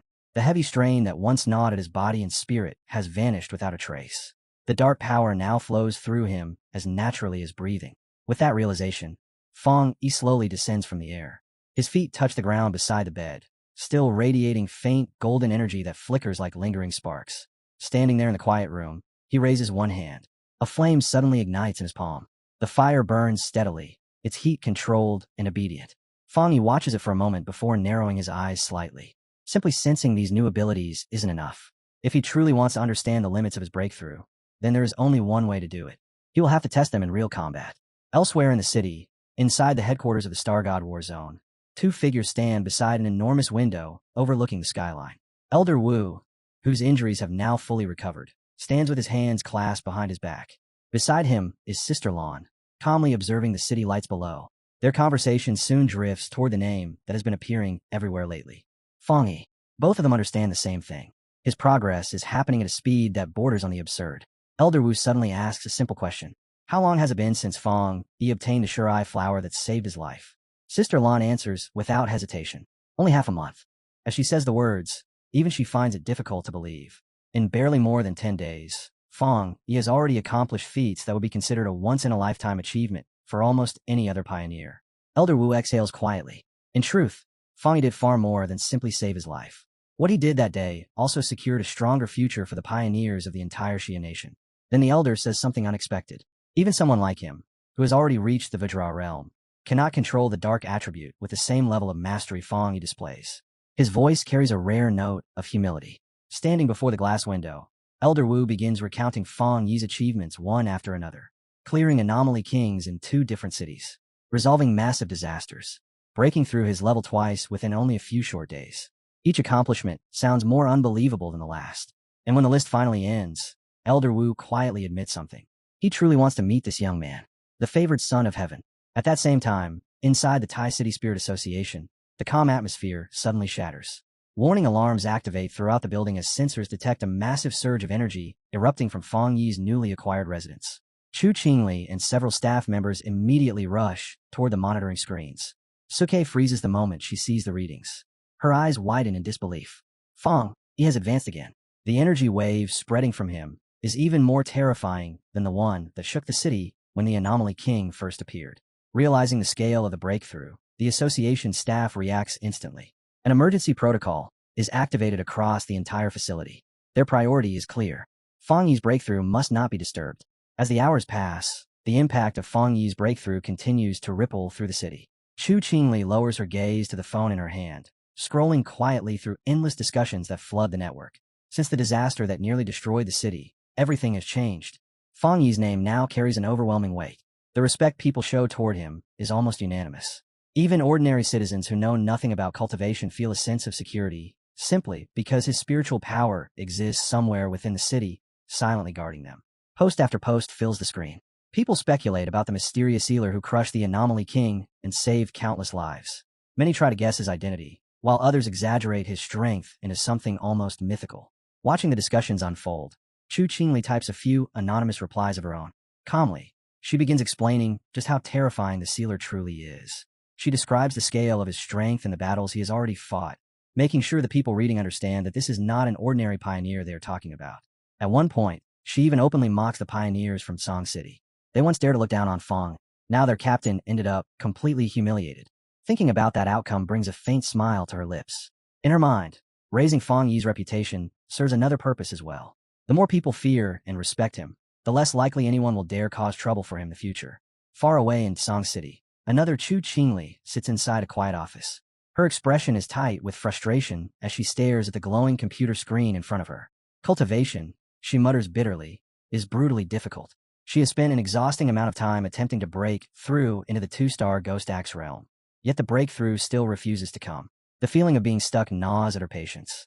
Trying to distract herself, she logs into the Pioneer network and begins searching for information about the mysterious sealer who caused such chaos recently. But when she sends out a few inquiries, the responses are cold. No one answers her messages. Her expression turns even darker. With a dismissive snort, she mutters that the other pioneers are nothing but mediocre trash. In the end, she convinces herself that the real reason she cannot gather information is simple. She doesn't know the sealer personally. Leaning back in her chair, a thought slowly forms in her mind. What if she could meet him face to face? With her appearance and charm, making an impression should not be difficult. But the thought immediately twists into unease. This new era has changed everything. Status, power, and talent now determine a person's worth more than ever before. Suddenly, she wonders whether her current position is enough to even attract the attention of someone like that sealer. After a moment, she stands and walks toward the window. Outside, the city looks battered and scarred, the aftermath of disaster still visible everywhere. While staring at the ruined streets below, she checks the latest online updates again. The situation is obvious. Song City has completely offended the sealer. People across the network are already saying that remaining here is no longer worthwhile. Anyone with ambition should leave while they still can. Chu Qingli's eyes sharpen. Her decision forms instantly. She must return to Tai City. If she wants to seize new opportunities in this changing world, then she cannot remain trapped in a declining place like this. Determination settles across her face as she turns away from the window, walks out of the office, and begins moving toward the future she intends to claim. Meanwhile, sunlight spreads gently across the courtyard of a quiet modern home. Inside the dining area, Linny glances toward her cousin with curiosity. She asks if he has finished his advancement. Fong Yi sits calmly at the large table while the two of them begin eating. Lin Yi studies him carefully before asking the obvious question. Does he feel any different after the breakthrough? Fong Yi answers in a relaxed tone. It feels normal, he says. Aside from his spiritual energy flowing more smoothly and his efficiency increasing to nearly double what it was before, nothing else seems dramatically different yet. His words sound casual, but inside his own mind, Fong Yi understands that the real change may not have appeared yet. Some transformations only reveal themselves later, and he suspects the true extent of this breakthrough will only become clear once he eventually reaches the legendary Vajra realm. Lin Yi suddenly stretches her arm across the table and holds her phone out for Fong Yi to see. A message glows on the screen. She explains that Sister Lan sent it earlier, asking whether she wants to head to Tianhai Forest. According to the report, strange New World anomalies have begun appearing there again. Fong Yi glances at the message and answers calmly that he received the same invitation. In his mind, the situation is obvious. After the turmoil caused in Song City, the Star God War Zone is probably trying to smooth things over. Inviting them to participate in the mission is likely their way of restoring balance. Since both of them were asked to come, Fong Yi decides there's no reason to travel separately. They will go together. The moment he says that, Lin Yi's face brightens. She immediately cheers in excitement, clearly happy that the trip has just turned into a joint mission. Not long afterward, the two of them arrive at their destination.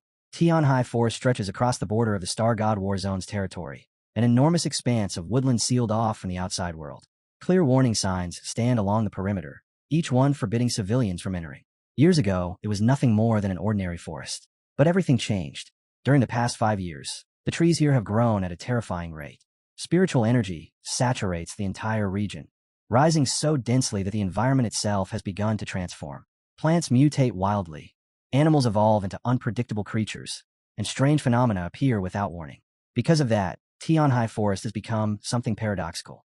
For pioneers, it is a perfect training ground. At the same time, it hides countless unknown dangers. That is exactly why the military keeps the entire area under strict control. Sunlight filters down through the thick canopy as Fong, Yi, and Lin Yi step deeper into the forest entrance. Waiting there to receive them is a familiar figure. The purple-haired woman from the Song City mission. The moment she spots them, she raises her hand and waves enthusiastically, greeting the captain from Tai City with a friendly smile. She asks whether he still remembers her, explaining that she has been stationed in Tianhai Forest recently. According to her, Officer Gallon personally told her to meet them here and explain the situation. Then her expression turned serious. Something changed inside the forest shortly before their arrival. A new mutation has appeared. Within the depths of Tianhai Forest, a strange type of fire has begun spreading. This flame behaves nothing like ordinary fire, and it isn't similar to dark attribute flames either. Instead, the fire carries an extremely gloomy aura, and no matter what methods they attempt, it refuses to be extinguished. The moment she finishes explaining, Fong Yi already understands. It must be a completely new and unknown fire attribute. The purple-haired woman nods immediately. That guess is exactly correct. Because the situation is unpredictable, she offers to accompany them inside the forest for safety. Fang Yi doesn't answer her right away. Instead, he turns his head toward Lin Yi. His question is simple. What does she think? The tone of his voice subtly reveals the truth. A guide isn't really necessary for them. They can handle the situation themselves. Lin Yi answers just as casually. She agrees. Seeing their confidence, the purple-haired woman doesn't argue at all. She simply accepts the decision and tells them she will remain where she is. Before they leave, she reminds them to be extremely careful once they enter deeper into the forest. But as she watches the two of them preparing to move forward, a sudden realization hits her. Until now, all of her attention had been focused on Fang Yi. She barely paid any notice to the girl standing beside him. Curious, she finally senses Lin Yi's aura properly. The next instant, her eyes widen in shock. The spiritual energy flowing from Lin Yi is unbelievably powerful. In fact, it might even surpass her own. As Fang Yi and Lin Yi disappear deeper into the forest, she continues watching their backs for a long moment. A faint smile slowly appears on her face. She cannot help wondering what kind of circumstances could produce two people with talent this absurd. Before long, the two of them step on a ground that has already been consumed by the anomaly. The earth beneath their feet is blackened and brittle, crunching sharply with every step they take.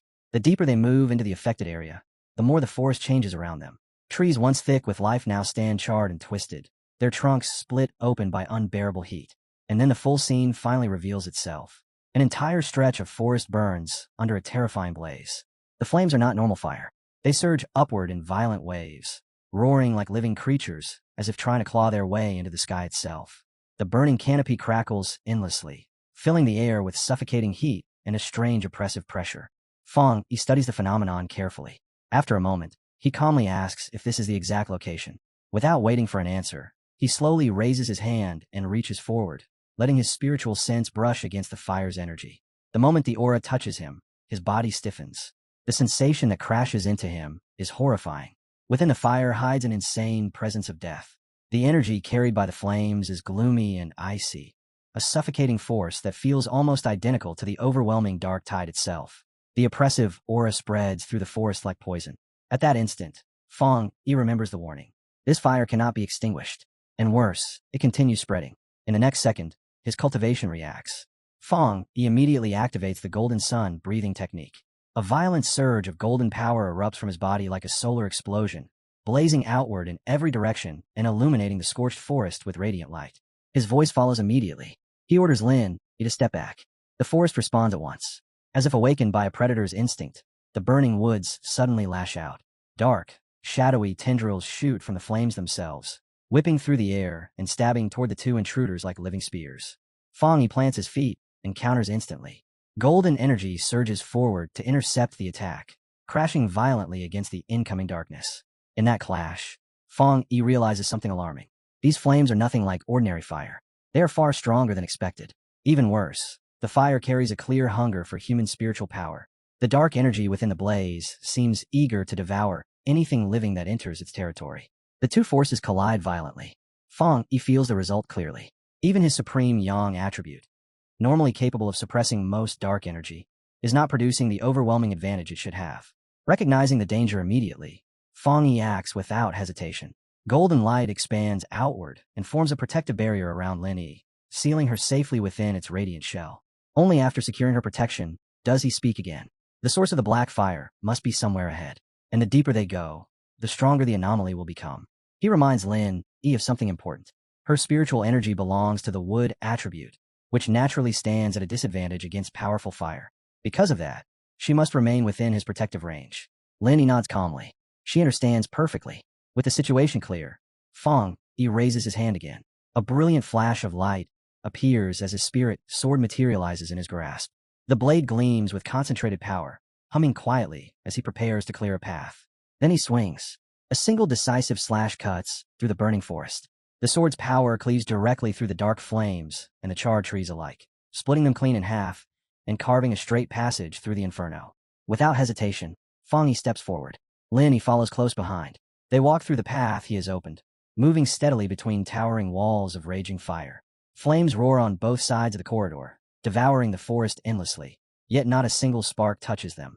The deeper they advance, the heavier the atmosphere becomes. The deathly aura thickens with every step.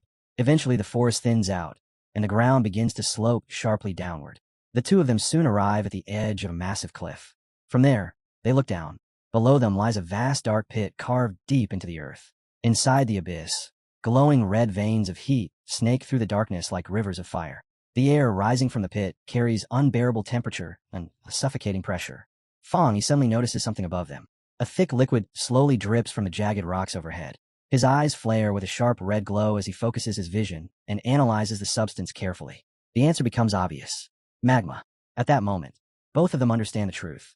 They have reached the heart of the anomaly. Beneath the cliff lies a basin filled with flowing lava, the burning core that feeds the endless black fire, consuming Tianhai Forest.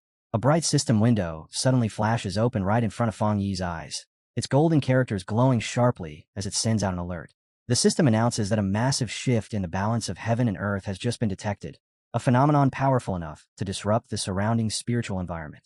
Almost immediately, the system begins analyzing the source of that disturbance, and within seconds it identifies the strange power spreading through the area. The result appears clearly on the screen. This energy carries the attribute of twilight fire, an extremely rare and volatile force that blends destruction with fading celestial light. Recognizing the significance of the discovery, the system declares that it will immediately begin gathering all surrounding data, automatically compiling the information in order to create an entirely new cultivation technique based on this terrifying power. Meanwhile, Fong Yi stands unmoving before the roiling magma below. The molten river churns like a living beast, waves of scorching heat rising from it in violent bursts. Yet his expression doesn't change. Instead, with absolute calm, he slowly lowers his hand toward the shifting magma, ignoring the furious flames swirling around it. The moment his fingers touch that strange source of energy hidden inside the magma, the entire system reacts instantly. Another brilliant window bursts open before his eyes, its characters shining even brighter than before as a new notification appears. The system calmly announces that a new power has been successfully acquired. Twilight God Domain obtained. Another system window flickers into existence before Fong, its glowing text calmly explaining the nature of the power he has just obtained. The system states that the Twilight God Domain possesses a unique trait. It can continuously absorb surrounding elemental attributes and convert them into energy that strengthens his own Yang attribute, reinforcing the core power that fuels all of his abilities. Fong Yi remains suspended in midair, flames spiraling around him like a living storm. The burning energy gathers into a blazing sphere that wraps around his body, while molten light ripples across the surface. Watching the phenomenon carefully, Fong Yi narrows his eyes and wonders if this strange fire resembles the fire attribute contained within his desolation flower. The system responds instantly. Another line of text appears, clarifying that although the energy may seem similar, the twilight fire exists specifically to amplify and nourish his core Yang strength, making it far more suited to his cultivation path than ordinary fire attributes. Then, without the slightest warning, something terrifying happens. A horrifying crimson aura suddenly erupts from Fong Yi's body. The violent energy twists upward into the air, forming the outline of a massive demonic face looming behind him, its presence heavy with death and destruction. At the same moment, a new system notification flashes urgently across his vision. The system announces that Fong Yi has obtained a brand new ability. Death Brand acquired. The message immediately follows with another warning, stressing that this ability is not only rare, but extremely dangerous. Fong Yi can only stare at the floating words in confusion as the system begins explaining the terrifying nature of the skill. The ability grants what the system calls infinite death. If Fong Yi is killed by someone, the death brand will instantly transfer onto the killer. Once marked, that person becomes trapped in an endless cycle of death and torment. The system continues describing the punishment in chilling detail. The branded victim will be devoured by yellow spring flames, ghostly fire that burns endlessly without allowing true death. After that comes death collapse, a destructive force that shatters their body again and again. And finally, the victim will be dragged into a hellish scene where evil spirits gather around their grave, welcoming them into an eternal nightmare. Fong Yi's expression slowly turns serious as he processes the explanation.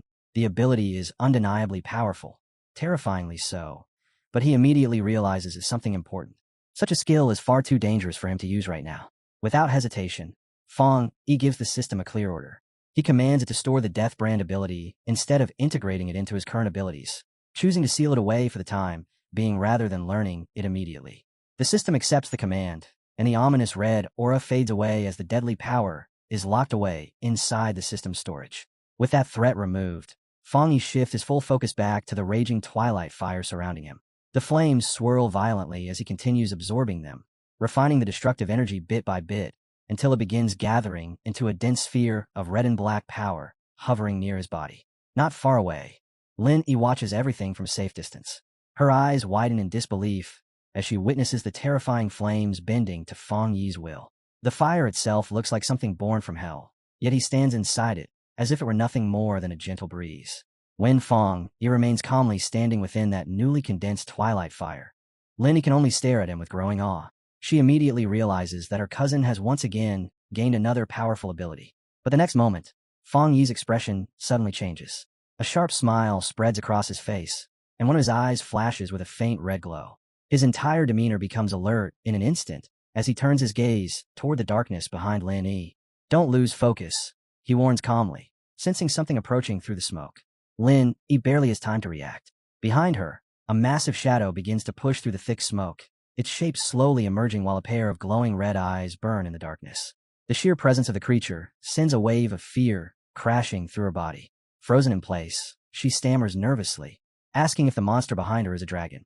Before the creature can move, Fang Yi drops down between her and the threat in a single instant.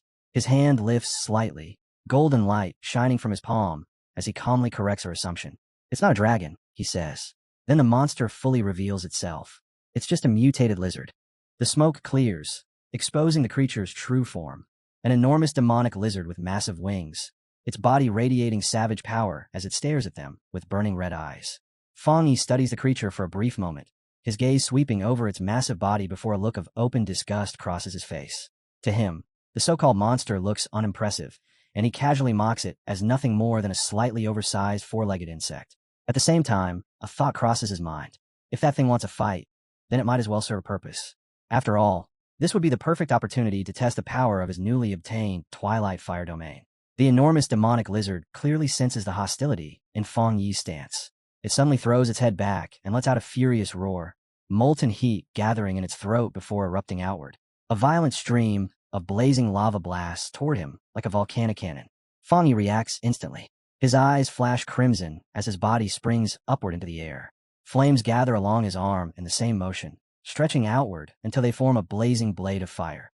The lava torrent tears past beneath him while he twists through the air, completely avoiding the attack. The next second, his counterattack falls. With a heavy and decisive motion, Fang Yi swings his arm downward. The golden slash crashes directly into the monster's dark energy, and the impact detonates like a thunderclap. A terrifying shockwave explodes outward. The force is so violent that the ground beneath them fractures instantly. Huge cracks rip open across the earth while streaks of red energy surge up through the broken land like veins of molten light. And then the situation spirals completely out of control. A blinding flash erupts from the volcanic pit. The violent clash of energies destabilizes the entire magma field beneath the forest, and the volatile power ignites in an instant. The explosion that follows is catastrophic. A massive blast erupts upward like a volcanic eruption, roaring through the forest and tearing apart everything in its path. At the edge of the forest, the shockwave arrives like a storm. The purple-haired woman, Song Yi, and Fang Yi's friend Wang Zhang are all caught in the impact and thrown violently backward by the blast of wind and heat.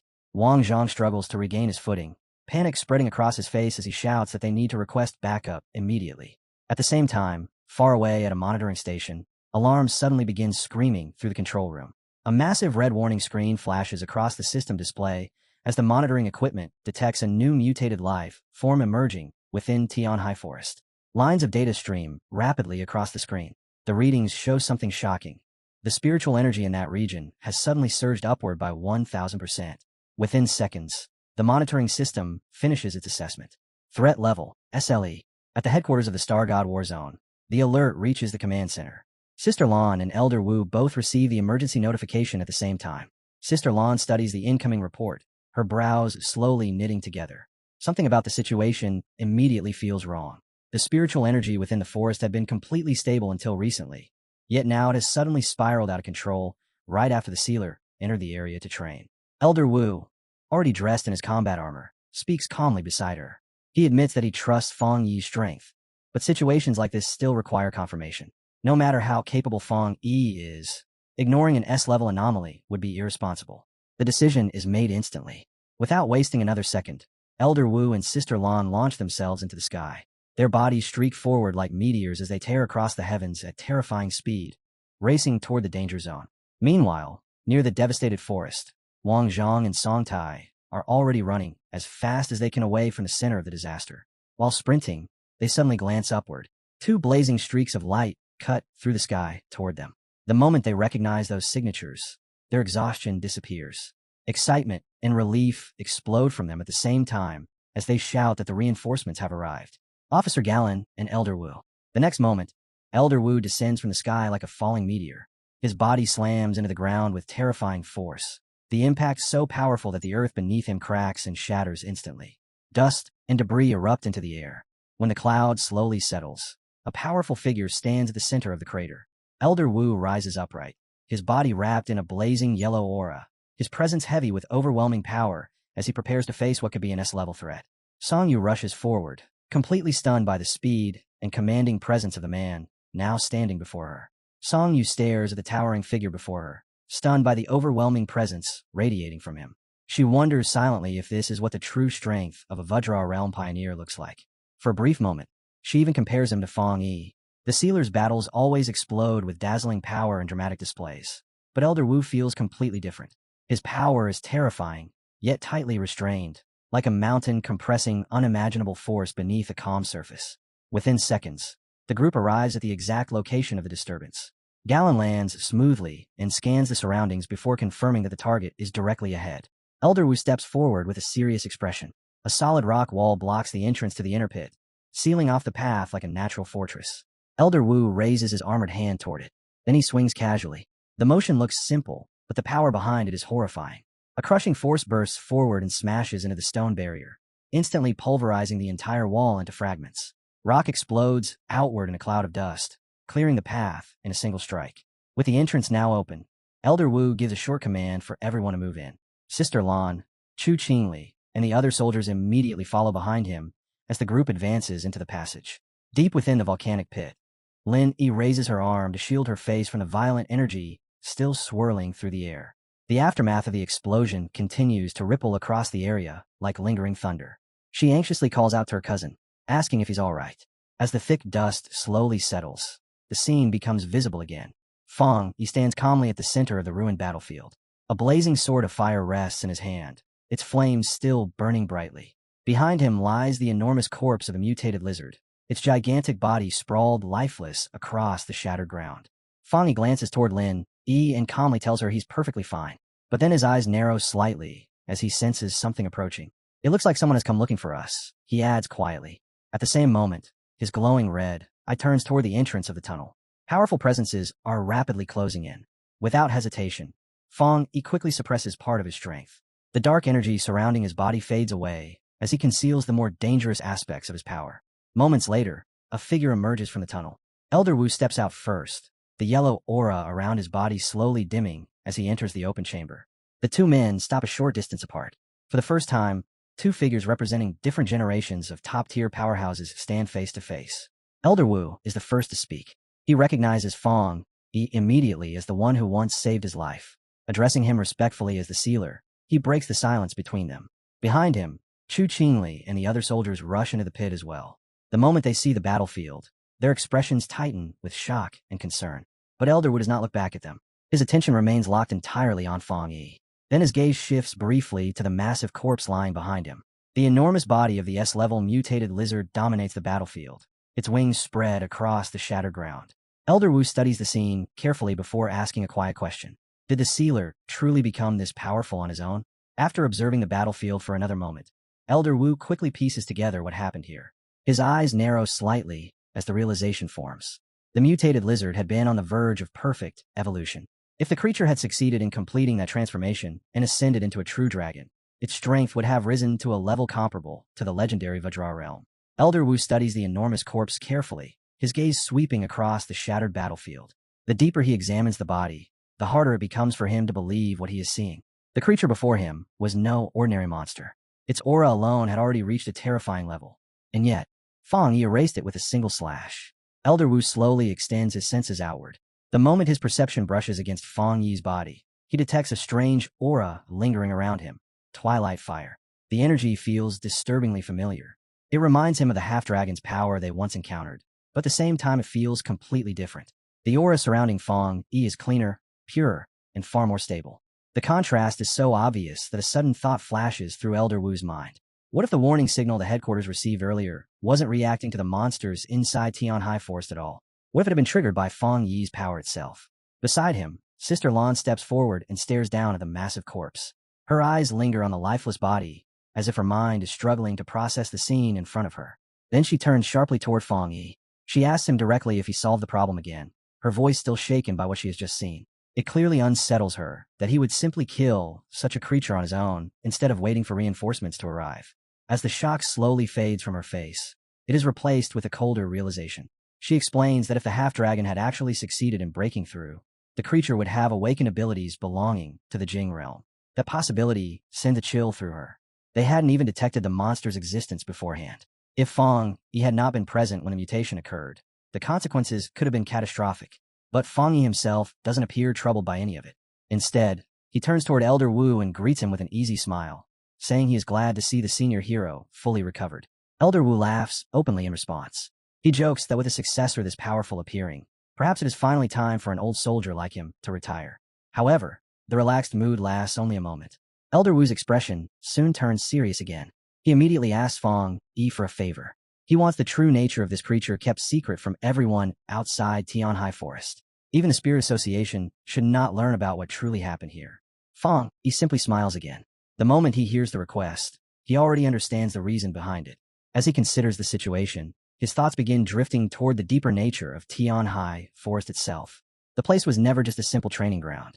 It is a region where spiritual energy shifts unpredictably, a hotspot of constant transformation where strange phenomena can appear without warning. And if something like this mutated creature could emerge here, then another unsettling possibility follows. Whatever surfaces in this forest might eventually become even more dangerous than the dark anomalies lurking within the extreme dark zone. Realizing that, Fong Yi finally understands the heavy pressure resting on the shoulders of the Star God War Zone. Their caution makes perfect sense. He agrees with their approach without hesitation. As Fong Yi begins walking away from the battlefield, his attention gradually turns inward. His mind starts analyzing the Twilight Fire power he just obtained. The deeper he studies it, the more one characteristic becomes clear. At its core, the energy possesses an overwhelming tendency toward devouring. That realization immediately reminds him of a legendary beast recorded in ancient texts. Touty. The similarity between the two is far too strong to ignore. And that resemblance leads Fong Yi toward an unsettling possibility. Perhaps the true secret hidden within Tianhai Forest is that a Touty once existed here. Elder Wu steps forward and extends a hand toward Fong Yi, gratitude clear in his eyes as he thanks him sincerely. Then add with a faint smile that it seems Fong Yi already understood why everything that happened here must remain a secret. The others slowly gather around them again, the tension of the earlier battle fading little by little. And Elder Wu continues calmly, saying there's no reason for anyone to start wishing for the birth of high-level anomalies. Creating panic would only place unnecessary pressure on ordinary people who have no way to face such threats anyway. Fong Yi nods in agreement, accepting the reasoning without hesitation. But before anyone can say anything else, the forest suddenly erupts with a violent gust of wind. Leaves explode from the branches, whipping through the air like a storm tearing across the woods. And Fong Yi's expression instantly tightens the moment he senses the aura hidden within that wind. A powerful wave of presence sweeps across the group as it passes, brushing over their bodies like an invisible tide. Linny closes her eyes the moment it reaches her and lets out a soft breath, a faint smile appearing on her face as she murmurs that the feeling is incredibly refreshing. Gallon's reaction couldn't be more different. Her eyes snap wide open the instant that spiritual power touches her senses, shock flashing across her face as she blurts out that the energy is unbelievably intense. Above them, deep within the thick forest canopy, something tears through the trees at a speed so ridiculous it almost looks like a streak of light cutting across the sky. Branches sway violently in its wake. Leaves scatter like rain. Sister Lan stares upward in disbelief, trying to follow the blur racing through the treetops, and she blurts out in shock whether that monster, no, that genius, has already broken through to the Vajra realm. The rushing presence finally slows. Then it stops. The figure lands lightly among the branches before stepping forward into clear view, revealing a young man whose appearance is almost unreal. Long blue hair flowing behind him, sharp blue eyes that seem to pierce straight through the air, and a confident smirk resting on his lips as he looks down at the group below. High above the bamboo forest, Baisu descends from the sky like a drifting spirit, his movements so smooth they barely disturb the air. At one point, he even places his foot lightly on a falling leaf, balancing on it, as though the fragile blade of green were solid ground. And the sight alone makes the pioneers gathered below lift their heads in amazement. Whispers immediately ripple through the crowd. The aura pouring from him is overwhelming, vast and steady like a deep ocean, and several pioneers exchange excited looks while murmuring that he must have finally crossed into the legendary Vajra realm. In their minds, there's only one conclusion. If Baisu truly broke through, then the Star God War Zone has finally gained a supreme expert capable of standing above everyone else. But Fong, he doesn't share their excitement. His gaze remains cool and sharp as he studies the descending figure, and a faint red glow ignites in his eye as he carefully analyzes the spiritual fluctuations surrounding Baisu.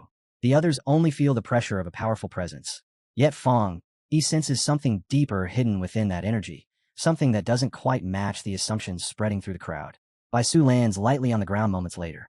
The moment his feet touch the earth, he turns toward Elder Wu and Galen and calmly states that his training has finally come to an end. Then his glowing blue eyes sweep slowly across the gathered pioneers, pausing the instant they land on Fong Yi. A trace of curiosity flickers across his face before he asks, plainly, who this unfamiliar person is. Elder Wu immediately steps forward to explain. He introduces Baisu as the ace of their war zone, a prodigy who had entered seclusion specifically to push himself toward the next stage of cultivation. Baisu nods politely at the introduction and offers Fong Yi a brief greeting.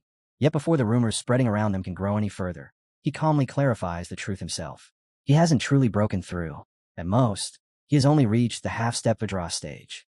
Fong Yi responds with an easy, confident smile, introducing himself without the slightest hesitation as the captain of Tai City and the sealer responsible for handling anomalies. While he speaks, however, his attention never fully leaves Baisu. His senses remain locked onto the flow of green energy drifting around the man's body, carefully observing the nature of that power. What he feels surprises him slightly. Unlike the spiritual power most people cultivate, Baisu's energy feels astonishingly pure, clean, steady, even comfortable to be around. In fact, the sensation is strangely similar to Fong Yi's own aura, and that realization quietly confirms something in his mind. Breaking into the true Jing realm is far more difficult than people imagine. Baisu's brows knit together slightly when he hears Fong Yi's title, doubt clearly flickering across his expression, as if he's questioning whether this calm young man could truly hold such a position. But before he can say anything further, Elder Wu cuts in without hesitation. His tone becomes firm. He bluntly states that Fong Yi saved his life and single-handedly resolved the disaster in Tai City, making him one of their most important allies. Then Elder Wu adds a stern reminder, telling Baisu directly that he should show proper respect. The words leave Baisu visibly stunned. He clearly hadn't expected so much to have happened while he remained shut away in training. Seeing his reaction, Elder Wu simply sighs and explains the situation to Fong Yi instead. Baisu, he says, is a rare prodigy who awakened his abilities extremely early and has been nurtured with the best national resources ever since. His cultivation speed is frighteningly fast enough to rival Fong Yi's own terrifying rate of progress. That's precisely why he has spent so much of his life in isolation, and why he knows almost nothing about the outside world. Elder Wu exhales slowly before speaking again, his tone turning heavier as he begins explaining the harsh truth of this new era. Human cultivation, he says, is a path that runs directly against the natural order. Because of that, humanity evolves far more slowly than the creatures they're forced to fight. At first glance, it might seem like pioneers exist everywhere, scattered across every war zone, but true strength is unbelievably rare. Right now, across the entire planet, only 5 individuals have managed to reach the peak of the 3-star spirit creation stage, the level known as the Vajra realm. Fong Yi listens quietly, while Elder Wu continues. The Elder admits there may still be hidden talents scattered across the world, people who have yet to reveal themselves, people like Fong Yi. But even for geniuses, the barrier ahead is terrifying. The wall separating the current level from the next stage isn't just difficult, it's enormous. Elder Wu describes the Yu Fengjiang realm as a sheer cliff rising into the sky, a place most pioneers will never reach. Countless people attempt to climb, only to lose their lives along the way. Yet if someone truly succeeds in crossing that barrier, everything changes. Their body undergoes a complete transformation, evolving into something beyond ordinary humanity, almost like the immortals described in ancient legends. When he finishes explaining, Elder Wu turns toward Baisu again. A proud smile spreads across his face as he praises the young prodigy for reaching the half-step Jing stage. He emphasizes how calm Baisu's energy feels, how pure and steady the green aura surrounding him is, calling the achievement extremely rare, even among pioneers. Fong Yi doesn't interrupt. He simply watches the exchange in silence. Then suddenly Baisu moves. He steps forward without warning, closing the distance between them until he stands directly in front of Fang Yi. His blue eyes lock onto Fang Yi's face with a sharp, challenging stare, the kind that looks as if he's daring Fang Yi to look away first. Bai Su finally speaks. During his seclusion, he says he felt the shockwave produced when Fang Yi broke through. That burst of power spread across the region like a tidal wave, and the energy contained within it pushed Bai Su to advance to his current level. Because of that strange connection between them, he admits that he's been wanting to test himself ever since. He wants to see for himself what the source of that overwhelming power is truly capable of. The moment the challenge is spoken, the air between them tightens. Both top-tier pioneers release their auras at the same time. Golden fire erupts around Fang Yi, the energy twisting into the roaring outline of a blazing dragon coiling through the air behind him. Across from him, Bai Su answers with his own power as a green dragon of nature rises from the flow of wood attribute energy swirling around his body. Bai Su lets out a low chuckle. Even though their attributes are completely different, he says, he can tell that they're the same kind of people. Fang Yi answers with a confident laugh of his own. Golden flames surge across his body as he accepts the challenge without the slightest hesitation. The collision between the two feels only seconds away. But just as the tension reaches its peak, Elder Wu suddenly steps between them. Acting as referee, he immediately orders everyone else to retreat to a safe distance, warning the surrounding pioneers to back away. At the same time, he fixes both fighters with a stern look and reminds them that this is only a sparring match. They are to stop before either side causes real injury. Fang Yi and Bai Su lock eyes, the air between them tightening as power gathers beneath their skin. Neither of them looks away. Their gazes burn with raw energy, as both fighters coil like drawn bows ready to release. Then the moment snaps. Their forces collide in the next heartbeat. A violent explosion erupts the instant their power meets, shockwaves tearing through the forest as wind and debris blast outward in every direction. Trees shudder violently, leaves scatter through the air like green rain, and the ground trembles beneath the force of the clash. Chu Qingli stands frozen where she is, staring at the battlefield with wide eyes. She can barely process what she's witnessing. A battle between pioneers of this level isn't something she's ever seen before, and the sheer scale of their power makes it impossible to look away. Galen watches in complete silence. Elder Wu's gaze remains fixed on the collision, his eyes sharp as he observes every movement. In his mind, only one question lingers. Who will come out on top? The rapidly rising star of Tai City, or the Star God Warzone's long-standing ace? The duel truly begins the next moment. Bai Su brings his hands together in front of his chest, gathering the wood attribute energy flowing through his body. As a pioneer who can command the forces of nature itself, his power sinks directly into the earth beneath them. The forest responds immediately. The ground trembles violently as enormous green vines explode upward from the soil. Thick roots twist together as they surge outward in a massive ring, rushing toward Fang Yi like a living tidal wave determined to swallow him whole. Fang Yi reacts instantly. Blue spiritual energy condenses into his hands as he launches forward with incredible speed, his figure flickering through the battlefield like a blur of light. Sharp bursts of energy slash outward as he tears through the advancing vines, cutting them apart one after another. As he moves, a thought flashes through his mind.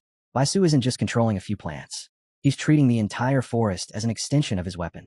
More vines whip out from the shadows, twisting through the air like serpents as they try to bind Fang Yi's body. But Fang Yi only grins at the sight. He says that with so much wood around, Bai Su has practically handed him the perfect fuel. His sword answers his call. Flames ignite across his hand as blazing energy surges along the blade. With a single heavy swing, Fang Yi releases a massive arc of fire that crashes straight into the towering roots ahead of him. The blazing strike cleaves through them. Fang Yi fully expects the fire to spread instantly, turning the forest into an inferno that consumes Bai Su's vines. But something strange happens. The severed vines suddenly glow with a bright green light. Before the flames can even take hold, the torn wood begins repairing itself. The broken sections knit back together almost instantly, the wounds sealing as if they had never been cut in the first place. Fang Yi's expression tightens slightly. His fire isn't working. Facing the towering wall of vines, he narrows his eyes and asks Bai Su if those plants are somehow immune to fire. After all, which should naturally be weak against flames. Bai Su calmly rests a hand against one of the thick trunks beside him. With quiet confidence, he explains that under normal circumstances that would be true. But his plant army is different now. The fire attribute can no longer suppress it. Fang Yi's gaze sharpens, the red glow in his eye burning brighter. Before he can respond, the ground beneath him suddenly erupts again. Vines burst upward without warning. They surge from every direction at once, twisting around his limbs faster than he can evade. Massive roots coil tightly around his body, locking him in place as thick wooden tendrils wrap over one another, forming a huge spherical cage that seals him completely inside. With Fang Yi locked inside the wooden sphere, Su remains standing outside the prison as though the outcome were already obvious. His posture is relaxed, his expression calm as he looks at the sealed cage and asks Fong how he likes the move. He even adds casually that if they were real enemies, escaping this wooden prison would have been completely impossible.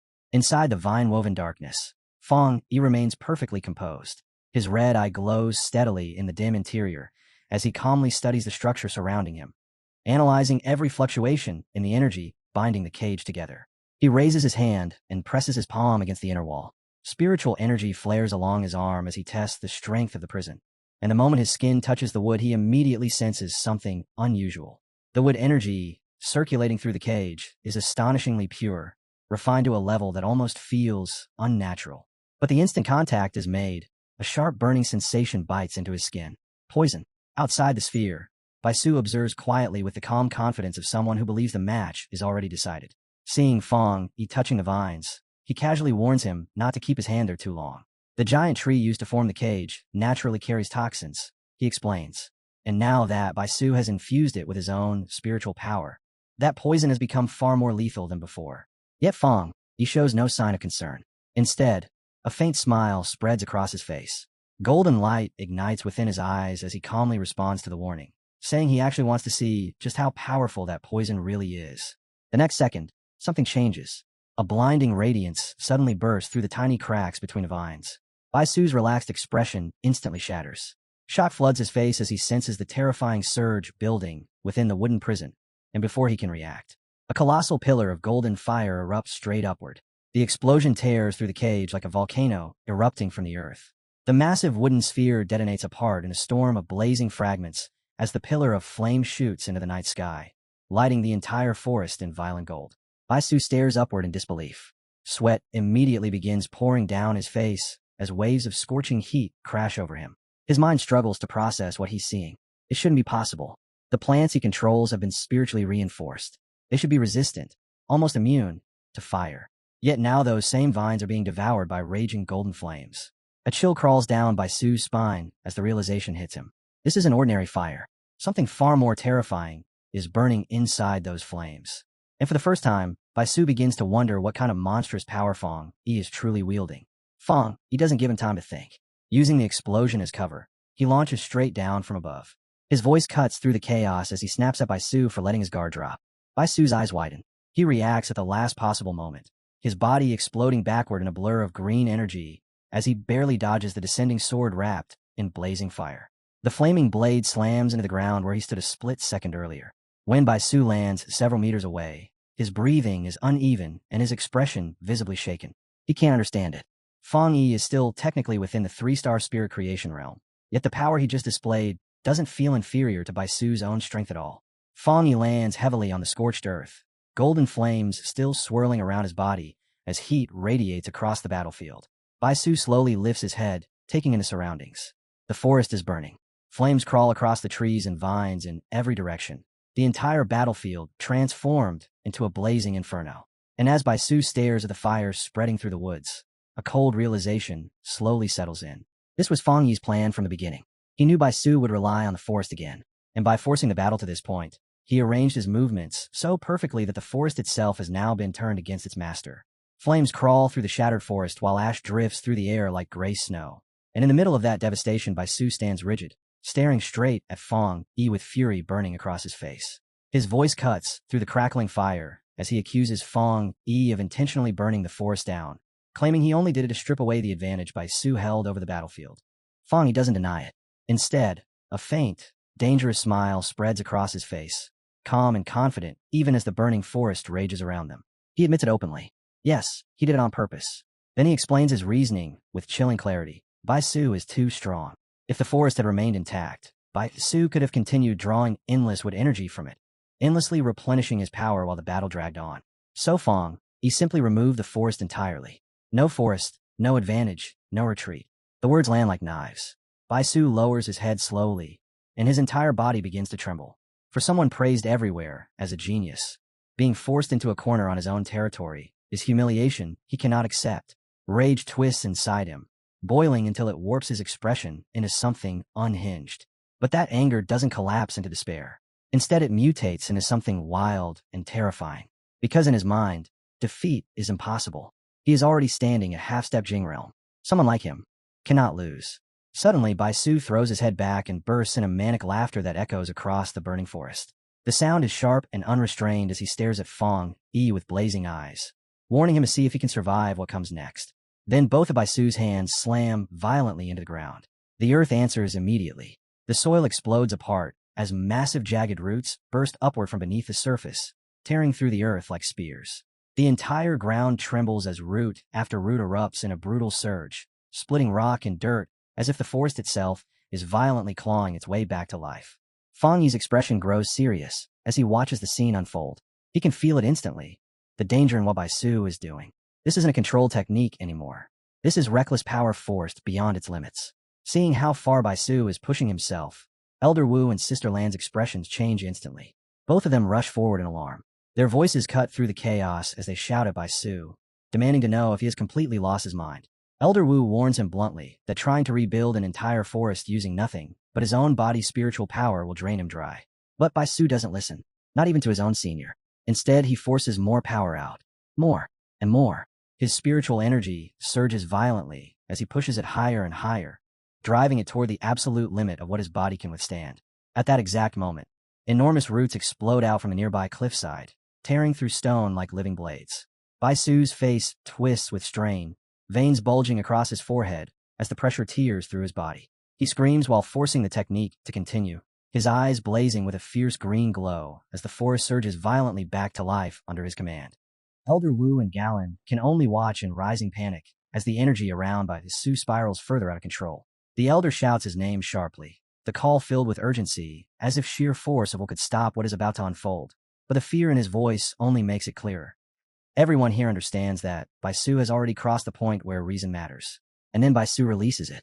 The technique erupts outward like a reborn storm. Spiritual power floods the battlefield as if heaven and earth themselves are being reshaped. And from that violent surge, an enormous avatar formed entirely from twisting vines begins to rise. The towering mass of what energy roars to life, its presence so overwhelming that the air itself explodes outward in a violent gust. The shockwave slams into Fong Yi and hurls him backward across the scorched ground. Yet even as his body slides back, Fong Yi's focus never wavers. His eyes remain locked forward, calm and calculating, and in his palm a blazing fireball gathers quietly. Feeling the pressure of the technique, he simply remarks with interest that the density of what energy here is truly impressive. Most people would retreat. Fong Yi does the opposite. Instead of pulling back, he suddenly charges straight toward the monstrous tide of vines rolling across the battlefield. As he moves, his voice carries clearly across the chaos, calling out to the tense spectators that the match isn't over yet, and that he'll handle the rest himself. Elder Wu can only stand frozen. His fists tighten helplessly at his sides. Even if he wanted to intervene now, the clash between these two has already surpassed the point where an outsider can step in without causing disaster. And, in the next instant, something changes. Without warning, Fong Yi's eye ignites with a brilliant golden flame. The shift is immediate and unmistakable. Power surges through his body like a second awakening. And as that golden light burns within his gaze, waves of blazing fire burst from him. He begins cutting through the endless wall of vines with sweeping arcs of flame, each strike carving open blazing paths through the thick plants as if they were nothing more than dry grass. The battlefield transforms into a storm of fire and shattered wood. Then Fong Yi rises higher into the air. Above the chaos, energy gathers around him, condensing rapidly until it takes the shape of an enormous blazing sword stretching across the sky. Below, Bai Su's head jerks upward. The moment he sees it, his expression changes. Because in the frenzy of forcing his technique forward, he's left himself completely exposed. Fong Yi doesn't hesitate. The massive sword comes crashing down with overwhelming force, tearing through the air like a falling sun. Bai Su reacts at the last possible second, throwing himself aside in desperate evasion. The blade barely misses him, but the strike cleaves through the colossal mass of vines behind him, splitting them apart in a devastating explosion of fire and shattered wood. For a moment, the battlefield falls silent. Then the backlash hits. All at once, the strain of Bai Su's reckless power crashes down on him. His body trembles violently, and he suddenly covers his mouth as blood bursts from his throat in a harsh cough. Pushing his spiritual power so far beyond its limits has exacted its price. But even now, he refuses to surrender. His eyes blaze with unstable fury as he forces his hands together again, veins bulging across his arms while he screams hoarsely that the fight isn't over, that he can still continue. He'll rebuild the forest again. He'll recreate everything once more. From above, Fong Yi looks down at him. A faint smile curves across his lips, calm and almost mocking as he asks if this is truly the full extent of Baisu's strength. He doesn't even wait for an answer. In the blink of an eye, Fong Yi flashes forward, closing the distance instantly before launching himself into the air. His body twists midair as he drives a heavy punch downward toward Baisu. Panic flashes across Baisu's face. He throws both arms up in desperate defense, forcing green spiritual energy outward to form a barrier in front of him. The moment Fong Yi's fist connects, the impact detonates like thunder. A massive explosion erupts from the collision. The ground trembles violently as shockwaves ripple outward across the battlefield. From the sidelines, Chu Qingli stares in complete disbelief, stunned that Baisu, the genius everyone praised, has been forced into such a desperate state. But standing beside her, Lin Yi is smiling. There is no worry in her eyes at all. She watches as Fong Yi's figure slowly drifts down through the rising smoke, calm and composed, and the confidence in her expression only deepens. Because she knows something the others don't. Fong Yi hasn't even revealed everything yet. He hasn't used his other elements. He hasn't even come close to showing his true strength. And seeing Baisu collapse into this state so quickly, she can't help but laugh quietly to herself, openly mocking the so-called genius who couldn't even withstand the beginning of Fong Yi's power. From the sidelines, Elder Wu and Sister Lan watch everything unfold with heavy expressions. The elder's face has gone rigid, and after a long moment, he finally speaks in a low voice, admitting the truth no one wants to say aloud. Baisu's mind is already cracked under the pressure of this battle. The gap between him and the sealer is simply too large. Sister Lan exhales quietly beside him and nods. She says Baisu has always been the same type of person, a pure battle addict who lived only for competition and victory. Someone like him had never experienced a defeat like this before. Out on the battlefield, the dust slowly settles. Fong Yi watches in silence as Baisu drops to his knees. Blood trails from the corner of Baisu's mouth, dripping onto the cracked ground as his breathing turns ragged. For a moment, it seems like the fight has finally reached its end. Baisu lowers his head, his voice turning quiet and hoarse as he murmurs a faint thank you. It sounds almost sincere, almost like he has finally accepted the lesson carved into this battle. Then suddenly his head snaps upward. No! The shout explodes from his throat as green energy surges violently around his body again. Baisu's eyes burn with stubborn fury as he roars that he can still continue, that his spiritual power hasn't run out yet. Fong Yi stands where he is, completely calm. There is no tension in his posture, no trace of urgency. Watching Baisu force himself back to his feet, Fong Yi simply exhales a quiet sigh. In his mind, the decision has already been made. It's time to finish this. Across from him, Baisu presses his hands together once more. This time his expression is razor-sharp with concentration, every ounce of his remaining strength pouring into the technique as he commands all living things around him to heed his call. The air trembles. Then multiple figures begin appearing above the battlefield. Glowing green avatars of Baisu materialize one after another in midair, each one identical to the original. They hover in formation, lining up like soldiers preparing for a final desperate charge. Fong Yi takes in the entire scene with a single glance. Inwardly, he admits the truth.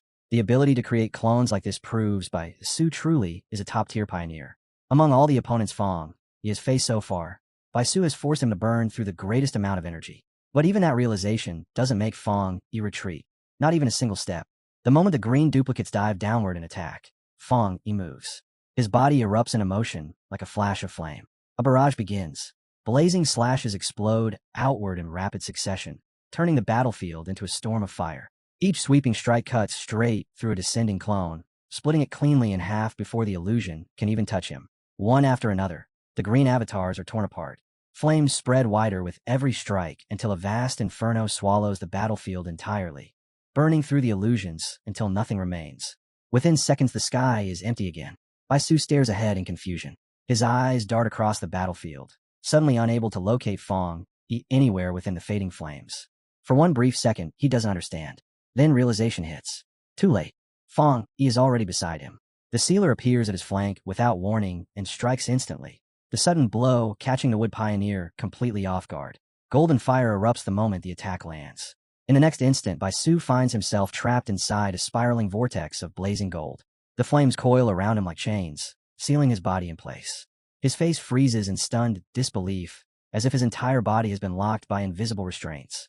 Sweat beads down his forehead. Slowly, with visible effort, he forces himself to lift his head, and only then does he finally understand the true gap between them. Above him stands Fong Yi. The sealer is balanced calmly atop the head of a massive dragon formed entirely from golden fire, the blazing construct coiling beneath his feet like a living throne. His sword remains leveled forward, its tip pointed directly at Bai Su. His expression hasn't changed at all. With the same calm voice he has used throughout the entire fight, Fang Yi asks a simple question. Can they finally end the match now? Elder Wu watches the battlefield in silence, the outcome already clear to him. Bai Su's defeat has long been decided, leaving the elder with nothing left to do except witness it unfold. Even now, he can't help shaking his head inwardly.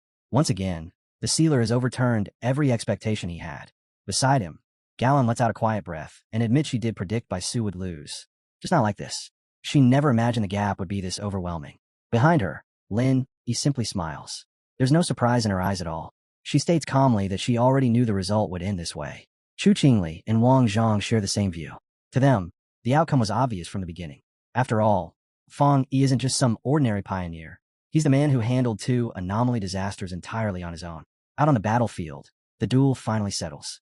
Fang Yi descends from the air and lands lightly on the ground as the last waves of fire begin to calm. The raging flames slowly fade, leaving only drifting smoke and scorched earth behind. Across from him, Bai Su stands in place. His chest rises and falls with heavy breaths as he stares straight at the man who defeated him. His gaze doesn't move, as if he's trying to understand something that refuses to make sense. In a low voice filled with disbelief, he mutters to himself, "Is Fang Yi a half-step Vidra, or simply a monster?" The realization sinks deeper with every passing second. Bitterness and disappointment wash across Bai Su's face as he finally accepts the truth he can no longer escape. Compared to Fang Yi, his strength had only reached this level. Slowly, Bai Su brings his hands together and bows deeply toward Fang Yi. His voice carries genuine respect as he thanks the sealer for the lesson he received today.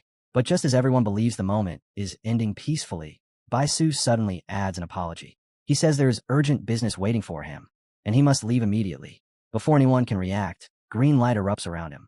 Bai Su's body shoots into the sky like a streak of emerald lightning and disappears toward the horizon. "Bai Su!" Sister Lan shouts after him, but the figure is already far away. His voice echoes faintly through the wind as it drifts back toward them. He says he's going into seclusion to train. Sister Lan spins toward Elder Wu with visible frustration, protesting that the war zone still needs Bai Su. They can't just let him vanish like this when so many responsibilities are waiting. But Elder Wu simply watches the distant sky. His expression holds quiet understanding. He says this is the first time that proud genius has ever been pushed into such deep frustration. If Bai Su stays here now, the weight of that defeat will only crush him further. So it's better to let him leave. After a moment, the elder turns his attention back to the battlefield. Fang Yi is standing nearby, extinguishing the final strands of golden fire flickering around his hand. The flames fade one by one until only faint embers remain. When the last spark disappears, Elder Wu walks toward him. His expression has turned serious. Stopping in front of Fang Yi, he asks a straightforward question. Would Fang Yi consider staying in the Star God War Zone? He explains that Fang Yi could hold a position under them while still maintaining his current role as captain of Tai City. But after a brief pause, Elder Wu reveals the real reason behind the invitation. He wants Fang Yi to become his successor.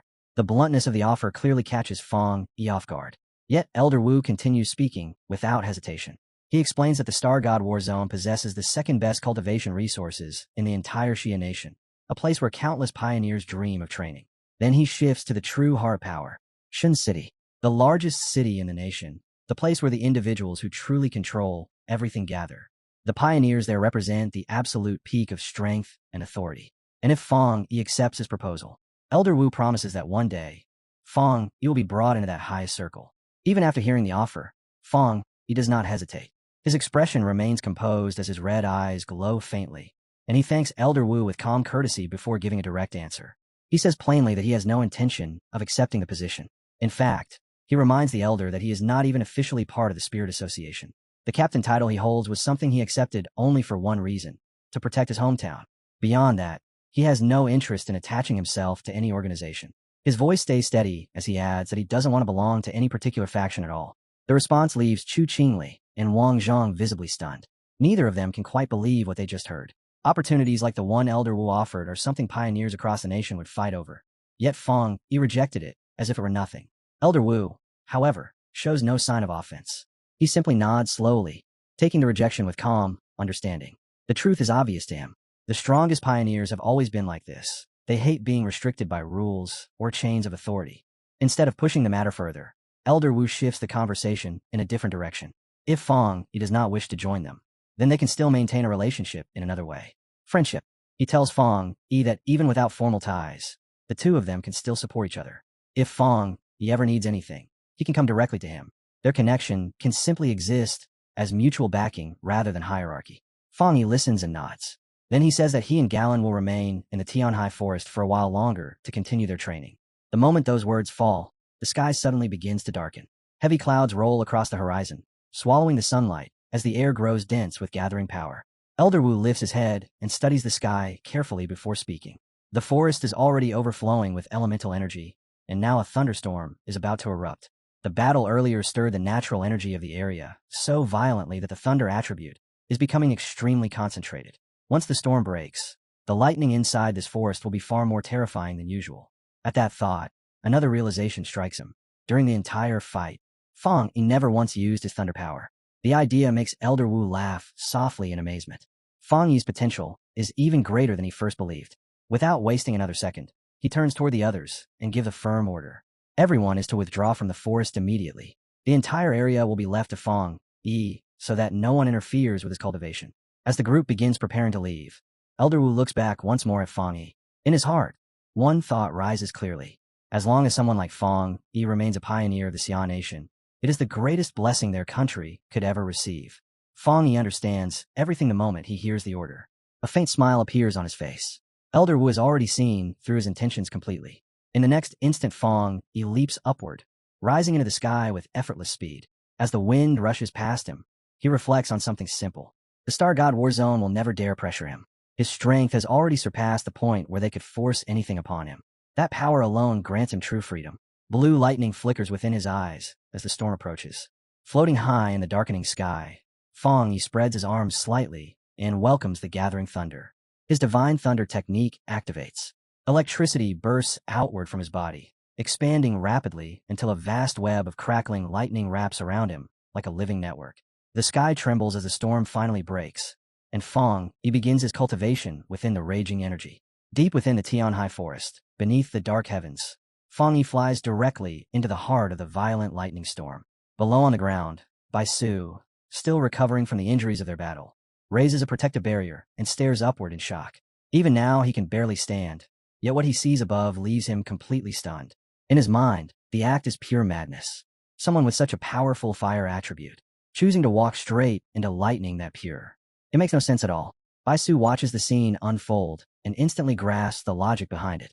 When two completely opposite forces are pushed to their absolute limits, they should clash and destroy each other. That is a natural outcome. Even pioneers who wield two attributes always maintain a strict balance.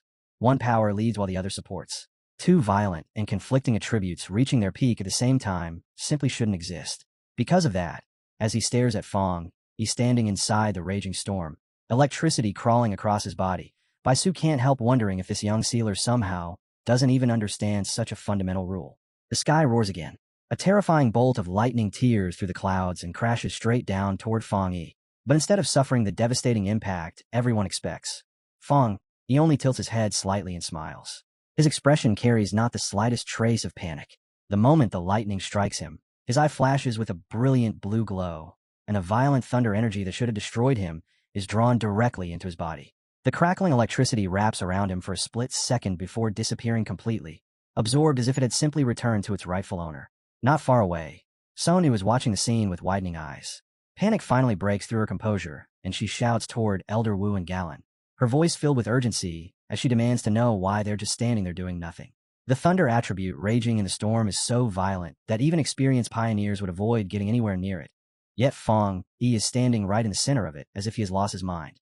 From her perspective, this looks less like cultivation and more like suicide. But the reaction she receives is nothing like what she expects. Elder Wu remains completely calm, his gaze fixed on the storm without the slightest hint of concern. Beside him, Sister Lan also shows no sign of panic. Seeing Sonu's confusion, Sister Lan finally turns toward the others and reveals the truth. Fong Yi isn't courting death. The reason he can stand inside that terrifying thunderstorm is because he himself possesses a top-tier thunder attribute. And then she drops an even bigger revelation. The legendary pioneer known as the Tyrant and the mysterious sealer they've been watching this entire time are actually the same person. Chu Qingli and Wang Zhang stand frozen in utter shock, struggling to process what they just witnessed. And Chu Qingli reflects that although possessing two attributes is not completely unheard of, Fong Yi's level is something entirely different, something monstrous. while Sister Lan simply smiles and admits that her reaction was exactly the same the first time she learned about it, explaining that everyone has been so focused on Feng Yi's identity as the sealer that they completely overlooked another truth. He is also the tyrant, a genius who appears only once in an era. Meanwhile, at the very center of the raging storm, Feng Yi steadily suppresses the violent energy around him, convinced that the more intense the lightning grows, the more power he can absorb to forge and strengthen his body. And as currents of electricity spiral wildly around him like a living vortex, he raises his voice toward the heavens and demands even more, shouting for greater spiritual power, because anything less simply won't satisfy him. Floating within the turbulent electric field, Feng Yi draws upon the divine thunder to temper his body, feeling that overwhelming force surge through his bones, his muscles, and every fiber of his being as it refines him from within. And as the process continues, his different attributes, fire, yang, and even dark, gradually begin to mix together, blending and stabilizing until they settle into a far more balanced state inside him. Soon afterward, a series of system notifications appear one after another, each confirming that a specific attribute has successfully undergone tempering. And when the sequence finally ends, a final message announces that the divine thunder tempering is complete, stating that Feng Yi's body and spiritual power have fused more tightly than before and that his energy has been fully restored. A confident smile spreads across Feng Yi's face as he senses the change, feeling as though he has been completely reborn. And to test the strength of this renewed power, he casually flicks a bolt of thunder toward a distant mountain, the strike detonating against its peak and blasting it apart in a violent explosion.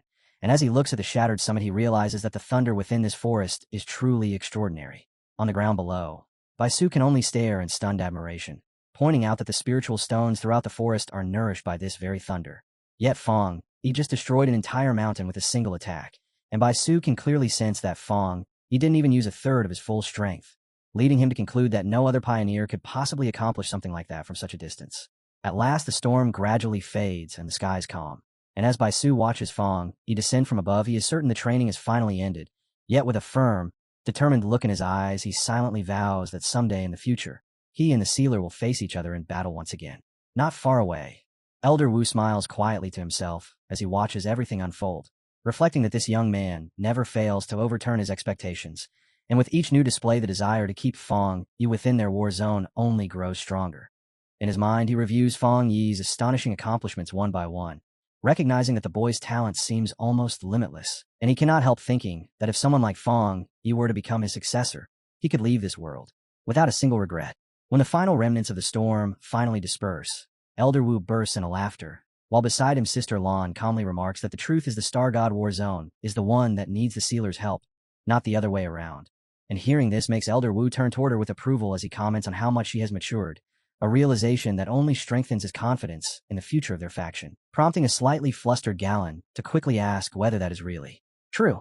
Elder Wu's gaze soon shifts again, and when he notices Lin, he's sitting quietly in meditation, completely focused and serene, a new idea suddenly forms in his mind.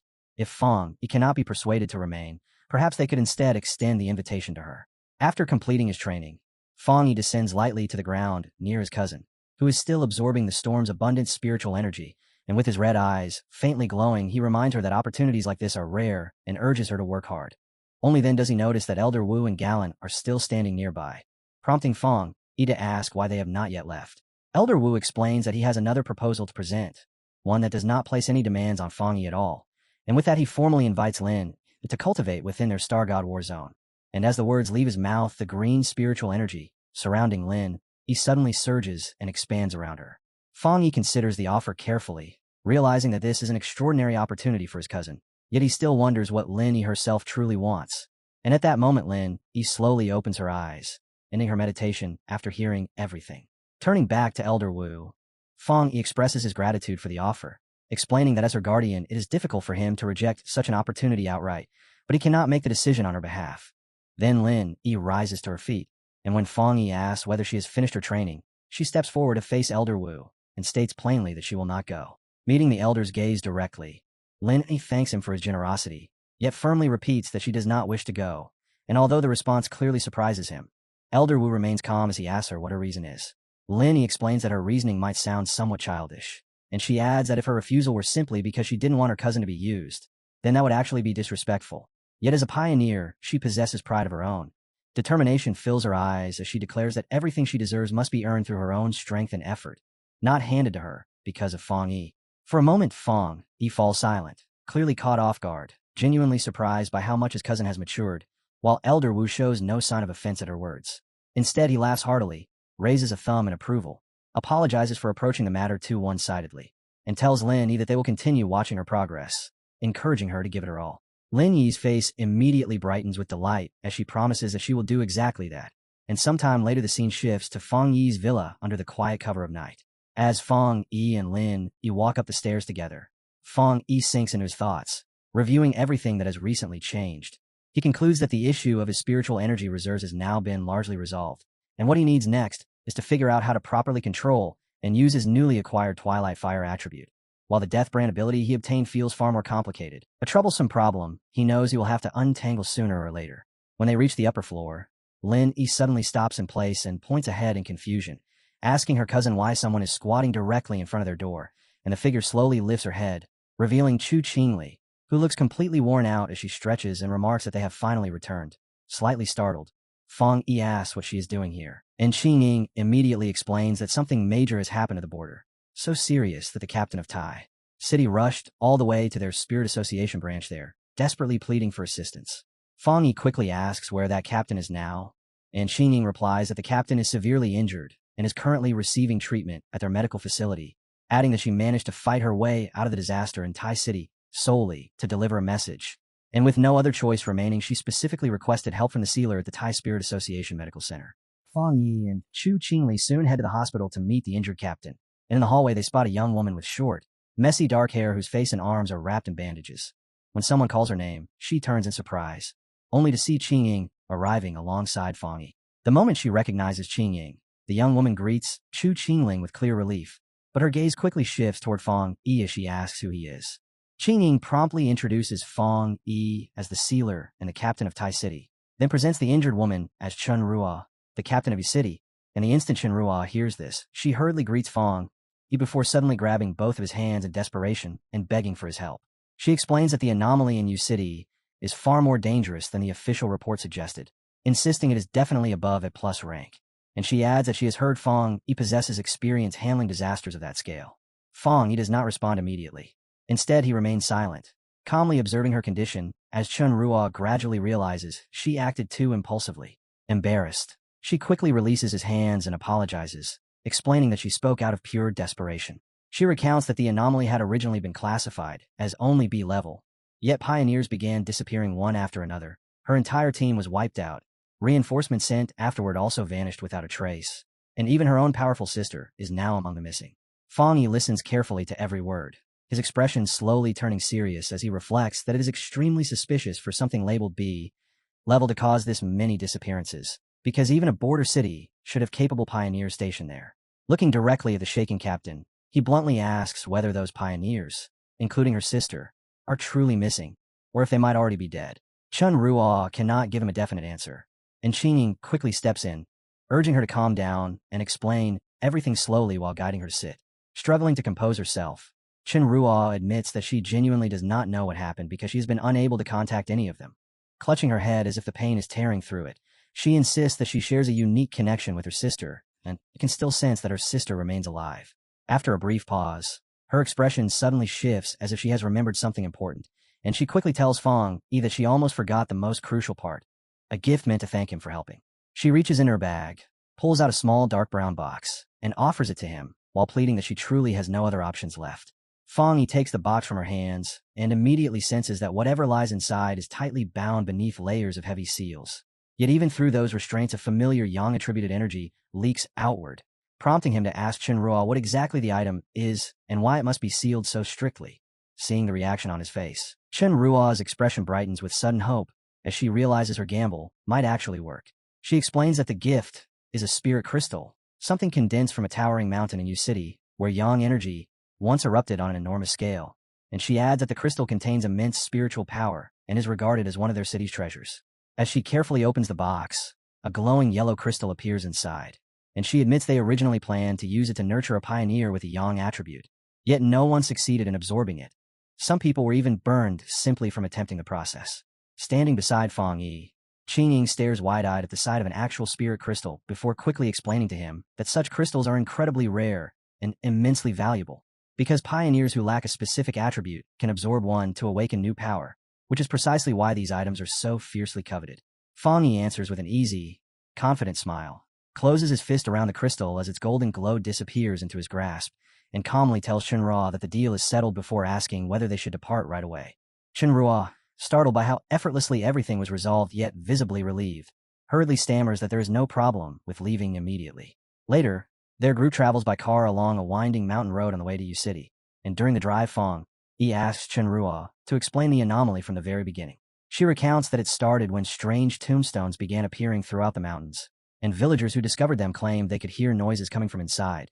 Yet when pioneers were sent to investigate, the tombstones displayed no abnormal signs at all, leading them to seal off the area, only for that very night to become a nightmare, when skeletal arms suddenly burst out from one of the tombstones and dragged a villager straight inside. As Chenrua finishes telling the story, the car slowly comes to a halt under heavy rain, and when they look ahead, they see a village surrounded by a massive expanse of gray tombstones. Chenrua tells Fang Yi that this is the exact place and asks for his opinion, while Fang Yi studies the eerie landscape carefully, yet feels that something about it is wrong, because despite the disturbing sight, he cannot sense even the slightest abnormal aura. They step into the field, and as they weave their way through the countless tombstones, faint purple light begins to flicker across the grave markers one after another, while Chenrua explains that more and more of these tombstones have been appearing randomly throughout Tai City, and at completely unpredictable moments skeletal arms shoot out from beneath the ground to seize people before dragging them straight into the graves. She scans the surrounding field with disbelief written across her face, realizing that in less than a single day, the number of tombstones has multiplied dramatically, and after taking in the unsettling sight, she tells Fang Yi and Chu Qingling to follow her so they can regroup with the rest of her people. While they move deeper through the grave-filled landscape, Fang Yi keeps turning the situation over in his mind, because the concentration of anomaly energy here feels unbelievably low, so faint that it doesn't match the scale of the disaster at all, leaving him unable to determine whether the weakness is meant to lure everyone into lowering their guard or if there is some other hidden reason behind it. After observing the scene more carefully, Fang Yi concludes that what is happening here does not resemble a simple or random hunt, because the way people are being taken feels disturbingly structured, more like a ritual than an attack. Acting on that thought, he reaches out and places his hand against one of the tombstones, and as the idea fully forms in his mind, he explains that anomalies are also capable of performing sacrifices, using them to trigger the revival of a far larger and more terrifying anomaly. Then recalls the incident in Tai City where bat-like anomalies slaughtered residents specifically to summon their anomaly king. The moment Chenrua hears this explanation, she freezes where she stands, horror spreading across her face as she asks whether the disaster here might also be a sacrifice, and panic quickly takes hold as she adds that the villagers living in these mountains are extremely traditional and stubbornly refused evacuation. Worse still, they're even preparing to hold their own ceremony the following day. Suddenly she shouts that it is happening again, and right in front of Fang Yi's skeletal hand, glowing with purple energy, explodes upward from the ground. Fang Yi effortlessly slips aside from the grasp and remarks that its strength truly is weak, only B rank, just like the report claimed. Then he summons his flaming sword and slices the skeletal arm cleanly in half. Yet almost immediately, another skeletal hand bursts from the earth and clamps tightly onto his blazing blade. And Fang Yi's gaze sharpens the instant he sees it, because the arm is attached to something far larger, a massive, grotesque skeleton with multiple limbs that tears its way out of the ground, while at the same time numerous skeletal creatures erupt from the soil in a surrounding ring, closing in on Chu Qingling and Chenrua from every direction. Chenrua cries out in disbelief, demanding to know why these creatures show no fear toward Fang Yi's powerful yang attribute, and almost immediately the area is swallowed by a massive horde of skeletons glowing with eerie purple light.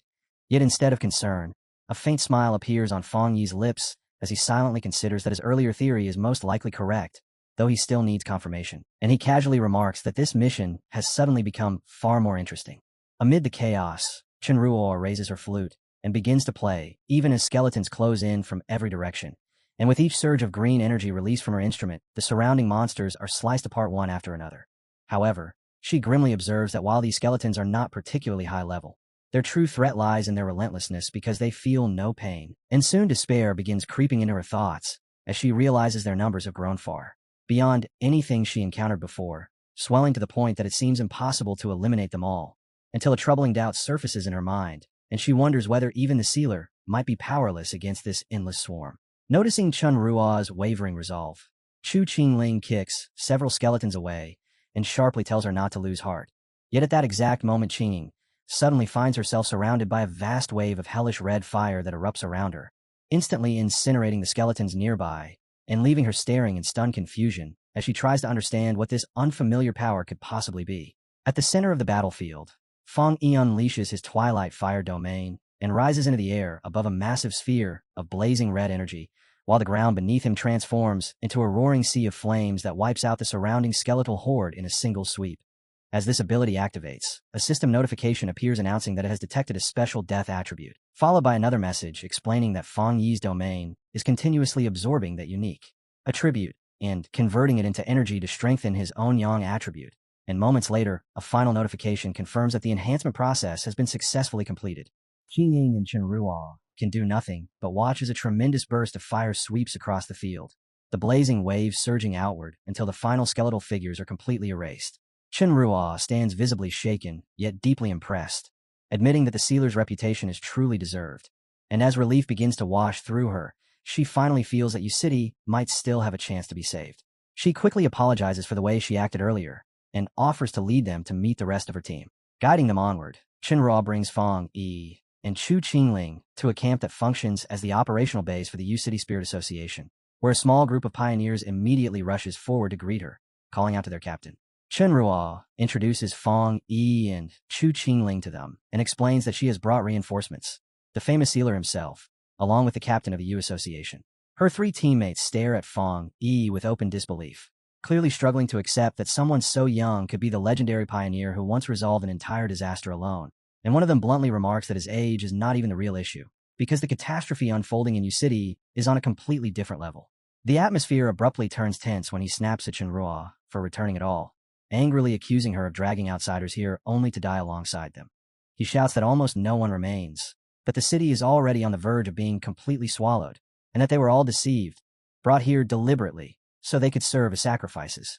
While Chenruo tries to explain how devastating the losses to her team have already been, Feng Yi simply observes the argument in silence with calm focus, and then, wearing a serious expression, he speaks at last, stating that he accepted a request, and therefore he will carry it through.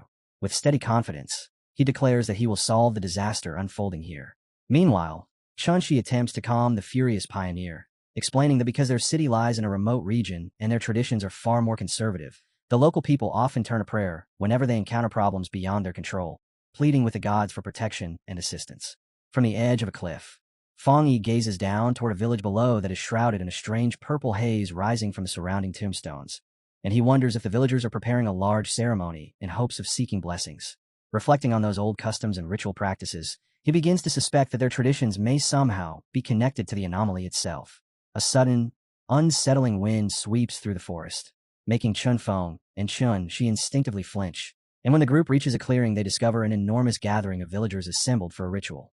Chunruo immediately realizes that the ceremony is about to begin and worries that if the tomb anomaly erupts during it the result will be absolute catastrophe. Yet Feng Yi reacts very differently. Intrigued rather than alarmed, he lets a confident smirk appear and casually asks who wants to watch the activity up close before walking straight toward the crowd. They soon arrive at Yuan Square, where a massive bonfire blazes fiercely, and the villagers, driven to desperation, raise their voices toward the heavens, crying out for their god to witness their suffering. One man even offers his own life if doing so might spare his children, while all around them people kneel with bowed heads, pleading desperately for the mercy of the heavenly god. Then everything changes without warning. The roaring bonfire abruptly dies out, the stone platform fractures apart, and deep cracks spread across the square like spiderwebs, signaling the beginning of the true horror as skeletal hands claw their way up from behind the surrounding tombstones. Someone screams that the tomb monsters are emerging again, and from the swirling purple mist several skeletons rise with glowing red eyes, locking their gaze on the terrified villagers as panic erupts through the crowd. An old man trembles violently, trying to convince himself that this must be some trial sent by their god, but his words are drowned out as people scream and scatter in every direction. Nearby, a mother clutches her crying child with terror etched across her face while the little girl sobs and asks whether their god will still come to save them. Chaos intensifies as skeletons rush forward and the villagers scatter wildly, shouting for anyone at all, to help. And amid that desperate stampede, one skeleton lunges and crashes into the mother, violently tearing her away from her child and leaving the little girl frozen in place, staring in horror as she wails for her mother.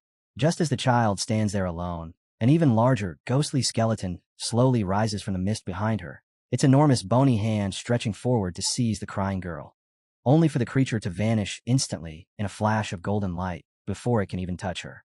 In the very next moment, a tremendous surge of holy fire sweeps across the entire square, engulfing the attacking skeletons and transforming the battlefield into a raging sea of flames. The surviving villagers stop running as though their legs have suddenly lost all strength, staring in stunned disbelief. And then their fear shifts into astonishment as they recognize the blazing fire, some shouting that it is heavenly flame, their despair quickly turning into overwhelming joy as they raise their arms toward the sky. Through the roaring curtain of flames, Fong Yi slowly descends and lands atop the shattered stone platform. And as he faces the stunned villagers, he coldly tells them that their prayers are no longer necessary. His expression is severe as he states the truth without hesitation. There are no gods in this world, and no divine being is coming to save them. For a brief moment, the villagers remain silent, still kneeling as they try to process his words. Yet they completely misunderstand his meaning, and instead of despair, they burst into tearful joy, shouting that a god has appeared and defeated the disaster, while begging this new god to rescue them from the remaining monsters as well. Watching the scene unfold, Fong Yi can only release a quiet sigh at the irony of the misunderstanding. Standing amid the blazing fire, Fong Yi raises one hand, and his eyes flash as he activates the Twilight Fire domain, causing a massive, swirling red sphere to form high in the sky, like a great vortex that begins pulling in the surrounding deathly energy along with the scattered remains of skeletons from the ground. Only then does he turn toward the wide-eyed villagers and clarify who he truly is, explaining that he is not a god, but a pioneer captain from Tai City known as the Sealer. Both the villagers and Chen Ruo's team can only stare in shock at the terrifying crimson sphere above them. And Chen Feng, still shaken, blurts out in disbelief as he asks what Fong Yi is doing, while Chen Ruo, clearly irritated, snaps back that she already warned them he was no ordinary pioneer, reminding them that he's the man who resolved the disasters in both Tai City and Song City entirely on his own, to the point that even the highest authorities treat him as an honored guest.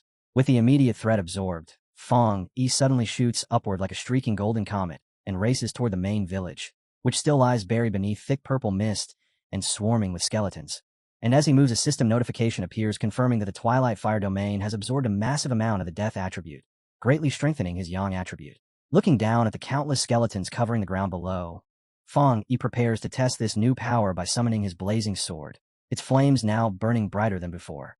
Then, with a single crushing swing, he unleashes a towering wave of fire and declares that he will finally free Yu City once and for all. The surging flames, now streaked with an eerie purple tint from the energy he absorbed, roll forward through the village and burn everything in their path. Far away, in a safe area, a group of survivors watches in stunned silence before their shock erupts in a celebration, cheering loudly as they shout that the tombstones and skeletons have vanished and cry out with joy that heaven has not abandoned their city. When the fiery blast finally dies down, Chu Qingli lowers her gaze to the device in her hand and calmly reports that the anomaly readings in the Anding district have returned to normal. And standing beside her, Chenhua quickly confirms that the Baima district has also been cleared, explaining that only one area remains, the Jiming district, where the anomaly's power appears to be concentrated the most. They are just about to move when Su Qingying's expression suddenly tightens with alarm, and she urgently asks whether none of them has noticed what is terribly wrong. Pointing back toward the village, she explains that the pillars of purple light never disappeared at all, and in fact there are now even more of them than before, which means the situation has actually grown worse rather than improving.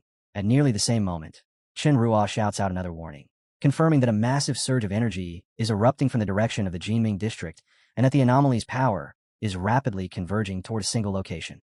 Right before their eyes, something horrifying begins to form as a spiraling vortex of dark green and purple energy swells and twists together, gradually molding itself into a monstrous shape.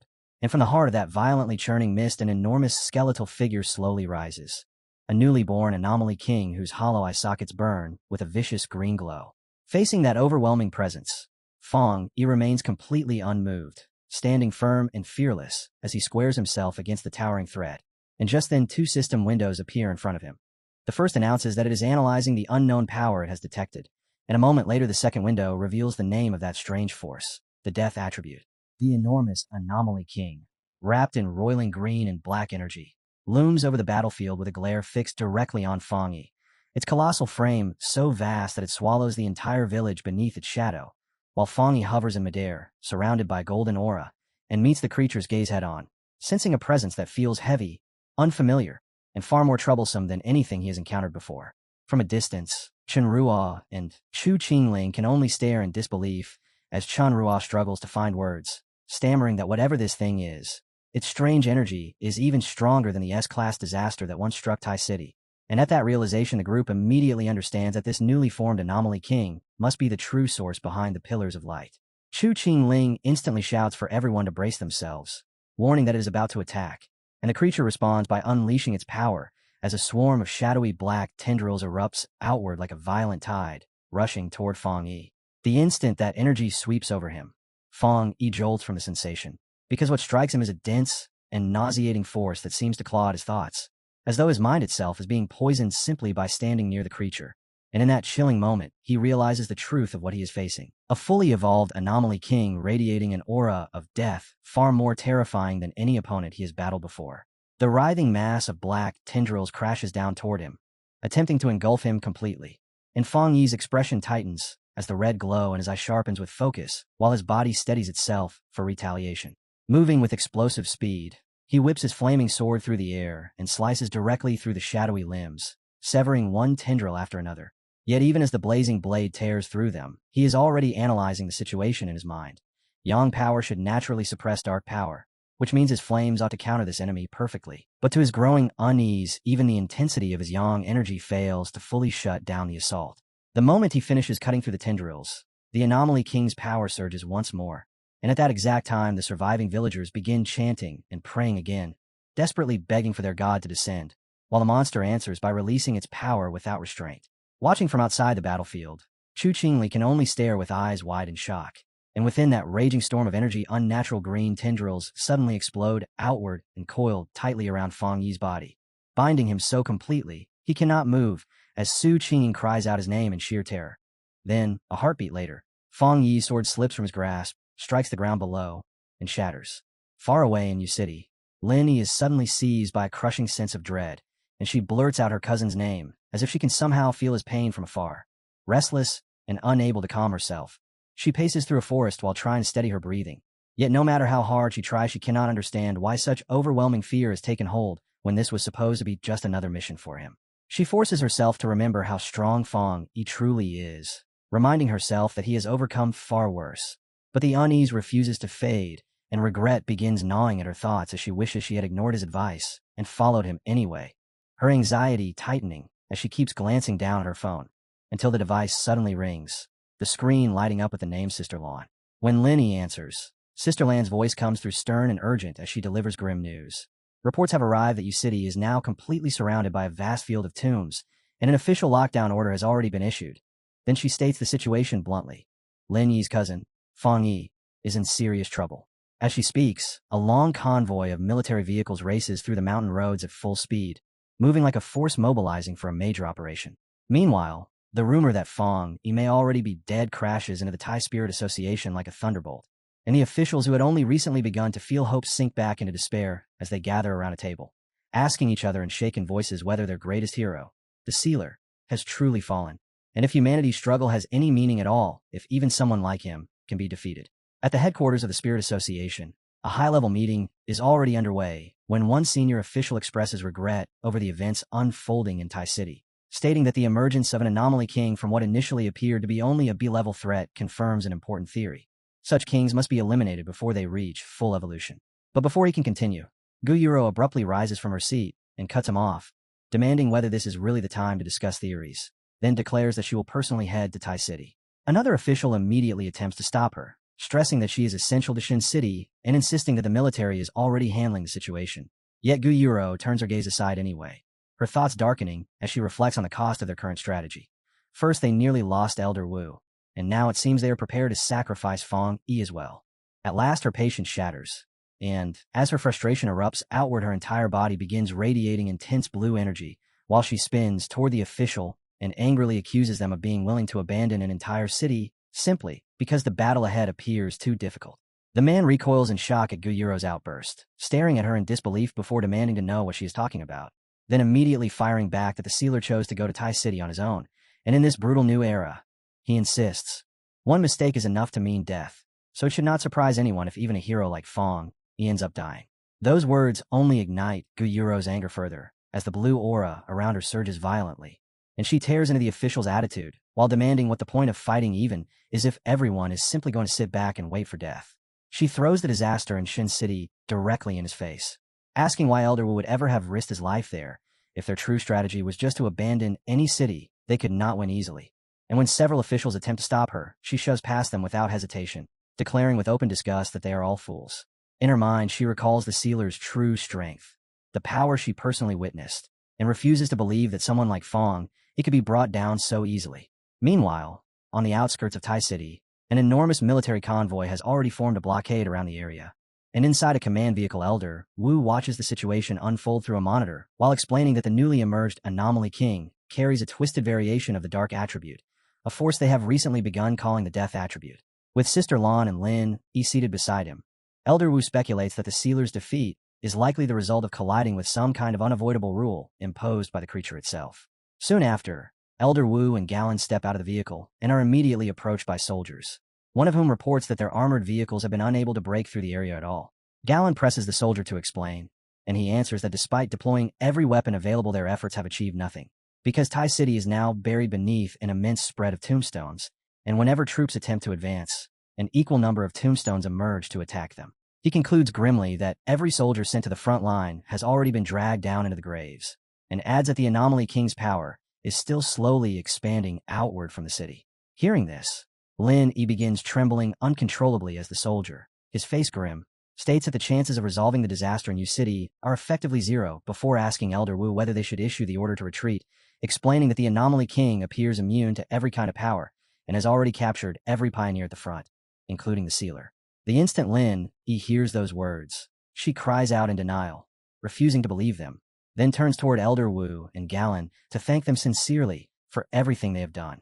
However, she immediately declares that she will return to Tai City alone, insisting she will not drag anyone else into what she openly calls a suicide mission. Deep within the anomaly in U City, the landscape has twisted into a horrifying and silent graveyard bathed in an eerie green glow, where the ground itself begins to rumble and split apart as enormous tombstones slowly force their way up through the earth. Carved into the surfaces of these newly risen gravestones are the names Chu Qingling and Chen Ruo, and high above that dreadful cemetery the Anomaly King draws out streams of death energy like a weaver pulling threads, twisting the power into thick, heavy strands until they tighten and condense together, gradually forming a massive upright stone coffin. Inside that coffin, Fong Yi hangs suspended with his body limp and motionless, while ghostly green centipedes crawl across him and coil around his limbs and torso, binding him tightly as though they intend to imprison him forever. His face appears drained of life, his eyes sunken into hollow darkness. And in that moment the sealer truly looks as if he has died, sealed away within a tomb shaped entirely by the monster's power. Yet within the deepest darkness of that apparent death, a system notification suddenly flares into existence, announcing that the death brand ability Fong Yi previously obtained has successfully activated, and the system confirms that he has now gained a new power, the ability known as Infinite Death. Soon after, the system announces that the death brand trial has ended, and Fong, utterly drained yet unmistakably conscious, lets out a long breath as he reflects that the death brand trial was an ordeal far more intense than he ever imagined. Lifting his head, he looks up at the massive, terrifying green skull of the Anomaly King looming above him, and notices that the King of Death now seems strangely more friendly toward him than before. Even so, while power glints faintly in his eyes, he admits inwardly that he never wants to experience that rebirth trial again. His thoughts drift back to the instant before the coffin sealed him inside, when he realized that the Anomaly King had targeted him with an unavoidable ability known as Inevitable Death, a rule he simply could not escape, and knowing death was certain, he gambled everything on one desperate choice. He manually implanted the dangerous death brand skill into his own body, the same ability he had previously taken from the magma, but hesitated to learn until now. The system confirmed the implantation and began learning the abilities, and in the next moment, a violent surge of scorching red energy erupted through Fong Yi's body as the skill fused into him. While the system prepared the activation, that energy compressed tighter and tighter like an iron vice, leaving Fong Yi frozen before the Anomaly King as the monster prepared its killing strike. Then the system warned him that the King's inevitable death rule was beginning, and in that moment Fong Yi truly died, his eyes rolling back as his body went limp, while the system calmly confirmed the death and stated that step 1 of the ability had been completed. Because Fong Yi was killed by the monster while carrying the brand, the system immediately identified the killer and announced that the death brand had been implanted into the body of the King of Death itself, thereby completing step 2. And as Fong Yi's lifeless body collapsed, still wrapped in the creature's dark and lethal energy. The system initiated the final stage by activating the death trial. That trial began while he was already dead, which explains both how he managed to return to life afterward and why he now appears so utterly exhausted. Yet despite everything, he has successfully endured the entire process within the coffin's eerie green aura. The system then explains that the death trial he has just survived was actually a triple trial meant to test the holder, requiring He to withstand 3 brutal ordeals in order to obtain the Death Brand's 3 abilities. First came the fire attribute's Mystery Yellow Spring, where he was burned endlessly by hellish flames. Second followed the poison attribute's Death Collapse, where his body was cursed to shatter apart again and again without rest. The third trial arrives as the Earth attribute's Hell Evil Scene, where the gates of hell themselves swing open and attempt to drag him down into a burial ground crawling with evil spirits. And as He recalls the experience, he realizes the agony was so overwhelming that reality and illusion blurred together until he could barely tell them apart, as if he were trapped inside an endless cycle of dying again and again without escape. Even so, after forcing himself through that merciless ordeal with sheer determination, he finally masters the skill, and the moment his eyes snap open they blaze with a sharp red glow as he decides the true battle begins now. Raising his head with a hardened expression, Yi senses that he is actively resisting the Anomaly King's inevitable death rule, and blue lightning begins gathering in his hand, stirring the air with a violent disturbance that the monster immediately notices. The enormous skeleton leans down through the drifting green haze, puzzled by the sudden surge of power rising from inside the coffin. And then, without warning, a violent explosion of blue lightning tears through the stone prison as He shatters the slab, breaks free, and crashes down to the ground below. From above, the monster peers through the emerald mist as its supposed prisoner escapes, while Yi steps forward through drifting smoke and scattered fragments of stone, one hand covering his face as he drags in heavy breaths, exhausted from death and resurrection, yet unmistakably alive and finally free. The Anomaly King is left completely stunned, unable to comprehend how the human it had already killed could stand again.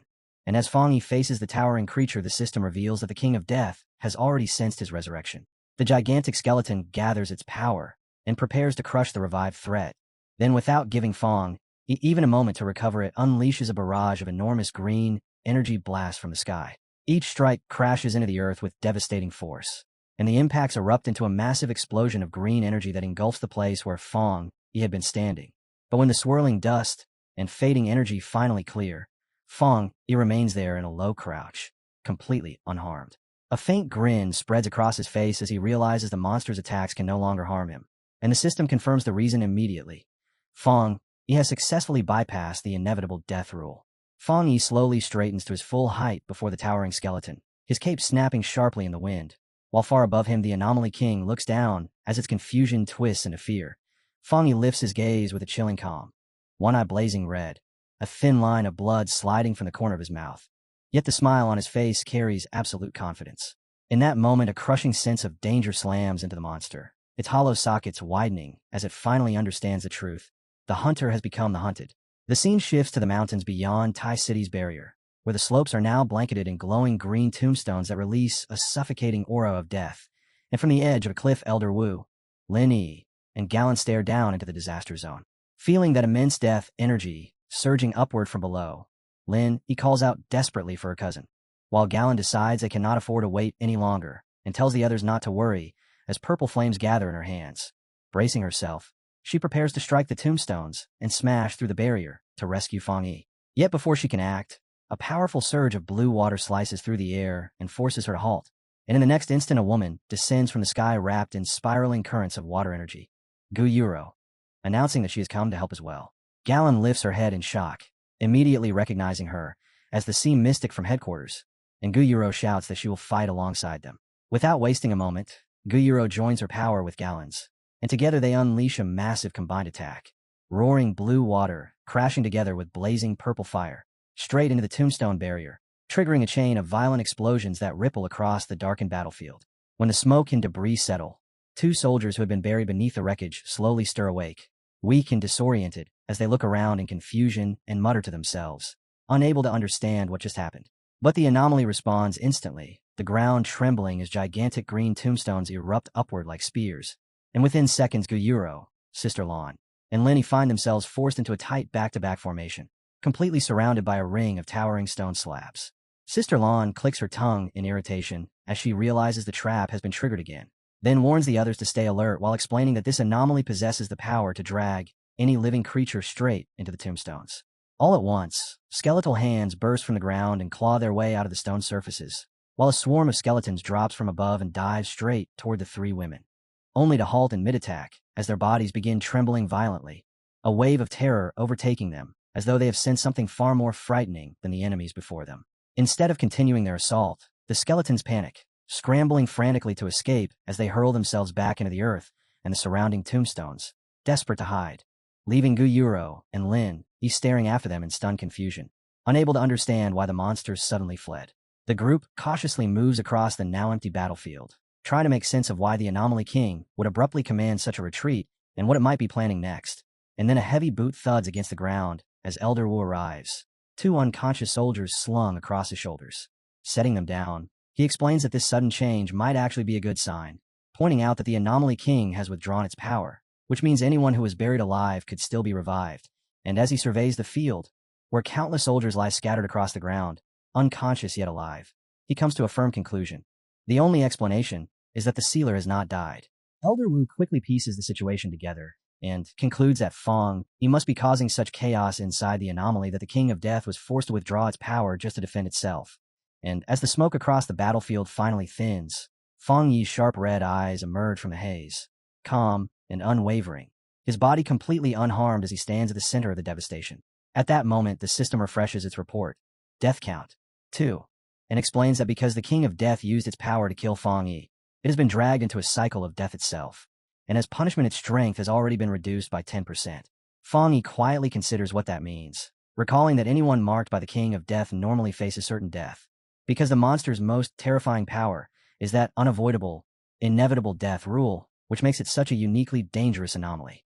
Yet a dark, confident smile slowly spreads across Feng Yi's face as he realizes the situation has already flipped, and he tells himself that the so-called inevitable death rule is about to apply to the monster instead. High above him, the creature stares down in stunned disbelief, unable to understand why the human it killed still stands alive, and panic finally pushes it to attack again as a torrent of green energy beams erupts outward from the gaps between its ribs. The beams crash down like a violent storm, but He does not even attempt to dodge, remaining exactly where he stands as the attack lands with full force and detonates into a massive green explosion that engulfs him entirely.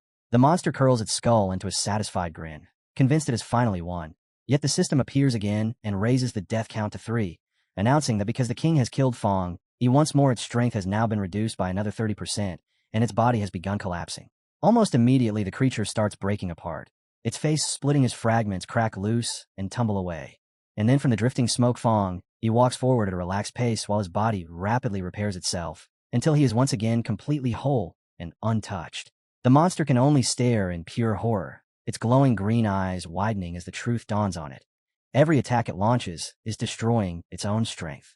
He wipes the blood from his mouth with a faint smirk, openly taunting the creature, as though he is perfectly willing to repeat this deadly cycle until the monster is completely erased, and focusing his power, he unleashes a massive beam of energy straight toward it. The creature casually swats the attack aside with a single hand, yet at that exact moment a system notification appears, announcing that a new mark has been activated. In the very next instant, red hellish flames erupt across the monster's body, burning through its green aura, as if the two forces are colliding, and the creature stares down at its own arm in baffled disbelief. Yi wastes no time exploiting the opening. He launches himself into the air, wrenches his sword free, and the blade is already blazing with violent fire as he descends to strike, while the system confirms that the monster has been afflicted with a hellfire burning debuff that will deal continuous damage. The creature snaps its gaze upward, its eyes glowing with furious green light, and as it bristles at being forced onto the defensive, Yi pours every ounce of strength into a full-powered swing, his heavenly fire slash, only for the monster to intercept the blow with its enormous hand, the clash erupting into a savage collision of power. Even so, the impact lands hard against the creature, and the system refreshes again, raising the death count to 4 while announcing that the monster's strength has already been reduced by an astonishing 45%. As the violent energy whips and churns through the air, another system window appears to begin the next stage, Death Collapse Mark, and the effect is immediate and brutal as Feng Yi's body begins fracturing like shattered glass, signaling that the deadly cycle has started again. Refusing to yield, the monster lunges forward, grabs Feng Yi in its massive grip, and crushes him tightly while dragging him close to its skull as if trying to intimidate the human who refuses to stay dead. Yet Fang Yi answers with a calm, mocking smile instead of fear, and despite the blood streaking across his face, he casually tells the monster to look at its own condition. The creature hesitates, momentarily thrown off by that confidence, and suddenly fierce flames erupt around Fang Yi.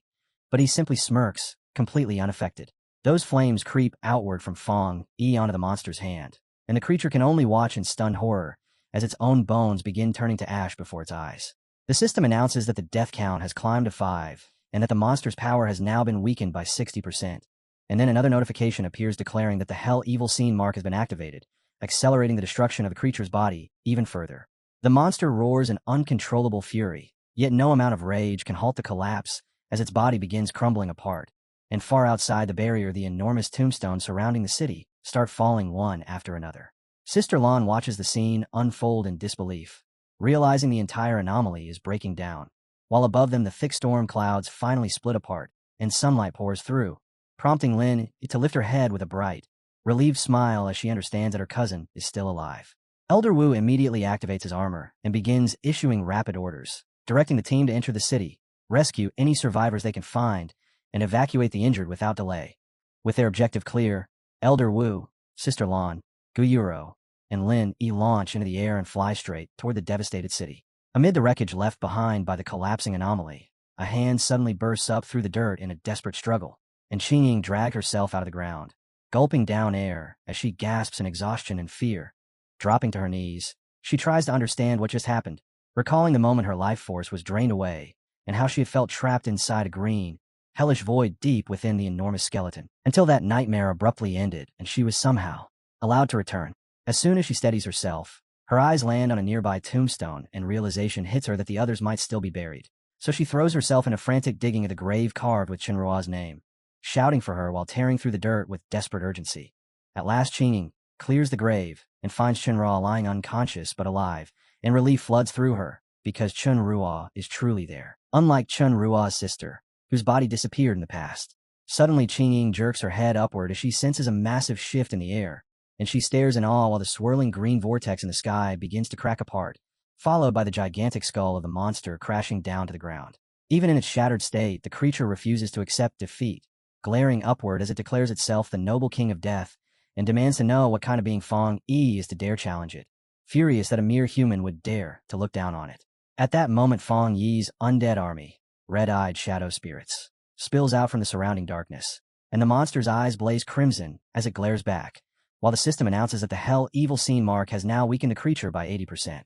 The monster stiffens in shock, its skull cracking further as it realizes its power has been completely drained, and the destruction accelerates until the system progress bar reaches 100% and the monster's green soul shatters entirely. The system confirms that the monster's ability has been fully weakened and seized by Fang Yi, and when he opens his eyes, they are no longer red but glow with a mysterious purple light. The system declares the outcome plainly. The old king has fallen, and a new king has risen, and Fang Yi stands victorious atop a high cliff, wrapped in a swirling aura of purple energy as he wields the death attribute power he has claimed. Behind him, the heavy storm clouds split apart, and streams of golden sunlight cascade down onto the new king as Fang Yi slowly descends from the sky, emerging from the swirling mass of purple power above with his entire body bathed in a radiant glow, while the lingering darkness continues to peel away, leaving no doubt that the disaster has finally ended. Below, the survivors can only stare upward in stunned disbelief. Su Qingying supports the injured Chenrua over her shoulder, while Guyuro pushes her glasses back into place with trembling fingers, still shaken as she tries to comprehend how the sealer not only survived the Anomaly King's inevitable death rule, but even appeared to summon spirits from hell itself to devour the monster. And Elder Wu watches in silence, all mixing with a grim realization as he concludes that Fang Yi's true strength may be far beyond anything they previously imagined. Fang Yi has accomplished the impossible. Since he could not escape the rule of inevitable death, he shattered it, and then seized the very power that governs life and death. And Guyuro turns toward Elder Wu to ask whether a human can truly wield something like that. Yet as she continues staring up at Fang Yi, she suddenly notices a faint, ghostly image of the Death King's skeletal face layered over his own, and panic jolts through her mind as she wonders whether the Anomaly King might have awakened inside him. Before that fear can spread, Galen steps forward with a confident smile and calmly tells Guyuro to look more carefully at the battlefield, because across the now quiet land something extraordinary is happening. The shadowy spirits Fang Yi summoned are not attacking anyone at all, and instead the people who are believed to be dead are slowly sitting up, unharmed, as the death power is turned toward bringing them back. Among the shattered ruins, villagers soon discover Qingying, bruised and battered yet alive. And when she regains consciousness, she looks around in confusion, while Grogali blurts out in shock, asking if she had not already died, making it clear that she has somehow returned. All around them, the people of Yu City lift their eyes toward Fang Yi floating in the sky, and the crowd quickly splits in opinion. Some see the dark aura surrounding him and call him a god of death, while others insist he is the sealer who saved them. Then the little girl Fang Yi rescued earlier suddenly interrupts the argument, loudly complaining that the title sealer sounds ugly. And with a bright smile, she remembers the golden flames that protected her, declaring with certainty that to her he is their god who defeated the evil. High in the night sky, Fang Yi decides the conflict must finally be brought to an end, so he lifts one hand and summons a massive jagged scythe formed from dark purple energy, and with a cold, unwavering expression, one eye burning red, he declares that everything ends now. The enormous weapon sweeps downward in a crushing motion, unleashing a colossal arc of purple light that makes the Yu City pioneers below, including Chun Fang, stare upward in stunned disbelief at the overwhelming display of power. The strike tears straight through the dark energy barrier that had sealed the city, then crashes into the swarm of red, ghost-like spirits swirling through the air, ripping them apart and absorbing them with terrifying force. And as a violent storm of red and black energy erupts across the sky, Fang Yi commands the spirits to return to where they belong before shifting his power once more and drawing upon his yang attribute to release a sweeping purification. Stretching his hand outward, he unleashes a blazing flood of golden light that spreads across the battlefield, washing away the lingering traces of death energy, and the survivors below can only watch in silent awe as that radiant brilliance cuts through the darkness and illuminates the night like a second sun. When the technique finally fades, Fang Yi feels a quiet sense of relief because the battle has truly ended. Not far away, Chenrua suddenly breaks down in tears and throws her arms around Chen Fang, overwhelmed with joy that they survived, while Fang Yi, fully aware that confronting the King of Death consumed an enormous amount of his spiritual power, cannot help wondering what unknown side effects might come from the death brand he absorbed. Even so, he slowly descends from the sky and lands lightly among the shattered ruins. The moment his feet touch the ground, Lenny rushes forward without warning and crashes into him with a tight embrace, shouting his name in pure relief, and leaving Fang Yi momentarily bewildered before he gently steadies her and pats her head to calm her. She blurts out how terrified she was that he might have died, and Fang Yi simply smiles and reassures her that everything turned out fine. Fang Yi's sharp eyes suddenly catch movement off to the side, and when he turns he sees Su Qingying standing there with a bright, grateful smile as she thanks him, which leaves Fang Yi momentarily puzzled until Qingying glances past him toward the survivors, where the Yu City captain, Chenrua, is sitting on the ground in tears, clutching her teammate as relief overwhelms her. Watching that scene, Fang Yi's expression softens into a quiet smile, and he asks whether Chenrua's sister is still alive, thinking that amid so much tragedy, saving her would at least be a rare stroke of luck. Elsewhere, however, the atmosphere among the leaders is far heavier. Elder Wu receives the final damage report, and the sight alone is grim, rows of body bags and coffins laid out in silence, while the numbers behind them cut even deeper. Nearly half of Yu City's population has been lost, most of them ordinary civilians, and out of the 1,500 pioneers who came to assist, 50 are confirmed dead, 30 remain missing, and more than 1,000 are injured. Elder Wu lowers his gaze with a firm, composed expression as he begins discussing reconstruction and the necessity of ensuring that the families of the victims receive proper compensation, while Guyuro stands behind him and adds that Shun City will also send support to help the devastated city recover. Nearby, Sister Lan looks down with guilt and frustration written across her face as she asks her teacher whether it might finally be time to reveal the truth about spiritual energy recovery to the public, admitting she feels powerless because they failed to save everyone while still keeping so many secrets.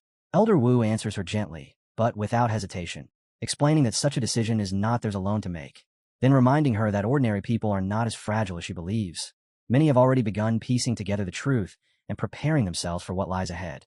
And as he places a reassuring hand on her shoulder, he tells her she does not need to carry the weight of the entire world by herself. Not far away, Guyuro smiles faintly and remarks that she originally came because she wanted to meet the sealer, but now it seems her help is no longer necessary. And together the leaders watch as Fang Yi becomes surrounded by a crowd of cheering pioneers, all of them realizing that this battle has thrust him directly into the center of the nation's attention. The voices of the crowd rise louder and louder as they chant his name, calling him their god and thanking him for saving their lives. As the aftershocks of the battle ripple across the globe, Elder Wu immediately realizes that publicly announcing Xian Nation's pioneer, the Sealer, has slain the Anomaly King is far more than a victory report. It is a direct warning to every nation watching, and the moment the news spreads, intelligence agents from countless countries begin frantically gathering information, frustrated and increasingly angry that even now they cannot determine what Feng Yi's true capabilities are. Elder Wu, however, remains composed, already anticipating the global reaction once the full story of the U City incident becomes public knowledge, because the world will inevitably reach the same conclusion. G Nation, through Feng Yi, has successfully deciphered the king's rules in a way no other country has managed to achieve. And that single fact will instill enough fear to prevent rival nations from daring to challenge G Nation, since Feng Yi's victory has effectively granted his country an overwhelming strategic edge. After addressing the broader implications, Elder Wu turns back to his own team and orders them to return immediately and begin examining every piece of data gathered from the battlefield, insisting that no detail be overlooked. He then delivers a firm speech, reminding them that the road ahead will remain long and difficult, and warning them not to grow dependent on the Sealer to resolve every crisis that appears. Sister Lan and Gu Yuro respond with quiet smiles, clearly agreeing with their teacher's words, and Gu Yuro even adds that retirement is completely out of the question for them anyway, confidently declaring that when the next challenge arrives, the Shin City team will be the ones responsible for dealing with it. Sometime later, at his villa in Tai City, Feng Yi relaxes in a large bathtub, casually scrolling through his phone while his mind drifts back to the earlier battle. Recalling how once the area had been secured and the cleanup completed, officials discovered a dark attribute spirit crystal left behind by the King of Death and presented it to him as a token of gratitude. Still holding his phone while mentally counting his recent gains, Feng Yi also remembers the Yang attribute spirit crystal Chenrua handed to him earlier, and when he brings both items out, two radiant crystals float before him. The deep purple crystal of darkness beside the golden Yang crystal, making him realize that he now holds two extremely rare, top-tier attribute crystals. Feng Yi slowly rises from the bath and decides there is no reason to delay, thinking through the risks as he considers how light and dark attributes normally oppose each other. However, the system has already acknowledged him as the new King of Death, which should mean absorbing dark energy will not harm him. With that conclusion, he presses the purple crystal directly into his chest, allowing the dark power within it to unfurl and coil around his body. And at that moment a system interface appears, confirming that the dark attribute has been detected and that the spirit crystal has been identified. Immediately afterward, the system announces it is initiating an ultimate calculation, and as the process begins, it starts constructing an entirely new technique. Soon after, the system finally delivers the result of its calculation, a dark attribute technique named Death Walk, and the instant Feng Yi activates it, streams of purple shadow flow across his body like a cloak while the system explains that the skill allows its user to move through darkness itself. Feng Yi considers the name for a moment, deciding that although it sounds rather ominous, the ability is essentially a form of teleportation, so he decides to test it immediately by vanishing from the balcony of the villa's second floor and reappearing in the space below in the next instant, calmly noting that a technique capable of combining rapid evasion with flexible mobility will be extremely valuable once it's used in real combat. After confirming the skill works as expected, Feng Yi shifts his focus inward to examine the condition of his body, quickly realizing that surviving the trial of the Death Brand has fundamentally changed him, allowing his body to directly absorb dark attribute energy. To test that change further, he summons his skeletal avatar, and as the figure appears, he can clearly sense how much stronger his control over dark spiritual power has become, while the energy he absorbed from the Anomaly King's spirit crystal continues to settle inside him, bringing him closer and closer to breaking through into the legendary Vajra realm. His attention then drifts toward a nearby cabinet where a warm golden glow quietly leaks through the door, and inside rests the Yang attribute spirit crystal that Chenrua had promised as his reward. Feng Yi can't help remembering with faint amusement how, after the battle ended, the city officials decided it would appear far too casual if Chenrua simply handed such a precious item to him in private. So they arranged a grand and formal ceremony just to present the crystal properly, and he even heard rumors afterward that the city had gone so far as to erect a statue in his honor. Letting that memory fade, Feng Yi lifts the golden crystal into his hand and reflects that obtaining two top-tier spirit crystals in such a short time is an unusually fortunate turn of events, then raises it close to his eye as he carefully studies the pure yang energy churning within its core. The moment he channels his own power into the crystal, a fierce wave of fiery red energy bursts outward and coils around him, prompting the system to activate once again as it detects the overwhelming yang aura. And just as it did earlier with the dark crystal, it announces that an ultimate calculation is now underway to derive an entirely new technique from this power source. Feng Yi steadies his mind and commits himself fully to refining the crystal's energy, And before long, the system confirms that the calculation has been completed successfully. At that exact moment, a blazing golden radiance explodes outward from Fang Yi's body with the brilliance of a rising sun, and the system declares the final result, a yang attribute technique known as Sun God. While Fang Yi stands within roaring, spiraling flames and releases the newborn power in full as the system explains that Sun God grants him the ability to summon a sun avatar capable of burning through anything. A radiant golden mark suddenly appears on Fang Yi's forehead, and at the same moment, a colossal golden bird formed from blazing fire spreads its wings high above the city, flooding the sky with brilliant light that pours down over everything below. On the streets, a reporter hurriedly begins broadcasting the astonishing scene, struggling to keep his composure as online comments erupt across the live feed, with viewers joking that the glow is so intense they feel blinded even from cities far away, while the reporter quickly reassures the public and urges everyone not to panic, suggesting that their guardian, the sealer, is likely just growing stronger once again. Across the internet, speculation spreads rapidly, with many people guessing that the Taoist god who once saved them must be undergoing yet another trial. While on a Pioneer forum, several users analyze the phenomenon more carefully, pointing out that the center of the disturbance lies in Tai City.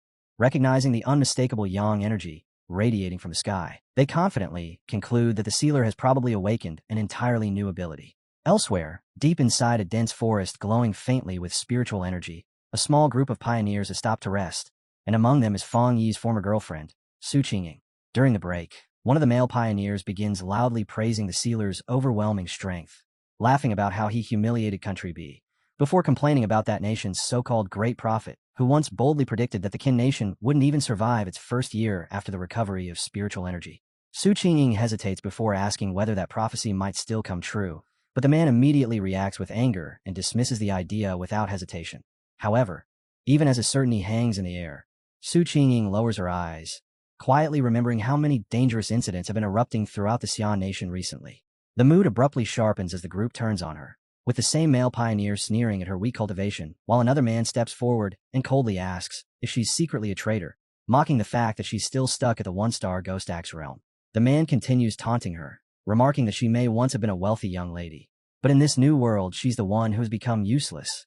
And Su Qingying instinctively folds her arms tightly across her chest, clinging to the last bit of pride she can muster as she shoots back that their so-called strength is nothing impressive when compared to the sealer, bluntly challenging them by saying they have no right to mock her unless they can first reach his level.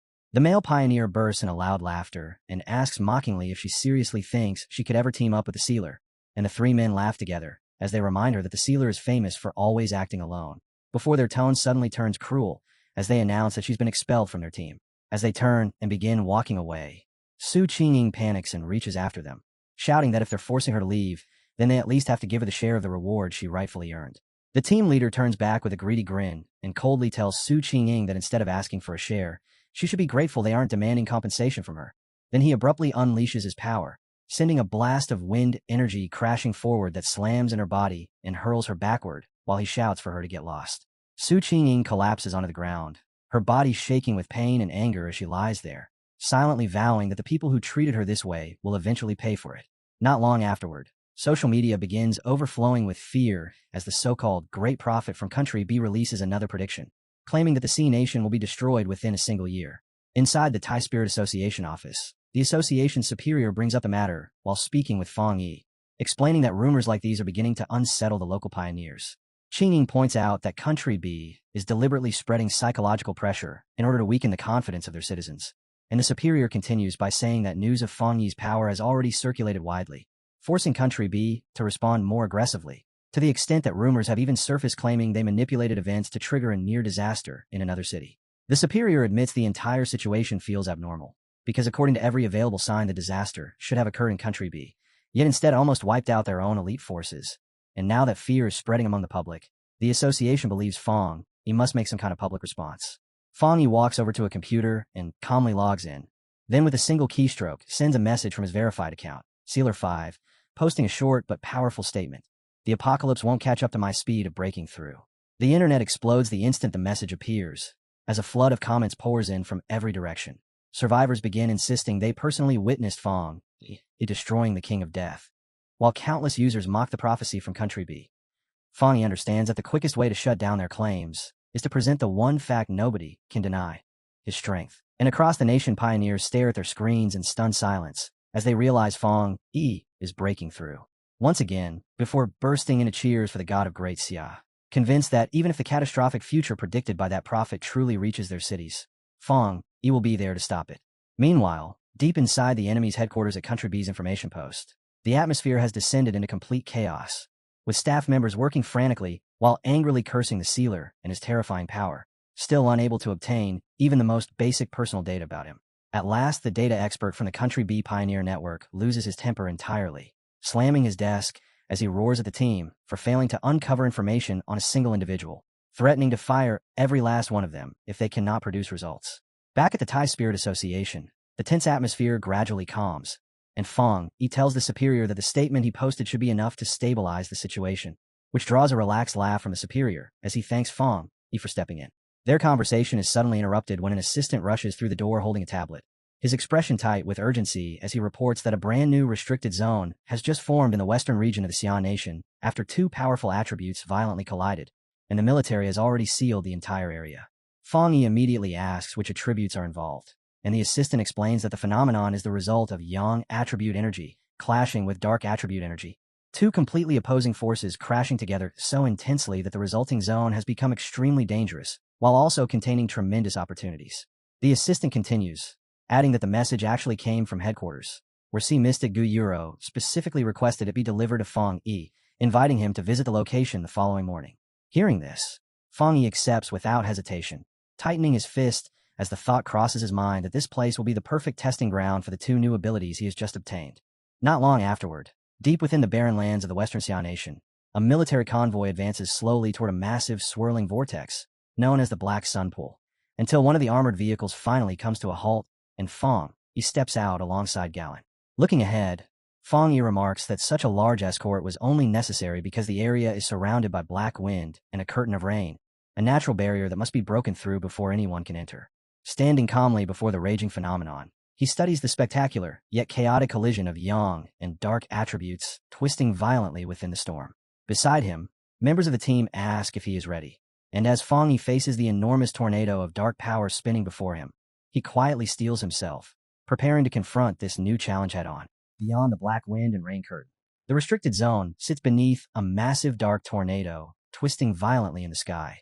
And as the team gathers before the raging phenomenon, Sister Lan begins introducing a group of newly arrived pioneers, explaining that they are elite members dispatched directly from headquarters in Shin City and Hai City. She continues by pointing out that these arrivals stand at the same level as Fong Yi, each one a top-tier genius who has already reached the 3-star spirit creation realm and is expected to step into the Vajra realm in the near future. As she speaks, the newcomers step forward from behind her, waves of spiritual power radiating from their bodies, and among them a blue-haired man calmly walks ahead to introduce himself as Wang Lan, the newly appointed captain of Hai City, as well as a 3-star pioneer who commands the water attribute. Standing beside him is a man with spiky hair named Song Yiming, an elite pioneer from Shun City who wields the formidable combination of wind and fire attributes. Wang Lan politely apologizes for their late arrival, after which Jialan addresses the assembled pioneers, reminding everyone of the strict rules governing entry into a restricted area before challenging them to rely entirely on their own abilities to break through the dark curtain and push deeper inside. Fong Yi remains silent during the exchange, his faintly glowing red eyes quietly observing the situation as he notices both newly arrived captains glancing toward him, clearly aware of his presence. Song Yiming, however, responds with an unimpressed snort, his expression openly dismissive as though eager to demonstrate his superiority, and he soon steps forward and announces that he will be the first to attempt the breakthrough. Reaching behind his back, he draws out a massive blade and prepares to show everyone his strength, while inwardly thinking that one of the main reasons he accepted this mission was because of the sealer himself. For a long time he had heard countless rumors about Fong Yi's rare yang attribute, and curiosity drove him here because he wanted to see how his own power measured up. The moment he commits, flames explode outward from his body as he leaps high into the air and activates both of his attributes simultaneously, merging fierce blue wind energy into the blazing fire gathered along his sword. With obvious pride, he declares that his fire attribute is the purest there is, while the wind attribute allows him to push its destructive power to the absolute limit. And with a single powerful swing, he releases a roaring torrent of fire and wind that crashes violently into the dark barrier. Watching from nearby, Galen acknowledges that Song Yiming truly is a genius who has pushed both of his attributes close to perfection, and when Song Yiming finally lands back on the ground, The impact of that attack has already torn open a passage through the swirling darkness. Song Yiming glances at the broken barrier and lets out a scornful scoff, remarking that the so-called curtain is nothing more than fake bad weather, and that breaking it was effortless for him. Wang Lan soon steps forward, deciding it is his turn to enter, and as spiritual power surges outward from his body, it gathers into a sharp blue construct formed from condensed water before he charges directly toward the raging dark storm. While advancing, he reshapes that energy into a protective water umbrella surrounding himself, relying on a defensive technique to push against the brutal environment as he forces his way through the curtain. Inside the violently churning darkness, the water shield shines with a clear blue glow. Yet even with that protection, Wang Lan can still feel the terrifying pressure of the dark climate bearing down on him from all directions, and the realization strikes him that if he had attempted to enter this place immediately after first reaching the 3-star spirit creation realm, he might have lost his life here. He raises his head in astonishment as he looks deeper into the restricted zone, struggling to understand how yang attribute and dark attribute could possibly exist together, because ahead of him a gigantic vortex formed from the collision of those two forces twists wildly across the sky. Nearby, Song Yiming casually pinches up a thread of dark energy between his fingers, remarking that the power feels extremely cold and naturally repels the human body. While thinking that simply enduring this hostile environment is already an impressive feat, Wang Lan grows uneasy and begins to suspect that perhaps Fong Yi handles the oppressive pressure more easily because his fire attribute is naturally close to the yang attribute. Then he admits aloud that even breaking through the curtain itself is genuinely difficult. In the very next moment, Fong Yi responds not with words but with action, unleashing a sudden eruption of blazing golden flames as he executes a fire slash that tears straight through the surrounding darkness, forcing both Wang Lan and Song Yiming to jump aside while a streak of golden light shoots past them. Wang Lan trembles as he immediately recognizes the unmistakably pure yang attribute contained within that power, and with one decisive strike, Fong Yi slices through the final layer of the barrier, ripping open an enormous window of radiant light within the black storm. Standing there beside Sister Lan as though the feat required no effort at all, Fong Yi casually greets the others and remarks that they have been waiting for quite a while. Yet even that relaxed presence carries immense pressure, leaving both Song Yiming and Wang Lan staring in stunned disbelief because the sealer has crossed the lethal barrier as if it were nothing. After a moment, Wang Lan finally asks how Fong Yi is able to keep the black wind and rain curtain forced apart, and Fong Yi simply lifts a sphere of glowing golden energy into the air, calmly explaining that the method is actually straightforward. As long as one uses a yang attribute stronger than the surrounding dark attribute, the darkness can be suppressed. He admits that maintaining such control consumes an enormous amount of spiritual power, but adds that the technique can be sustained as long as the user possesses sufficient reserves. Song Yiming's expression tightens with irritation, clearly annoyed that Fong Yi can casually describe something like that as simple, while beside him Wang Lan can't stop wondering whether Fong Yi truly stands in the same realm as the rest of them. Sister Lan merely smiles and remarks that he will eventually grow accustomed to it, explaining that every genius pioneer reacts exactly the same way the first time they witness Fong Yi's abilities, while Fong Yi himself answers only with a relaxed smile, completely unbothered by the disbelief surrounding him. Suddenly, a system alert appears before Fong Yi's eyes, warning that a pollution source has just emerged together with an A-level dark anomaly, and almost immediately the ground begins to tremble violently beneath their feet. Song Yiming's eyes ignite with excitement as he declares that if it is only an A-level anomaly with a dark attribute, then he wants to be the one to test his strength against it. And with Fong Yi already moving at the front, the group quickly rushes toward the source of the disturbance. Not far ahead, 3 unfamiliar figures suddenly step out from the mouth of the cave, and Fong Yi's gaze sharpens the instant he recognizes them as pioneers from Country B. Sister Lan and Song Yiming both stiffen in shock at the unexpected presence of outsiders. And as Sister Lan quickly observes the surroundings, she realizes the anomaly has already been destroyed, which means these strangers must have dealt with it first. Raising her voice, she declares that no other authorized pioneer teams were scheduled to enter today, and concludes that these people must have slipped in illegally, demanding that they immediately identify themselves. The 3 intruders remain completely calm as they stand their ground. A blonde man wearing a purple shirt, a muscular man with long black hair, and a third individual whose face remains hidden beneath a hood. The blonde man carries an arrogant smile as he introduces them as pioneers from Country B who simply came here to train. Hearing that, Song Yiming explodes with anger, shouting that this is Xia Nation's territory and they have no right to enter a restricted zone without permission, while Sister Lan firmly supports him and orders the group to leave immediately. Yet the intruders answer with unsettling calm that the times have already changed. The blonde man then pushes the provocation further, declaring with smug confidence that if the Xia people refuse to claim the resources here, then his team will take them instead, insisting that they have every right to do so because they believe themselves stronger than the Xia pioneers standing before them.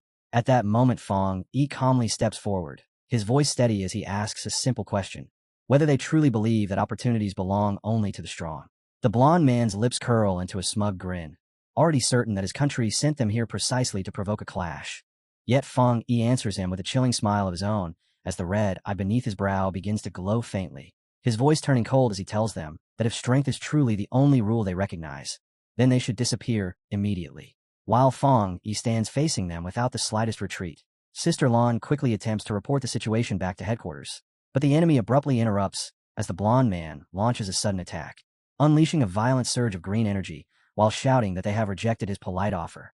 Song Yiming and Wang Lan recoil in shock the instant they sense the nature of the power before them, realizing the enemy is wielding a rare and extremely dangerous dark attribute. The blond man bursts into laughter and proudly declares that inside an environment saturated with dark attribute energy, he is fighting on the perfect home field. Galen narrows her eyes while studying the sickening aura and quickly identifies the energy as a nether poison attribute, a mutated form of power born from decaying corpses. And a flash of alarm crosses her face as she shouts that the blast has destroyed all of their communication devices, cutting them off entirely from the outside world. Hearing that, Fong Yi immediately understands the enemy's intention. They came here planning to eliminate them completely. Song Yiming, however, refuses to hesitate and charges forward with his flaming sword blazing in his hands, shouting that if they cannot absorb the dark attribute, then they will simply destroy it outright. Wang Lan calls out in an attempt to stop him, but Song Yiming ignores the warning and thrusts his power forward, hurling a massive fireball toward the enemy. The situation turns disastrous in an instant, because the swirling green, nether poison energy swallows the flames whole, twisting the attack into a violent detonation that explodes outward and sends a shockwave crashing back toward Song Yiming himself. Song Yiming remains rooted in place, staring ahead in stunned disbelief, unable to comprehend how his attack failed so completely. The explosion does not simply end there. It triggers an immediate counterattack, and in the very next moment, a massive tide of poisonous green energy surges toward the Xia pioneers. Sister Lan shouts a warning as the lethal mist spreads rapidly across the battlefield, and before anyone can reposition themselves, the glowing green haze begins closing in from every direction. At the final possible second, Wang Lan reacts, thrusting both arms forward as a colossal wall of blue water erupts upward to form a protective barrier that seals the group inside. Behind that shield, the others tense with nerves as the deadly energy presses against their defense. Yet Fong Yi stands perfectly still, completely unmoved, the red glow in his eyes shining steadily as he observes the enemy's strength directly, without the slightest hint of fear. The battle surges again, the moment the blond man from Country B slams another attack against Wang Lan's water barrier, as a gigantic shadowy claw tears down from above and rips violently into the shield.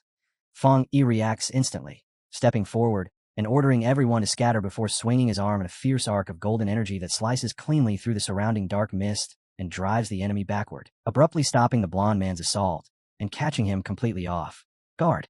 The enemy quickly steadies himself and floats in midair, his expression twisting into a mocking sneer as he looks down at Fong Yi and ridicules him as nothing more than a fire tribute pioneer from Xia Nation, adding with contempt that Fong Yi's teammates are even more useless than he is. Almost immediately afterward, dark green vines erupt from the shadows like living whips, lashing out to coil tightly around Jialan, Wang Lan, and Song Yiming before dragging them helplessly into a spreading cloud of corrosive fog. Struggling within the bindings, Jialan shouts across the chaos to warn Fong Yi that their opponent has been concealing his true strength all along, and that his cultivation has already reached at least the second level of the Vajra realm. With the Xia team now captured, the blond man throws back his head and bursts into manic laughter. Meanwhile, outside the restricted zone, the military personnel stationed nearby can only watch helplessly as the immense black wind and rain curtain closes again, sealing the team inside the hazardous area. Standing among them, Sister Lan's subordinate stares tensely at a laptop displaying recorded footage of the blonde attacker, his face growing darker as he mutters that the rumors were true. Someone from Country B has indeed mastered the dark attribute. As he continues studying the data, he concludes that the enemy has not yet fully achieved pure dark attribute control, but he clearly possesses a terrifying sub-attribute capable of inflicting wounds that will never heal. Back within the battlefield, the blond man gloats that Fong Yi's companions have already been poisoned and will soon rot to death, their spiritual power gradually becoming nourishment for him. With arrogant confidence, he demands that Fong Yi return with him to the great Country B and become part of him instead. Seeing the others trapped and unable to move, Sister Lan desperately shouts for Fong Yi to fight back. In response, A violent eruption of golden flames bursts from Fang Yi's body, blasting the surrounding darkness away as he coldly mocks the enemy and asks whether he still has not realized something important about the way their powers interact.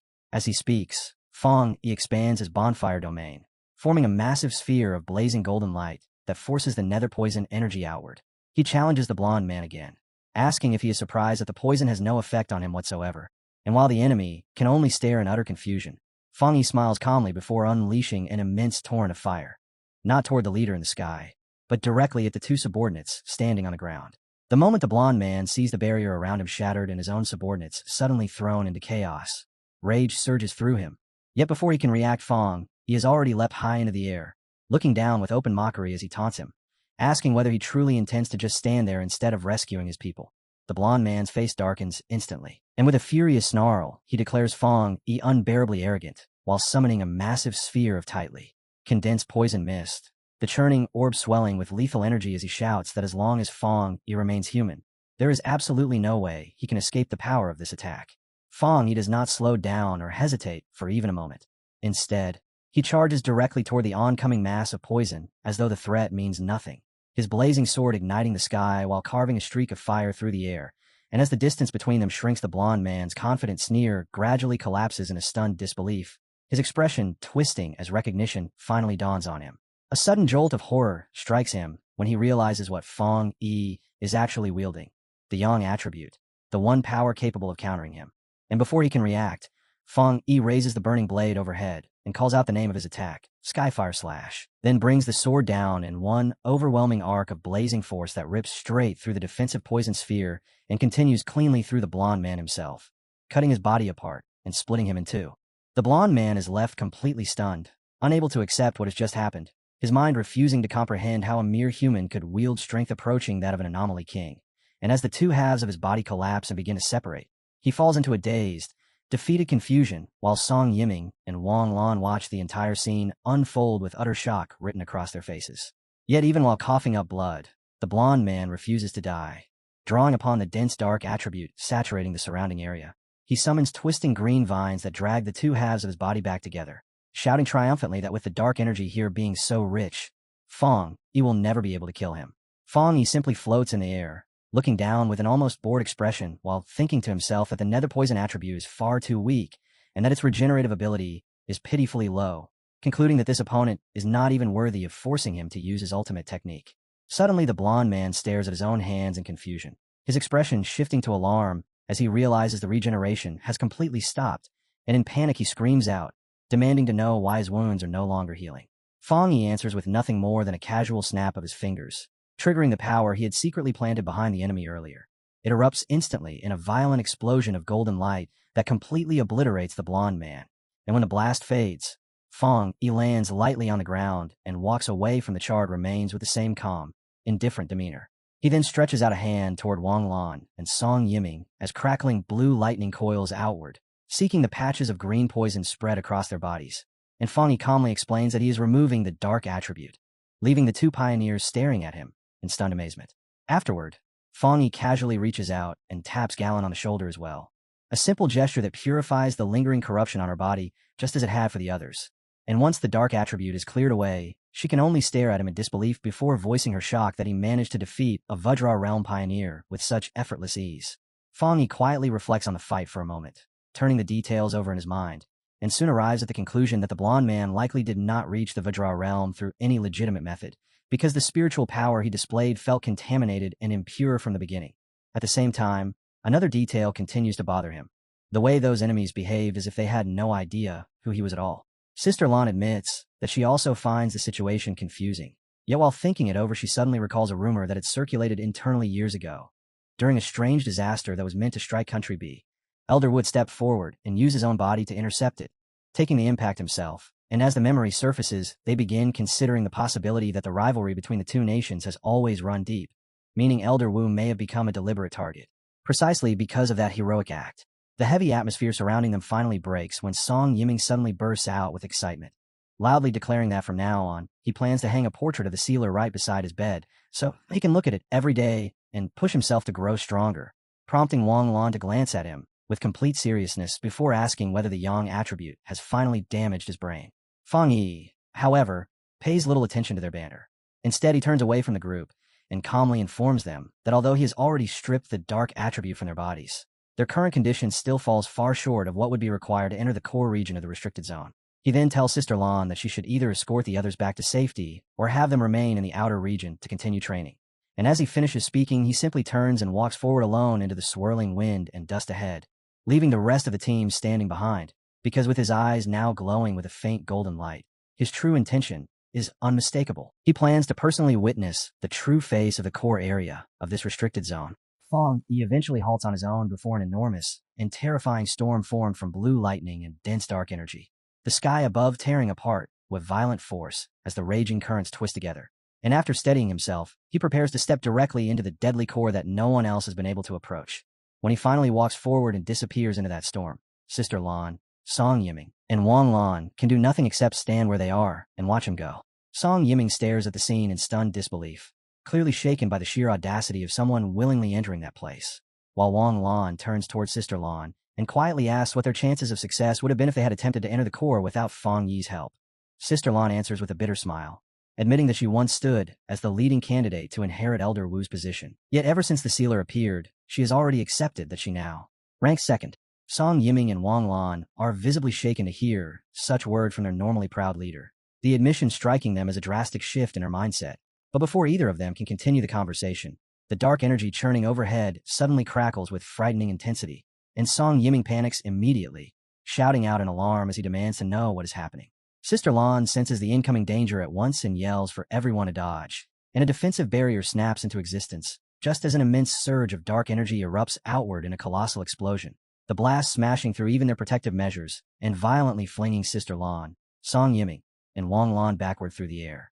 The explosion tears long scars across the ground beneath them, and when the three pioneers finally crash down and lie battered across the scorched earth, they realize that this overwhelming destructive power is the restricted area's core revealing its true nature.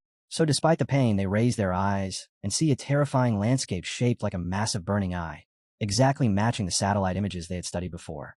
Galen then points out that Feng Yi is already far ahead of them, suspended within the center of the storm itself. And there he hovers with his body positioned between blazing golden wings of fire and jagged spikes of dark purple energy, calmly observing a sphere of condensed darkness gathered within his hand. A faint frown appears on his face as he senses something unusual in the reaction of the energies, and moments later he realizes that something impossible is taking place. The two opposing attributes, yang and dark, are slowly beginning to merge into a completely new form of spiritual power, their forces twisting together into a chaotic vortex that refuses to stabilize. At that moment, the system issues a warning, stating that it has detected a massive change in heaven and earth triggered by the collision of the yang and dark attributes. And as the reaction intensifies, Feng Yi's body itself appears to split along the middle, one half transforming into a skeletal shadow, while the other half burns with brilliant golden light. The system suddenly announces that a completely unknown attribute has been born, turbid yang. And while the declaration echoes in his mind, Feng Yi stabilizes the fused energy gathered in his hand as the system immediately begins recording and analyzing the phenomenon, rapidly compiling data in order to construct an entirely new technique based on this unprecedented power. Feng Yi focuses his mind and draws the swirling vortex of purple and black energy upward, guiding it into his head before absorbing the newborn attribute directly into his body. And in the very next instant, his eyes flare with an intense white radiance that shines so brightly it seems to pierce through the storm itself. The system soon confirms the result. Feng Yi has obtained a brand new technique called the Spirit Turbidite Technique, a power capable of governing endless transformations while manipulating the boundary between illusion and reality. And as this strange new force settles into place, the dense dark energy filling the crater abruptly vanishes, completely drained away as the spinning vortex devours every last trace of it. Song Yiming can only stand there staring in shock, unable to process what he has just witnessed, as he wonders aloud whether the dark attribute has somehow fused with the yang attribute and created a monstrous new power. Yet Sister Lan senses something unusual in the air around them and asks the others if they feel it as well. When they concentrate on the energy spreading through the area, they quickly realize that although this new spiritual force looks frightening, the instinctive dread and rejection normally caused by the dark attribute have completely disappeared. Wang Lan immediately suggests that they should take advantage of this pure energy to cultivate.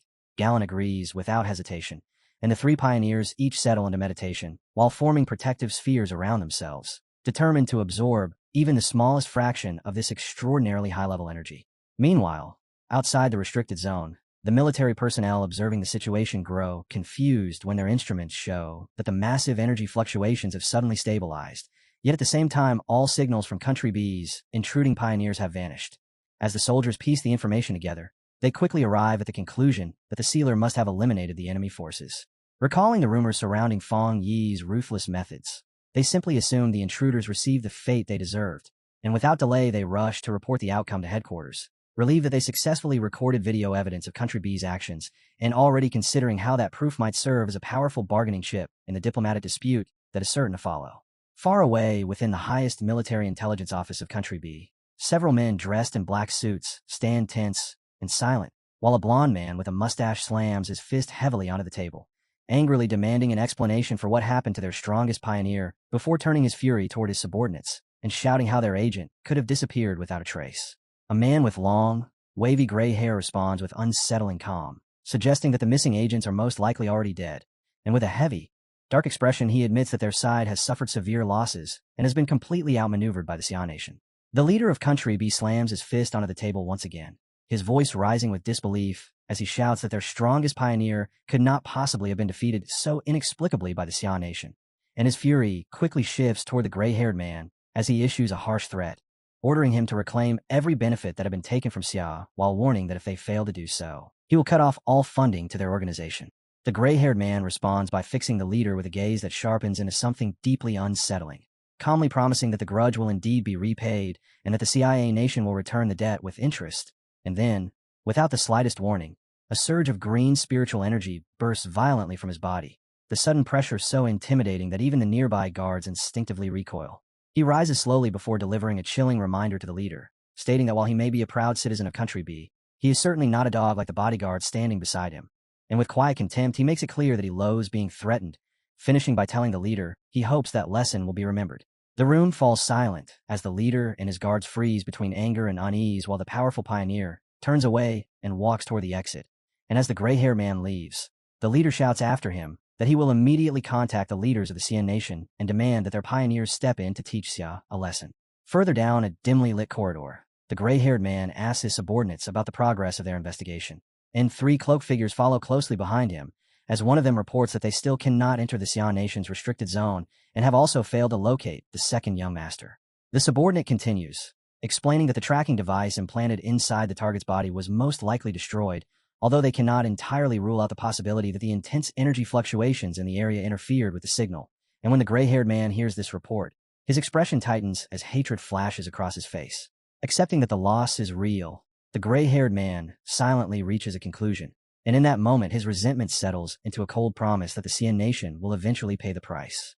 Meanwhile, deep within the storm-racked core of the restricted area, Fong Yi remains suspended at the center, while the system transmits the details of his newly created ability, the Spirit Turbidite technique, describing it as a terrifying illusion art capable of dragging any creature into a realm of despair and emphasizing its most frightening feature. Fong Yi would not even need to lift a finger, because once trapped inside the hallucination his enemies could remain there until death. Claim them. Fong Yi eventually descends from the air, thinking the technique sounds almost too convenient to be real. Yet the moment his feet touch the ground, a sharp pain suddenly pierces through his body and stops him in place as the energy within him surges wildly out of control. He drops to one knee and coughs violently, his entire body struggling to contain the overwhelming power he has just absorbed.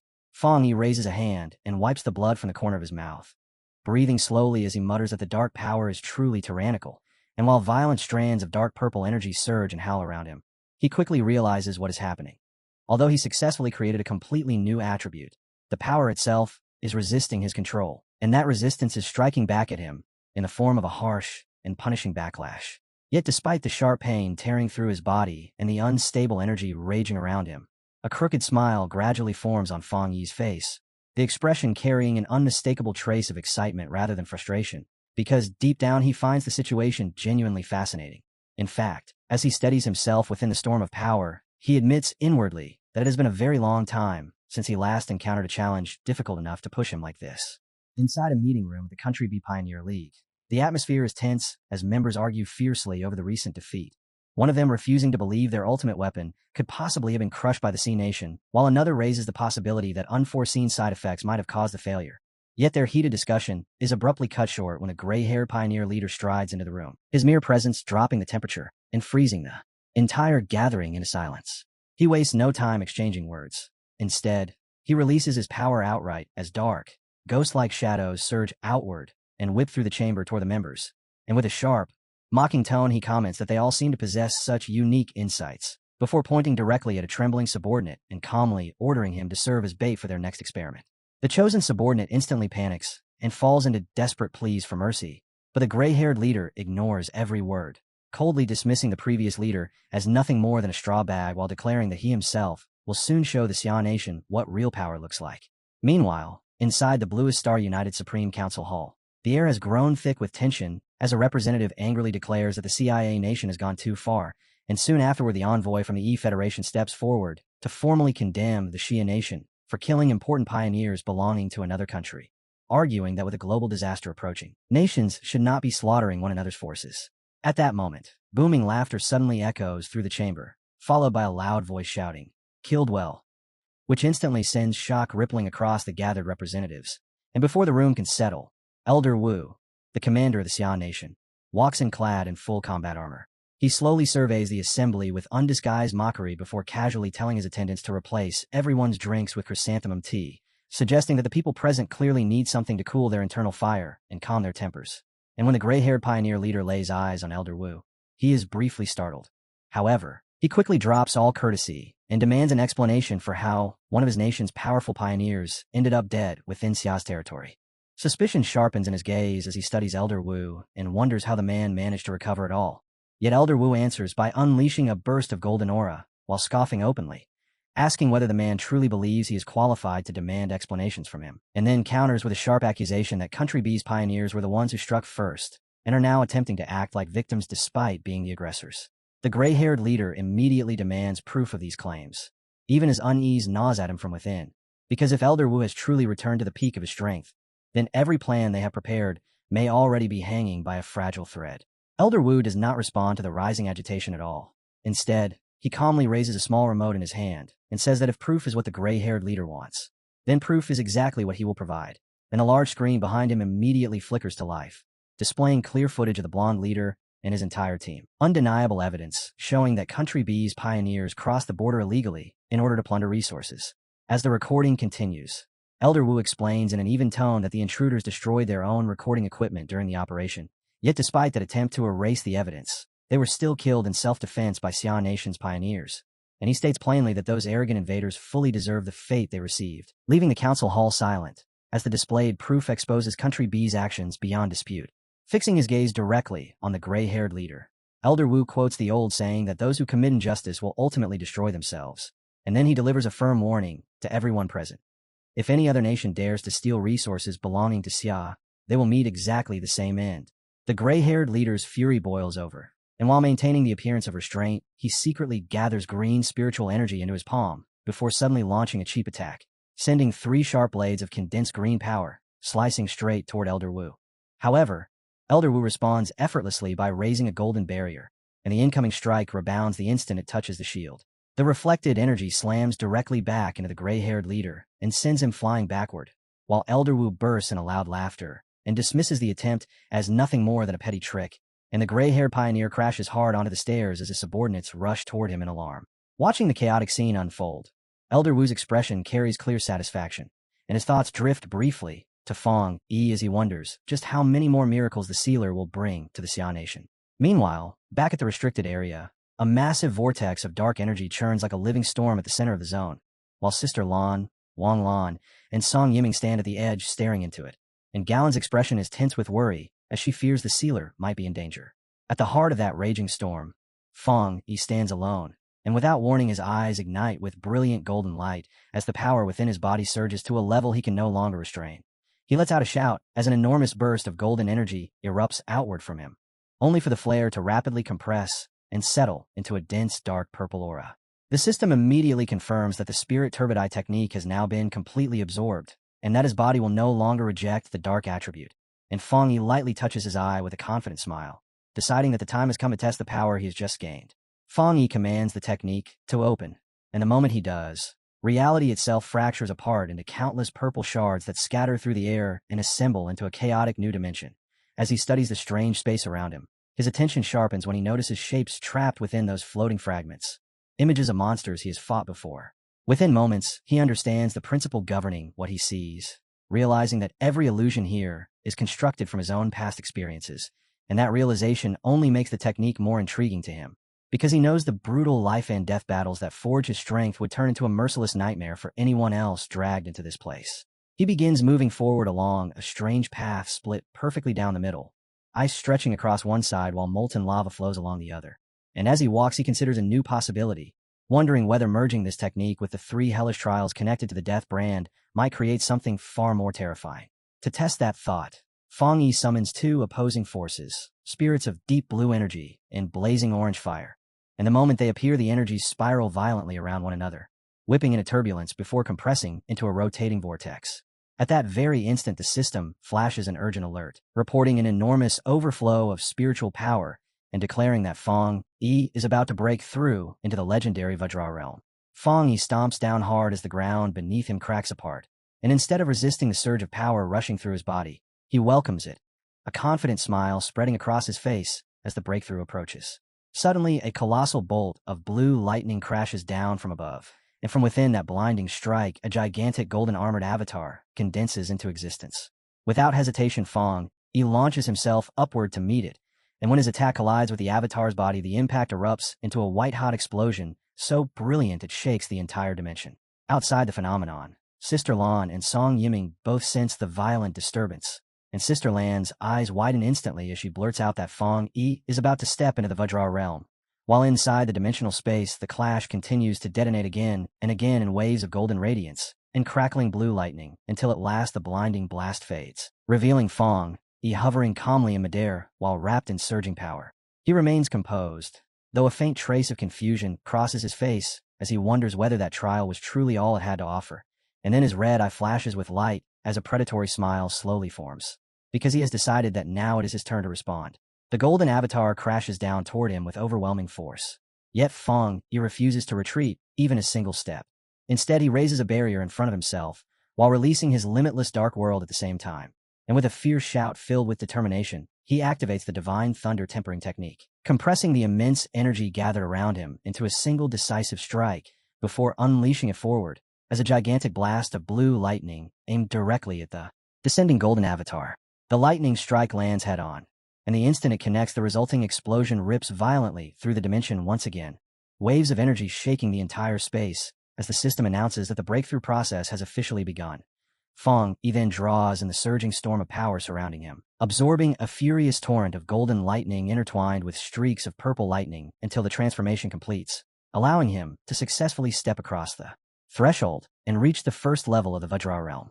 Fong Yi slowly descends from the sky wrapped in a radiant golden aura, clearly pleased that he has successfully stepped into the Vajra realm, and once his feet settle, he gathers a tremendous mass of power into his palm, his eyes glowing with a fierce red light, before he casually swings his arm and releases the force outward, the sheer impact instantly crushing and pulverizing the surrounding rocks. The shockwave slams across the area with such violent pressure that Sister Lan and Song Yiming struggle just to stay on their feet, their bodies nearly overwhelmed by the raw spiritual power pouring from him, while the storm triggered by his breakthrough whips debris wildly through the air, even tossing a heavy armored vehicle straight into the water, as though it weighed nothing at all. Elsewhere, an observer monitoring the phenomenon stares at the data in disbelief as the recorded energy readings shoot past the system's maximum limit in a single moment, and as suspicion turns into certainty while they watch the distant golden glow rising on the horizon. The team quickly realizes that the sealer has successfully broken through and entered the Vajra realm. Standing at the edge of an enormous crater, Sister Lan remarks that the spiritual energy filling the restricted zone has been almost completely drained, because Fong Yi absorbed nearly all of it and left behind only the faintest trace, prompting Wang Lan to comment in astonishment that Fong Yi is like a bottomless pit, though he adds that it is still far better for the sealer to claim that power than to allow enemies from Country B to steal it. With that decided, the 3 pioneers move forward and descend toward the center of the phenomenon to meet him. But the instant they approach, Song Yiming stiffens in shock as he feels an immense presence bearing down on him. And through the overwhelming golden radiance, Fong Yi calmly walks toward them with an aura so heavy it feels as if an entire mountain is pressing down onto their shoulders. Even beneath that crushing pressure, Wang Lan casually pulls out his phone and snaps a photo without hesitation, already deciding that he will set it as his wallpaper in hopes of blessing his own future breakthrough. Song Yiming, meanwhile, breaks in a nervous sweat as he struggles to comprehend just how terrifying Fong he has become. And moments later, Fong, he steps fully out of the golden glow looking perfectly composed, greeting everyone with the relaxed ease of someone returning from a casual stroll rather than a man who just unleashed a world-shaking storm of power. Watching him, Sister Lan cannot hide her admiration and thinks to herself that if Fong he was once a sharp sword, then now he has become a divine blade radiating immense strength, and the entire group stands there marveling at what they have witnessed, reflecting on how unbelievably difficult it normally is for a pioneer to cross that final half-step into the Vajra realm. Yet Fong, he accomplished it in what felt like the blink of an eye. Sister Lan's smile grows warmer as she reflects on the shock Fong he has given her, increasingly convinced that his presence is nothing less than a blessing for the Xia nation. And while watching his back as he walks ahead, her thoughts drift toward the future as she imagines his brilliance continuing to rise until one day he stands shoulder to shoulder with her teacher, Elder Wu, or perhaps even surpasses him. At the same time, the news explodes across the internet as reports confirm that the sealer has achieved another breakthrough in the western region of the Xia nation.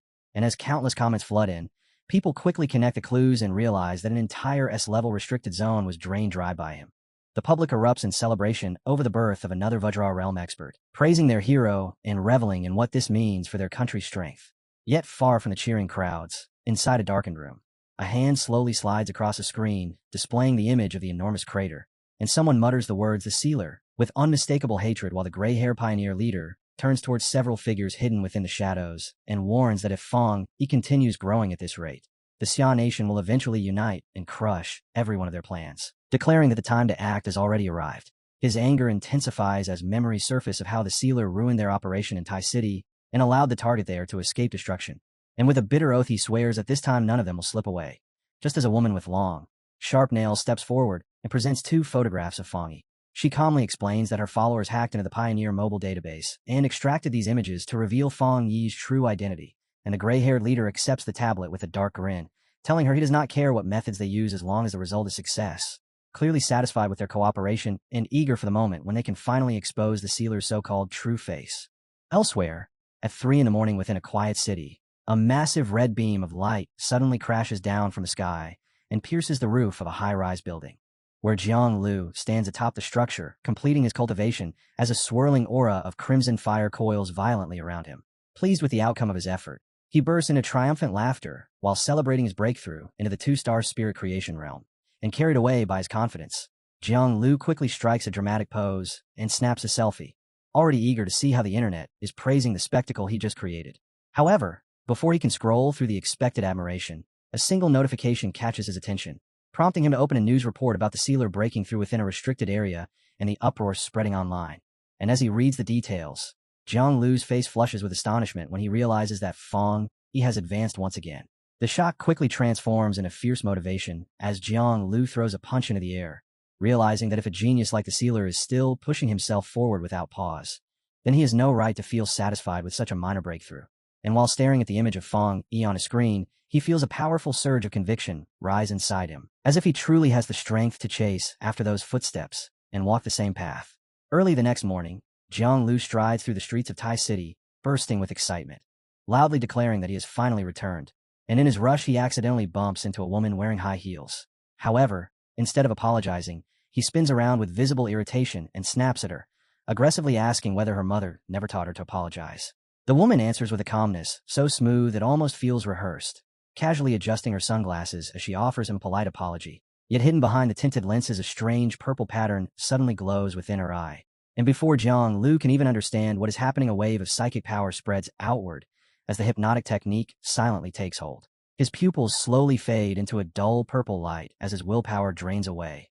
And when the woman sees that he has fallen completely under her control, a sinister smile spreads across her lips before she casually instructs the dazed Jiang Lu to follow her, explaining that someone wishes to meet him. Robbed of resistance, he blankly asks where they are going, though his body obediently begins walking after her like a puppet. As she lightly adjusts the brim of her hat, she murmurs the name of her organization, the Heaven's Choice Cult, and in her thoughts she imagines their headquarters, a dark and foreboding cathedral that she reveres as sacred ground. Her expression gradually turns solemn as she leads her captive toward a shadowed alley, while several cloaked figures silently leap across the rooftops above, escorting them from the darkness. Firming her resolve, she reminds herself that her mission is to infiltrate Tai City and that she cannot afford to disappoint the leader she reverently calls father. And as she guides Jiang Lu deeper into the narrow passage, she silently vows that Feng Yi's home base will soon become their new territory, declaring with unwavering faith that the Heaven's Choice cult will one day shine across the entire nation. Jiang Lu regains consciousness in a place so dark and oppressive that it almost feels unreal, a grim chamber later identified as the Repentance Room within the Heavenly Chosen Church's headquarters in Tai City. And the instant awareness returns, he is already screaming in agony while enduring brutal torture, desperately shouting that he has no idea who the person they keep asking about even is. Amid the searing pain, a terrifying realization dawns on him. He cannot even control what his own mouth says. And in that moment, the memory of the hypnosis comes crashing back, making him understand that he's been brainwashed and dragged into this nightmare by people who are trying to extract information about the man they call his future master, Feng Yi. Yet despite the torment, he cannot help feeling a strange flicker of relief, because the truth is that he genuinely knows nothing they want. Elsewhere inside a grand hall of the same base, a subordinate approaches a woman dressed in attire resembling that of a nun and quietly reports the situation, asking whether the prisoner has revealed anything yet. But the woman continues her prayer without interruption before calmly replying that although she forced him to speak, the man appears far too ignorant to provide anything truly useful. The subordinate hesitates before voicing his concern, wondering whether Jiang Lu is even suitable to serve as bait, and worrying that the sealer might not bother rescuing someone of such little importance. But the woman dismisses that doubt with cold confidence, declaring that she will intensify the torture because she fully intends to complete the mission entrusted to her by the one she calls father. Meanwhile, at the Thai Spirit Association office, Feng Yi and Chu Qingli sit across from two unfamiliar men as Chu Qingli asks whether they traveled all the way to Tai City simply to ask for help locating Jiang Lu. One of them, identified as Jiang Lu's friend, explains that Jiang Lu originally came here hoping to meet the sealer and become his apprentice, only to disappear soon after arriving in the city, while the red-haired man beside him adds that they later received information claiming Jiang Lu was captured by a mysterious organization known as the Heavenly Chosen Church. Both Chu Qingli and Feng Yi react with immediate surprise, and Chu Qingli recognizes the name right away, explaining that the Heavenly Chosen Church is an evil cult supported by pioneer forces. The red-haired man then admits frankly that his group has no confidence in confronting such a powerful organization on their own, which is why they came specifically to request Feng Yi's assistance. And Su Qingying follows by explaining everything she knows about the enemy, describing them as a faction that openly opposes the Spirit Association and specializes in powerful mental attacks. Su Qingying explains that on the surface, the Heavenly Chosen Church disguises itself as an ordinary place of worship, using that harmless appearance to quietly blend into the general population, while their real headquarters is located in Chanchi City, where they have gathered nearly 1 million believers. She adds that although the local Spirit Association has repeatedly attempted to eliminate them, the cult has proven extremely elusive and difficult to track down. The moment Feng Yi hears this, alarm rises sharply in his mind, because if the organization's main base is truly in Chanchi City, then their sudden appearance here can only mean they have already infiltrated Tai City, prompting Chu Qingling to immediately declare that she must inform the association so the entire city can be searched without delay. However, a faint, sharp smile forms on Feng Yi's lips as he calmly states what he believes is the actual situation. The cult slipped into the city unnoticed and abducted the very person who came looking for him, which means the Heavenly Chosen Church is not simply operating nearby. They are deliberately targeting him. Feng Yi falls into deep thought, reasoning that if such a secretive organization traveled thousands of miles specifically to deal with him, then if they deliberately remain hidden, it would be extremely difficult to uncover meaningful clues. And as his expression grows more serious, he begins suspecting that the supposed infiltration of Tai City may itself be a calculated misdirection. Su Qingying and the red-haired man exchange surprised looks at his deduction, and Feng Yi then asks them to confirm an important detail: whether Chanchi City is currently the place within the Xia Nation that experiences the fewest spiritual anomalies. Chu Qingling confirms this without hesitation, explaining that the city is widely known as a peaceful retirement destination for the elderly, and that many residents there are barely aware of how drastically the world has changed. And once that information falls into place, Feng Yi begins connecting the pieces of the puzzle, concluding that the cult is likely establishing scattered footholds within Tai City as a gradual method of expansion, while his presence remains the greatest obstacle standing in their way. With the logic settled in his mind, Feng Yi suddenly stands and announces his conclusion that the missing Jiang Lu has most likely already been transported to the cult's headquarters in Chanchi City, and instead of waiting to be manipulated by their scheme, he decides to take the initiative, instructing Jiang Lu's friend to book the earliest available tickets to Chanchi City so they can confront the cult directly. Both men respond immediately with enthusiasm, agreeing to follow Lord Sealer without hesitation. And Fong Yi then turns towards Su Qingying, asking her to report the situation to her superiors while spreading anti-cult propaganda throughout the city to keep Tai safe during his absence, a task she accepts with bright confidence. As Fong Yi prepares to depart, a cold determination settles in his mind, and he silently concludes that the heavenly chosen church must be eliminated as quickly as possible. At the same time, he admits to himself that he is genuinely surprised he never realized an organization with that much influence existed in Shanxi City. Yet just as that thought passes, a sudden memory strikes him. His aunt is currently living there in retirement. Meanwhile, inside the heavenly chosen church's headquarters in Shanxi City, a subordinate approaches their leader to report that the sealer and his companions are already flying toward the city, and the woman seated before him, dressed in immaculate white religious robes, breaks into a dark, satisfied smile, clearly amused that the supposedly useless bait actually worked and that Fong Yi is heading directly into her territory. She slowly tightens her hand into a fist, crushing the gathered energy inside her palm, as if making a decision on the spot, and calmly states that they will need to prepare an appropriate welcome. A glowing white clock materializes in her hand, and she studies its ticking face with a wicked grin while wondering aloud whether it might be possible to twist a heretic as powerful as Fong Yi into a tool for a church, though she quickly adds that heretics are always stubborn creatures. The subordinate assures her there is nothing to worry about, and the woman responds with a sinister smile of agreement before turning away, her body suddenly erupting with dark purple energy as she coldly declares that heretics have only one fate: to be burned away and erased completely. At Shanxi City's airport, however, the atmosphere feels strangely calm, and Fong Yi cannot help but find it impressive that flights across the Sea Nation are still operating at all.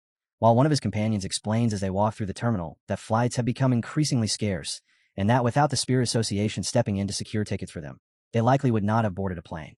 Later, deep within a quiet stretch of woodland, Jiang Lu's friend asks Lord Sealer where they should go next. Yet Fong Yi calmly replies that there is no need to head anywhere at all. They simply have to wait, leaving the two companions exchanging puzzled looks at the unexpected instruction. Fong Yi raises a finger to signal silence, then fixes his gaze sharply ahead and tells them to listen, and once he confirms the presence he sensed, he announces that their hosts have arrived. In the next instant, cloaked figures begin peeling out of the surrounding air as if space itself is opening, revealing enemies hovering above the ground in dark hoods with their faces tightly wrapped in bandages, their eyes glowing with hypnotic purple spirals that pulse with an eerie, unnatural pressure. Fong Yi immediately warns his companions to stay on guard, reminding them that the Heavenly Chosen Church is notorious for specializing in mental assaults, and he firmly instructs them not to meet the enemy's gaze directly. Both the red-haired man and Jiang Lu's friend acknowledge the warning without hesitation and shift into ready fighting stances. However, while Fong Yi's focus is on the cloaked figures ahead, a subtle presence begins to form within the drifting purple mist behind him, and in the next instant the mysterious woman appears, hovering close enough to drape herself across his shoulders as she leans forward and whispers playfully into his ear, asking why. If he warned his companions not to look, he still has not closed his own eyes. At the same time, she releases the aura of the spirit creation realm, her eyes blazing with concentrated purple light as she activates a technique she calls disarming charm. And with mocking sweetness, she questions whether he wanted to keep her beauty entirely to himself while attempting to seize control of his mind. Yet Fong Yi does not even flinch. Instead, a dreadful red glow ignites within one of his eyes as he answers her with a cold smile, asking if she truly believed something so trivial could deceive him. And the woman's confidence shatters instantly as her expression shifts from smug certainty into stunned disbelief. Behind Fong Yi, within the spiritual realm, a colossal and terrifying red eye suddenly opens, pressing down upon her purple power with overwhelming dominance and crushing it completely. While Fong Yi calmly informs her that since she was the first person bold enough to approach him, she deserves a reward, adding almost casually that illusion-type pioneers like her are especially interesting to him. Inside the spiritual domain formed by the collision of their minds, Fong Yi unleashes his mental force through the spirit turbidite technique, and the woman from the heavens chosen cult recoils in visible terror, stunned that the sealer is capable of wielding illusion arts at all, because none of the intelligence reports about him ever mentions such an ability. Forcing herself to steady her nerves, she sneers in defiance and declares that illusion techniques are the greatest weapon of her cult, then pulls out a pocket watch radiating purple light and calls Fong Yi inferior, her confidence swelling with the belief that the power bestowed upon her by the man she calls father cannot be challenged. Within the illusion she casts, she is certain she has already sliced Fong Yi cleanly in half. Yet when the moment passes, he is still standing exactly where he was, completely unharmed and wearing a smug, amused smile, and he calmly tells her to continue if she wishes, an answer that freezes her in stunned disbelief. Then Fong Yi begins his own move, remarking casually that an opponent this energetic makes an excellent test subject, and in front of her a massive sphere of crimson energy filled with writhing dark spirits suddenly forms before crashing down and swallowing her whole. Her scream echoes as the illusion overwhelms her senses with unbearable realism. And even worse, her own powers refuse to respond at all. From the surrounding darkness, chains slither outward and snap tight around her limbs, dragging her upward until she hangs crucified above a roaring sea of flames. In desperation, she shrieks that she is a child chosen by her God. Yet humiliation and terror crash over her simultaneously as she remains helplessly suspended, while countless hostile red eyes open in the surrounding darkness, the pressure splintering her certainty as her mind begins to fracture. The illusion consumes everything she believed to be real, and panic drives her deeper into collapse until even her own identity begins to blur. While towering shadow monsters loom above, and Fong, he descends before her like an unyielding judge whose presence crushes her from every direction. At last she understands how fragile her abilities truly are and realizes that continued resistance will only lead to certain death. And with his red eye pulsing with a chilling glow, Fong demands that she reveal everything she knows about the Heaven's Chosen cult's ultimate objective. Trembling violently, she confesses that Father ordered them to eliminate the sealer in order to complete their grand plan. And Fong, he immediately presses further, demanding the details of that plan along with the location of Father and his capture friend Zhonglu. She struggles to answer, stammering that they are at the altar, but her face suddenly twists in terror as a restriction hidden deep within her mind activates. And before she can finish the sentence, a lethal force detonates from within her consciousness, cutting her off instantly. Her body collapses at Fong Yi's feet, lifeless and unmoving. And as the illusionary domain dissolves and the distorted space returns to normal, he looks down at the corpse and quickly understands what occurred. She triggered a forbidden restriction planted by the one she called Father, leading him to conclude that any follower who attempts to reveal truly sensitive information is executed instantly by the cult's own safeguard. The forest grows quiet once again as Fong Yi walks calmly through the aftermath, where the enemies his companions fought have already been defeated and lie scattered across the ground. Yet when he senses a hidden gaze lingering from the darkness, he speaks toward the shadows and asks whether they truly kill their own subordinate just to keep her silent. At once the remaining cultists burst out from concealment, purple energy spiraling around clock-shaped artifacts clutched in their hands, as they shout furiously that they will capture Fong Yi and use him to elevate the fame of their church. They quickly surround him and deliver a ruthless ultimatum, threatening that if he refuses to surrender, they will kill his companions without hesitation. But Fong Yi merely scoffs before summoning a blade forged from pure flame. As he prepares to strike, the crimson glow in his eye sweeps across them, instantly dissecting the truth behind their power. On the surface, their levels appear impressive. Yet the moment he examines their foundations, he sees the reality, that their strength is hollow and built upon something fundamentally weak. So with a quiet look of disappointment, he tightens his grip and releases a massive heavenly fire slash that tears straight through their defenses, while remarking coldly that their true combat strength is utterly pathetic. The cultists are blown apart by the blazing surge, screaming as the flames hurl them backward before they crash onto the ground in complete defeat, and Fong Yi steps over one of the fallen figures before fixing him with the terrifying red glow of his eye, causing the man to tremble as he finally recognizes the hopeless gap between them. A trembling subordinate then steps forward clutching a strange, oval mirror pulsing with purple light. And Fong, he studies the object with interest as he senses a presence stirring within it. A dark silhouette gradually appears in the reflective surface, and a voice begins speaking directly to the sealer, claiming that this entire conflict is nothing more than a misunderstanding. The unseen speaker insists that the Heavenly Chosen cult exists to save humanity and boasts that they have already resolved 3 spiritual anomalies within Chang'e City, even going so far as to compare their holy work with the Spirit Association, which she dismisses as nothing but incompetence. Fong Yi answers with open ridicule, telling her not to become so immersed in her fabricated narrative that she begins believing it herself, and he calmly dismantles the claim by pointing out that Chang'e City is widely recognized as a secure zone with no record of beast disasters at all, meaning the so-called anomalies they claim to have solved never existed in the first place. From that point, Fong Yi calmly lays out what he believes to be the cult's real scheme, reasoning that the Heavenly Chosen Church likely fabricates fake spiritual crises in order to lure and frighten believers, drain them of money and devotion, and then convert those resources into cultivation materials for themselves, dismissing such tactics with open contempt as nothing more than a despicable scam. Inside the mirror, the woman responds with a cold, mocking laugh before revealing a deeper layer of her power, transforming what had seemed like an ordinary pocket watch into a vessel overflowing with dense dark energy. Anger twists her voice as she accuses Fong Yi of completely misunderstanding their so-called noble cause, insisting that pioneers like him, who constantly risk their lives for the Spirit Association, are the ones who have truly been brainwashed. She goes further, openly challenging the entire idea of protecting ordinary people, declaring that the weak masses are nothing but a burden that deserves to be abandoned, so that powerful pioneers can rule without restraint. And as fanaticism overtakes her expression, she shouts that they are walking a glorious road of evolution. Fong Yi remains unmoved by the tirade, and in the next instant his flaming sword crackles violently with blue lightning as he surges forward at terrifying speed, causing the cultist holding the mirror to scream in panic, while the leader's shadowy figure inside the glass stares in disbelief. His face completely cold now. Fong Yi answers her claim with ruthless clarity, saying that if she truly believes the weak deserve to die, then she should be the first one to face that fate, and in the same motion he swings his blade, fire and lightning merging into a single blinding streak, aimed directly through both the cultist and the mirror. On the other side of the connection, the cult's leader can only stare in shock as the strike seems to slice through reality itself, and the mirror shatters instantly into countless fragments, severing their link in a single moment as she cries out in disbelief, unable to comprehend how Fong Yi could destroy what she had treated as a sacred object. The woman jerks backward as the blazing slash sweeps past her, missing by the narrowest margin. For a fleeting instant the attack feels terrifyingly real, yet almost immediately she recognizes the truth. What struck at her was not a physical strike at all, but an illusion woven with overwhelming power. The realization hits her at once. She had come dangerously close to being dragged completely into Fong Yi's illusion, and only the fact that her real body was not present spared her from the worst outcome.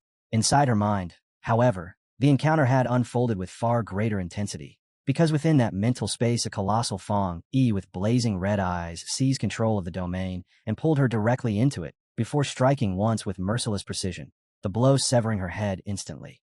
Even though the event existed only within an illusion, the damage still left a mark behind, as a jagged crack of purple energy spreads across her forehead and forms a wound that stands as unmistakable evidence of Fong Yi's strange and unsettling power.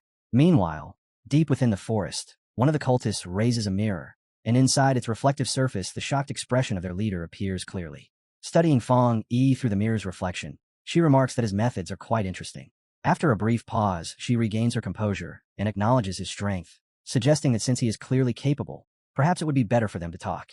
Fong Yi's gaze shifts to the mark on her forehead, quickly noticing that the wound is not bleeding, but instead carries the taint of a dark attribute. From that single detail, he reaches a conclusion. His illusion technique is still not powerful enough to fully trap her from a distance while her real body remains elsewhere. With that understanding settled, he presents a direct ultimatum. She and the Heaven's Chosen cult must withdraw from Chuancher City within 3 days. This is merely a warning, he explains, because if she refuses, then after those 3 days something far more serious will happen.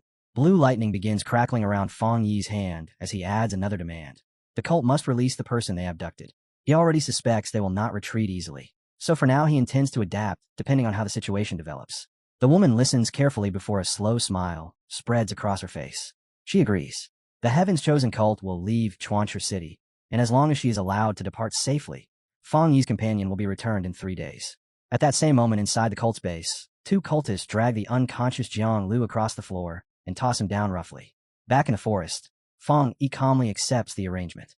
With the terms settled, the purple portal begins to collapse before slamming shut violently. And just before the connection disappears, the cult leader offers Fong Yi a final farewell while dark energy surges through the fading link. The instant the connection breaks, a violent backlash erupts.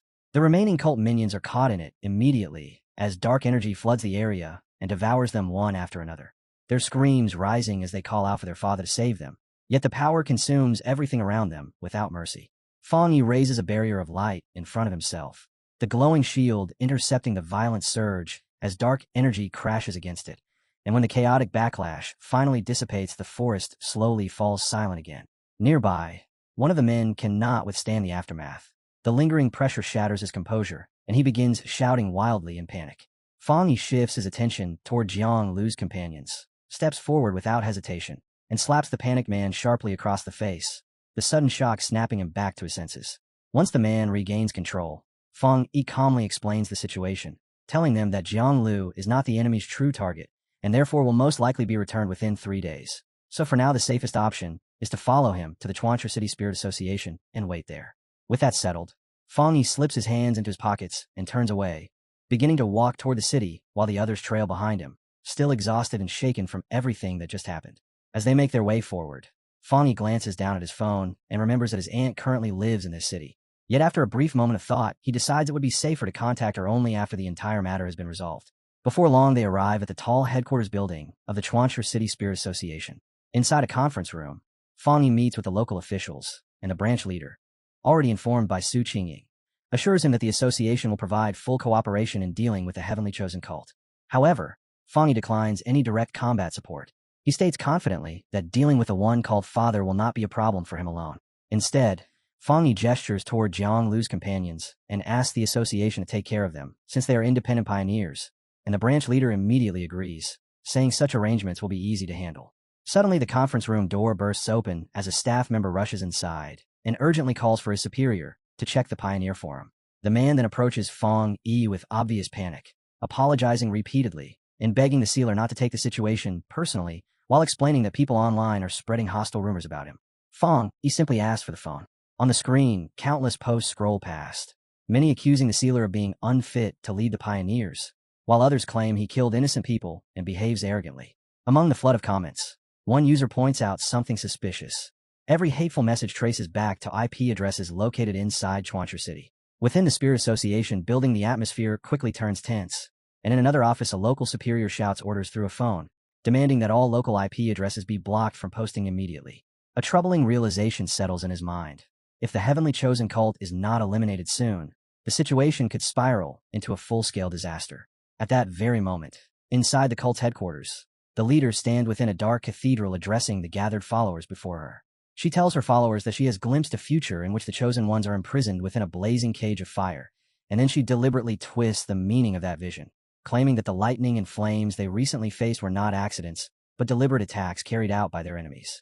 Hovering above the gathered crowd, she paints Fang Yi as the villain of the story, declaring that the sealers slaughtered their members without mercy and insisting that someone so cruel must now be eliminated. As soon as her speech ends, the cult's propaganda machine springs into motion. A massive hologram suddenly ignites across the side of a towering skyscraper, projecting a carefully edited recording that shows Fang Yi striking down an opponent while altering the scene to make him appear like a monstrous aggressor. The citizens watching from the streets below erupt into cheers, praising what they believe to be the cult's righteous cause. From there, the propaganda spreads rapidly. Within a short time, enormous protests sweep through the city as crowds flood the streets carrying banners that hail the cult as the savior of the world, while accusing the Spirit Association of abandoning Chuanchu City to demons. Before long, the swelling mob gathers outside the Spirit Association headquarters itself, shouting that harming the heavenly chosen church will be the same as harming Chuanchu City. High above the chaos, Fang Yi stands beside a window and quietly observes the furious crowd below. Inside the office behind him, the atmosphere has turned heavy. The branch leader sits with his head lowered and admits that the association has completely lost the support of the public. After a moment, he rises and approaches Fang Yi, explaining that as pioneers they cannot use force against ordinary civilians. Fang Yi stops him before he can continue. Calmly, he tells the official not to worry, and adds that he never expected much assistance from him in the first place. By this point, Fang Yi already understands what the cult has done. They have turned the citizens of Chuanchu City into both weapons and hostages. Even so, he regards such tactics as nothing more than cheap tricks.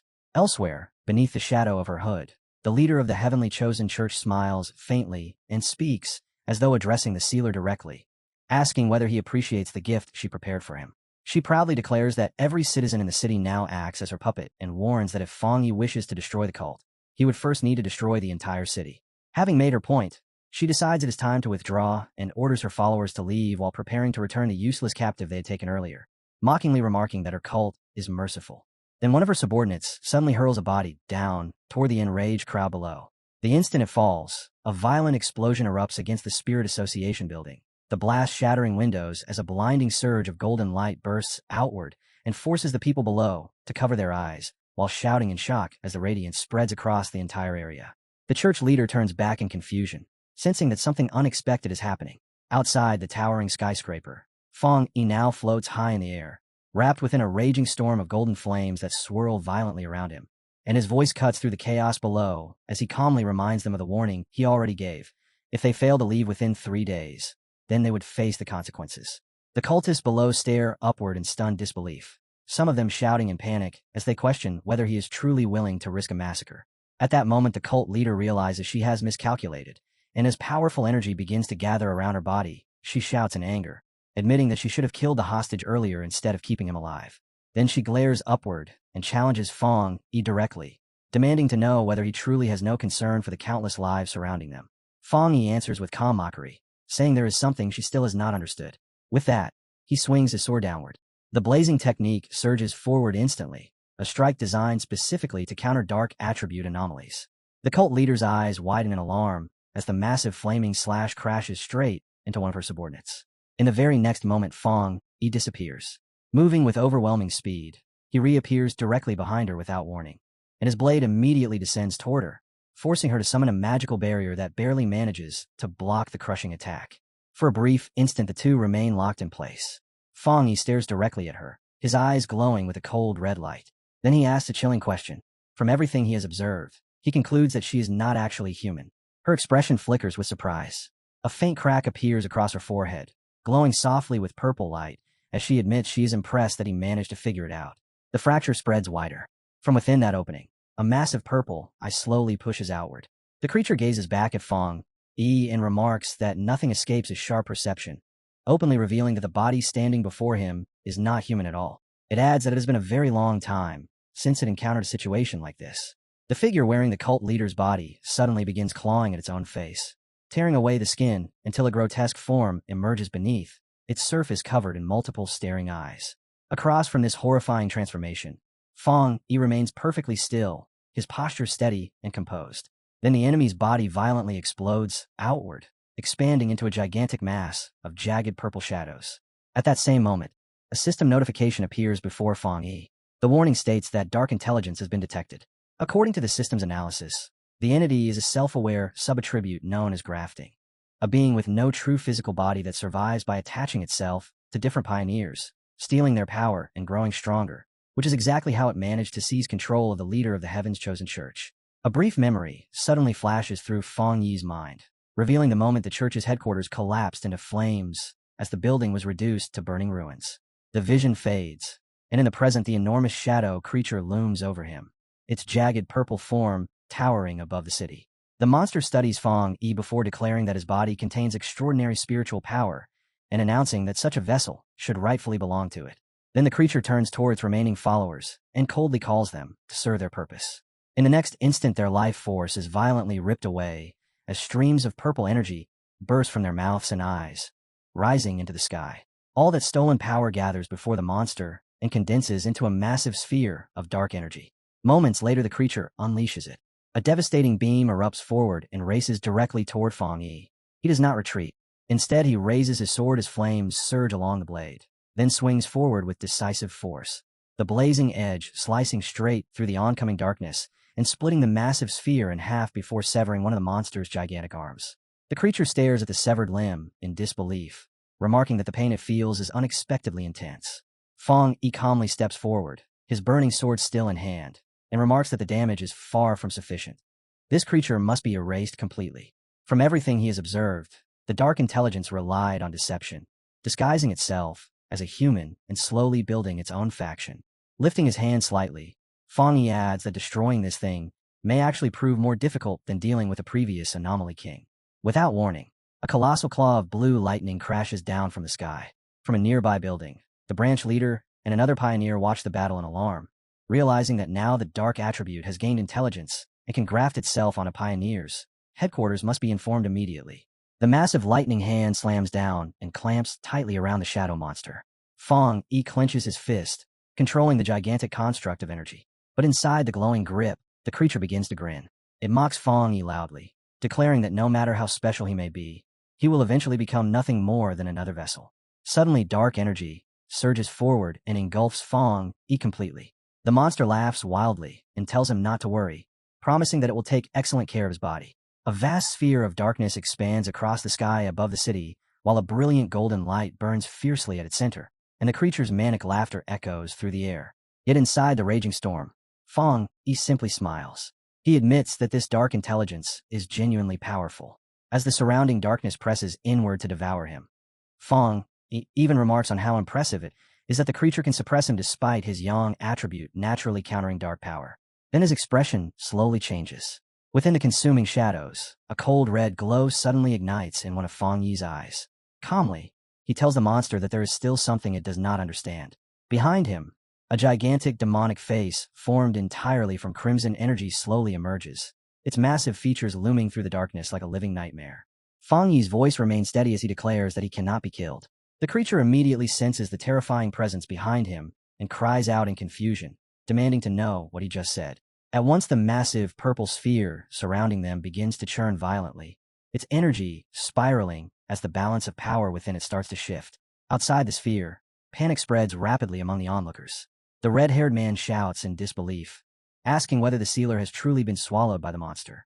Beside him, Jiang Lu's friend watches the sky with fear while helping the injured Jiang Lu remain upright. Nearby, a woman refuses to surrender hope, insisting that Fang Yi will survive even as she admits that this dark intelligence is unlike any enemy they have encountered before. The branch leader raises his voice above the chaos and orders everyone to remain calm, reminding them that they must believe in Fang Yi. Amid the confusion, Jiang Lu slowly begins to regain consciousness. Still groggy, he looks around and asks what is happening, and his first instinct is a frightened question about whether his master has been defeated. Yet inside the swirling purple dimension, Fang Yi stands completely unharmed. He walks calmly through the raging currents of dark energy, studying his surroundings as a realization forms in his mind. He is standing inside the body of the dark intelligence itself. At that moment, a system window appears before him, confirming that his plan has succeeded. The death count has risen to 1, activating the death brand.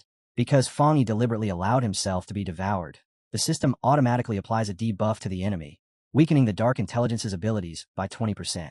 Fang Yi lifts his hand and studies it briefly, somewhat puzzled by the outcome. Then he begins examining the strange environment more carefully. Although this place clearly resembles a spiritual space, he realizes that he himself does not possess a spirit body here. His glowing red eye lowers toward the darkness below. There, countless luminous blue figures drift silently through the void like wandering ghosts. Fang Yi moves closer to one of them and studies the faint silhouette before asking whether she is the pioneer most recently grafted by the monster, the woman who once led the Heaven's Chosen Church. The blue spirit floats silently in place, her posture weighed down by sorrow. Then, without warning, she and the other ghostly figures surrounding her suddenly fall to their knees and bow toward Fang Yi. Looking down at them, Fang Yi's red eyes narrow as he understands the meaning behind their actions. They are pleading with him, begging him to release them, begging for freedom from the monster that imprisoned them. Fang Yi studies the ghostly figures drifting through the darkness and quickly reaches a grim conclusion. These pioneers are already dead, and what remains before him are nothing more than fragments of their soul breaths, imprisoned and bound to the creature that consumed them. Without hesitation, he summons his sword. The truth is cruelly simple. The trapped souls share the same life force as the dark intelligence itself, which means that destroying the monster will inevitably destroy them as well. Fang Yi gathers his strength in silence and decides that the only mercy he can offer is to erase everything at once with the purifying flames of his world divine fire. He raises the blade and swings with all his power. A vast arc of fire erupts from the strike and rips through the darkness, splitting the gigantic shadow entity cleanly down the center. As the sacred flames spread across the surrounding space, the spirit of the female pioneer slowly begins to fade, and this time her form dissolves peacefully, finally freed. But the dark intelligence refuses to accept defeat. It shrieks in agony as its body twists violently, reshaping itself into a jagged mass of spiked shadows, while screaming that Fang Yi's resistance is meaningless and that it will tear him apart piece by piece. At that moment, a system window suddenly appears. It confirms that contact with such an immense concentration of dark attribute energy has triggered the Hell Evil Scene mark. Immediately, the system reports that the monster's power is being drained at an extraordinary speed. Its strength drops by 50%. Then the reduction surges rapidly until 80% of its power is gone. As the Hell Evil Scene spreads throughout the entity, the once colossal monster collapses inward, shrinking into a chaotic sphere filled with countless glaring red eyes. The system issues another update, stating that the weakening has reached a critical stage. 99% of the creature's power has now been stripped away, reduced to the edge of collapse. The dark intelligence can barely sustain its existence as it faces Fang Yi's glowing gaze. Fang Yi slowly extends his hand toward it. His voice carries a chilling calm as he commands the creature to surrender its power. The dark intelligence stares back in pure shock and terror, realizing that its defeat is unavoidable. Fang Yi gives one final command: break. A blinding explosion of light tears through the darkness, and the entire dimension shatters apart as the monster releases one last scream of despair before everything collapses. The monster muttered that it had been ages since it encountered anything like this, its tone mixing surprise with a strange sense of anticipation. Then, without warning, it clawed at its own face, ripping the skin apart to unveil a grotesque form beneath the cult leader's disguise. one covered in writhing, shifting eyes. While across from this horrific reveal, Fong, he stood motionless, his expression steady and completely fearless. In the next instant, the enemy's body ruptured and spread outward into a jagged mass of purple shadow. And at that exact moment, a system alert appeared before Fong Yi, warning him that a form of dark intelligence had been detected, quickly followed by clarification that this entity was a self-aware subattribute known as grafting, something that possessed no real physical body and instead survived by seizing other pioneers and attaching itself to them to grow stronger, exactly as it had done with the leader of the Heavenly Chosen Church. A brief flash of memory cut in, showing the headquarters of the Heavenly Chosen Church collapsing into flames, the structure breaking apart as chaos engulfed everything, before the present snapped back into place with the enormous shadow towering over Fong Yi, its voice echoing as it declared his body to be perfect, filled with immense spiritual power, and demanded that he hand it over. Immediately after, the creature called out to its followers and coldly announced that the moment had come for them to serve their purpose, and in a single instant their life force was violently ripped away, bursting out through their mouths and eyes as streams of purple energy shot toward the monster, twisting together midair and condensing into a massive sphere of dark power before it released everything at once, firing a devastating beam straight toward Fong Yi. Fong Yi did not retreat or hesitate, instead stepping forward as he swung his sword, the blade igniting with fierce, blazing energy, and with one clean motion the burning edge cut through the darkness, splitting the sphere apart and severing the monster's massive arm in the same strike. The creature went still, staring at its severed limb in shock as it muttered about the unbearable pain, while Fong Yi advanced calmly with his flaming sword and stated that such damage was far from enough, promising to erase the creature entirely, already realizing that this dark intelligence had been hiding a deeper scheme all along by disguising itself as a human and quietly building its own faction. And as Fong Yi slightly raised his hand, he remarked that defeating this thing might prove even more difficult than facing the previous Anomaly King. At that exact moment, a massive claw formed from crackling blue lightning tore down from the sky. From a nearby building, the branch leader and another pioneer watched in horror as they realized the dark attribute had developed true intelligence and could graft itself onto pioneers, prompting an immediate decision that headquarters had to be warned without delay. At that moment, a colossal hand of lightning slammed down and locked onto the shadow monster in an unbreakable grip, while Fong Yi clenched his fist to firmly control the construct as it tightened around its target. Yet even while restrained, the creature curled its mouth into a sinister grin and taunted him, declaring that no matter how unusual he might be, he would eventually become nothing more than another vessel for it to inhabit. In the next instant, a surge of dark energy engulfed Fong Yi completely, swallowing him whole as the monster calmly told him not to resist, assuring him that his body would be put to excellent use. And above the city, a massive sphere of darkness erupted into existence, its surface churning violently while a radiant golden light burned at its core, with unrestrained laughter echoing outward from within. Inside that raging storm, Fong Yi remained entirely composed, even allowing a faint smile as he acknowledged that this dark intelligence truly possessed formidable power. And as the crushing darkness closed in and attempted to consume him, he noted that its suppressive force was exceptionally strong, especially given that his yang attribute should naturally counter it. Then his expression shifted, turning cold as a red glow ignited in his eye and pierced through the shadows. And in a calm voice, he informed the monster that it had overlooked something crucial, as behind him a massive demonic visage formed from crimson energy took shape, radiating an overwhelming presence, while Fong Yi declared with certainty that he could not be killed, causing the monster to recoil in alarm and shout in confusion, demanding to know what he had just said. The purple sphere of energy began to churn violently as its internal balance destabilized and the advantage abruptly flipped, while outside, panic spread among the onlookers. The red-haired man stared in shock and shouted, questioning whether the sealer had truly been devoured, and nearby, Jiang Lu's companion held the injured Jiang Lu tightly, watching in clear terror. And although the woman insisted that Fong Yi would survive, she could not hide her unease at facing a dark intelligence unlike any they had encountered before. The branch leader cut through the chaos, loudly insisting that they must place their trust in Fong Yi, and amid the tension, Jiang Lu slowly regained consciousness, his voice weak as he asked what was happening, only for his first clear thought to surface as a fearful question of whether his master had already been defeated. Yet within that chaotic purple dimension, Fong Yi remains completely unscathed, walking forward through the raging storm as though its violence cannot touch him. And as he scans his surroundings, he quickly understands that he is now inside the body of the dark intelligence itself. A system interface appears before him, confirming that his plan has worked as the death count increases to 1 and activates his death brand. And because he intentionally allowed himself to be devoured, the system applies a debuff to the enemy, reducing the dark intelligence's abilities by 20%. Fong Yi raises his hand and studies it with faint confusion, noting that even in what should be a purely spiritual space, his form has not become a spirit body, but before he can dwell on it, the red glow of his eye shifts downward as something below catches his attention. He soon sees that he is surrounded by dim, blue, ghost-like figures, faintly glowing forms drifting silently through the darkness. And as he approaches one and recognizes her outline, Fong Yi asks if she is the pioneer most recently assimilated by the monster, the same woman who once led the heavenly chosen church. Yet the blue spirit does not respond, remaining suspended there with a sorrowful expression.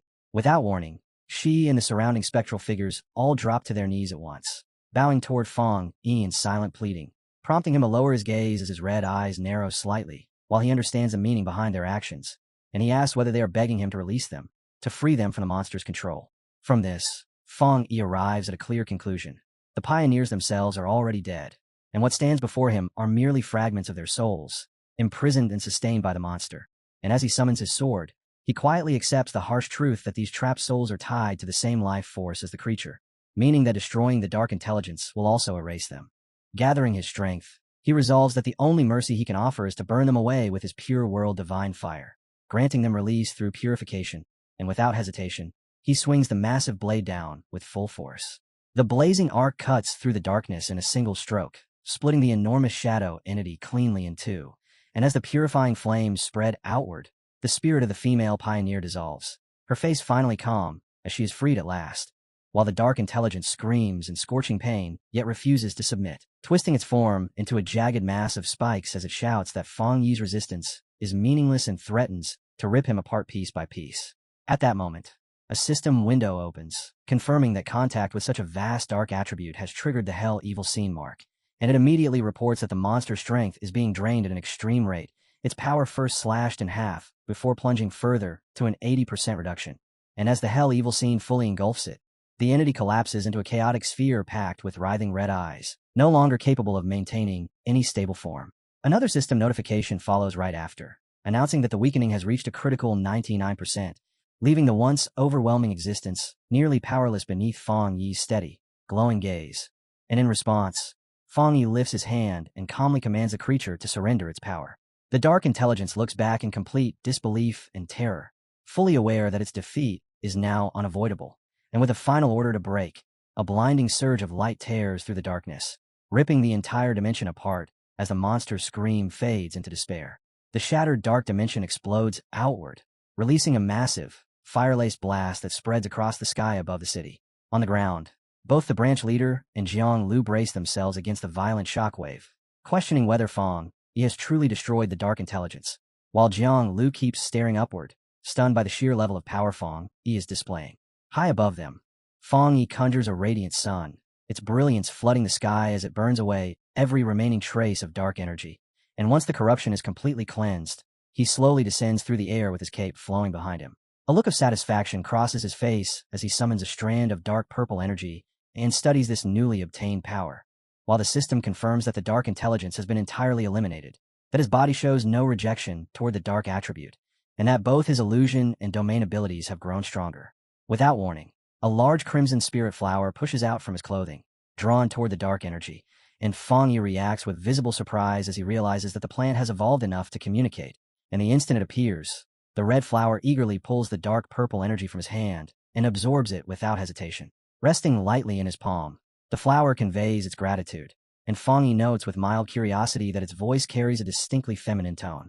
Bathed in a soft glow, Fong Yi looks at the spirit flower with quiet fondness, aware that it has continued to grow stronger in shadows since he reached the Vajra realm, especially after absorbing such an immense amount of dark spiritual energy. Soon after, the flower shrinks and slips back into his clothing to rest, drawing a faint smirk from Fong Yi as he comments on how much sleepier it seems, deciding that he will examine it more carefully another time.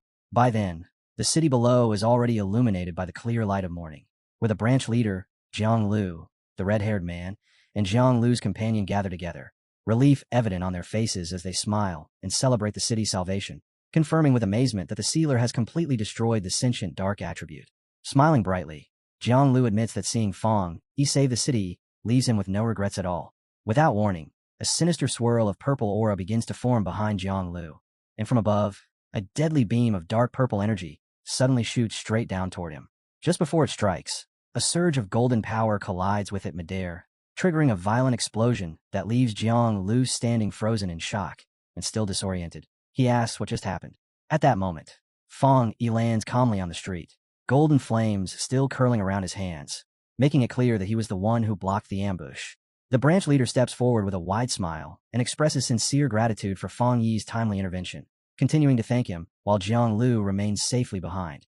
The ground beneath them reflects the force of the clash, with the concrete cracked and shattered from the impact of Fong Yi's interception. Looking at Fong Yi, Jiang Lu's eyes fill with admiration as he declares that the pioneer is his greatest idol. The branch leader then warmly shakes Fong Yi's hand in farewell, joined by Jiang Lu and the others, all expressing relief that the evil cult has been wiped out.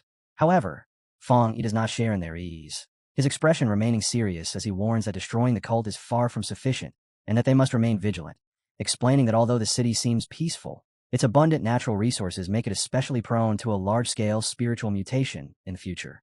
Hearing this, the branch leader stiffens in shock, sweat forming on his brow as he nervously insists that they are always alert and carry out daily patrols of the restricted zones. Yet both he and the others are taken by surprise when Fong Yi reveals that a trace of the dark attribute had nearly grafted itself onto Jiang Lu's body, and before any of them can fully process his words, he has already turned away. With quiet composure, Fong Yi begins walking off, instructing the branch leader to take him to the city's restricted mountain region, explaining that the spiritual mutation he warned about is already drawing near. And as he moves, he checks his phone with a serious expression, deciding to postpone his planned visit to his aunt in order to deal with the approaching threat. Not long after, an official SUV speeds along a dirt road, cutting through a dense mountain forest, where inside the vehicle the branch leader drives while cheerfully asking Fong Yi if he would like to see pandas or have hot pot after they finish their task. But seated in the passenger seat with his eyes closed, Fong Yi declines politely, stating that their priority must remain their duty. Inwardly, he reflects on the relaxed nature of the locals and considers whether the dense concentration of spiritual energy in the area might cause pandas to mutate into something far more dangerous. Suddenly, a sharp flicker of energy crosses his forehead as his senses activate, his eye glowing red, and he turns to look out the window toward a distant, shadowed mountain peak, a confident smile forming as he locks onto the source of the anomaly.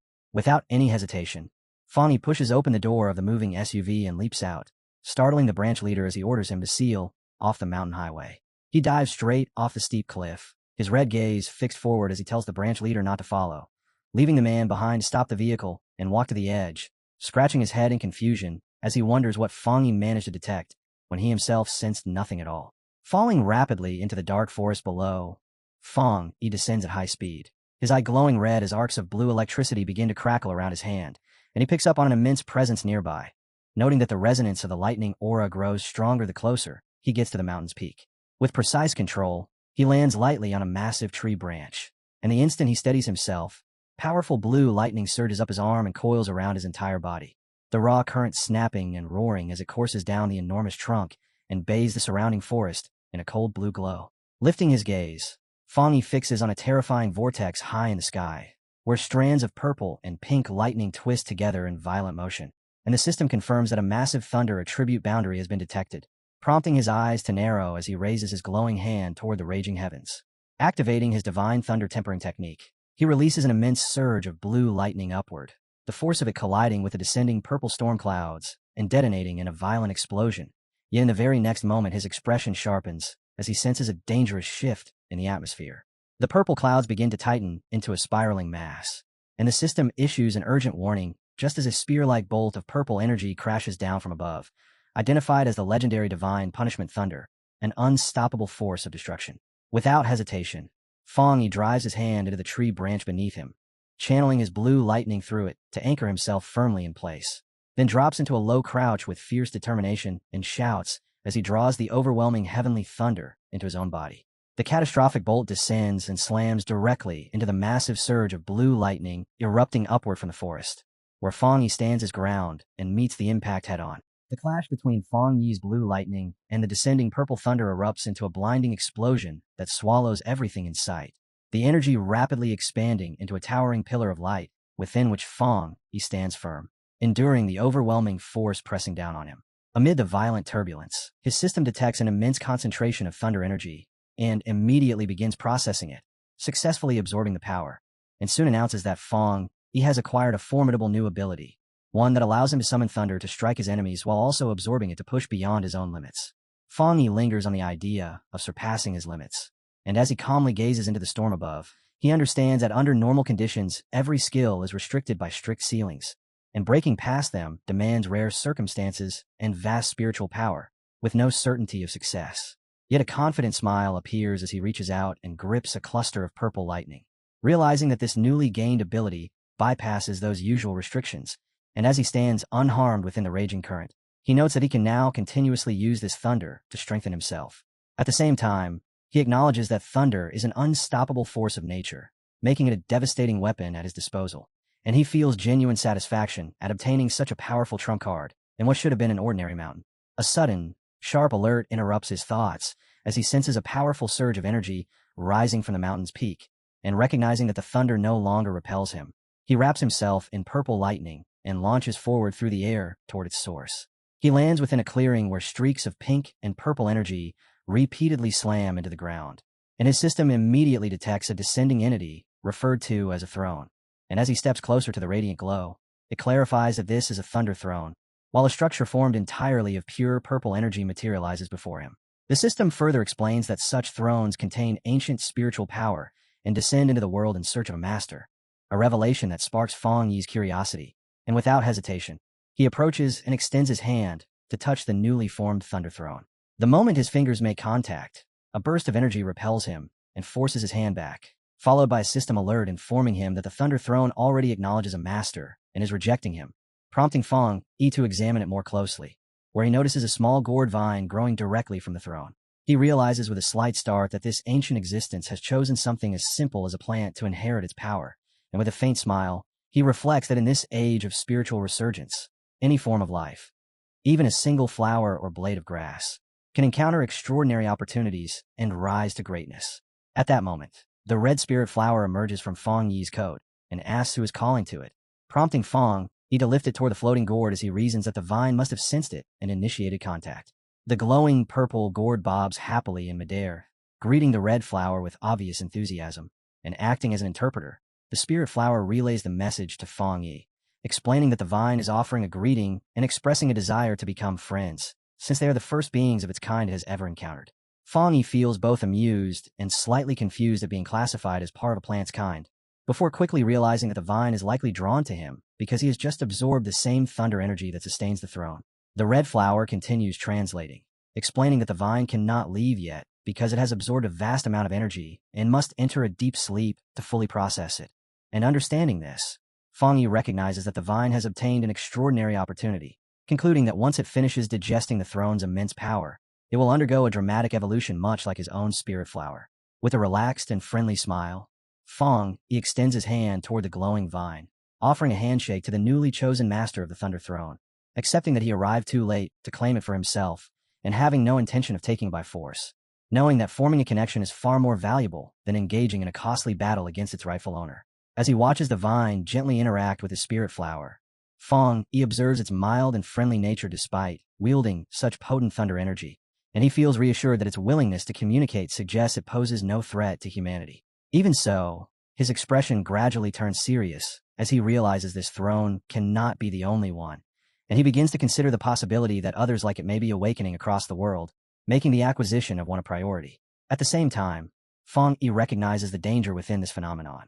If a throne can choose something as simple as a plant, then it could just as easily select a malicious creature, and as the image of a lightning-infused monster rampaging through a city forms in his mind, he understands that if such opportunities fall into the wrong hands, humanity's chances of survival will become far more uncertain. Rising to his feet, he decides these thrones must be reported to the Spirit Association and the military, so the situation can be monitored, while also wondering whether a single individual might be capable of claiming more than one throne. Before he can think further, the red spirit flower interrupts, relaying a message from the vine telling him to head west, which makes Fang Yi lower his gaze in surprise, and the flower explains that the thunder has detected a wood throne descending somewhere in that direction. A confident smile spreads across his face as he prepares to pursue this newly revealed opportunity. But just as he is about to move, the green vine gently coils around his ankle, stopping him in place. Fang Yi looks down in confusion, and the red flower explains that the vine wants him to remain here and train his newly acquired thunder ability instead, conveying that the area is saturated with pure thunder energy and that cultivating here now would bring him tremendous benefits, And moved by the gesture, Fang Yi smiles and agrees, deciding it would be impolite to refuse such a sincere offer from a new friend. He settles into meditation as his body lifts slightly off the ground, purple lightning wrapping around him. And as he begins cultivating, he feels genuine gratitude that the vine treats him as a true ally, willingly sharing its vast spiritual resources. Fully activating his new technique, the Thunder Divine Limit, Fang Yi draws in the surrounding energy, causing a massive storm of purple lightning to spiral around him. And eager to test the extent of his strength, he releases a powerful surge of thunder into the darkened sky, intent on discovering how far this energy can elevate him. The purple lightning roars as it spreads outward in all directions, and within the raging storm, Fang Yi's eyes shine as he simultaneously activates his golden sun breathing technique, drawing a response from the heavens as a colossal pillar of golden thunder crashes down from the clouds, engulfing the forest in an overwhelming explosion of light. Beneath the crushing pressure, sweat beads across Fang Yi's body as he endures the terrifying might of the thunder, sensing the lightning stream into his bones where he is swiftly absorbed and refined by the golden aura surrounding him. And to his surprise, these two vast forces do not collide, but instead fuse together smoothly, sending a wave of searing heat through him, while his soul feels as if it is rising to an entirely higher plane. In the next instant, something changes, and Fang Yi abruptly looks up, shock overtaking him. Above, in the sky lit by early dawn, a colossal blue figure of a meditating deity forms, and the system announces that his golden sun-breathing technique has exceeded its previous limits and completed a full evolution. Lowering his head, Fang Yi studies his hand, seeing the brilliant golden energy now wrapping around him after the transformation. As the system names this new power the Divine Sun, Swallowing Heaven technique, and explains that he now operates like a living sun, greatly increasing his ability to absorb and refine the world's spiritual energy. As he continues to circulate the technique, the surrounding spiritual energy thickens, then compresses and pours down over the forest like golden rain, while Fang Yi remains hovering in the air with his arms extended, fully immersed in the sensation of pure spiritual essence from the mountains and forest flowing into him and cascading over his body like an endless downpour. Suddenly, his expression tightens in shock as he detects another change within himself, and bathed in radiant light beneath a massive, blazing golden projection of his own form, Fang Yi realizes that the overwhelming influx of energy has driven him to the very edge of the two-star Vajra realm. The system immediately confirms that his extreme yang attribute and the newly gained void thunder are intertwining to purge his veins, beginning his breakthrough into the two-star Vajra realm. A confident smile spreads across Fang Yi's face, his eyes shining with intense golden light as he reflects on the astonishing speed of his own growth. Encased within a spiraling storm of golden lightning, Fang Yi absorbs its vast energy without holding anything back, his eyes blazing with a brilliant yellow radiance as overwhelming power surges through every part of his body, and behind him, an enormous golden projection of himself rises, signaling that his breakthrough into the two-star Vajra realm has been fully completed. He slowly descends into a forest washed in warm golden light, quietly taking in the strength of his newly attained realm, then draws a measured breath and reflects on the path of pioneers, realizing that although they draw on the spiritual energy of nature, only a fraction can actually be used. Within his thoughts, he maps out the complex routes required to circulate and refine that energy, understanding that more advanced techniques are necessary to improve the rate of conversion. From this, he concludes that even with spiritual energy now abundant, humanity remains capped at the three-star Vajra realm precisely because refining it is so difficult. And seen from this angle, his rapid ascent to the two-star realm in such a short span feels almost unbelievable, causing his thoughts to return to the powerful thunder throne he encountered earlier. His eyes sharpen as he reaches a serious realization. The era of rapid spiritual resurgence has already arrived far earlier than humanity anticipated. That line of thought is cut off when he looks down and notices his sentient red spirit flower tugging for his attention. And acting as a messenger, the flower passes along the gourd vine's words, offering congratulations while explaining that the throne must now begin cultivating on its own after his breakthrough, and suggesting that Fang Yi should leave soon since it remains wary of other humans. Fang Yi nods, aware that his breakthrough has created a major disturbance, and although he knows the throne should be reported to the Spirit Association and the military, he cannot overlook the danger that the harmless gourd vine could become prey to human greed, as he understands clearly that a throne's immense power will inevitably spark intense rivalry and conflict among pioneers. Even so, his expression hardens with resolve as he questions the idea that such extraordinary beings must belong to humanity. Then turning back toward the softly glowing vine and his spirit flower, he reassures his new ally that he will not allow humans to seize its throne, acknowledging that the vine cannot yet leave its place. They prepare to part. With a casual two-finger salute, Fang Yi says his farewell, respectfully addressing the vine as the Lord of Thunder. Within the Star God combat zone, a heavily fortified military base is carved straight into a sheer cliff face. And inside, Elder Wu reports that headquarters has picked up 2 enormous bursts of spiritual energy coming from Sichuan City, each one matching the level of a 3-star Vajra Realm expert. He then asks what information has come from the sealer, and Xiaolan responds by detailing the report, stating that Fong Yi has already advanced into the 2-star Vajra Realm, while also delivering a warning about an S-class spiritual phenomenon called a throne, and further relaying that Fong Yi has formally requested a military investigation into it, all of which Elder Wu hears without saying a word. Seeing how composed he remains, Xiaolan questions whether this sudden escalation does not surprise him. But Elder Wu answers calmly that the rapid resurgence of spiritual energy is something already anticipated, and that the appearance of high-level opportunities such as thrones is a development their nation has long prepared for. Jiang Lu then brings up that Elder Wu has been stuck at the half-step Vajra realm for a long time and asks if he is close to breaking through, leading Elder Wu to confirm that he is, explaining that as these unusual phenomena grow more frequent, many pioneers are beginning to advance, and he himself can now clearly feel the signs of his own impending breakthrough, which visibly startles Jiang Lu. Letting his gaze sweep across the base, Elder Wu speaks in a grave tone, reflecting that in such chaotic times, the opportunities appearing will be immense, but so too will the dangers that accompany them, and he reminds Jiang Lu that beyond being pioneers, they are soldiers tasked with confronting these threats directly and safeguarding the nation, even if it costs them their lives. As he envisions a united force made up of the country's strongest pioneers, including Fong Yi and Chu Qingli, Elder Wu declares that they must seize this pivotal moment, and that even someone of his seniority intends to rise along with this surge of power. Tightening his fist, he states their goal without hesitation. The sealer must secure a throne, and their other loyal pioneers are to claim as many as possible. With firm authority, Elder Wu issues orders to fully coordinate with Fong Yi and the Spirit Association, demanding absolute unity. It makes it clear that any independent pioneers or rogue groups driven by selfish motives will be crushed under the combined force of the military and the association.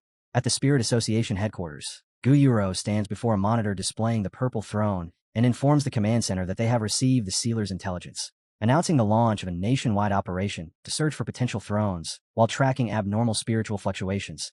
Her face remains composed as she orders all city team captains to mobilize. Yet beneath that firmness, unease lingers as she senses how quickly the crisis is escalating and quietly wonders whether humanity can withstand what is coming. Meanwhile, at the Thai Spirit Association, the local superior answers an urgent call and reacts with disbelief upon hearing that Fong Yi has already stepped into the 2-star Vajra realm, then wipes away cold sweat as he assures the caller that the Thai branch will keep strict control over its territory, ensuring Fong Yi can operate freely within Chuan without interference. After ending the call, the superior turns to Chu Qingli and confirms Fong Yi's breakthrough, drawing a proud smile from her, as she states that Fong Yi now ranks as the nation's second strongest pioneer, surpassed only by Elder Wu, and adds that Tai City is already gaining prestige from his name. However, she soon rubs her head with slight embarrassment, admitting she had been too confident in her own recent advance to the half-step Vajra realm and had not anticipated the massive global surge of spiritual energy that Fong Yi has now triggered. The superior's expression grows heavy as he considers that if Tai City were struck by another catastrophic spiritual anomaly, perhaps even worse than the last, they might not endure it, and with that thought weighing on him, he resolves that they must protect their city at all costs rather than become a burden to Fong Yi. 10 hours later, an emergency meeting is held at the Sichuan Spirit Association, gathering pioneer captains from nearby cities. And at the head of the table, Gu Yuro stands before a projected image of the throne as she explains that, according to Fong Yi's report, headquarters has detected over 20 similar anomalies worldwide, though it is still uncertain whether all of them are thrones.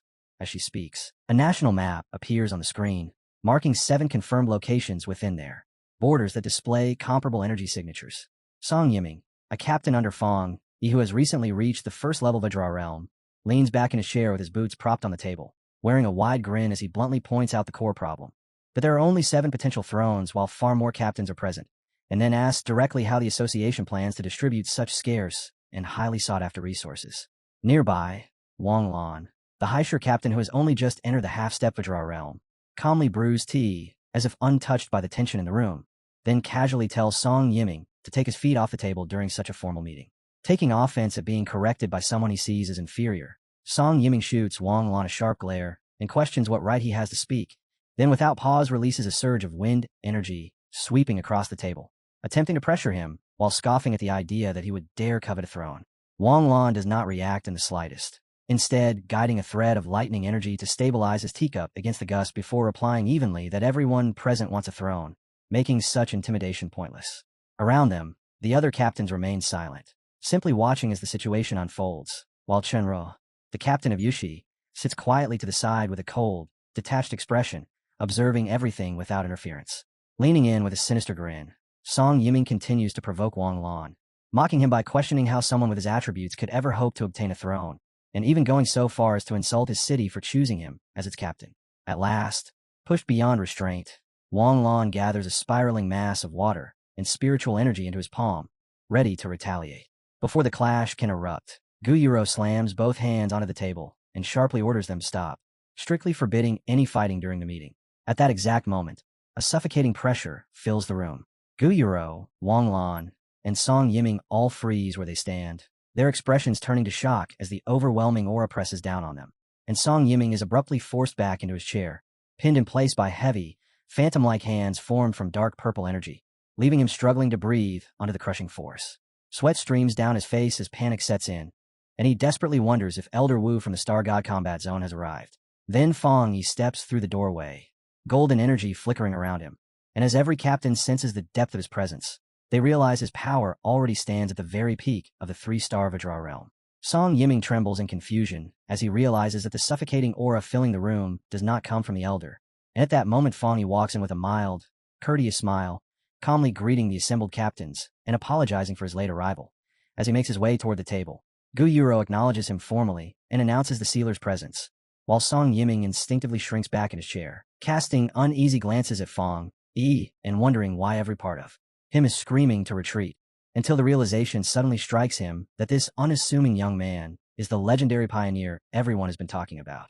In the very next moment, Fong Yi's polite demeanor vanishes, his eyes turning sharp as he locks onto Song Yiming, and in a cold voice, he demands to know what exactly was happening before he stepped inside. Crushed under Fong Yi's overwhelming presence, Song Yiming stammers that nothing is wrong and insists they were only discussing matters. Yet Fong Yi offers no reply, fixing him in place with a silent, unblinking gaze as those crimson eyes bore straight through him. At the same time, Song Yiming remains pinned beneath the pressure of a purple energy claw, stunned and unable to comprehend how his first-level Vajra realm strength has been rendered completely useless, until the force suddenly loosens, allowing Fong Yi to calmly take a seat at the conference table, where he greets Wang Lan and Chenru, remarking that it has been quite a while, prompting Wang Lan to respectfully welcome Lord Kaler, while explaining they had been in the middle of discussing the new throne. Leaning back in his chair, Fong Yi explains that he came specifically to deliver intelligence, confirming in his capacity as a member of the Spirit Association that the anomaly at Sichuan Mountain is a thunder-attributed throne with the power to alter the world itself, then drops a crucial revelation, that the master of the Thunder Throne is in fact a sentient gourd vine, which instantly sparks outrage among the pioneer captains, who argue that entrusting such divine authority to a plan is an utter waste, and insist it should belong to a capable human instead, while Song Yiming eagerly backs them, slamming both hands onto the table as he declares they must seize the throne by force, warning that their nation would become a laughingstock if it were ruled by nothing more than a plant. Fong Yi's expression turns icy as he flatly refuses, then addresses everyone present with unmistakable authority, warning that if anyone dares attempt to take the Thunder Throne, he, the sealer, will personally reclaim it, and the sheer weight of that threat crushes the room into silence, sweat forming on foreheads as no one dares to answer.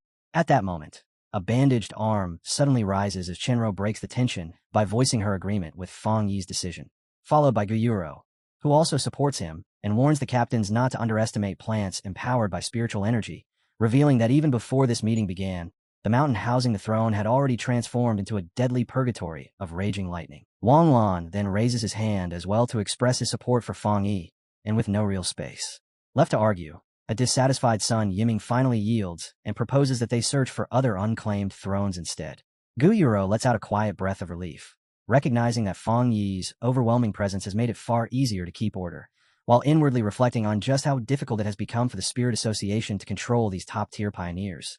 Then she turns toward a map and begins assigning search zones, dividing the captains into 4 regions based on detected energy fluctuations, clearly stating that although the association will not interfere with their competition, concealing the discovery of any throne is absolutely forbidden. Yet before she can continue, a panicked staff member rushes in and abruptly interrupts the meeting with urgent news that the Lord of Thunder has already evolved. The staff member hurriedly explains that their drones cannot even get close to the mountain and that the entity's power readings are skyrocketing far beyond all projections. Then delivers the shocking report that the plant's strength has already reached the level of a 3-star Vajra realm. A revelation that sends a jolt through the captains as they realize such an existence could easily dominate the entire nation. However, while fear and unrest spread across the room, Fong remains calm, reasoning that such explosive growth is only to be expected given the immense and ancient power contained within the throne. Catching sight of a forecast predicting violent thunderstorms, Fong decides he will personally head to the mountain to check on his plant companion's progress. And with that, Guyuro brings the meeting to an end, the captains departing with determined expressions as she wishes them success in claiming thrones of their own. As Fong walks out, Guyuro calls after him and relays a directive from headquarters ordering him to remain in Sichuan City, causing him to pause while she explains. They're concerned that rogue pioneers might attempt to seize the Thunder Throne, adding that although the Dark Intelligence incident seems resolved, lingering doubts still remain.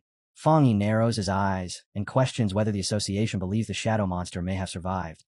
And as Guyuro adjusts her glasses, she confirms that suspicion, explaining that both the throne and that entity are manifestations of the world's rapid spiritual recovery.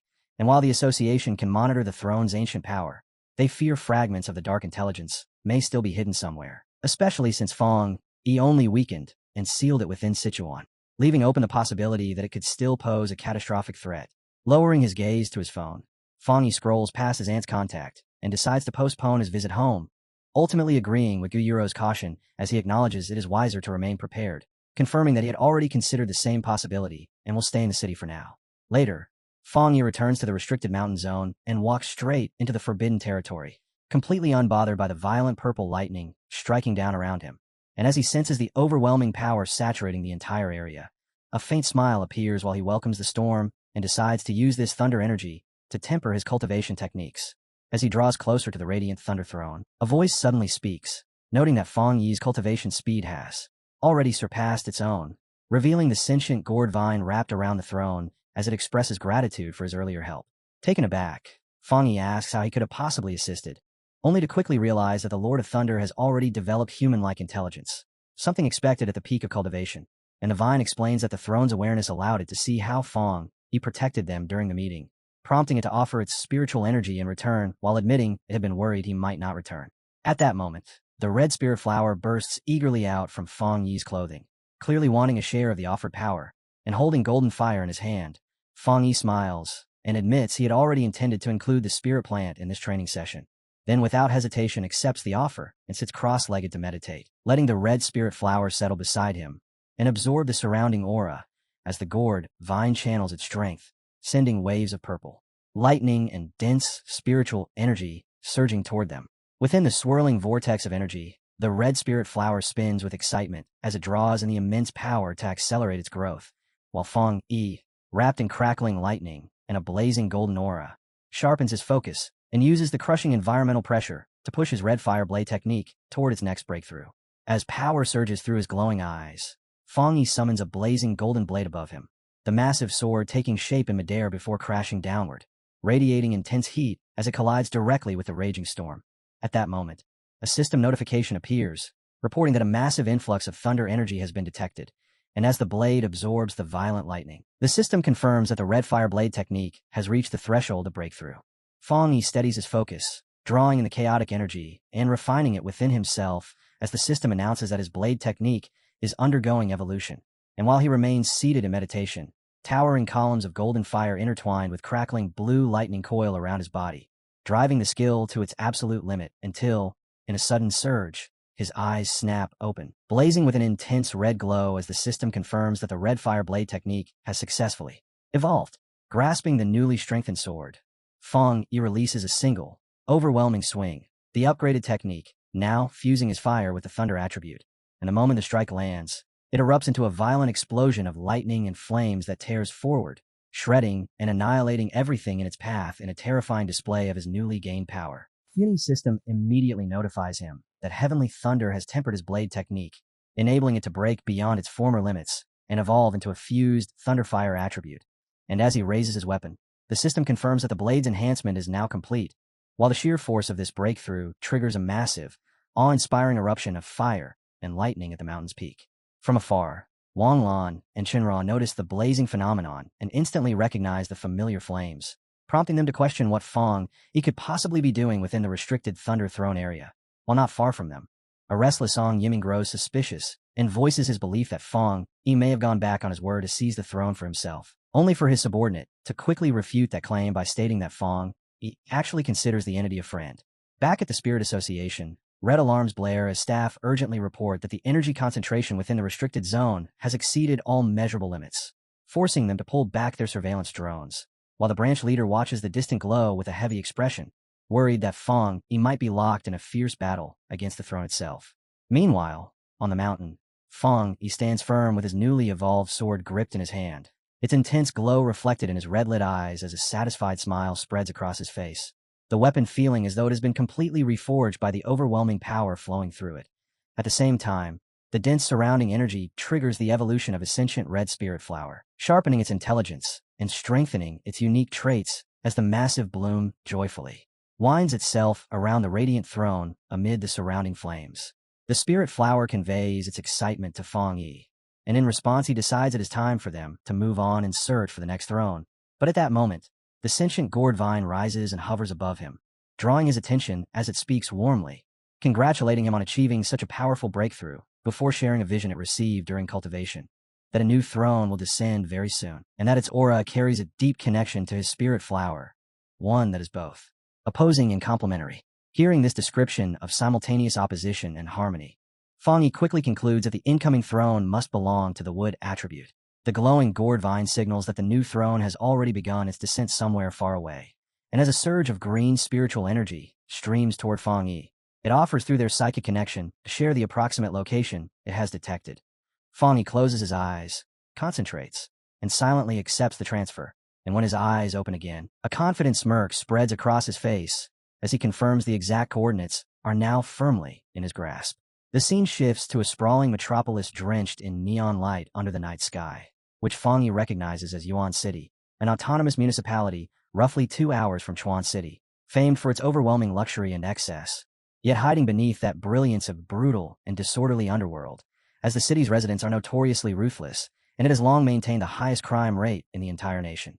After arriving in the downtown area, Fang Yi moves steadily through crowded, shadowy streets, recalling information from the Spear Association that every effort to establish a branch here has been repeatedly blocked because the city remains tightly controlled by entrenched local gangs.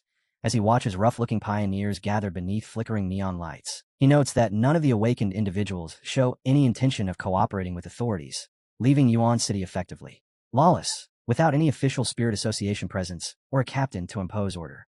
Without warning, Fang Yi detects a sudden shift in the surrounding atmosphere, and his sentient red spirit flower slips out from his coat, urgently tugging at his sleeve, prompting Fang Yi to acknowledge the warning as he remarks that both of them can sense a fresh surge of energy rising from the west. To the west, at the foot of a dark and towering mountain, a vast, brightly lit private estate stands, and within its ground a lavish nighttime pool party is underway, filled with the city's elite. A bodyguard in sunglasses approaches the host and quietly reports the appearance of other pioneers nearby, drawing a look of interest from the host as he listens. The host, Jian Zhensheng, the notorious kingpin of Yuan City, breaks into arrogant laughter, throwing his jacket open as he declares that no one possesses the strength to cause trouble within his territory. Yet his laughter is instantly cut short when a blinding burst of green light erupts from the mountain behind his estate, as a massive sphere of pure green energy, the descending wood throne, crashes into the mountain peak and releases a violent shockwave that rips through the surrounding area.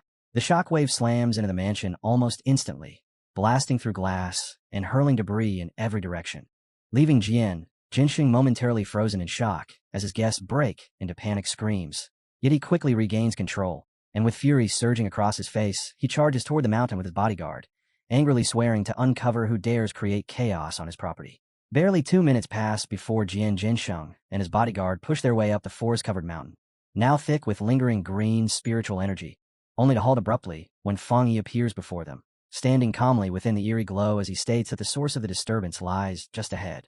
Furious at the intrusion, the bodyguard leaps forward, soaring through the air toward Fang Yi while shouting to know who would dare trespass on young Master Zhang's private grounds, and, as a powerful punch drives straight toward Fang Yi's face, Fang Yi responds with a dismissive scoff at the arrogant claim.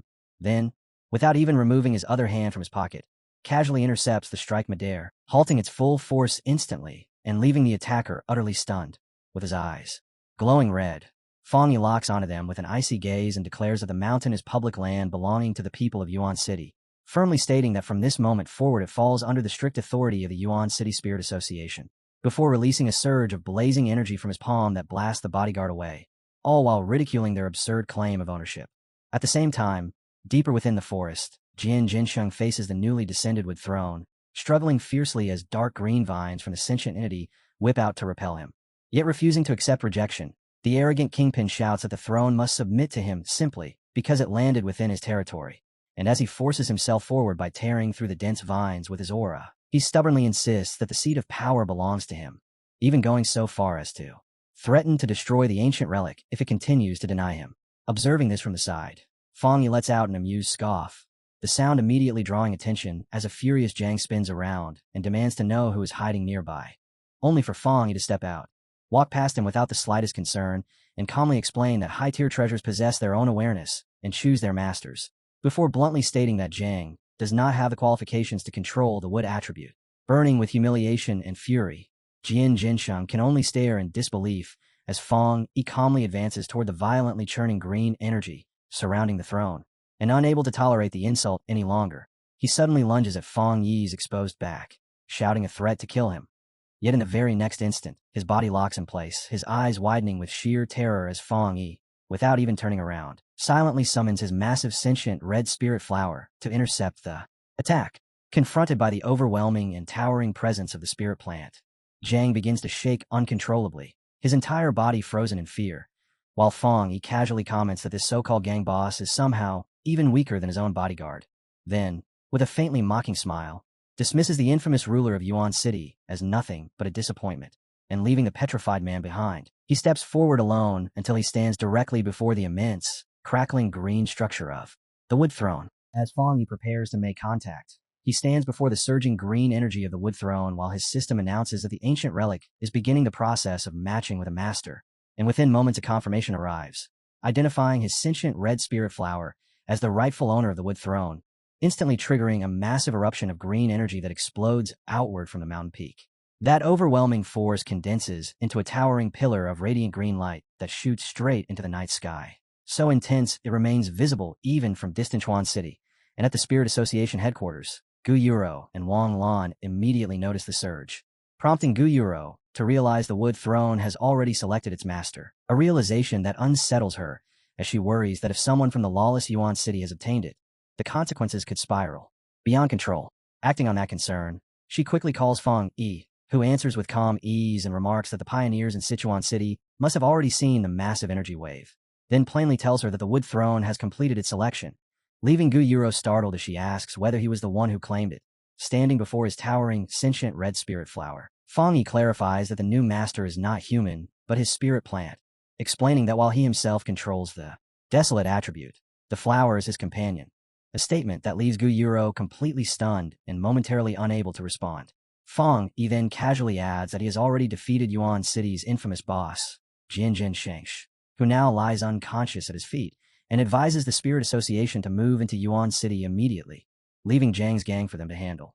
After which he ends a call, smiles, and congratulates his spirit flower. However, he notes that it must remain on the mountain to continue absorbing the throne's energy, meaning they will have to part for now.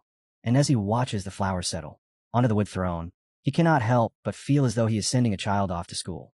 The sentient flower asks when it will be able to return to his side, and Fong Yi simply smiles, telling it to focus on its training and fully utilize the power, estimating that they will meet again once it reaches the Vajra realm.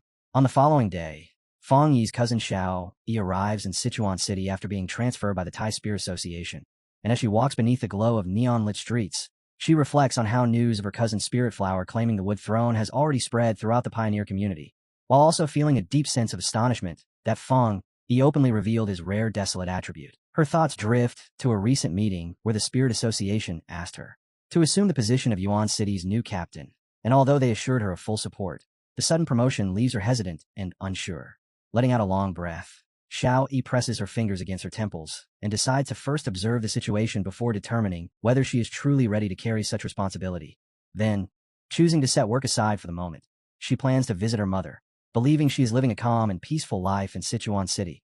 But in the very next instant, a violent tremor rips through the streets, catching her completely off guard as nearby pedestrians descend into panic, chaos, erupting all around her, with people shouting about an earthquake while rushing to find safety. Sensing the abnormal surge of spiritual energy hidden beneath the disturbance, Xiao Yi quickly realizes this is no natural disaster, but a dangerous spiritual anomaly. And at the same time, red warning alarms begin flashing throughout the Chuan Spirit Association as Gu Yuro and her team struggle to comprehend how such a large-scale anomaly could form without triggering any prior detection systems, until a panicked staff member bursts in to report that a massive spike of spiritual energy has been detected within the restricted mountain zone. He explains that the sudden surge has caused violent mutations among the mountain beasts, and now a terrifying horde, ranging from heavily armored flying creatures to enormous spiked predators, is pouring out of the forest and charging straight toward the Sichuan urban district, where the monsters flood into the streets, smashing through buildings as civilians scream in terror and scramble desperately to escape. Caught in the chaos, Xiao Yi reacts instantly, narrowly dodging an attack from a gigantic multi-eyed beast, and as she maneuvers through the rampaging creatures, she tries to call her mother, only for the connection to fail. And when a shadowy beast appears behind her, a wave of dread hits as she realizes her mother could already be in grave danger. The creature lunges with its jaws spread wide and eyes glowing, forcing Xiao Yi to turn back, her own eyes widening in shock at the unavoidable strike. But at the final instant, a blinding arc of purple energy crashes down and slices the beast clean in half. The moment Xiao Yi senses that unmistakable spiritual presence, she immediately lifts her head, and through the settling dust, she sees Fang Yi calmly stepping forward, composed despite the chaos, explaining that a mutation outbreak has struck the city. Overwhelmed by relief yet still gripped by urgency, Xiao Yi rushes straight to him and pleads for his help in finding her mother, her voice tight with panic as she explains that all communication has been cut off. At the same time, deep within the ruined Tuanchi urban district, inside a shattered supermarket, a faint, trembling voice calls out for a father while not far away a man lies completely still beneath a fallen shelf. And as that weak voice shifts into desperate cries for a mother, a young boy stands alone among scattered goods and flickering lights, unable to comprehend where his parents have gone. Fear quickly consumes him, his body shaking uncontrollably as tears stream down his face, until he finally drops to his knees and cries out loudly into the empty store. Without warning, a woman rushes in and swiftly covers his mouth. It is Fang Yi's aunt, Xiao Yi's mother, and pulling him close, she urgently whispers that any loud noise will draw the roaming beasts.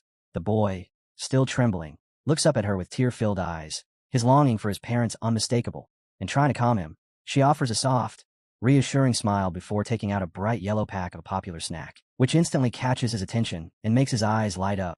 Kneeling beside him, she gently promises that if he stays quiet and patiently waits for rescuers, he will be rewarded with the snack for being brave, and the boy manages a small smile as he reaches toward it, briefly forgetting his fear. At that exact moment, however, a shadowy wolf with glowing red eyes silently slips into the aisle behind her, a low growl rumbling from its throat as it bares sharp teeth and locks onto its prey, and just as it suddenly lunges forward, Fang Yi's aunt senses the danger, quickly scooping the boy into her arms and sprinting down the aisle in an attempt to escape. But in her haste, her foot snags on a discarded bottle among the debris, causing her to fall hard to the ground as she instinctively curls her body around the child to shield him. The wolf leaps in with claws extended, ready to strike, and bracing for what seems unavoidable, she squeezes her eyes shut, prepared to give her life. But at the very last instant, a blazing streak of golden energy cuts through the darkness and cleaves the beast cleanly in two, as Fang Yi arrives just in time, stepping in front of his aunt with his flaming sword raised, standing firmly as her shield. Fang Yi glances back and calmly asks if they are unharmed, but his expression abruptly changes when something familiar catches his eye, his gaze lowering to the frightened boy held securely in his aunt's arms, still clutching a yellow snack packet, and the sight stirs a deep wave of nostalgia as a memory surfaces. Himself as a child, crying in front of a gravestone while his aunt stood beside him, gently stroking his head and offering that very same snack to ease his sorrow. Pulled back to the present, his aunt lifts her head and stares at him in disbelief, her eyes widening with relief the moment she recognizes her nephew, and Fang Yi's expression softens as he asks about the child she risked everything to protect. Despite the danger, she gives a warm smile and explains that the boy became separated from his parents during the chaos in the supermarket, and she simply could not leave him behind to face the monsters alone. Before the moment can settle, a familiar voice suddenly cries out for her mother, and the aunt turns in surprise just as Xiao Yi rushes into the wrecked store, tears streaming down her face as she throws herself in her mother's arms, admitting how frightened she had been. while her mother gently smiles and strokes her hair, soothing her and assuring her that she is safe. Off to the side, Fong Yi watches the reunion quietly, a faint smile lingering on his face. That calm breaks when he feels a small tug on his sleeve, and looking down, he finds a young boy staring up at him with hopeful eyes, calling him a superhero before bravely offering the yellow snack as a reward and asking if the hero can take him home. Moved by the gesture, Fong Yi kneels, accepts the snack with a gentle smile, and tells the boy to make a wish on it, promising that it will help him reunite with his family. In the very next instant, a warning surges through Fong Yi's senses, and his gentle expression hardens into a lethal glare as he detects a massive spiritual presence rapidly approaching, causing him to shout for everyone to get back while grabbing the boy and leaping away just as a gigantic claw smashes through the building, sending chunks of debris crashing down. The ceiling gives way entirely, exposing the ruined store to the night sky, and through the swirling dust, Fong Yi raises his glowing red eyes, locking onto the overwhelming aura of the enemy drawing near. As the smoke slowly thins, a towering, muscular monster emerges into view, its imposing form defined by a wild mane, glowing red eyes, and a set of massive prayer beads draped across its body, and Fong Yi's expression darkens as he identifies it with a grim tone, stating that this is no ordinary creature, but the Beast King that leads the entire mutated horde. Without a moment's pause, Fong Yi unleashes a surge of golden energy that rapidly expands into a protective barrier, enclosing his aunt, Xiao Yi, and the young boy, fully aware that his overwhelming spiritual power will make him the anomaly's primary target, which in turn lessens the threat to the others and buys them time. Turning to Xiao Yi, he tells her to take them and leave at once, explaining that he cannot fight at full strength while maintaining their protection, and she immediately nods in agreement. As they begin to withdraw, the colossal Beast King looms over Fong Yi and releases a thunderous roar that shakes everything around them, and Fong Yi studies it carefully, noting that it carries both thunder and wood attributes, a pairing he finds far too coincidental in light of the recent descent of the two thrones. Before he can think further, the Beast King moves, smashing its massive fists into the ground, but Fong Yi reacts instantly, leaping backward to avoid the devastating strike. Lifting his glowing golden sword, Fong Yi senses the violent instability within the creature's aura and quickly realizes it has been corrupted by a dark attribute, and as he swings, a blazing slash cuts across the battlefield and lands cleanly, scorching a wound near the monster's red eye. Despite the hit, the Beast King shows no hesitation, gathering strength for another attack as it lunges forward with its jaws spread wide, only for Fong Yi to retreat calmly once more, and then, midair, brings his blazing sword down with immense force, the impact driving the massive creature backward and forcing distance between them. At the same time, Xiao Yi leads the escape while projecting a green energy barrier around them as she runs, her mother close behind carrying the boy, but their path is abruptly cut off when a second enormous shadowy beast with glowing blue eyes appears ahead, forcing Xiao Yi to stop as the realization hits. They're facing not one, but two Beast Kings. The second creature radiates a crushing presence as it towers above them, its blue eyes shining ominously, and without hesitation, Xiao Yi raises her green shield to protect her mother and the terrified child. Knowing she has no choice, she reassures her mother, then surges forward, leaping away from them and toward the towering beast to draw its deadly attention onto herself. In response, the Beast King spreads its massive jaws and gathers a dense, swirling mass of wood-attributed energy, which rapidly condenses before being unleashed as a destructive beam. Xiao Yi meets it head-on, her own green aura surging forward to collide against the attack. Yet even as she resists, the overwhelming force steadily drives her backward, her body trembling under the crushing pressure as fear tightens its grip. Though she refuses to yield, with her mother and the child shaking behind her, Xiao Yi quickly assesses the situation and realizes that since both she and the monster wield the same wood attribute, she holds no elemental advantage at all, and if her barrier shatters, those behind her will be killed instantly. Left with no other option, she makes a desperate choice, deciding to sacrifice herself by offering her spiritually rich body to the creature, believing it would gain nothing from ordinary humans and hoping to trade her life for theirs. At the same time, inside the chaotic control room of the Sichuan City Spear Association, staff members track the escalating crisis through holographic displays, their expressions darkening as they confirm the emergence of an S-class disaster, with a tactical map clearly marking two massive Anomaly King signals within the city, while monitors show hostile energy levels rising rapidly as local pioneers throw themselves into danger to cover the evacuation of civilians. Out on the burning streets, cloaked pioneers clash with the invading forces from the air, desperately holding the line, when a frantic field report cuts in, warning that endless waves of mutated beasts are pouring out from the restricted mountain zone, threatening to overwhelm and completely destroy the city. In desperation, The pioneer begs headquarters for immediate reinforcements and demands that the disaster level be raised. And amid the chaos, he recalls the sealer's warning, lifting his gaze toward the distant mountains where a colossal pillar of purple lightning tears through the storm clouds, making him realize that this terrifying surge of energy is coming directly from the territory where the Thunder Throne descended.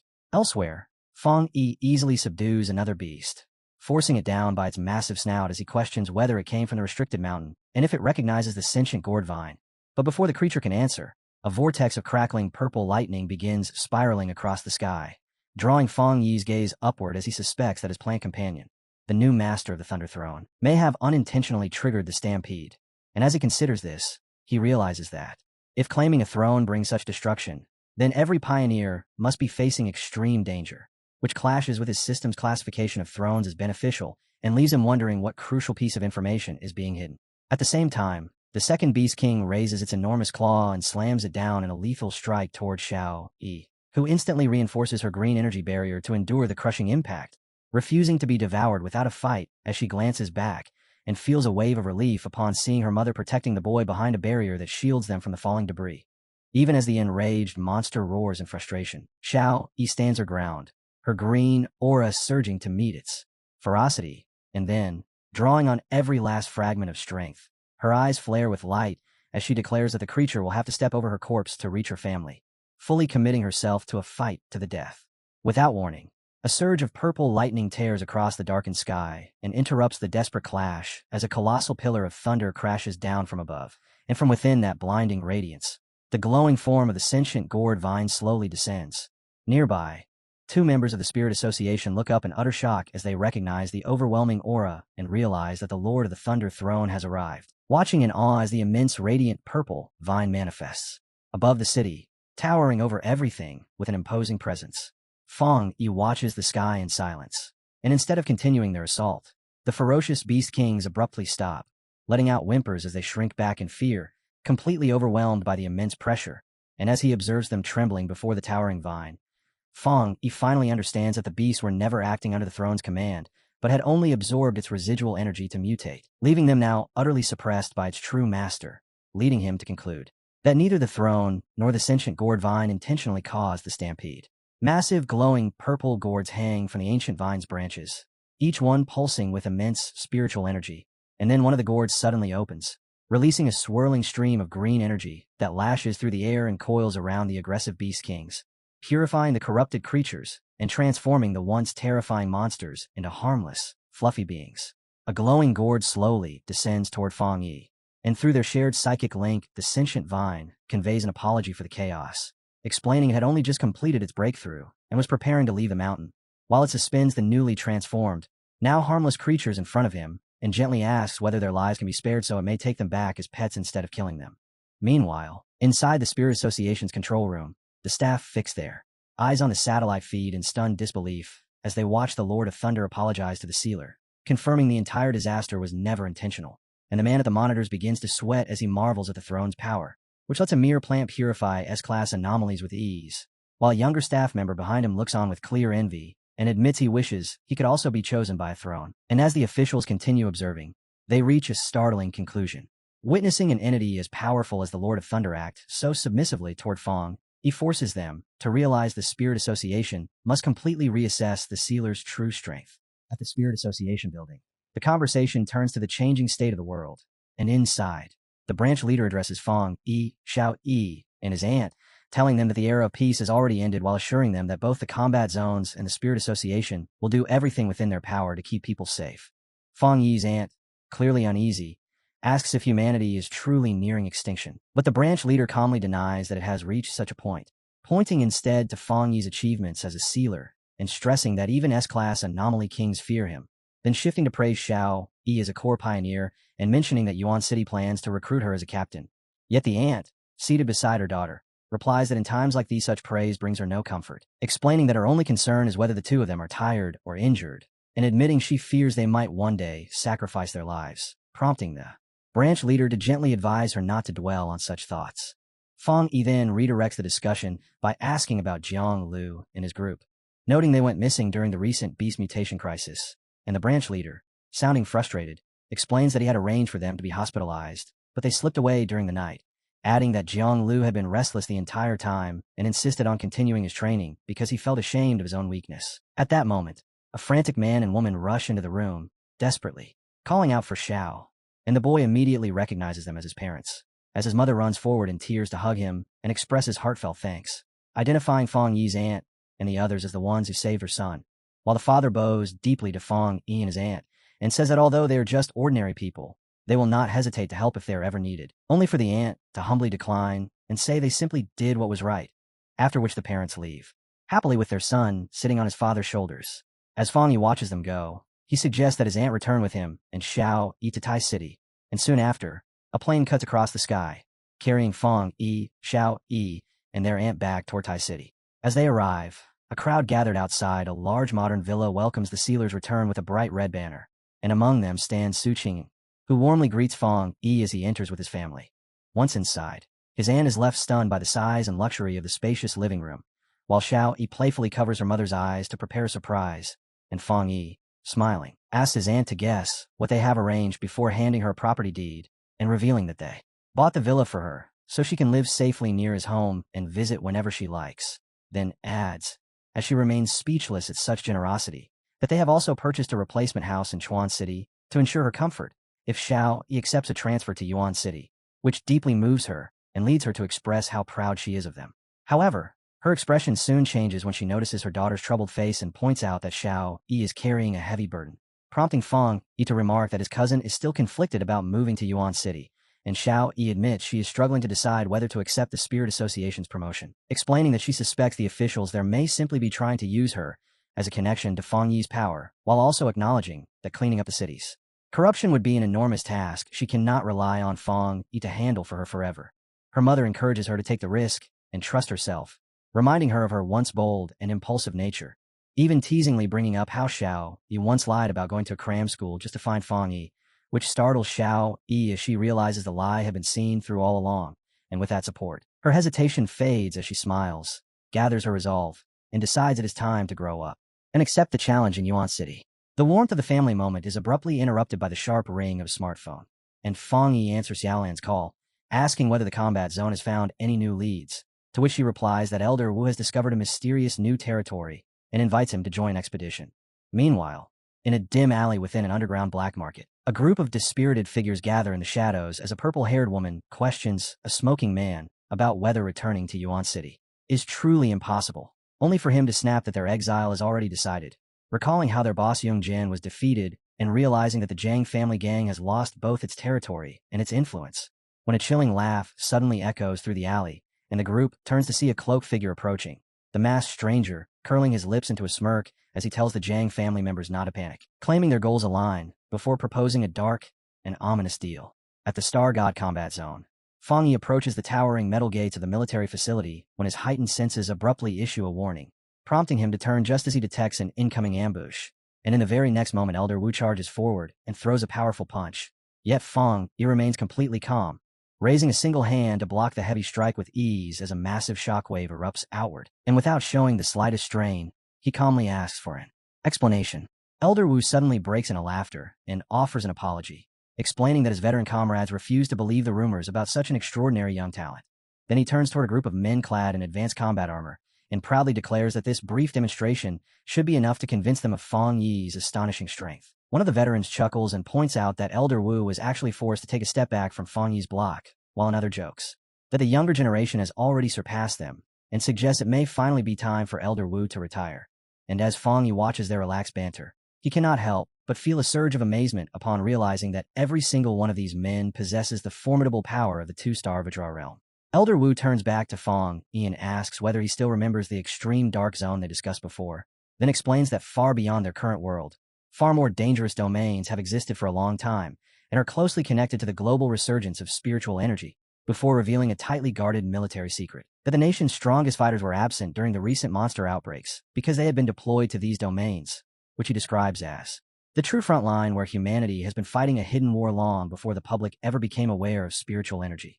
Hearing this, Fang Yi recalls the intelligence he received from Jiang, noting that these domains function like unstable time rifts filled with chaotic forces and a dark attribute capable of spawning terrifying monsters, and Elder Wu confirms this grim truth, warning that these classified regions have recently become highly active, with new rifts constantly opening across space. Yet alongside this danger comes immense opportunity, as Elder Wu explains that entering these domains is the only path to establishing higher-level cultivation routes, allowing pioneers to break into the ghost acts and creation stages. And as Fang Yi listens, he comes to understand the government's long-term foresight, realizing this is exactly why polluted zones were restricted long before spiritual energy fully awakened. When he looks again at the veterans, he feels the weight of what they have endured, recognizing that secretly venturing into such hellish regions while safeguarding the nation requires unimaginable resolve. And he also notes that their solid 2-star Vajra strength suggests the Star God combat zone's military power runs far deeper than it appears on the surface. Elder Wu's expression then grows serious as he brings the discussion to their current mission, finally revealing their objective. They are to explore the most dangerous of these domains, a terrifying monster-infested cavern known as the Tomb Cluster. As Fang Yi stands beside Elder Wu and the seasoned soldiers, another figure emerges from the shadows inside the base, prompting Elder Wu to introduce him as Zhang Tian, an elder from the Star God combat zone. Yet Zhang Tian only lets out a dismissive scoff before turning his back and walking off without the slightest acknowledgement, which leads Elder Wu to quietly lean toward Fang Yi and explain that old Zhang has always been stubborn with a notoriously difficult temper, though in spite of that attitude, his combat strength places him among the top 3 in their ranks. And he adds that Zhang Tian was brought along for this mission specifically as an extra safeguard due to his absolute loyalty, to which Fang Yi calmly replies that he holds great respect for veterans who dedicate themselves to their country, and that having an unusual personality is simply part of who they are. Trying to smooth over the tension, Elder Wu calls out to Zhang Tian again and formally introduces Fang Yi as the Thai Spirit Association captain known as the Sealer, further mentioning that Fang Yi recently handled an S-class disaster alone, and at the mention of such a level of threat, Zhang Tian immediately stops and glances back with clear interest. Now that everyone is gathered, Elder Wu announces that it is time to open the portal to the mysterious domain, and the group moves toward a blue vortex suspended in the sky, the door of the void, the gateway into that unknown realm. While Fang Yi notes that although it looks simple on the surface, it holds immense power, and as Elder Wu steps forward to lead, Fang Yi detects a spiritual energy seal laid over the gateway, realizing that someone had once repaired the rift. Then as he reaches out and touches the swirling blue energy, he senses just how unstable the space is and reminds himself to stay alert, all while feeling taken aback by the dense and overwhelming energy surging from within. Before long, the group is lifted into the vast blue tunnel, and as they drift along its passage, Fang Yi wonders if the constantly shifting sights around them are nothing more than side effects of the overwhelming energy, until his heightened perception picks up something far deeper, revealing fragments of space alongside ghostly whale-like shapes gliding through the void, their presence carrying an utterly foreign energy that feels as though it comes from beyond their known universe. As strands of green energy resembling vines slide past, Elder Wu warns them not to get close or stare directly at those forms, cautioning that the raw power within them could obliterate them instantly. And Fang Yi, sensing the chaotic fusion of elemental and void forces, realizes that even the slightest contact would erase both body and soul, while also understanding that since these threats are pure energy rather than living entities, his death seal ability would have no effect. Gazing at the shattered reflections of countless worlds suspended throughout the void, Fang Yi comprehends the immense scale of the danger, realizing that if this colossal rift remains unchecked, it could trigger a disaster capable of destroying their world. And soon the tunnel opens into a boundless dark expanse where Elder Wu, his expression turning grave, declares that they have reached their destination. Stopping before a massive dark tier floating within the surrounding blue energy, he orders everyone to prepare, his body igniting with a brilliant blue aura as he commands the team to release their power and hold their positions before crossing. And once they pass through the portal, they find themselves suspended inside a dim, foreboding cavern known as the Tomb Cluster, where a heavy aura of death fills the air. Beneath them, a thick pool of green energy begins to churn and bubble, signaling imminent danger. And recognizing this, Elder Wu immediately orders the team to ready for battle and stresses that they must end it swiftly, when without warning a towering surge of dark green energy bursts upward from the depths of the cavern and rapidly condenses, forming a terrifying shadowy creature with glowing green eyes. Caught off guard by the creature's sudden appearance, the team barely has time to react before Elder Wu and Zhang Tian rush forward without hesitation, only for the shadowy entity to counter at once by unleashing a deadly beam of dark green energy from its hand. In response, the two combine their golden power to erect a shared Vajra realm defense in an attempt to block the attack. Yet the monster's force proves far too great as the beam shatters their barrier and hurls them backward, both men crashing down while coughing blood, leaving the surrounding veterans frozen in shock as they watch their strongest fighters be defeated with such ease. Realizing how dire the situation has become, Fang Yi states that they are in grave danger and must coordinate their efforts. And as the veterans rush to catch Elder Wu and Zhang Tian, they quickly notice that the creature's dark energy is actively suppressing a pioneer's spiritual strength, with one veteran pointing out that the weakening effect is so severe that even those two could not release a tenth of their true power. Undeterred, Fang Yi's body ignites with golden light as he summons his sword and declares that he will test his strength, then leaps into the air while wrapping his blade in blazing golden flames to unleash a powerful dragon slash, which collides with the towering shadow monster and detonates into a massive explosion of clashing energies.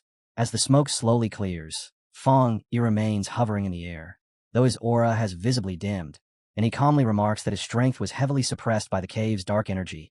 Otherwise, that single strike would have been enough to kill the creature, a statement that leaves the veterans below in awe as one of them notes that Fang Yi nearly destroyed the monster alone, proving that his reputation is no exaggeration. While Zhang Tian looks up in stunned respect and repeats Fang Yi's title, the Sealer, with newfound reverence, prompting Elder Wu to add that they would be even more shaken if they truly understood the meaning behind that name. Disregarding the oppressive suppression, Fang Yi steadies his mind and releases a surge of dark energy, shaping enormous shadow claws around himself as he activates his Twilight Fire domain. Then with a sharp command, he drives the claws forward to seize the green monster, while his system confirms the domain's successful activation and the claws begin tearing through the creature's chaotic energy. Although the system registers the dense dark energy saturating the surroundings, it informs Fang Yi that his unique technique allows him to bypass the suppressive effects, and as the monster lets out a howl of pain, the system locks onto it as a target, draining its strength and cutting its dark power in half. Suspended above the weakened beast, Fang Yi's sword ignites again, spinning with a lethal blend of golden flames and twilight darkness, and with a cold, unwavering gaze, he readies his final strike before issuing a single decisive command to kill the monster. Fang Yi unleashes a blazing slash at the creature, and the moment it connects, the strike erupts into a blinding explosion of energy, yet he remains steady and unmoved, his eyes burning with a fierce red glow as a massive surge of golden power bursts outward from his body in all directions. That radiant golden light floods the battlefield, violently incinerating the lingering dark remnants of the monster. And as the display unfolds, Zhang Tian stands completely frozen in shock at the overwhelming scale of the power before him, while beside him Elder Wu observes carefully, noting that Fang Yi is wielding a powerful yang attribute to actively suppress the surrounding dark energy. Far away, at Yuan City's wood attribute throne, the sentient gourd vine suddenly shines with intense brilliance, its form glowing with vivid green light among the mountain crags. And a sentient red spirit flower responds in kind as it senses its master's need for aid, triggering a reaction as a massive, concentrated beam of green energy violently erupts from the peak where the gourd vine is rooted. Back on the battlefield, Fang Yi remains engulfed in chaotic, crackling golden energy as he continues to press his assault. Yet it becomes increasingly evident that despite wielding the authority of death and standing as the throne's master, the dark giant possesses astonishing resilience and is proving extremely difficult to destroy. Realizing the creature still endures, Elder Wu calls out to Zhang Tian that Fang Yi requires their support, and although his tone remains gruff, Zhang Tian agrees, prompting the combat zone elders to surge forward together as Zhang Tian, Elder Wu, and two other armored elders rapidly channel their respective powers, their hands glowing with distinct elemental energies before all four release powerful, multicolored beams toward the battlefield. The converging streams strike Fang Yi in the back and merge into him as he pushes his own golden power to its absolute limit, and the fusion of their combined strength triggers a colossal, blinding explosion of golden light that engulfs everything in its path, while the violent shockwave forces Elder Wu, Zhang Tian, and the others to brace themselves as they are driven backward. When the smoke and turbulent energy finally begin to settle, the surroundings have been completely transformed, and, as the elders look down, they realize the blast has exposed the area's true nature, a vast, desolate burial ground filled with countless tombstones stretching across a deep, newly formed chasm. Fang Yi walks up to the group and courteously thanks the seniors for arriving when they did, stating plainly that without their support, he would not have been able to bring down the dark giant with such ease, then openly admits he had misjudged the opponent earlier and asks if anyone suffered injuries from the explosion's aftermath. And this unexpected humility throws Zhang Tian completely off balance, leaving him flustered as he stammers out an apology for his earlier attitude and offers genuine thanks to Fang Yi for saving his life, which makes Elder Wu curl his lips into a teasing smirk as he jokes that Zhang Tian must have been possessed, since a man known for being so stubborn actually managed to say thank you. That brief calm shatters in an instant as the ground beneath them rips apart with violent force. Skeletal hands lit by a sinister green glow clawing up through the soil, followed by a horrifying swarm of reanimated skeletons radiating the same eerie energy as they drag themselves out of the ruptured earth and surge toward Fong Yi and the stunned elders. Staying composed, Fong Yi turns to Elder Wu and asks if he recalls the unnatural disaster mutation that once struck Moon City, and Elder Wu confirms with a grim expression, immediately realizing they are facing that same dreadful phenomenon again. While Zhang Tian, repulsed yet fired up, steps forward and gathers blazing yellow energy into his palms as he declares he will take point, then unleashes a rapid barrage of explosive strikes into the oncoming horde, and unwilling to stand idle, Elder Wu and another combat zone elder rush in beside him, joining the clash. Zhang Tian then propels himself high into the air and forms a sphere of crackling yellow lightning, boldly claiming a section of the battlefield as is before slamming the attack straight down into the skeletons.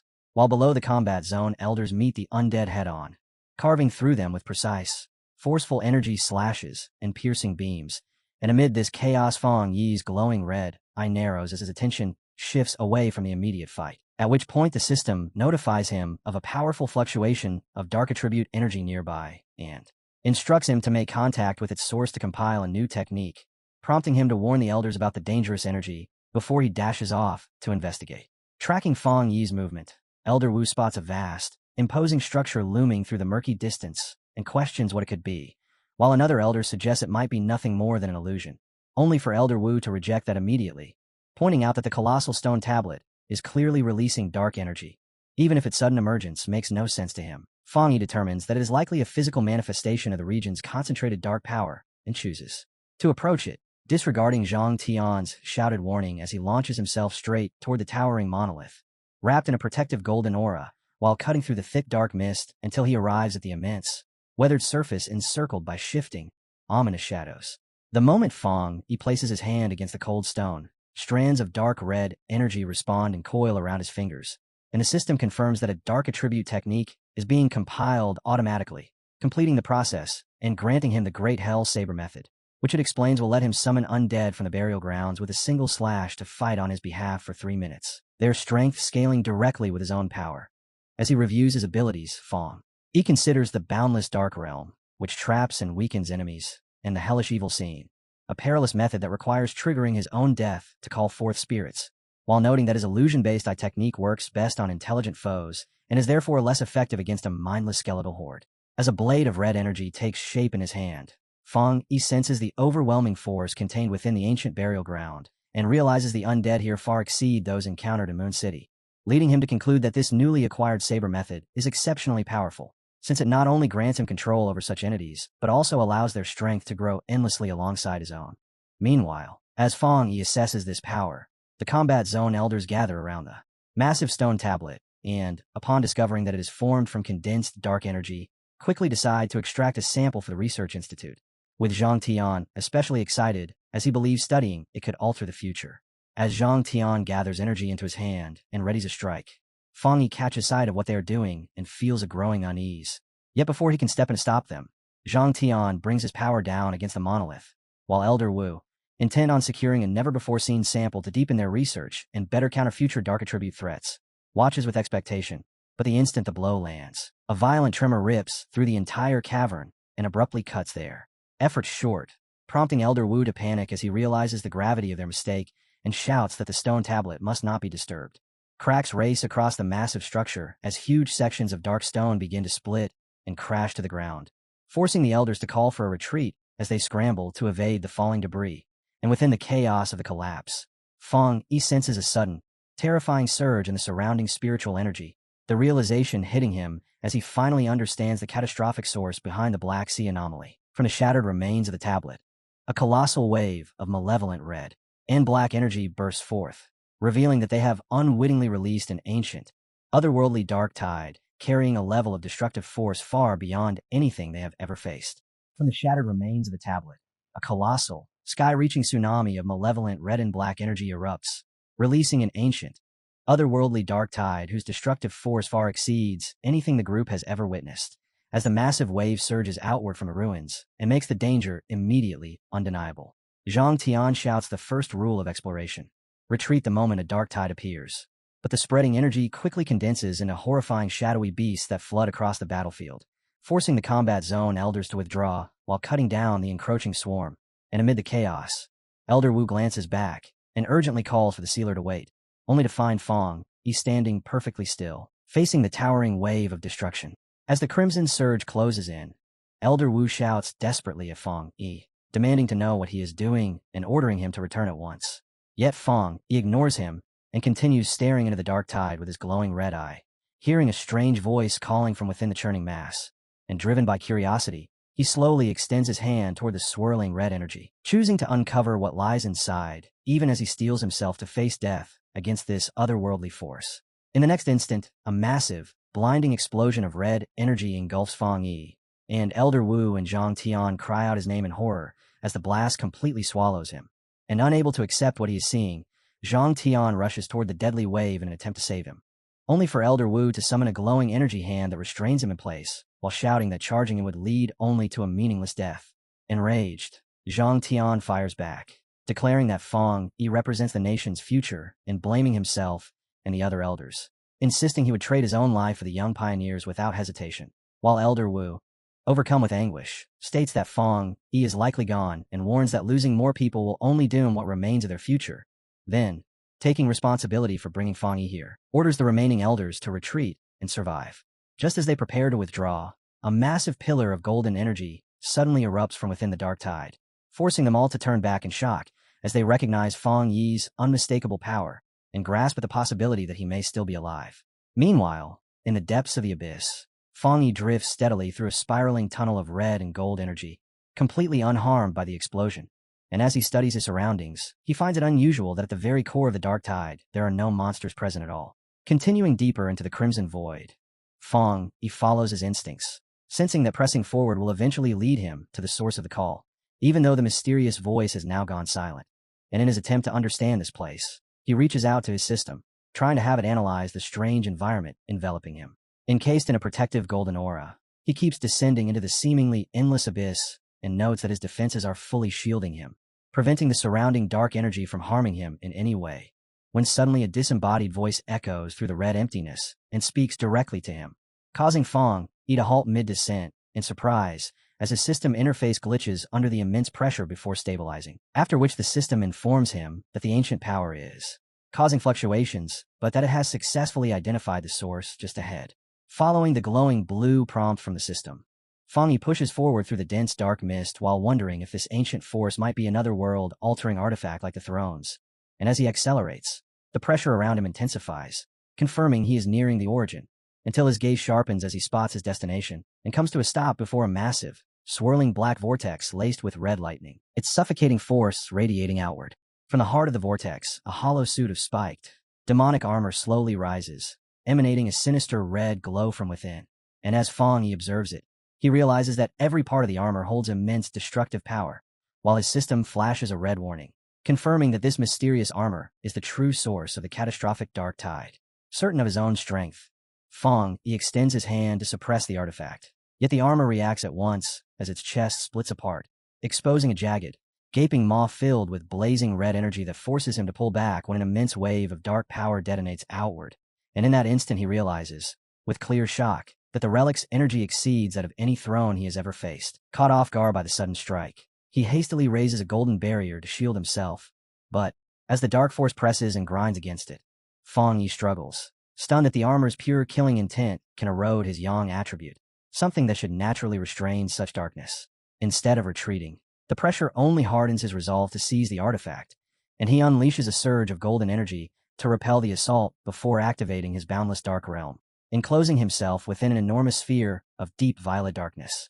With sword in hand, Fong Yi immediately executes the Great Hell Saber method, summoning a vast army of ominous, red-glowing spectral undead from the abyss that rise under his command and rush forward together, diving toward the floating demonic armor in a unified assault as he observes with confidence, only for that confidence to shatter when the armor counters, erupting with countless razor-like red energy tendrils that slice through and obliterate the entire spectral legion with ease.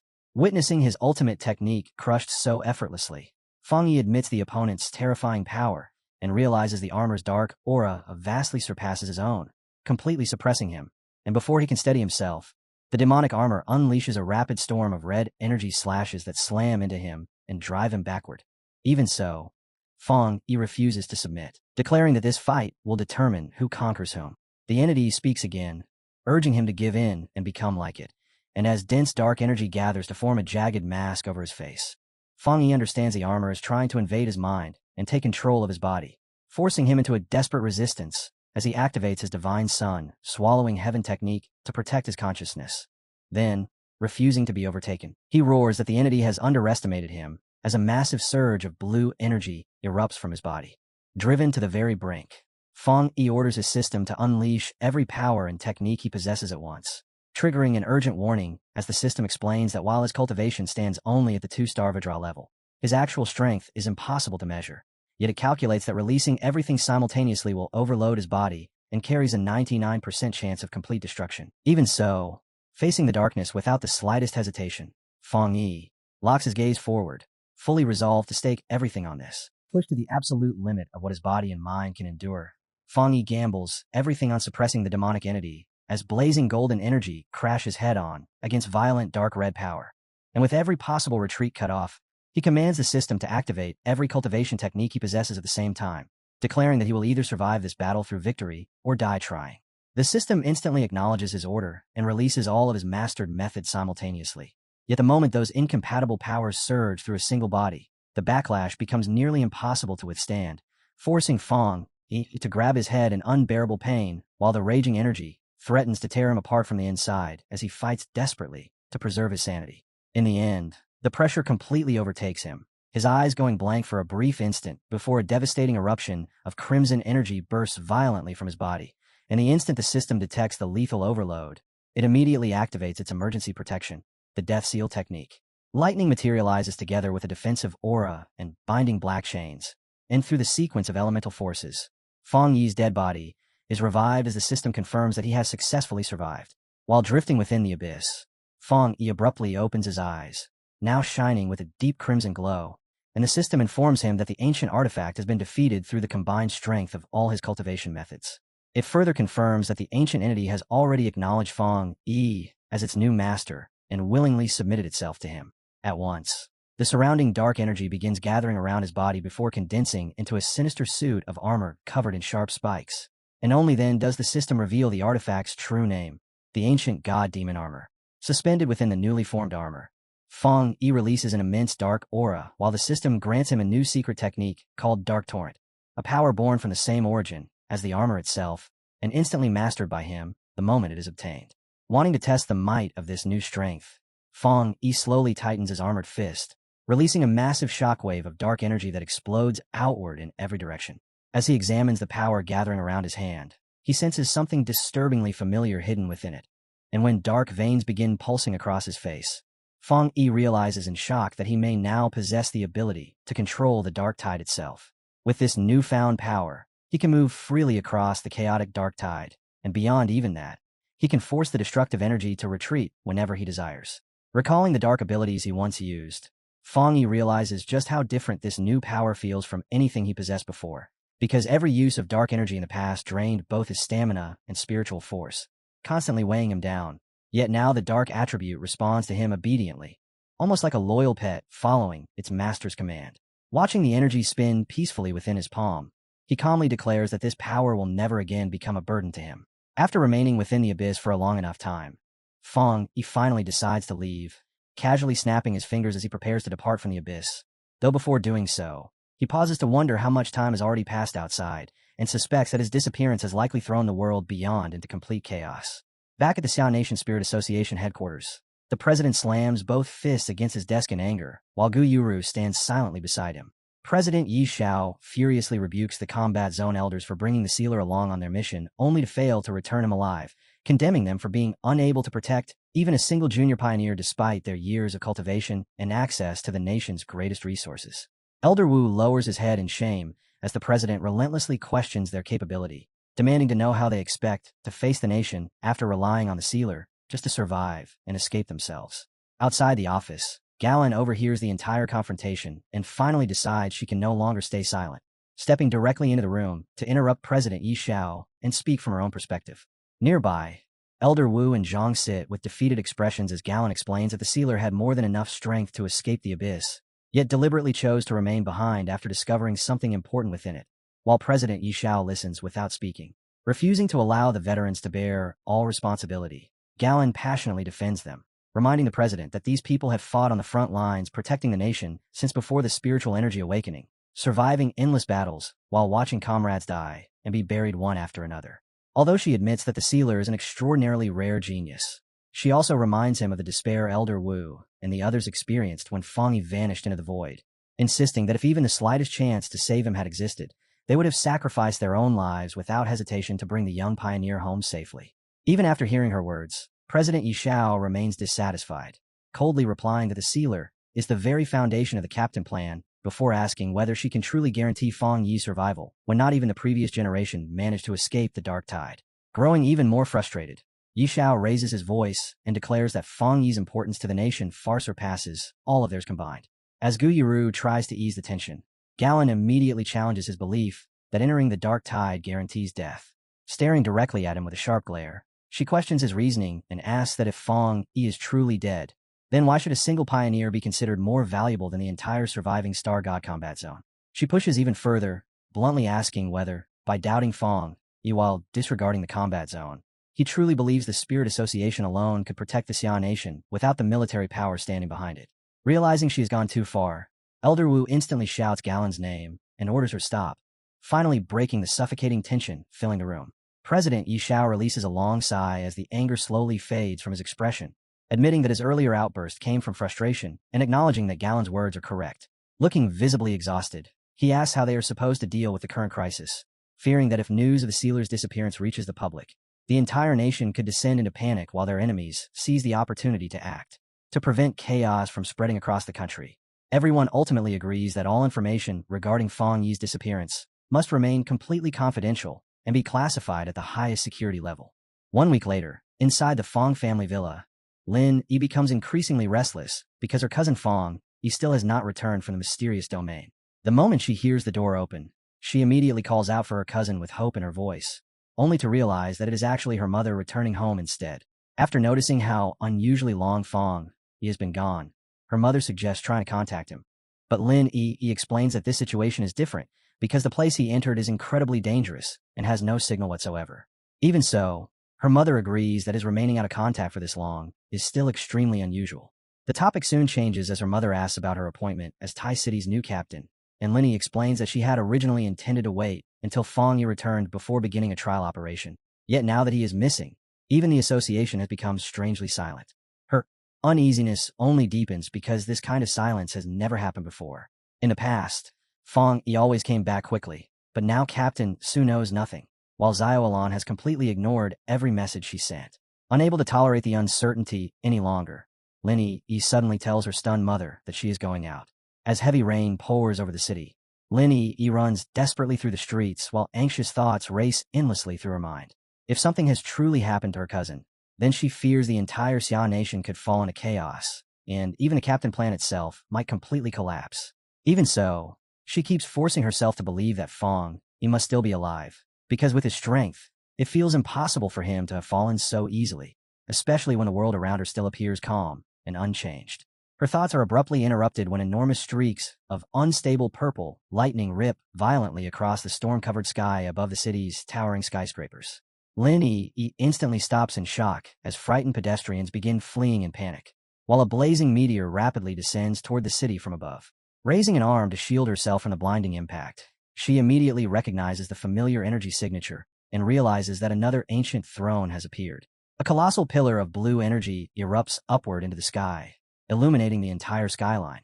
While far away from the impact zone, several unnamed captains silently watch the scene from a distance.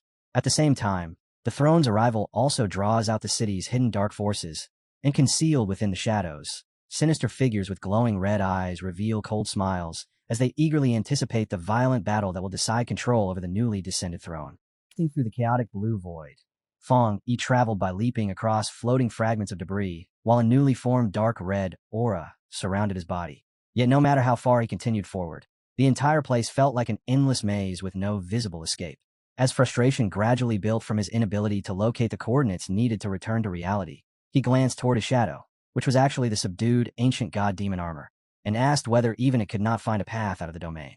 The system, however, remained completely silent without giving any response, showing no signal just as it had before.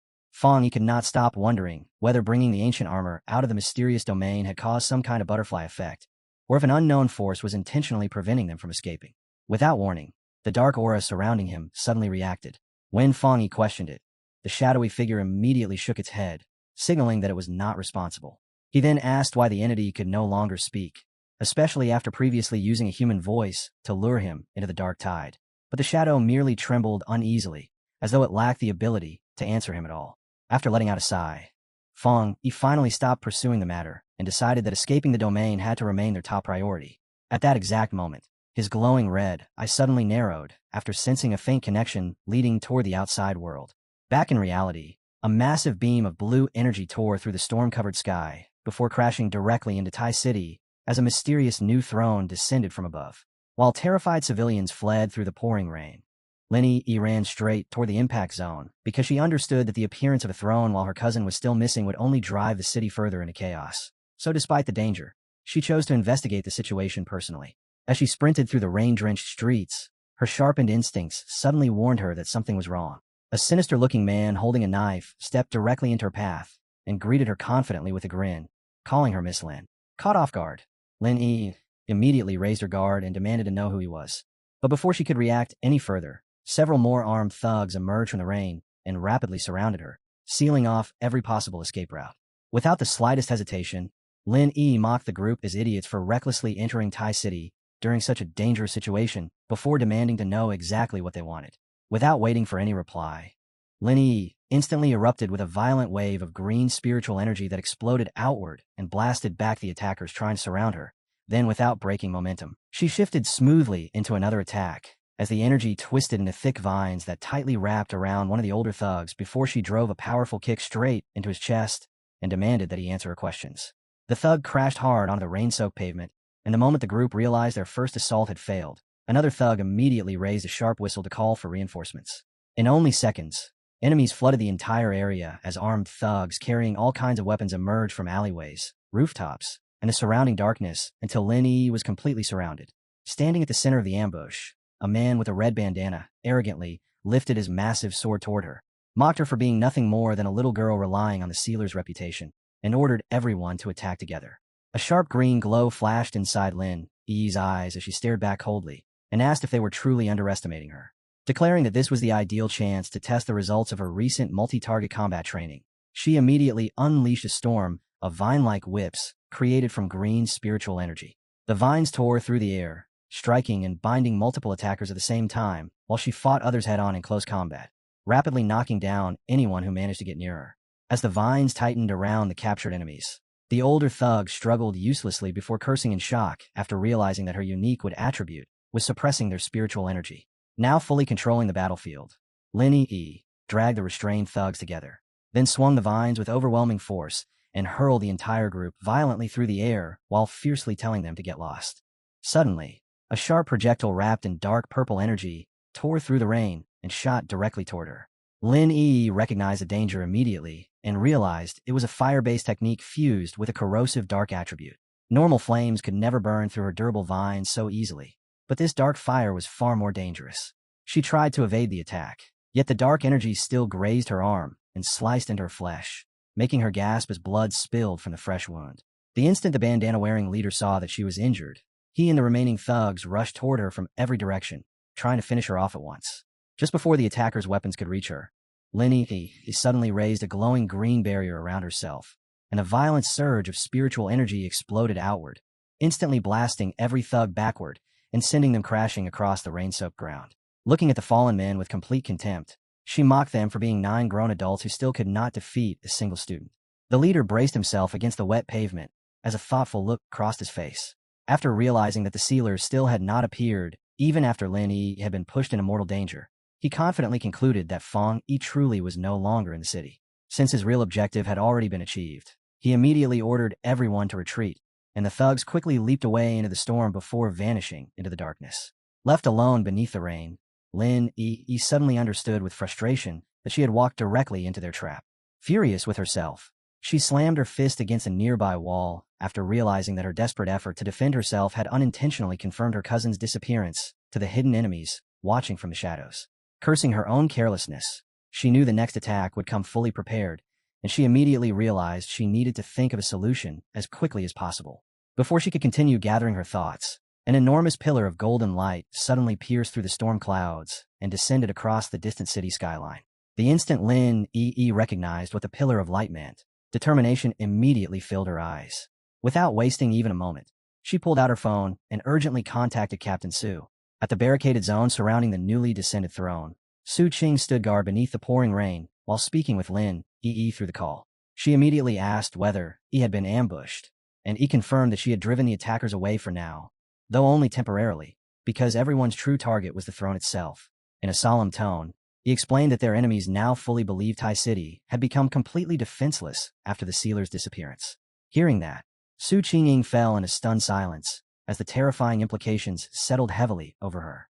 Staring toward the restricted forest region, she listened in disbelief while he calmly announced a bold decision. The young pioneer declared that she intended to personally approach the artifact and force it to recognize her as its new master. After arriving at the restricted site, he firmly explained that she no longer had any other choice if she wanted to protect the city. In response, Su Qing immediately pulled her into a tight embrace beneath the heavy rain and angrily scolded her for being reckless. She warned Yi that the newly descended artifact possessed a metal attribute, making its power far sharper and far deadlier than any anomaly they had faced before. She reminded her that a wood attribute user had almost no defense against metal energy, meaning the attempt was practically the same as walking toward a death sentence. Terrified for her friend's safety, Su Qing tearfully begged Yi not to throw her life away on what she believed was a suicidal mission. Their emotional exchange was suddenly interrupted when a panicked guard rushed over with urgent news. He reported that large numbers of underground organizations and neutral factions were rapidly converging on the area, and even worse, registered pioneers from different regions were now flooding into Tai City as well. Elsewhere, hidden within the city's shadows, an enormous gathering of rogue pioneers and mutants continued to expand. Encouraged by rumors claiming the sealer was dead, they openly ignored both the military and the spirit association, treating the entire situation like a ruthless free-for-all. Consumed by greed, the massive crowd prepared to storm the restricted zone while blindly believing that whoever successfully claimed the throne would become the next absolute ruler of the Xia Nation. The rescue squad stepped through a twisting portal into the mysterious domain, searching for the precise spot where Fong Yi had vanished. Elder Wu and Yi Xiao arrived in the middle of an endless white desert beneath a clear, blazing sky, and Wu immediately confirmed that this was the very place where the dark tide had once swallowed the sealer. Yet the complete transformation of the landscape left him utterly confused, making him wonder how the monstrous dark energy and the countless ancient gravestones had disappeared without leaving behind even the slightest trace. Without warning, the sky suddenly split open, and an enormous surge of terrifying dark energy erupted from the crack, its pressure so overwhelming that the entire rescue team froze in place beneath it. A moment later, Fong Yi dropped straight out of the rift and slammed onto the white sand, clearly surprised by his own arrival, because he had merely followed the energy signature of the newly descended throne in hopes of finding a route back to reality. The instant Elder Wu and Yi Xia sensed the familiar golden aura surrounding him. Both immediately recognized Fong Yi and were completely shocked to realize he was still alive. What stunned them even more was the spiritual power flowing from his body, because the intensity of that power had already exceeded Elder Wu's own strength by an absurd margin. Elder Wu carefully felt the terrifying aura radiating from the young pioneer, and instantly understood that Fong Yi's cultivation had already risen far beyond the third level of the Jingong realm. Hearing his name, Fong Yi turned around, his glowing red eye focusing directly on the combat zone elders descending toward him. Yi Xiao approached first and warmly grabbed Fong Yi's hand while introducing himself as the president of the Xia Nation Spirit Association, explaining that they had personally come to bring the sealer back home. Fong Yi calmly returned the greeting, though inwardly he quietly reflected on the introduction, since he had never heard of Yi Xiao before and assumed the man must have been appointed during the period of his disappearance. When Yi Xiao mentioned that the arrival of a newly descended throne might explain the abnormal spatial disturbances, Fong Yi revealed that he had been trapped inside the mysterious domain the entire time, wandering endlessly without any method of locating Earth's coordinates until he finally succeeded in tracing the throne's energy signature back to reality. Suddenly overcome with urgency, Fong Yi immediately requested that they return to Tai City as quickly as possible, and Elder Wu along with the other veterans agreed without hesitation, proud to assist the now overwhelmingly powerful young pioneer. Without wasting a single moment, the group combined their spiritual energy and opened a massive blue portal for the return journey. Yet the instant they stepped into it, a crushing sense of dread suddenly flooded Fang Yi's mind.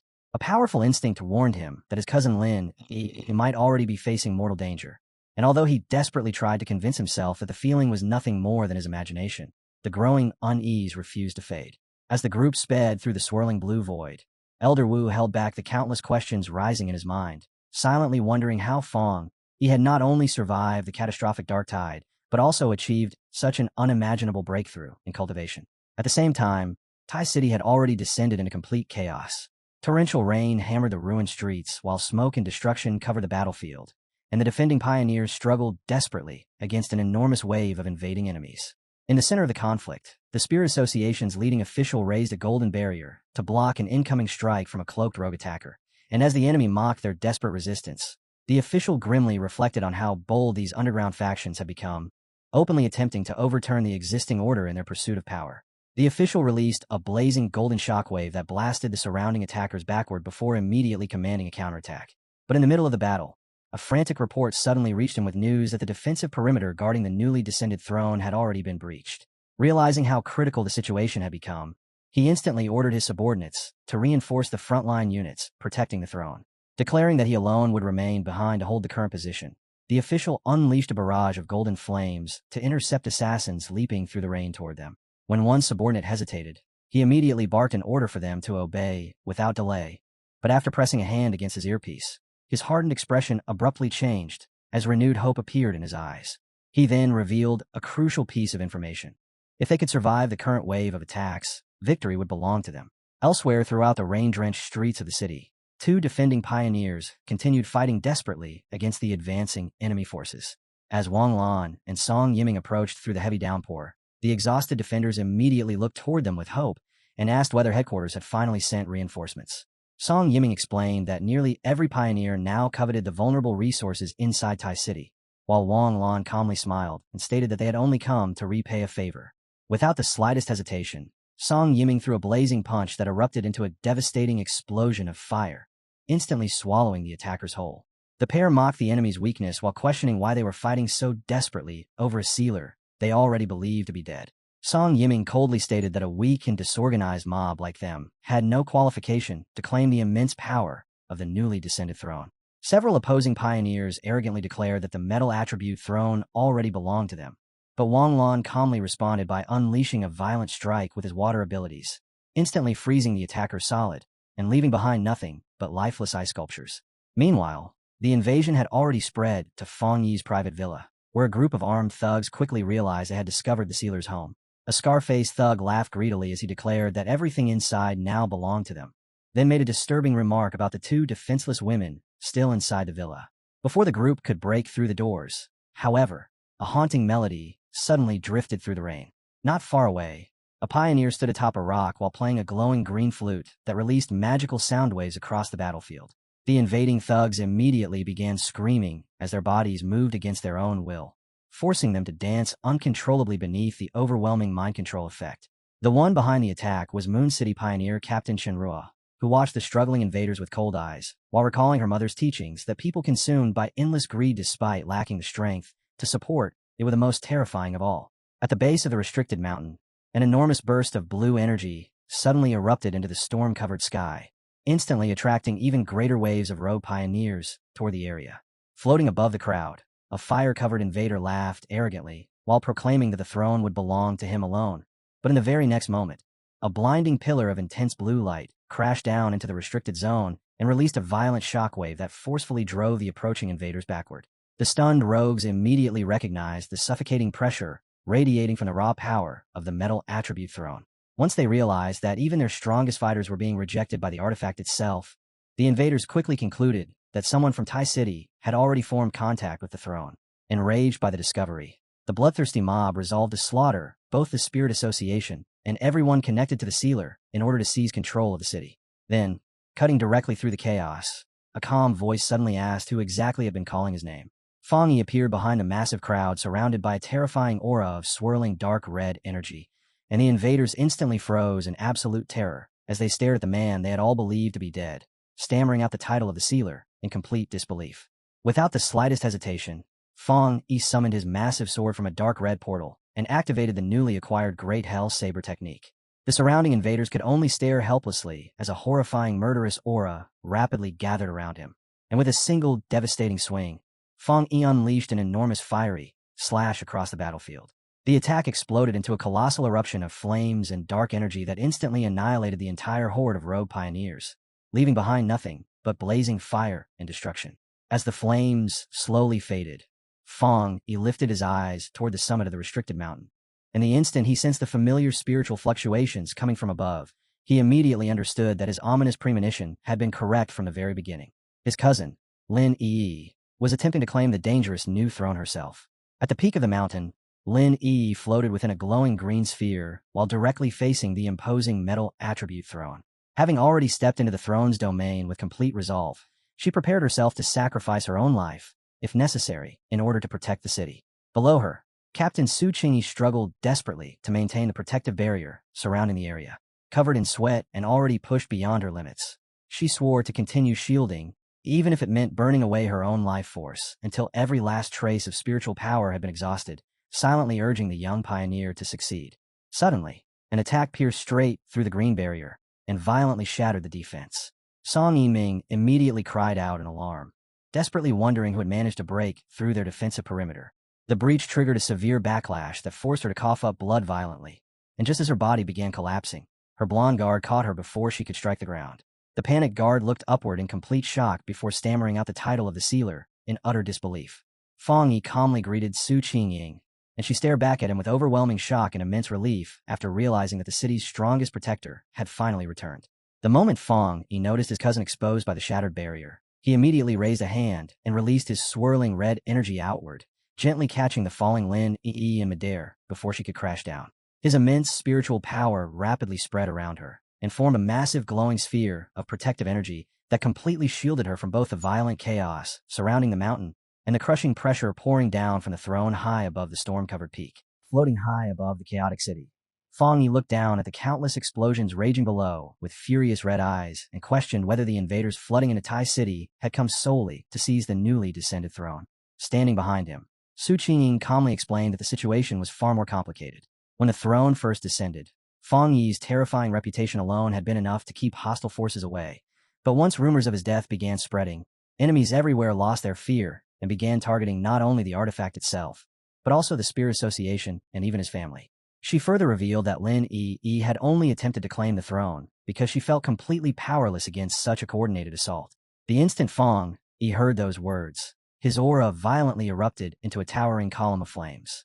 He immediately spread his senses across the entire city, locating every invading enemy one by one, while coldly vowing not to spare a single person involved. As his suffocating power swept across Tai City, invading forces throughout the battlefield froze in terror beneath the overwhelming pressure. Witnessing this horrifying display of strength, Su Qingying broke into a cold sweat. For a brief moment, the monstrous presence radiating from Fong Yi became so overwhelming that she could barely see him as human anymore. Suddenly, Fong Yi sensed several familiar auras entering the battlefield. Looking across the flooded streets below, he spotted Jiang Lu, Jiroi Yin, and several ally pioneers fighting directly against the invading forces. Relief briefly crossed his mind after realizing reinforcements had arrived to help defend the city, allowing him to understand that the overall situation on the ground could still be salvaged. That brief relief vanished the moment Lin Yi suddenly cried out in pain. Fong Yi immediately turned and saw his cousin coughing up blood while struggling beneath the crushing pressure of the metal throne. Watching her suffer, he understood that he could not blame her reckless decision, because his sudden disappearance combined with the throne's descent had forced her into protecting the city herself. Memories from their childhood surfaced in his mind, and at that moment, Fong Yi silently resolved that he would save her no matter the cost, knowing he would never forgive himself if she died there. Realizing there was no time left to hesitate, Fong Yi launched himself directly toward the throne's blinding blue energy. As he collided against the massive sphere of overwhelming power, he declared that a single elemental attribute was not enough to stop him. And even while the crushing pressure tore into his body, his glowing eyes remained filled with unwavering determination. Before recklessly forcing his way deeper into the throne's lethal domain, Fong Yi warns Su Qingying to stay alert and protect herself, then drives his battered body forward step by step toward the artifact, while Su Qingying watches in complete shock, unable to believe he would charge head-on against such overwhelming power without the slightest hesitation. To survive the throne's destructive energy, Fang Yi's system instantly triggers a healing art, causing green light to erupt around his body as it continuously absorbs the surrounding vitality and rapidly repairs the severe injuries appearing across him the very instant they are inflicted. Wrapped within that restorative aura, Fang Yi reveals a faint smirk and remarks that he has finally found the perfect opportunity to properly utilize this life-preserving technique, declaring it the ideal method for countering the Metal Throne's relentless assaults. The moment he forces himself even farther into the Throne's territory, the clash unleashes an enormous explosion of power, and a dazzling pillar of blue energy blasts upward through the storm clouds in an instant. Far away, Jiang Lu and the other defenders look toward the sky in stunned amazement as they witness the violent fluctuations erupting from the Metal Throne, sensing terrifying power, so immense it feels capable of piercing straight through the heavens themselves. Elsewhere within the flooded streets, the superior of the Spirit Association notices the sudden surge of energy and immediately recognizes its unique signature. Realizing the decisive moment has finally arrived, he orders his subordinates to begin their strategic operation without any delay. Back at the center of the storm, Fang Yi withstands the raging torrent of energy and calmly walks straight toward the glowing blue metal throne, mockingly apologizing for disturbing it before fearlessly placing his hand directly against the artifact. The system immediately detects the throne's concentrated metal attribute and begins compiling an entirely new technique at once. Moments later, Fang Yi's dark energy absorbs the throne's essence, and the system confirms the process has succeeded. He gains a metal attribute ability capable of multiplying his attack power and allowing him to unleash strikes 3 tiers beyond his current cultivation realm. Although the technique leaves him temporarily vulnerable to metal-attributed attacks while it remains on cooldown, he also acquires another skill capable of granting objects or people a metal physique, dramatically increasing their physical strength. After extracting the throne's core power, Fang Yi examines the glowing diamond-shaped construct floating within his hand, then immediately selects Lin Yi as the target for his newly obtained implantation ability and directs the radiant golden energy toward her without hesitation. The shining core sinks directly into Lin Yi's chest and infuses her body with the metal attribute. Bathed in warm light, the pain across Lin Yi's face slowly fades away and gives way to a peaceful sleeping expression while the throne's remaining energy gently surrounds her body and keeps her safely protected. Meanwhile, rogue pioneers successfully infiltrate the Spirit Association headquarters. Standing atop the shattered ruins, a metal attribute invader named Li Mingxian openly ridicules the city's fragile defenses while demanding that the local captain come out and face him. Bursting into arrogant laughter, he boasts that the Thai captain has already disappeared and mocks how weak and vulnerable the city has become without the sealer remaining behind to protect it. Inside the ruined laboratory, Li Mingxian grabs a terrified researcher by the throat and lifts him straight into the air. Sneering at the Spirit Association for seemingly giving up after the sealer was presumed dead, he coldly demands to know where the remaining members of the association have gone. Trembling uncontrollably, the researcher nervously asks if the invaders came searching for the spirit crystals before immediately surrendering and directing them towards safe number 3. Caught off guard by how quickly the man gave in, Li Mingxian asks whether he is not afraid of punishment from the association. The frightened researcher cries out that refusing to cooperate would only end with him getting beaten anyway, especially since the invaders would eventually discover the crystals regardless. Satisfied by the response, Li Mingxian casually tosses the man aside while his subordinates force open the vault, exposing a massive stockpile of glowing blue spirit crystals hidden within. The moment Li Mingxian sees the treasure, he warns the cowering researcher not to try anything suspicious before ordering his men to take every single crystal and leave absolutely nothing behind for the city. However, the instant the invaders turn their backs, the fear disappears from the researcher's expression and is replaced by a cold and calculating stare. Silently, the researcher dismisses the greedy invaders as ignorant fools blindly marching straight into a trap. Nearby, Li Mingxian casually drops onto a couch and announces that they will turn the laboratory into their permanent base. His subordinates immediately begin flattering him, insisting that the metal throne rightfully belongs to him, while eagerly claiming they should teach the local pioneers a brutal lesson. Laughing proudly, Li Mingxian declares that ancient artifacts only recognize those who are genuinely worthy. He confidently points out that the sealer's relative still has not managed to conquer the artifact, proving that even the throne itself has rejected her. One of the thugs then mentions hearing rumors that the pioneer trying to claim it is only a young girl. As the group laughs together and discusses ambushing her later, a swirling void of darkness silently opens across the ceiling above them.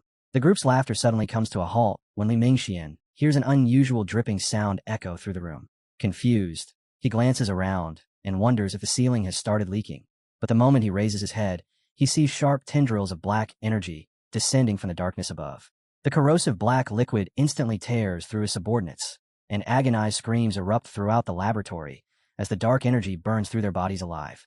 Then, from within the swirling shadows overhead, Feng Yi calmly steps down into the room. The instant Li Mingxian recognizes the legendary pioneer standing before him, overwhelming terror spreads across his face, and he stammers in disbelief that Feng Yi's return should have been impossible.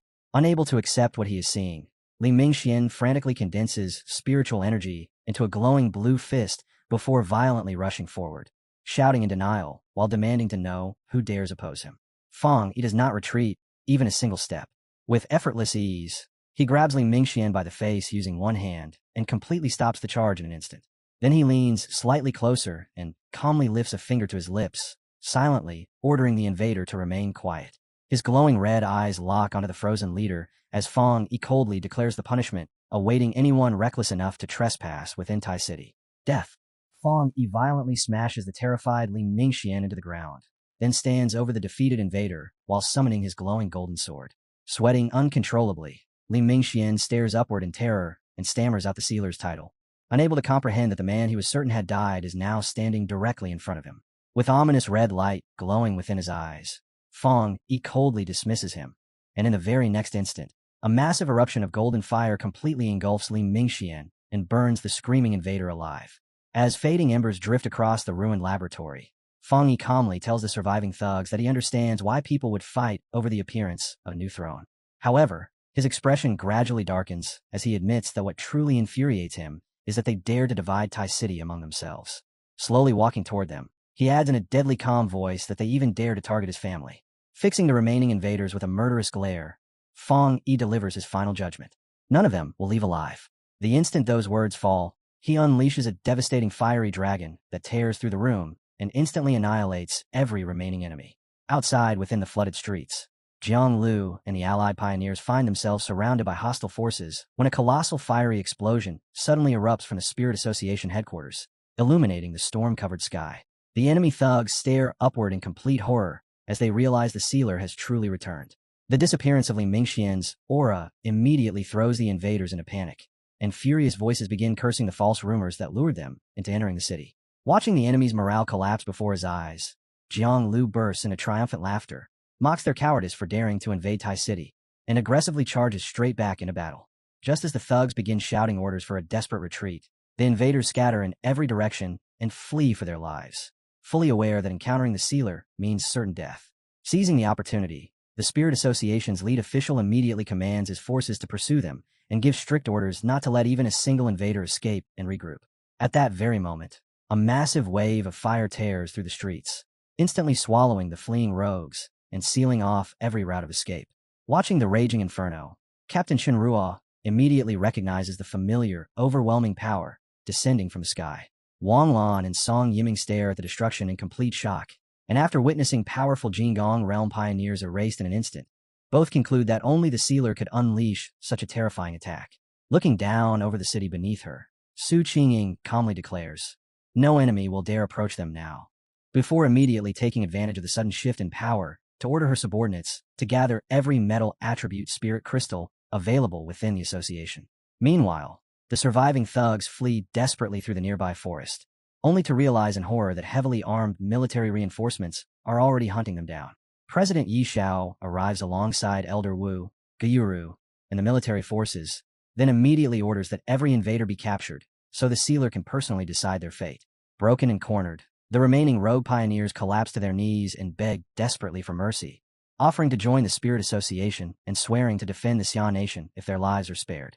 Gyuru looks down at the kneeling men with icy disgust, dismissing them as pathetic opportunists and pointing out that they are not truly repentant, but simply terrified of death.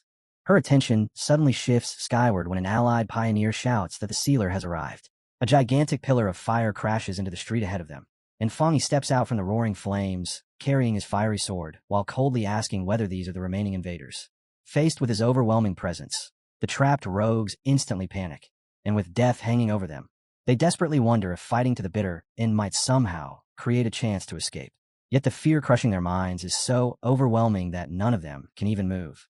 Finally, one thug screams, "It isn't fair," cursing Tai City and blaming their impending deaths on the false rumors surrounding the sealer.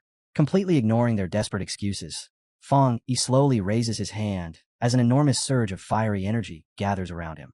Watching the terrifying power condense, Gyuru is left stunned because she can sense that his raw spiritual energy alone is capable of leveling the entire city, leaving her shocked that he possesses such monstrous strength even without obtaining the new throne. Then, with a merciless motion, Fong Yi lowers his hand and unleashes a colossal wave of fire that instantly incinerates the remaining invaders and reduces them all to ashes. As the flames gradually disappear, Gyuru realizes that Fong Yi's strength has already surpassed even Elder Wu's. Remembering how Wu became a legend after saving an entire city entirely by himself, she understands that if Fong Yi had not deliberately controlled his attack, the flames would have annihilated everything in their path. Yi Xiao stares across the battlefield's ruined aftermath in disbelief, unable to hide his amazement at how effortlessly Fong Yi wiped out the invaders who had nearly crushed their entire force, all while controlling his power with such terrifying precision that not a single ally was caught in the destruction. And with a faint smile, he comments that every pioneer throughout the Xian nation watching this battle is probably feeling the exact same shock. As Fong Yi walks out from the dying flames, Yi Xiao silently realizes that everyone has finally seen the vast difference between ordinary pioneers and the sealer. Because Fong Yi's ruthless display did more than save Tai City, it completely destroyed any future thoughts of rebellion, since restoring order through fear was necessary, and sparing the invaders would only dishonor those who gave their lives defending the nation. After approaching the group, Fong Yi apologizes for arriving too late and sincerely thanks Yi Xiao and the others for protecting the city, but he quickly explains that another urgent matter still needs their help. Fong Yi reveals that his cousin, Lin Yi, attempted to subdue the metal attribute throne alone in order to defend the city, and although he injected protective spiritual energy into her the instant he arrived, he can already feel her condition rapidly deteriorating. Inside the spatial domain of the metal attribute throne, Lin Yi pushes her energy far beyond its limits as she desperately struggles to suppress the glowing artifact, but the sentient throne openly mocks her efforts, ridiculing her as a foolish human and refusing to acknowledge weak trash as its master before arrogantly demanding someone stronger and violently ordering her to disappear while unleashing a massive surge of blue energy. Lin Yi immediately raises her arms to block the attack, yet the overwhelming force blasts her backward through the air as blood sprays from her mouth. Even drenched in sweat and heavily injured, she continues glaring stubbornly at the throne, refusing to let it belittle her. But the artifact grows impatient and coldly declares that she will die beneath it, with her corpse forever kneeling inside its domain. Just as the throne prepares to attack again, a warm golden aura suddenly wraps around Lin Yi, catching her in midair and shielding her from the crushing pressure pouring out of the artifact. Relief instantly spreads across her face the moment she recognizes the familiar energy, and as soon as the throne senses Fong Yi's unbelievably pure and overwhelming spiritual power, its entire attitude changes. Realizing that her cousin has returned, the shocked artifact immediately declares that this newcomer is the true candidate worthy of becoming its king. The sentient metal throne erupts in a triumphant laughter, proudly declaring that it has finally found someone worthy of inheriting its power, while Lin Yi remains suspended before it inside the glowing golden sphere. Wanting to see the limits of her true potential, the ancient artifact announces that it will personally test her strength, and the moment the throne begins descending, an enormous shock wave explodes outward and tears through Tai City as a gigantic dome of blue energy rapidly spreads from the back mountain, shaking the streets with such terrifying force that panicked citizens immediately start screaming about an earthquake. Realizing the danger instantly, Galen reacts without hesitation and releases her power to form a defensive barrier, quickly understanding that the metal throne's energy has become incomparably more violent, and that if they fail to stop it, the resulting disaster could rip the entire city apart. Without wasting another second, she calls upon the remaining defenders, including Gyuru, Song Yiming, and Wang Lan, and together they force themselves to their absolute limits to stabilize the shield, while Galen urges everyone to give everything they have in order to reduce the destruction as much as possible. Meanwhile, near the outer edge of the throne's expanding barrier, Elder Wu and President Yi Xiao stare at the swirling energy with growing anxiety, and after witnessing the artifact's horrifying destructive power, both begin fearing that Lin Yi's attempt to claim the throne may already be ending in failure. Yaya then looks toward Fong Yi and warns him that if these violent surges continue much longer, both his cousin and the entire city will be doomed. Fong Yi watches Linear floating in the distance and frowns in confusion, because although he knows subduing the throne is something she must accomplish on her own, the metal core he gave her should not be causing such a violent reaction, especially when her actual condition still appears stable. Then, without any warning, an amused voice suddenly echoes from the dark red energy, twisting inside Fong Yi's shadow, as the ancient god demon armor speaks, revealing that the throne is not testing Yi at all, and is instead trying to attract Fang Yi's attention because it has already chosen him as its true master. Startled by the revelation, Fang Yi instantly realizes the throne's desire is ruining his original plan for Yi to inherit it, and understanding that he can no longer remain uninvolved, he asks the demonic armor for assistance. The ancient entity gladly agrees, and taking advantage of the moment, Fang Yi summons the ancient god-demon armor as jagged dark metal and glowing crimson energy rapidly spread across his entire body. Wearing a confident smirk, he decides that this is the perfect chance to test the legendary armor's defensive strength against the overwhelming power of the throne itself. Turning to Elder Wu and the others, Fang Yi tells them to remain where they are while he confirms a suspicion, then calmly walks toward the violently swirling blue barrier wrapped around the metal throne, warning everyone before entering that no one is to follow him or attempt to save him if something goes wrong inside the raging energy field. Outside the barrier, President Yi Xiao watches in stunned disbelief as the metal throne's violent power instantly settles the moment Fang Yi steps through, leaving no doubt that the artifact has genuinely acknowledged him as its chosen master. After safely arriving within the throne's inner domain, Fang Yi immediately examines the core space of the artifact, briefly surprised that a physical body can actually enter a domain of this kind, before quickly noticing Lin Yi desperately resisting the overwhelming pressure released by the throne. Without delaying even a second, he steps in to help her, and the ancient armor effortlessly blocks the barrage of attacks directed at her. Fang Yi then calls out to the sentient throne, and the artifact excitedly answers that it has been waiting for this conversation for a long time. Suspended within the chaotic space, a shocked Lin Yi calls out to her cousin and asks how he was even able to enter the barrier. Yet the throne pays her no attention at all and focuses entirely on Fang Yi, admiring the density of his spiritual energy and the ancient noble aura surrounding him while proudly declaring that choosing him was exactly the right decision. Just as Lin Yi urgently warns Fang Yi to stay cautious, massive spheres of pure energy suddenly appear around him. Though instead of launching an attack, the throne proposes an alliance and explains that humanity desperately needs a supreme weapon like itself. Its energy tightly coils around Fang Yi while it eagerly promises to make him the absolute ruler of their world, the universe, and even realms beyond his comprehension, boldly declaring that together they can rewrite the laws governing reality itself and raise him into the position of the one true king. Faced with the throne's overwhelming proposal, Fang Yi merely smiles. Without the slightest hesitation, Fang Yi directly refuses the offer and casually shatters the energy binding him, leaving the sentient artifact utterly stunned. He calmly states that he has no interest whatsoever in obtaining the throne, then immediately points out the flaw in all of its grand promises by remarking that several other thrones already exist on Earth, meaning it has no way to prove that it is truly the strongest among them. In an almost casual tone, he asks whether the ancient artifacts are ranked against each other, and the question insults the throne so deeply that it stammers in fury before demanding to know if Fang Yi actually dares to question its power. Fang Yi casually gestures toward Lin Yi before presenting the throne with a condition. If it truly wishes to prove its strength and cooperate with him, then it must first accept his cousin as its master.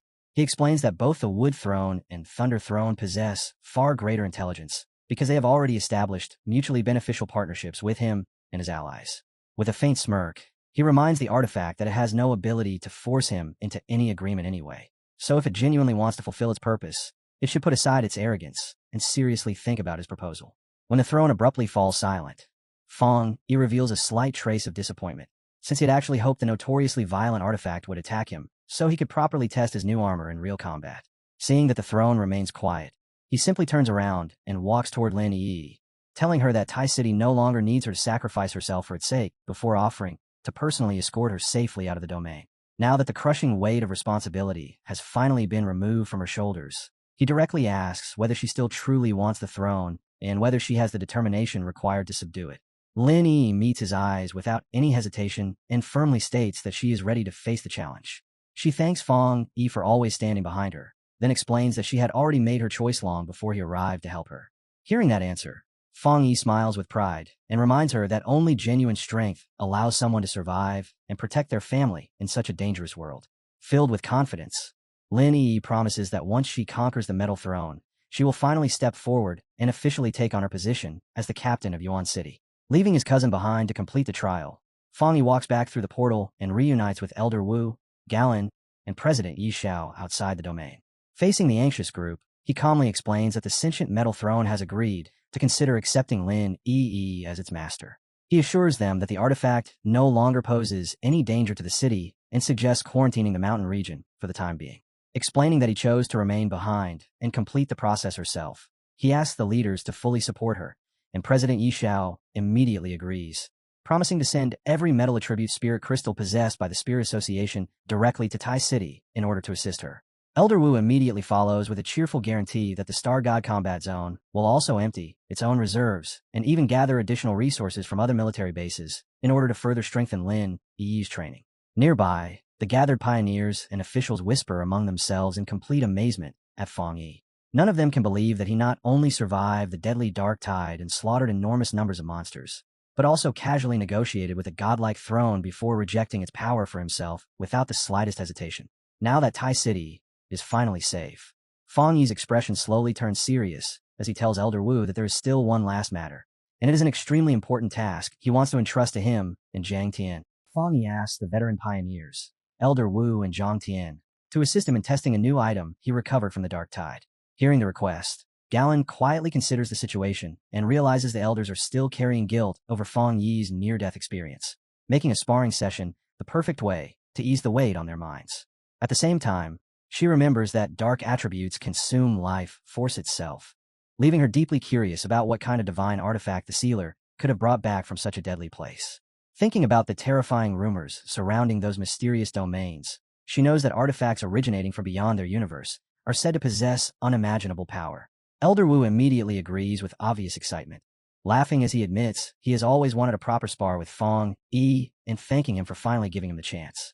Meanwhile, Fang Yi briefly thinks about his cousin Lin remaining behind at the restricted mountain, but in the end chooses to trust that her fate with the metal throne will resolve as it should.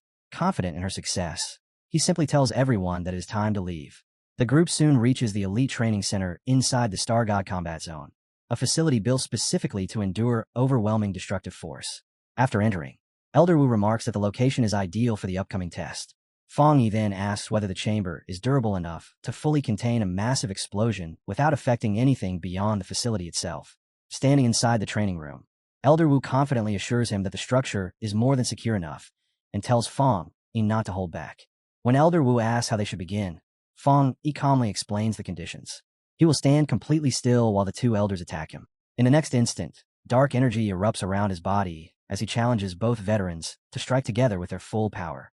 Feeling the terrifying pressure released by Fang Yi's ancient energy, Zhang nervously asks whether he is using some sort of defensive artifact, while another veteran gathers his own strength with an excited grin and praises Fang Yi's confidence, declaring that they truly will not show any restraint. The elders immediately charge toward Fang Yi and merge their powers into a single devastating beam of energy. Fang Yi remains motionless as a dark energy shield suddenly expands around him, and the combined attack crashes directly against it. The violent collision releases an enormous shock wave that forces the attackers backward. Yet within the smoke, Fang Yi's silhouette remains completely unmoving. As the dust slowly settles, Fang Yi is revealed standing perfectly still while wearing the terrifying ancient god-demon armor, and the elders can only stare in stunned disbelief after realizing that their combined full-power attack failed to leave behind even the faintest scratch, with Fang Yi remaining completely unharmed. A nervous Elder Wu admits that if Fang Yi were ever to become an enemy, he would be more terrifying than any disaster or beast king they had ever faced. Fang Yi, however, calmly remarks that their attack was still far too weak, and because he barely felt the impact at all, he finally begins to understand the true power hidden within the ancient god-demon armor. Forged over countless millennia, the ancient god-demon armor continuously absorbs both spiritual and demonic energy, granting it natural immunity to dark attributes while even allowing those powers to strengthen the armor further. Breaking the heavy silence filling the training facility, Elder Wu suddenly bursts into laughter and announces that the test is over. Completely convinced of the sealer's overwhelming strength, he nudges Zantian and urges him to finally admit defeat as well. Relieved at last, Elder Wu openly declares that he can now step down from his responsibilities with complete peace of mind before respectfully calling Fang Yi a true hero destined to lead humanity toward a brighter future. As the dark armor disappears from Fang Yi's body, Elder Wu asks whether he plans to become the supreme commander of the Xia Nation. Almost immediately afterward, an official announcement is broadcast directly from headquarters stating that the sealer has officially been appointed supreme commander of the Xia Nation Combat Zone. Elder Wu and Zhang Tian enthusiastically celebrate the unanimous decision because the nation's strongest combatant now holds absolute authority over every military force, and the announcement sends shockwaves throughout the entire nation. Fang Yi's former girlfriend, Su Qingying, stares in complete disbelief at how high he has risen. Others who once knew him react with excitement, Old friends cheer loudly, and Major Hanley smiles while remembering that they once jokingly called this tyrant their future leader. Lin Yi's friend is left utterly stunned after discovering that the legendary sealer is actually her cousin. Elsewhere, Wang Ling excitedly shares the news with Jiro Yan, only for her to angrily demand more training instead of celebrating. Jiang Lu cries tears of joy while proudly boasting that his teacher is the greatest pioneer alive, while Guru and Captain Chenro celebrate as well, fully convinced that the sealer will continue creating miracles. Back at headquarters, even Wang Lan's peers finally admit that they are now completely convinced of Fang Yi's worth. Su Qingning quietly reflects on how the man she once kept under surveillance has now risen to become the very foundation supporting the nation itself, while the leading official beside her admits that the entire country owes him a debt far beyond repayment. During a nationwide public assembly, a speaker openly praises the sealer as a hero who resolved disaster after disaster, declaring that every student must forever remember everything he contributed to humanity. Back at home, Fang Yi's aunt can no longer hold back her tears of relief as she thinks about all the suffering and hardship both Fang Yi and he endured to finally arrive at this moment. Meanwhile, within the Divine Pavilion, one enraged official violently shatters a crystal after realizing that his entire faction had been completely excluded from such an important appointment. As fury consumes him, a strange crimson shadow suddenly appears nearby, and the mysterious entity mockingly points out that the other factions clearly intend to cast the Divine Pavilion aside entirely. It then proposes a partnership, calmly promising that he can still obtain everything he wants. Filled with suspicion, the official questions what kind of help such a thing could possibly offer. But before the red shadow can respond, his phone abruptly rings. After hearing the frantic report from the other side, his expression changes in shock when he learns that the Thunder Throne has fallen into chaos. The Crimson Shadow smiles darkly and remarks that the assistance it promised has already arrived, then casually tells the official to go deal with the situation because it wants to see exactly how he plans to take advantage of the crisis. Near Xian City, inside the restricted zone, a colossal storm of lightning tears across the sky as emergency alerts spread throughout the city, and officials issue a complete evacuation order due to the abnormal energy, threatening to wipe out the entire region. At the very center of the violent storm, the sentient Gourdvine, master of the Thunder Throne, writhes uncontrollably while releasing chaotic waves of purple lightning as if it has already been corrupted. At the foot of the mountain, the pioneers struggle desperately against the endless barrage of lightning strikes. One pioneer suddenly collapses on the spot, causing his companion to panic as he admits that the Berserk Thunder Throne is overwhelming all of them, and that the situation is rapidly slipping beyond their control. While treating the injured pioneer, another desperately holds on to hope by remembering the rumors that the sealer is capable of communicating with the artifact, silently praying that Fang Yi will arrive in time. At that exact moment, Fang Yi finally appears alongside Elder Wu, Zhang Tian, and several veteran pioneers. The exhausted defenders immediately cry out in relief, and Fang Yi calmly thanks them for holding on before telling everyone that he will take care of everything from here onward. High above the group, an enormous pillar of purple lightning suddenly descends from the storm clouds and crashes directly toward their location. Reacting instantly, the lead pioneers immediately raise their hands to intercept the devastating attack, bracing themselves to face Fang Yi's corrupted ally. Fang Yi tells the defenders that he has a past connection with the Thunder Throne, explaining that its master, Gourdvine, has achieved remarkable cultivation and once assisted them during a mutant beast catastrophe. He concludes that a sudden eruption of spiritual energy triggered a second evolution, causing the throne to lose control of the immense power it had just gained. As the crushing pressure continues to bear down on everyone, Elder Wu lets out a strained groan, while President Yao quickly realizes that the artifact's berserk strength has already exceeded the third level of the Vajra realm. He declares that the Thunder Throne has broken through into the legendary Divine Moon realm, leaving the defending veterans staring at the raging storm in stunned disbelief. Isha explains that reaching the Moon realm means a being's spiritual power has surpassed the limits of the mortal world, allowing them to ascend as a new god and command power comparable to a mysterious domain or a throne. Fang Yi adds that with spiritual energy recovering at an increasingly rapid pace, the Divine Moon realm is no longer out of reach. He further realizes that even greater stages, such as the star-altering Jury realm, will inevitably appear in the future. Hearing this, the panicked pioneers grasp the severity of the situation and point out that the Xia nation does not possess even a single Divine Moon realm pioneer. In despair, they question whether anyone can truly stop the rampaging Thunder Throne. Fang Yi immediately tells everyone not to panic. Sensing a lingering trace of the artifact's original consciousness, he announces that hope still remains and decides to establish communication with it. Activating a technique known as Thunder Domain Divine Limit, he gathers immense energy and focuses intensely as a radiant spiral forms on his forehead.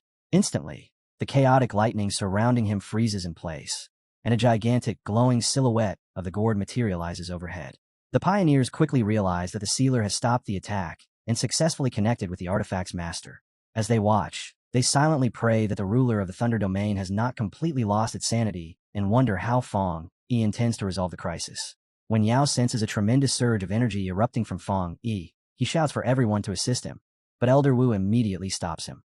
Elder Wu understands that Fong Yi has already established a connection with the Thunder Throne. At that moment, Fong Yi's consciousness enters the inner domain of the artifact. There, he finds the sentient gourd vine violently thrashing within a sea of chaotic energy and asks whether it has completely lost control of its newfound power. When the artifact proves incapable of even speaking, Fong Yi confirms that it has been entirely overwhelmed.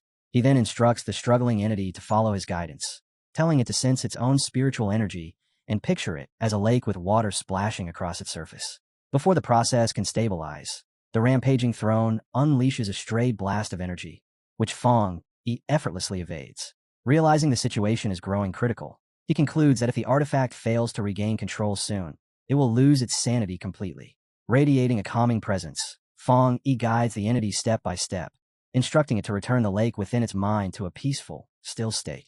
He tells the sentient gourd vine to stop fighting the spiritual energy leaking from within and instead accept that it already possesses the ability to control it. Following Fong Yi's guidance, the chaotic energy gradually settles, receding little by little before flowing back into the sentient gourd vine.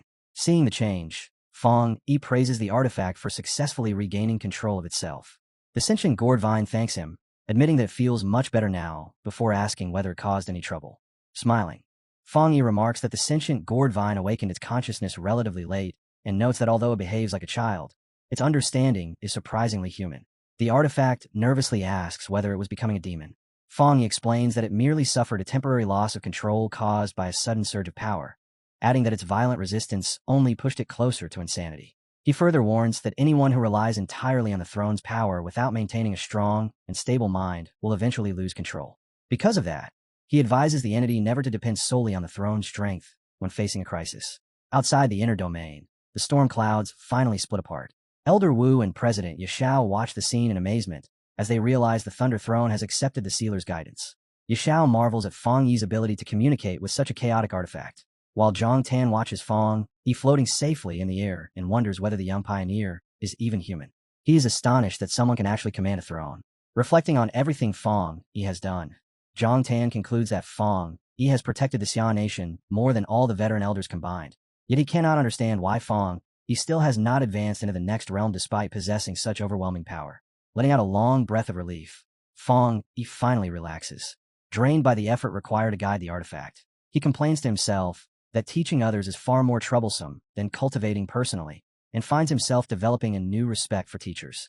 With the crisis finally resolved, he descends safely from the sky and lands before Elder Wu, Zhang Tian, and President Yashao. Before they can properly reunite, a helicopter lands nearby and interrupts the moment. 3 cloaked figures step out, and the leading official approaches Fong Yi, asks whether he is the legendary sealer, and introduces himself as Zheng Huairan of the Divine Pavilion. Confused by the sudden arrival, Fong Yi turns to Yung Tian and asks who these people are. Yung Tian dismissively describes them as corrupt bureaucrats who amassed wealth before the spiritual awakening and explains that the Divine Pavilion uses its enormous financial resources and extensive connections to aggressively compete for power throughout the Xia nation. Zheng Huairan immediately accuses the sealer of causing a catastrophe that inflicted severe damage on both the Xia nation and Sichuan City. Completely unfazed, Fong Yi calmly demands that the official explain the basis of those accusations. Growing even angrier, Zheng Huairan shouts that Fong Yi clearly possessed the ability to communicate with the artifact, yet deliberately delayed taking action and intervening. Holding Fong Yi responsible for placing Sichuan City in danger, Zheng Huairan demands compensation for what he calls negligence. Fong Yi remains completely calm and simply points out that the Thunder Throne has already returned to normal. Zheng is not satisfied by that answer. Raising his voice, he argues that recovery alone is not enough and demands a guarantee that the throne will never become a threat again. He insists that Fong Yi must compel the Thunder Throne to serve the Xia nation, emphasizing the enormous military advantage such a weapon would provide. Pushing the confrontation even further, Zheng warns Fong Yi to immediately acknowledge his mistake. He declares that if Fong Yi refuses to comply, the Divine Pavilion will enforce severe sanctions against the entire combat zone. Before Fong Yi has a chance to answer, A dazzling purple radiance suddenly floods the area. Zheng Huairan instantly freezes in overwhelming terror and slowly looks upward. In the next moment, a colossal bolt of lightning crashes down from the sky and strikes the arrogant official directly. High above the mountain, the sentient gourd vine watches in fury and loudly proclaims that anyone who dares disrespect its teacher deserves death. As the purple lightning fades away, not even a trace of the arrogant official remains. Stunned by what he has just witnessed, Yashao asks whether the man is truly gone. He then looks toward Feng Yi and asks if the Thunder Throne really accepted him as its master. Feng Yi calmly confirms that it did. With a casual wave of his hand, Feng Yi disperses the lingering energy and thanks the artifact, treating the devastating strike as repayment for the guidance he provided. Turning toward the shocked group, he reassures them that the Thunder Throne is actually kind and well-behaved and bears no hostility toward most people. He even casually compliments how quickly it learns, leaving everyone speechless as they listen to him describe an entity capable of causing such catastrophic destruction. Yao laughs and agrees, although he understands the reality of the situation. The artifact possesses enough power to destroy the world, and the gentle, protective behavior everyone just witnessed exists only because of Feng Yi. Zhang Tan snorts in disdain and says he is glad the scheming official received exactly what he deserved. Elder Wu then tells Feng Yi that they intend to make the entire incident public, emphasizing how the Thunder Throne chose Feng Yi and even destroyed his enemy to protect him. Smiling, Feng Yi agrees and remarks that in this new era, keeping secrets is nearly impossible. Since he already stands in the spotlight, he has no objection to the publicity. He also knows that the throne's overwhelming power will serve as a powerful warning to anyone who might oppose them. His expressions soon turn serious as he warns Elder Wu that the nation's peace will not last forever. The Age of the Thrones has already begun, and everyone understands that possessing one of these artifacts is the key to securing power in the rapidly changing world. Elder Wu grimly agrees, admitting that their authority can only suppress the ambitions of greedy factions for a limited time, and that no one knows when the fragile balance holding everything together will finally collapse. Feng Yi then asks whether anyone else has successfully claimed a throne. Elder Wu confirms that there is one known individual who publicly revealed himself as a throne master. When Feng Yi asks where this person is located, Elder Wu reveals that he is in Country B. Meanwhile, along the coast of Country B, an enormous crowd erupts into cheers. The gathered masses celebrate their alliance leader for successfully obtaining the Earth Throne. Filled with excitement, the leader throws his arms into the air and proclaims that this is the greatest symbol of fortune and power their nation could receive. The newly crowned throne master rises into the sky and proudly declares himself the Lord of the Earth, promising to display his divine power and elevate his nation's standing on the world stage. He claims that his ascension is the will of heaven itself. Bringing his hands together, he activates his newly acquired abilities with a loud shout, causing gigantic masses of rock to violently burst upward from the ocean. The spectators stare in awe as enormous stone structures rise from the sea, stunned by the terrifying might displayed by the throne. Excited by the spectacle, the Country B leader immediately orders his crew to record everything. Determined to showcase his nation's strength to the entire world, he praises the earth-shaking power that only a throne master can possess.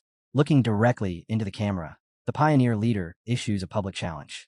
He openly mocks the Xian nation and asks whether its strongest pioneer, the Sealer, has ever claimed a throne. Wearing a smug smile, the Country B leader answers his own question, confidently stating that Feng Yi is not. Pointing toward the camera, the pioneer leader declares that without a throne, Feng Yi cannot possibly understand what true power is. He then threatens to crush the Sealer to death if they ever meet face to face. The broadcast rapidly spreads across the internet. Comment sections are soon flooded with foreign viewers ridiculing the Xian nation for failing to obtain even a single throne. Many mock the Sealer as a fraud, while others proclaim that Country B has become the world's new superpower and that the Xian nation no longer matters. Back at the office, Suching Ying complains about Country B's sudden arrogance and wonders whether they have already forgotten how effortlessly the Sealer wiped out one of their elite teams in the past. As he reviews the growing backlash online, the lead official remarks that the public challenge is not even the most troubling part of the situation. He explains that Country B is using public opinion as a weapon, attempting to portray the Xian nation as weak and vulnerable simply because it lacks an officially recognized throne master.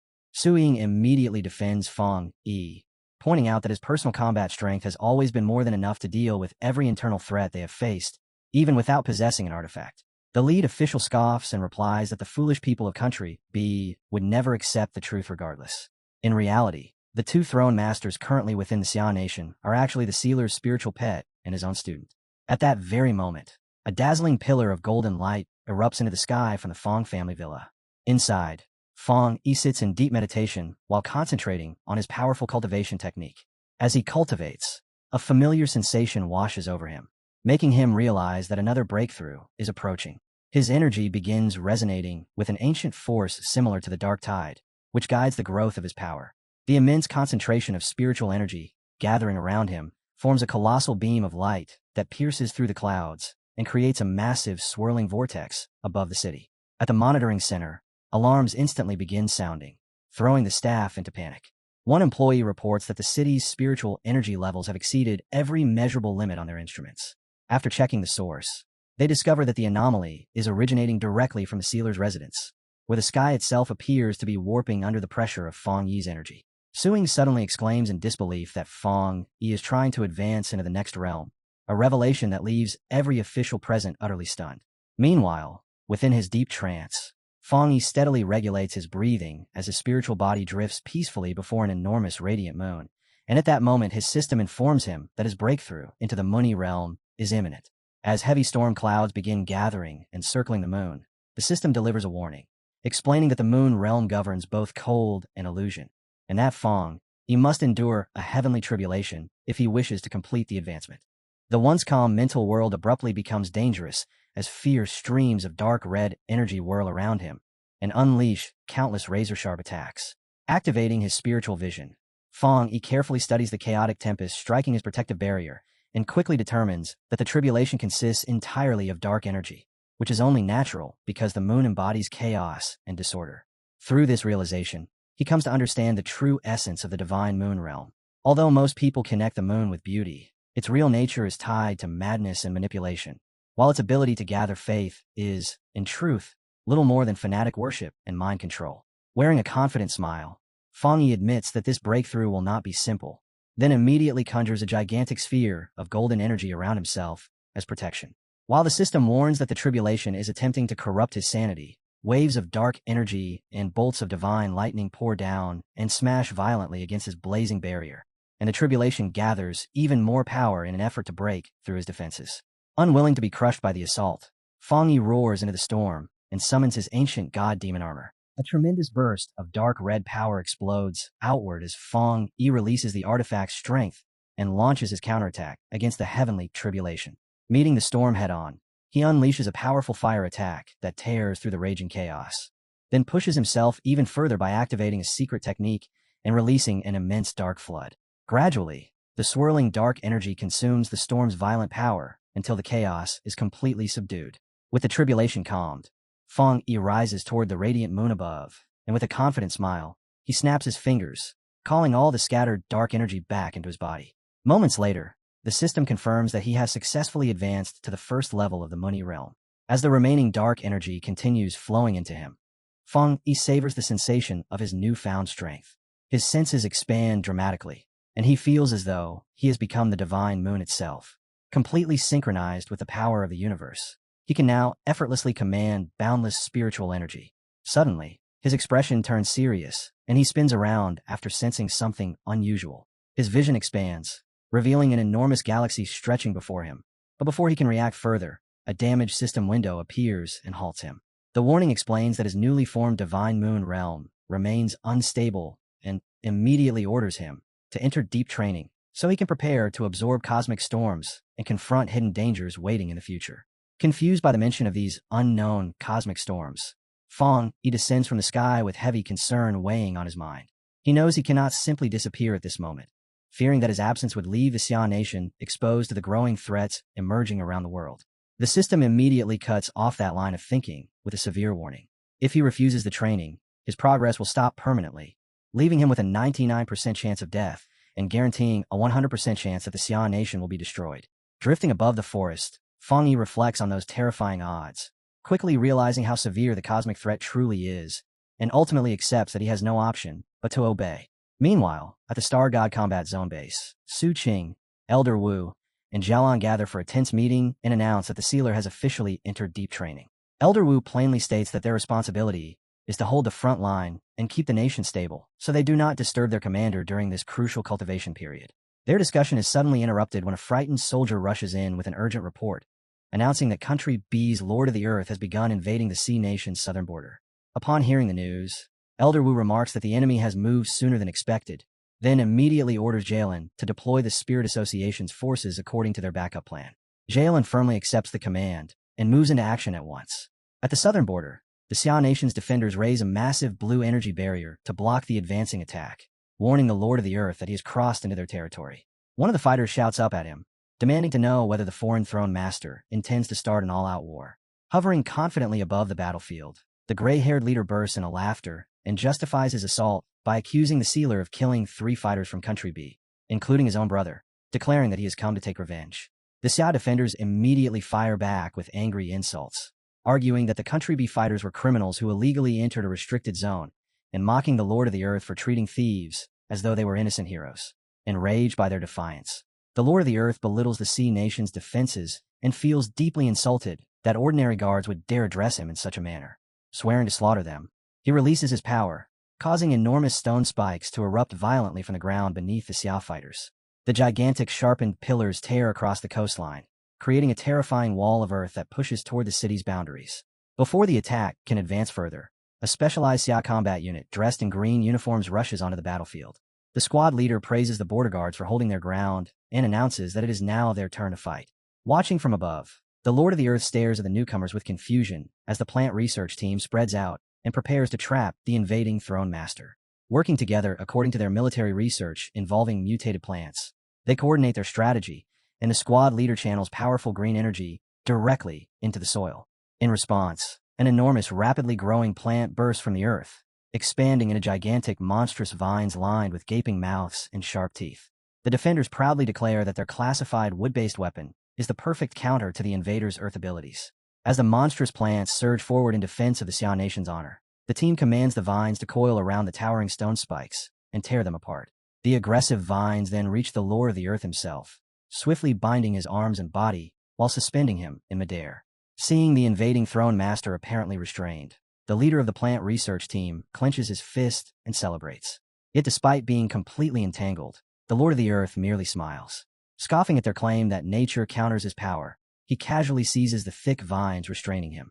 The squad leader watches in disbelief as the supposedly powerful vines begin melting and breaking apart under the invaders' overwhelming strength. Realizing the threat is far greater than expected, he immediately orders his team to activate their strongest defensive measure. Driving their hands into the ground, the defenders unleash a deadly poisonous mist that rapidly spreads into a highly toxic coastal barrier, a lethal wall designed to kill anyone attempting to pass through it. The Lord of the Earth shows no concern whatsoever for the trap and dismisses the Xia defenders as nothing more than weak insects. With a casual snap of his fingers, he completely obliterates the enormous poisonous barrier. Furious at seeing their defenses shattered, the squad leader refuses to surrender. He shouts that they must stop the invader no matter the cost, even if it means giving their lives, and leads his men in a fearless frontal assault. Looking down on the charging fighters, the Lord of the Earth sneers and calls them trash before effortlessly creating a gigantic sphere of burning dark energy above his head. The moment the squad sees it, they freeze in absolute terror as the immense attack grows large enough to blot out the sun itself. With a cold order for them to die, the Lord of the Earth hurls the devastating energy sphere downward. The overwhelming strike instantly annihilates the entire defending squad, triggering a massive explosion that tears apart the entire coastline. After wiping them out, he shifts his dark gaze toward a nearby city of the Xia Nation and declares it to be his next target, mocking the nation for having no throne master capable of defending it. A pillar of dark energy crashes down and erases the city center. Deep within the wreckage, terrified civilians huddle together, crying and desperately asking who will save them. Standing in front of them, a local fighter blocks the falling debris and reassures them that the defenders have not abandoned the fight. Far away in a secluded training space, Fong Yi remains seated in meditation before the enormous moon. Suddenly, the powerful spiritual shock caused by sensing the attack strikes him, violently breaking his concentration and forcing him to cough up blood. Ignoring the injury, Fong Yi immediately realizes that he must end his training and intervene at once before it becomes too late. Soon, at the Xia Nation's southern border in Nanming City, a sudden assault reduces the streets to burning ruins. Laughing as chaos spreads through the city, the Lord of the Earth uses his power to tear massive sections of infrastructure from the ground and hurl them into the sky, leaving terrified civilians falling helplessly toward the streets below. Waves of green energy sweep across the battlefield and catch the civilians before they can hit the ground as Elder Wu and Zhang Tian arrive to join the fight. After ensuring the civilians are safe, Elder Wu orders the defenders to concentrate on protecting the population, while his group deals with the enemy directly. The Lord of the Earth remains completely unimpressed, complaining that he has been met by nothing but a group of old men and demanding to know where the sealer is hiding. Elder Wu immediately fires back, declaring that the sealer has no need to appear and that their veteran team alone is more than enough to handle him. Without warning, a spear of green energy shoots upward toward the invader. But the Lord of the Earth blocks it by summoning a massive rock in its path. He mocks the defenders as insignificant ants who greatly overestimate their own strength. Yet his attention is suddenly pulled elsewhere as a new presence enters the battlefield. Bai Su and Jalen arrive, and Bai Su announces that he is ready to join the battle. Relieved to see him, Elder Wu calls out to Bai Su and remarks that he is glad the young pioneer has finally completed his training. He jokes that he had begun to think Bai Su would remain in seclusion until he turned into a fossil. Impressed by the technique on display, Elder Wu asks what method Bai Su used to immobilize the Lord of the Earth. Jalen steps forward beside him and explains that she combined her mutation abilities with Bai Su's bamboo forming technique, allowing them to double their level of control. Even so, she warns everyone that they must remain cautious when facing an opponent of this caliber. With the Lord of the Earth trapped inside layers of sharp green growths, Jalen suggests taking advantage of the situation and using their captured enemy as leverage to negotiate with Country B. A sudden chuckle echoes from within the prison. The Lord of the Earth mocks the defenders and asks whether this is truly the limit of their Jin Gong realm strength. Instantly sensing the danger, Elder Wu shouts for everyone to retreat. The containment shatters apart as the Lord of the Earth tears through it with his bare hands. His body is transformed into a decaying monster with glowing green eyes, causing Bai Su to freeze in shock, while Jalen immediately realizes that the invader has undergone forbidden body modification. Elder Wu quickly reaches the same conclusion, deducing that Country B never abandoned its illegal biological experimentation program, and that the Lord of the Earth is the result of those secret projects. The mutated Lord of the Earth bursts into laughter and rejects the accusation that his condition is a crime.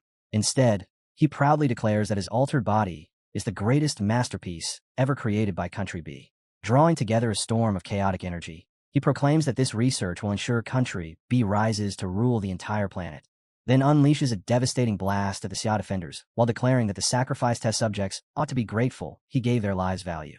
The impact slams the defenders into the ground, and as they struggle beneath the crushing force, Zhang Tian uses his ability to transform the hardening rock into loose sand. Even so, he is stunned by the overwhelming power granted by the throne. As the Earth threatens to bury the veterans alive, Jalen rushes forward and releases bursts of purple energy that smash apart the stone forming around Elder Wu and Zhang Tian, warning them not to allow the dirt to fully set. The Lord of the Earth fixes his green eyes on Jalen, and after taking interest in her strength, declares that her mutant attribute is perfectly suited for him to devour. Announcing that she will become his first victim, he sends a barrage of razor-sharp energy spikes racing toward her, but before they can connect, a roaring fire dragon cuts across the battlefield and intercepts the attack. More fire dragons soon appear, spiraling around the Lord of the Earth in a vortex of blazing flames.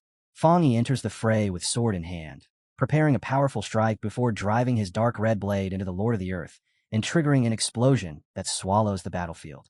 Elder Wu and the other defenders cry out in relief, immediately recognizing the arrival of the sealer and asking in disbelief why he has interrupted his training. Fang Yi orders everyone to retreat at once, warning the veterans that they are no match for an enemy of this level. The Lord of the Earth steps out from the crater laughing, claiming that the sealer is nothing remarkable, then shatters his rock armor and declares that without the power of a throne, Fang Yi's flames are incapable of harming or restraining him. Fang Yi immediately charges forward, and while observing the invader's mutated form, mocks him by asking whether his appearance is the result of a failed breakthrough and an energy backlash. The Lord of the Earth pays no attention to the taunt as the two collide in battle, with Fang Yi unleashing a relentless series of sword strikes against the invader's rocky defenses. Watching from afar, Jialan notices that something seems wrong with Fang Yi's condition. She discusses whether they should step in with Elder Wu, but ultimately chooses to follow Fang Yi's instructions and remain where they are rather than become a burden. The Lord of the Earth lands a blow across Fang Yi's back, prompting Fang Yi to realize that the invader's assumptions about his strength are not entirely correct. As blood spills from his mouth, Fang Yi recognizes that the Moon Realm's energy is volatile and extremely difficult to control, and at that moment the system begins flashing warnings that his current cultivation realm has become unstable. Overwhelmed by the turmoil inside his body, Fang Yi lets out a scream of agony as red energy bursts from him in all directions. Fighting to regain control of the chaotic aura, he realizes the price of abandoning his seclusion midway through the process. Because he interrupted it, he cannot draw upon the strength he should have gained after the breakthrough, and his body is now suffering the resulting backlash. Sensing the opening, the Lord of the Earth immediately takes advantage of Fong Yi's weakened state. He mocks the sealer for choosing to fight while enduring an energy backlash, then raises two enormous pillars of stone from the ground. Wearing a grin, the Lord of the Earth pronounces the sealer's death sentence and brings his hands together. In response, two gigantic slabs of earth crash shut from opposite sides, trapping Fong Yi between them and crushing him. At the southern border of the Xian Nation, the enormous slabs of earth that crush Fong Yi fuse into a gigantic mass of stone. Jalen, Elder Wu, and the surviving pioneers can only stare at the now empty battlefield in complete shock, unable to process what they have just witnessed. Bai Su watches in disbelief and stammers that there is no way the legendary sealer could have been defeated so easily. Grief spreads through the remaining pioneers as they stand together, while Elder Wu is consumed with regret that they failed to hold the line long enough to protect their respected commander. Jalen blames herself as well, wishing they had possessed the strength needed to stop Fong Yi from interrupting his meditation and attempting such a dangerous breakthrough. Without wasting time, Yung Tian and Elder Wu launch a massive signal flare into the sky to announce the devastating news. Far away at headquarters, President Yao sees the brilliant signal piercing through the storm clouds and immediately realizes with a grim expression that the worst possible outcome has come to pass. Firming his resolve, President Yashao orders the Spirit Association to activate its final contingency plan, declaring that since the sealer sacrificed his life for the Xian Nation, they have now entered a true struggle between life and death. He commands every branch of the Spirit Association to defend their homeland until their final breath and battle the Lord of the Earth to the very end. Such Qing, Ing, Guru, and the assembled officers loudly voice their agreement, fully prepared to give their lives if necessary. At the same time, Elder Wu issues urgent military commands ordering the Eastern, Southern, and Star battle zones to unite and launch a full-scale counteroffensive against the Lord of the Earth. As all remaining forces begin mobilizing to strike across the entirety of Country B's territory, the commanders accept their orders without hesitation, fierce determination burning in their eyes. Elder Wu, Jiang Tian, Yashao, and Xiaoan swear that even if every one of them dies on this battlefield, they will seek justice for the sealer, for his family, and for the entire Xian Nation. Hovering above the devastated city, the Lord of the Earth laughs at the defenders and calls them pathetic ants struggling in vain. He declares that he will devour their cities one after another before diving downward, intent on crushing them all. Deep beneath the battlefield, hidden within the dark and endless depths of an underground tomb, Fong Yi is actually completely unharmed, calmly floating inside a glowing sphere of golden energy that protects him from all sides. His system detects an enormous concentration of ancient earth energy, reaching 90%, and immediately begins absorbing it. Fong Yi smiles as he realizes the Lord of the Earth never imagined that this supposed grave would become the ideal energy source for accelerating his recovery. The system continues monitoring his condition and confirms that his unstable cultivation realm is rapidly returning to normal, while his overall recovery quickly rises to 50%. As he meditates on the power surrounding him, Fong Yi comes to a realization. The abilities of the Earth Throne and the Divine Moon Realm are unexpectedly similar because both possess dual natures. He understands that the Earth element is capable of two opposite functions at once. It can create and destroy, bring absolute stability, or unleash devastating destruction. The chaotic energy produced by his unstable Divine Moon Realm had naturally attracted the stabilizing, constructive aspects of the underground Earth energy, allowing it to repair his volatile Moon energy and completely erase the painful side effects caused by his breakthrough backlash. The system soon confirms that his recovery has reached 70%.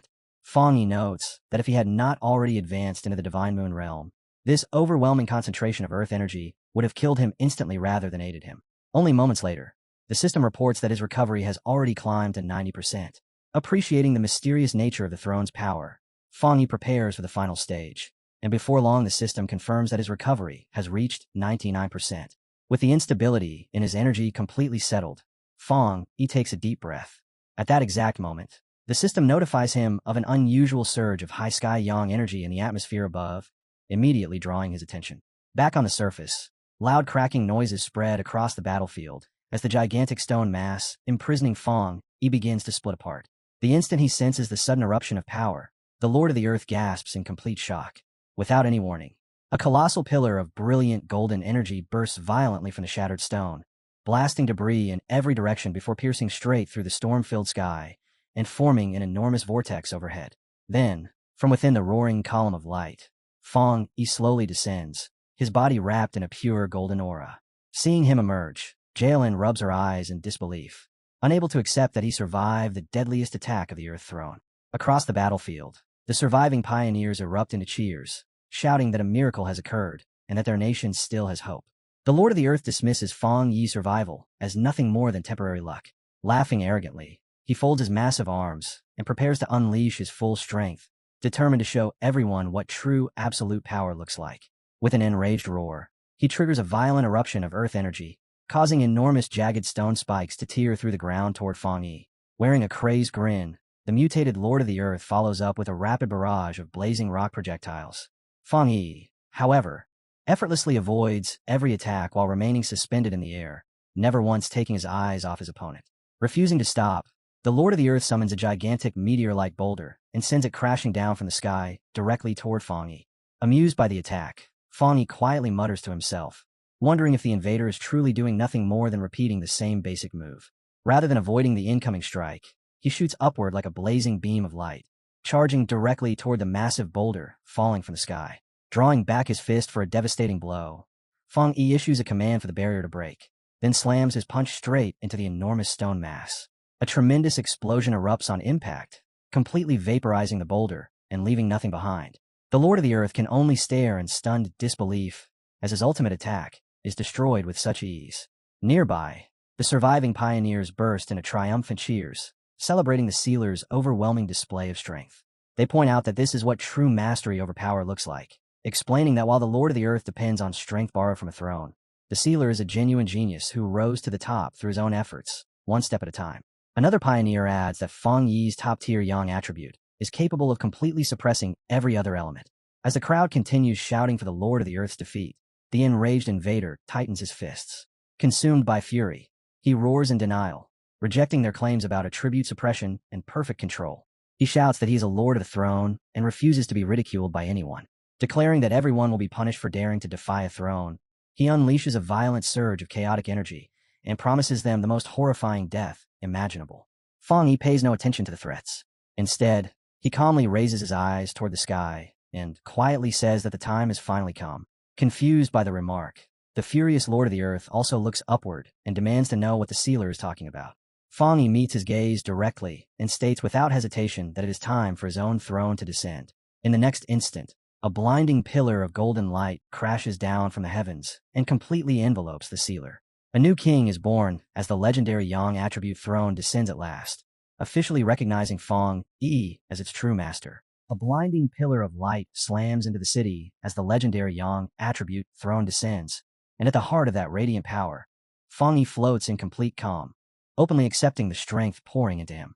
The Lord of the Earth stares in disbelief, unable to accept that a completely new supreme throne has appeared right before his eyes, while Elderwu wonders whether this world-shaking artifact has chosen to stand with the sealer, and Jalen can only watch in shock as he realizes the energy it releases is so vast that it is nearly impossible to comprehend.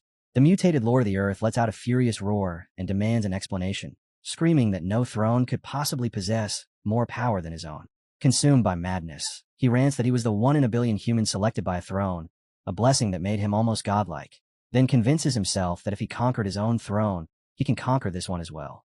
With that belief, he unleashes a massive wave of earth magic and shouts that such power would never choose someone like the sealer.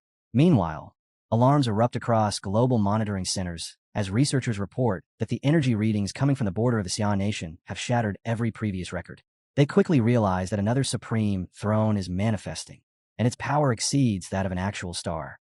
A terrified official yells for answers, demanding to know what the sequence department has concluded. Inside the global throne sequence department, the atmosphere is tense as staff members sweat under the pressure. They have already realized that all of their previous calculations regarding throne strength were incorrect, and the entire ranking structure has been thrown into disorder. The anxious official shouts that the appearance of the new sun god throne forces a complete revision of the global rankings, explaining that the earth and thunder thrones, which once occupied the highest positions, must now be pushed down to at least the third sequence.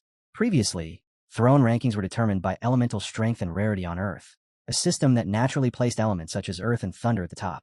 However, the emergence of the sun god throne exposes a shocking reality. It alone deserves the first sequence. Meanwhile, inside the G Nation Spirit Association Research Center, the director celebrates proudly, declaring that foreign standards have been wrong from the very beginning.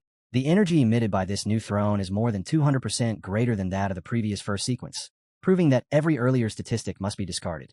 A research analyst confidently states that genuine first sequence powers can only be terrifying forces, such as pure yang or absolute darkness. A female analyst excitedly announces that the balance of power has been completely overturned because the sealer is now the sole master of the ultimate yang attribute. But the moment she examines the live data more closely, the smile on her face vanishes. Stammering in disbelief, she says the sun god throne did not appear by coincidence, nor did it merely choose the sealer. At that moment, Elder Wu finally understands the truth. The sealer never waited to be chosen. Instead, he used a powerful summoning technique to force the solar artifact into existence, securing absolute control over it from the very beginning. Even the Lord of the Earth is caught off guard by this revelation, yet he refuses to accept reality. The mutated invader bursts into laughter and screams that no throne could ever be purer or stronger than his own. As a violent surge of earth energy gathers around his fist, he insists that the earth attribute remains one of the most coveted powers in existence, and that he is still the true ruler of the first sequence. Drawing upon every bit of strength he has left, the Lord of the Earth launches himself toward Fang Yi, shouting that he will never allow the sealer to take complete control of the sun god throne. Before he can even reach his target, a dazzling beam of pure solar power erupts toward him. The sudden attack catches him completely off guard, and the madness on his face instantly gives way to panic. He throws up his massive, stone-like arms to block the strike and immediately attempts a counterattack. But a second beam flashes forward and effortlessly burns away one of his mutated rock arms while tearing through his stony armor. The solar energy pierces straight through his strongest defenses, triggering a massive explosion that sweeps across the coastline. When the smoke finally disperses, the Lord of the Earth is no longer in his monstrous form. Gasping in disbelief, he falls backward and coughs up blood while clutching his chest. Looking up, he finds Elder Wu, Bai Su, and President Ye Xiao standing over him. Zhang Tan then steps forward and orders his forces to seize the Lord of the Earth at once. He specifically instructs them to keep the invader alive, explaining that he is both a valuable hostage and crucial evidence of Country B's illegal experiments. News of the battle spreads rapidly throughout Country B, where countless citizens watch public broadcasts showing their once celebrated Lord of the Earth kneeling in defeat. Furious crowds demand answers from their government, shouting that they have been promised the land of the Xia nation only to suffer humiliation instead. Many question how a throne master who was supposed to be unbeatable could have been defeated so easily. Fear quickly spreads among the senior officials of Country B who supported the invasion.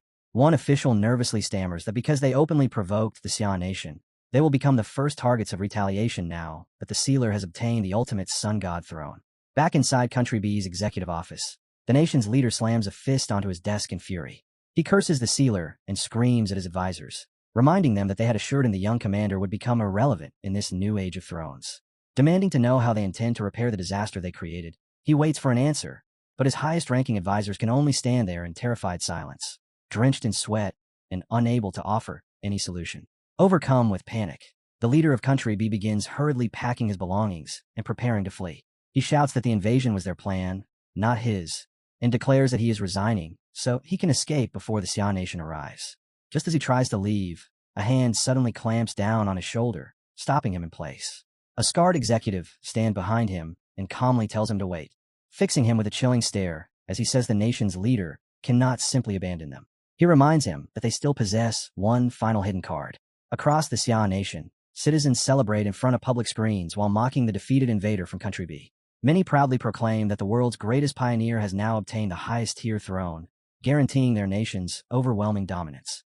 Wang Lan recalls how countless critics once claimed that the older generation of pioneers, including the sealer, would eventually be left behind.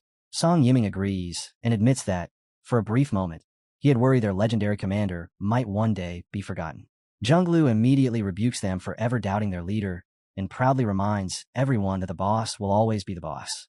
Captain Chen Ruo enthusiastically adds that the Xia nation now possesses the strongest throne master on the planet. Nearby, Su Qingyang remains silent as another eruption of solar energy bursts across the sky. Everyone quickly realizes that the sealer is about to enter the core of the sun god throne and complete the final stage of his mastery. They cannot help wondering what kind of ultimate trial a throne of such terrifying power will place before him.